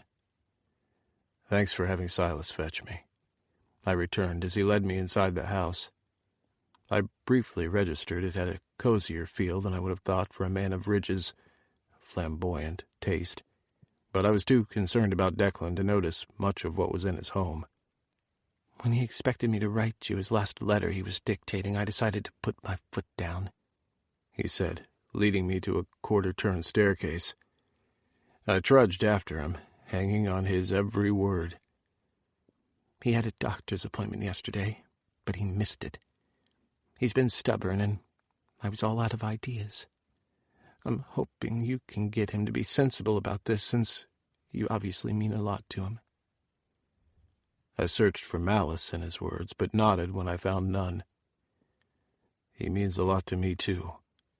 Without him, I wouldn't even know who I am. And it was true. Declan had unlocked parts of me I would have thought non-existent before him.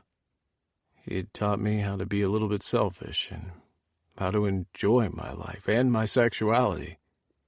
He had taught me how to let go and allowed him to take over, trusting him. Now, he had to learn to reciprocate. At the top of the stairs, Ridge led me 2 doors down and popped the door open. The stale stench of illness hit my nostrils as soon as I entered the room, Ridge behind me. Declan lay propped up in bed by a mountain of pillows. His eyes opened, and I sensed a hint of relief before he shot a glare at Ridge.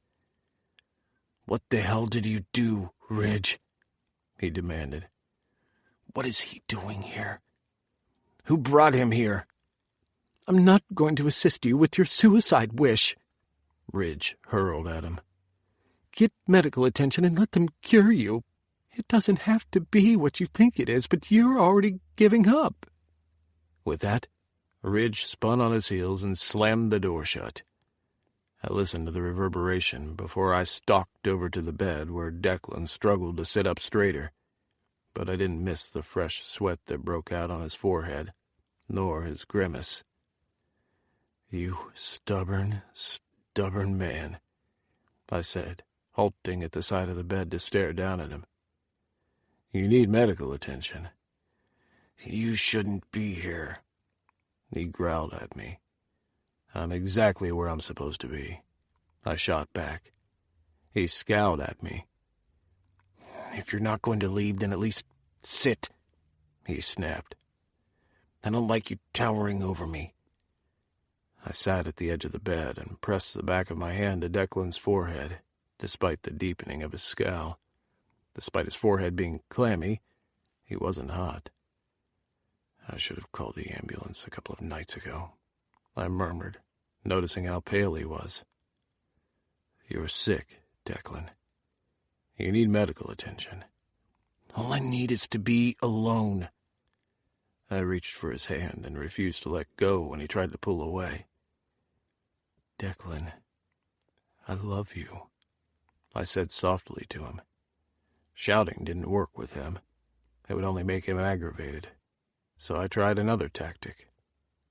"Do you know how much it pains me seeing you home like this, knowing you could be getting the help you need? Why are you being so stubborn about this? Let me understand." And he closed his eyes and pinched his nose. "This is exactly why I didn't want you here." "Why?" "Because you give me false hope. I refuse to be a burden to anyone, Owen, especially you." I frowned at him. "What? You think you being sick is a burden to me? It is not." His eyes popped open. "You spent the last 15 years raising 3 kids on your own, Owen. You took care of your responsibilities. The last thing I want you to do is treat me like another responsibility. I'd rather die." "For God's sake, Dick, don't say stupid things like that." He glared at me. "I'm too sick to put you across my knee." My chin jutted at him. "Actually, yes, you are. But I'll hold you to it when you've recovered from whatever is making you feel like this. I'm taking you to the hospital, Declan. Don't fight me on this." He opened his mouth to argue, but I cut him off. "Declan, this boy needs his daddy to stick around a little longer than this. I just met you. I just met us. I am not ready to lose you. Then if there's bad news that we need to face, then we'll face it together. Because if we have limited time, I'd rather know, so I can spend every waking moment making you happy." For a long moment he didn't say anything, and then I heard him sigh. He raised his eyes to the ceiling, as if the answers were written there. "I've let you down," he stated, and gave a bitter laugh which ended on a wince. "Everything was going so good. I enjoyed every moment of you being in my life. You are perfect. Everything I could have asked for. But I've let you down. I'm not the confident, fearless, have his shit together daddy you think I am. I'm a coward, plain and simple. I'm too much of a coward to seek medical assistance and find out what is wrong with me." "Daddy," I whispered, sensing his need for this more than ever. "That's what you are to me, Declan.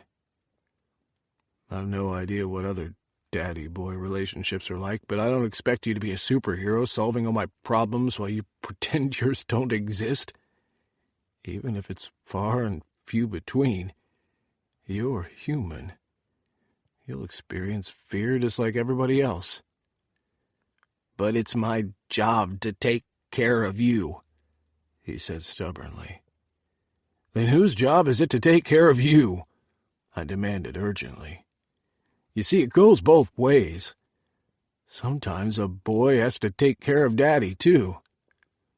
I think when you can allow me to see that vulnerable side of you and still expect me to see you as the same, that there will be no greater fulfillment to our relationship. Will you trust me to take care of you this time? Chapter 36. Declan. I scowled up at the bright white ceiling of the hospital room, cursing beneath my breath at how I had ended up there. I had allowed Owen to talk me into admitting myself into the private hospital to find out what was causing my distress. Damn him and the speech he had given me. Now the fear was back, and I desperately wanted to find my clothes and check myself out of the hospital. From the clicking of the doctor's tongue as he examined me, it was obvious he had found the problem. However, instead of announcing that I had cancer, he had continued the routine checkup, urine analysis, abdominal X-ray, and endoscopy before stating he would be back within the hour to speak with me. Owen had sat with me throughout all the tests. Despite his attempts at a cheerful mood, smiling and being positive, the worry lingered in his eyes. He was just as concerned that the news wouldn't be good, and with each test the doctor completed, I began to regret changing my mind. I had been resigned to await death in Ridge's home, hoping without prolonging the torture of medications, it would come swifter. Damn Owen for making me think of how much I would miss out on with him. He was right. The time we had together was way too short for it to end. I measured the distance between the bed and the door, then glanced at the IV fluid I was hooked up to. Could I remove the fluid and leave the hospital before Owen returned? He had stepped out about 20 minutes ago to find something to eat, and I expected him back any minute now. Unless the seriousness of the situation has hit him, and he isn't coming back. Maybe he's taken off, deciding after all that I'm not worth the trouble. I peeled back the corner of the bedsheets, too restless to remain still anymore. I had one leg swung over the edge of the bed when the door opened and Owen entered. I paused, unable to move, at him catching me sneaking out of the hospital. "Dick, what are you doing?" he cried and hurried over to me. He grabbed my leg gently and eased me back onto the bed while I scowled at him. Then I saw the small bouquet of flowers he had in his hand. Then I was too distracted to try and make my getaway. I would try again after I found out about these flowers. I trailed off, trying to come up with an explanation of why I had been half hanging off the bed, trying to leave. Owen supplied for me on a grunt. "Am I going to have to keep an eye on you 24/7? He didn't give me a chance to respond as he extended the flowers to me and smiled. "I found a flower shop just around the corner on the street. They didn't have roses, so I took these and hoped you'd like them." I stared from the flowers to Owen. "I give the flowers," I stated, but the stubbornness in my voice had dimmed. Owen was breaking down all my walls and defining a new chapter in our relationship. "Yes, you do," Owen agreed. "And I hope you never stop. I love receiving flowers from you. But now it's my time to reciprocate. You know what the word means, don't you, Deck?" I scowled at him. "As soon as they let me out of this hospital, you're on some serious punishment, Owen."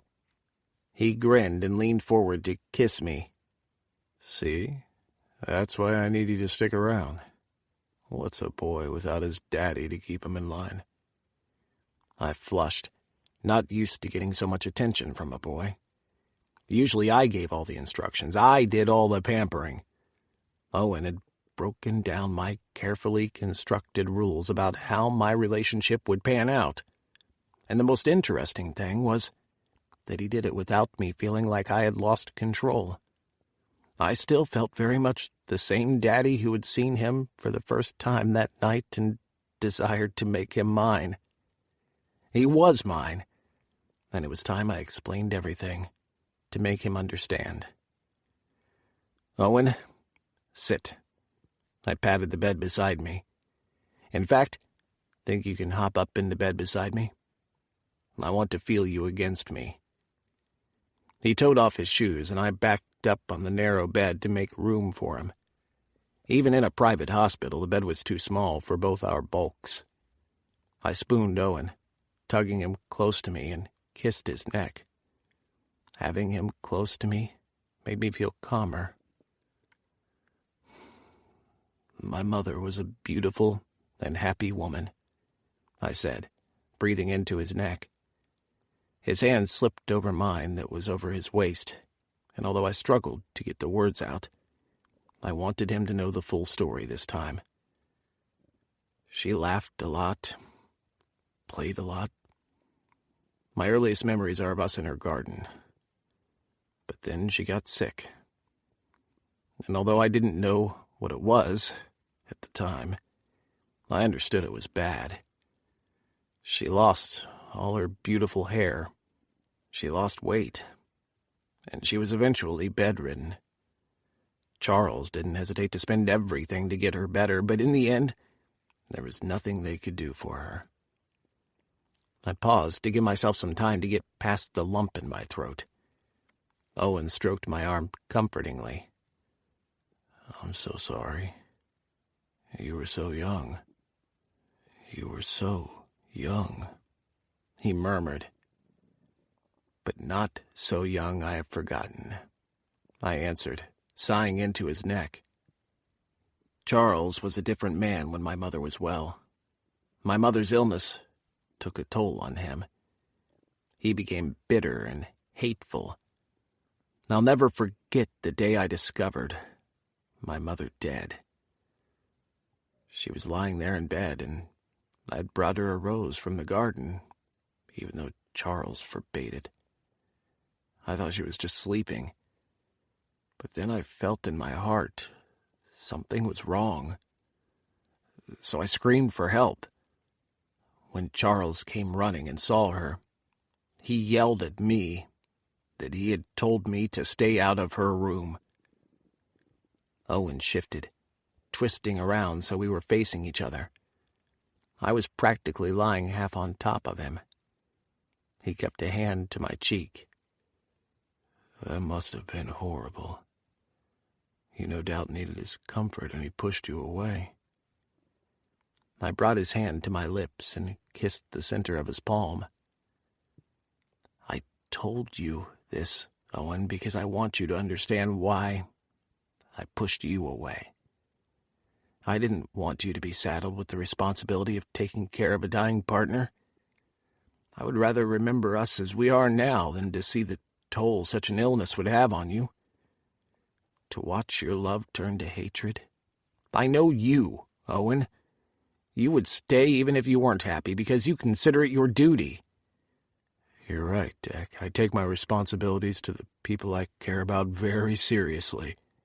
And I'm not going to apologize for that. It's never a burden caring for the people I love." I frowned at him. "You're not listening, Owen. I watched my mother change completely before my eyes. Charles as well. I don't want that for you. For us. You must promise me that if the doctor announces that I have cancer, that you'll move on with your life. I could even recommend another daddy who would make you happy." Owen's nostrils flared. "So you won't mind the thought of having another daddy giving me all the spankings I deserve?" he asked, cocking his head to one side. "You won't mind me begging to be fucked into the mattress? You won't mind another man bringing me roses that I'll freeze for sentimental reasons? You won't mind another man sleeping beside me in bed? And enough!" I snapped at Owen, my heart aching with jealousy at the thought of Owen doing those things with someone else. "Okay, then. I don't want you to be with anyone else. You're mine. Mine alone, Owen." "Then stop fighting me on this," he said. "Please. I'm here to stand with you through whatever announcement the doctor makes. Whatever it is, we'll fight it together. You and me." Fuck. I had to be the luckiest man in the world, I mused as I cupped Owen's face and kissed him slowly. My words were not sufficient to express my love for him. I wedged a leg between his and felt the hardness of his arousal against my hip. I would be dragging his jeans down his thighs if they weren't so complicated to get off, and if I wasn't positive we would fall out of the narrow bed. The analgesic the doctor had me on was also wearing off, and the burning sensation in my stomach was returning. A sharp rap sounded on the door, followed by the doctor announcing himself. Owen vaulted out of the bed and gasped as he narrowly missed crashing to the floor. I'm going to feel that tomorrow, he groaned, rubbing at his knee. Dr. Dover, a man in his 50s with salt and pepper hair, entered the room, bringing a chart with him. He closed the door and approached my bed. "How are you feeling, Mr. Moore?" he asked, shining his penlight into my eyes. "Any more dizzy spells?" "No," I answered, keeping my answers curt. Owen pulled up a chair next to the bed and sat, searching for my hand. I squeezed his reassuringly. He asked me a few more questions about my bathroom use and pain. I averted my eyes from Owen as I admitted the unpleasant sensations in my stomach were returning. "Unfortunately, we won't be able to administer more painkillers," the doctor remarked. "We'll be prepping you for surgery shortly." "Surgery?" Owen asked, his fingers tightening around mine. I clung back to his. "What for?" The doctor glanced from Owen to me, and I sensed his hesitation in disclosing my condition. "You can speak freely before my partner," I encouraged him. He nodded. "Very well, then," he answered. "We've detected no sign of cancer, which I know you were worried about. However, the diagnosis is clear. You have a peptic ulcer, which has been left untreated for too long, hence the excessive bleeding from the ulcer site. That explains the blood in your vomit." "Oh, thank God." Owen gasped beside me, his eyes filling with tears as he grinned at me. "It's not cancer. If you hadn't been avoiding the doctors for so long, this wouldn't even have reached the stage it's now at, Declan. Now do you really believe Daddy's always right?" The doctor glanced from Owen to me in confusion. "Daddy? I don't understand." Owen's face turned red, and I chuckled. "Trust me, Doc, you don't want to understand our very complicated relationship." "It's not that complicated," Owen muttered before turning his attention to the doctor. "How long will the procedure take, and what's the risk level, please?" He asked all the right questions, while I savored the news that my diagnosis wasn't cancer. The doctor was talking about the surgery and what to expect, but I wasn't even listening. My eyes were focused on Owen, seeing the intent look on his face as he took in every word the doctor said to him. He was so attentive, taking note of the aftercare I would need post-surgery. "I'll ensure he gets the best of care when he comes home," Owen said, his tone determined. I opened my mouth to burst his bubble that I wouldn't need his care. I could hire medical assistants at the house for the 6 weeks it would take for me to recuperate after the surgery. But then Owen glanced at me, smile firmly in place, and I couldn't take this from him. "A nurse will be by in an hour to get you prepped for the surgery, Mr. Moore," Dr. Dover announced, then made his way out of the room after I thanked him. "I hope you're ready for the world's crankiest patient," I warned Owen when we were alone. "You don't get special treatment just because you're Daddy's favorite boy." Owen scowled at me. "I better be Daddy's only boy." I laughed, feeling light, feeling free, despite the pain in my gut. "Come here, boy."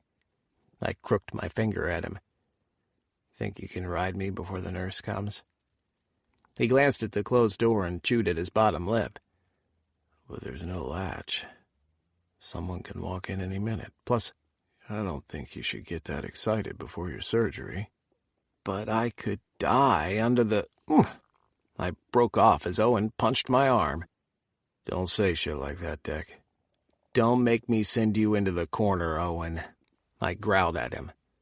You know, I'm beginning to love being sent to the corner, he remarked. Must be after the way you sent me into the corner 2 nights ago, then came after me to fuck me. At the memory, my groin tightened. Get up here, Owen, and at least suck my dick. Send me off to surgery with a happy, satisfied smile on my face. Owen laughed softly, his hand inching beneath the sheet down to cup my groin. I moaned as I thrust my hips up into the sweetest hold he had on my dick. He leaned over and kissed me, but when I reached a hand up to run over his chest, he captured it into his. Now it's my time to take care of you, he mumbled on my lips. Let me love you as a boy's meant to love his daddy.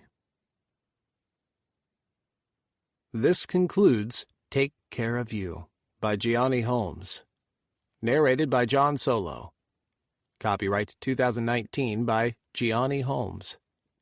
This unabridged audiobook is published by arrangement with Gianni Holmes and was produced in the year 2019 by Tantor Media, Incorporated, a division of Recorded Books, which holds the copyright thereto. Please visit Tantor.com for more information on our growing library of unabridged audiobooks.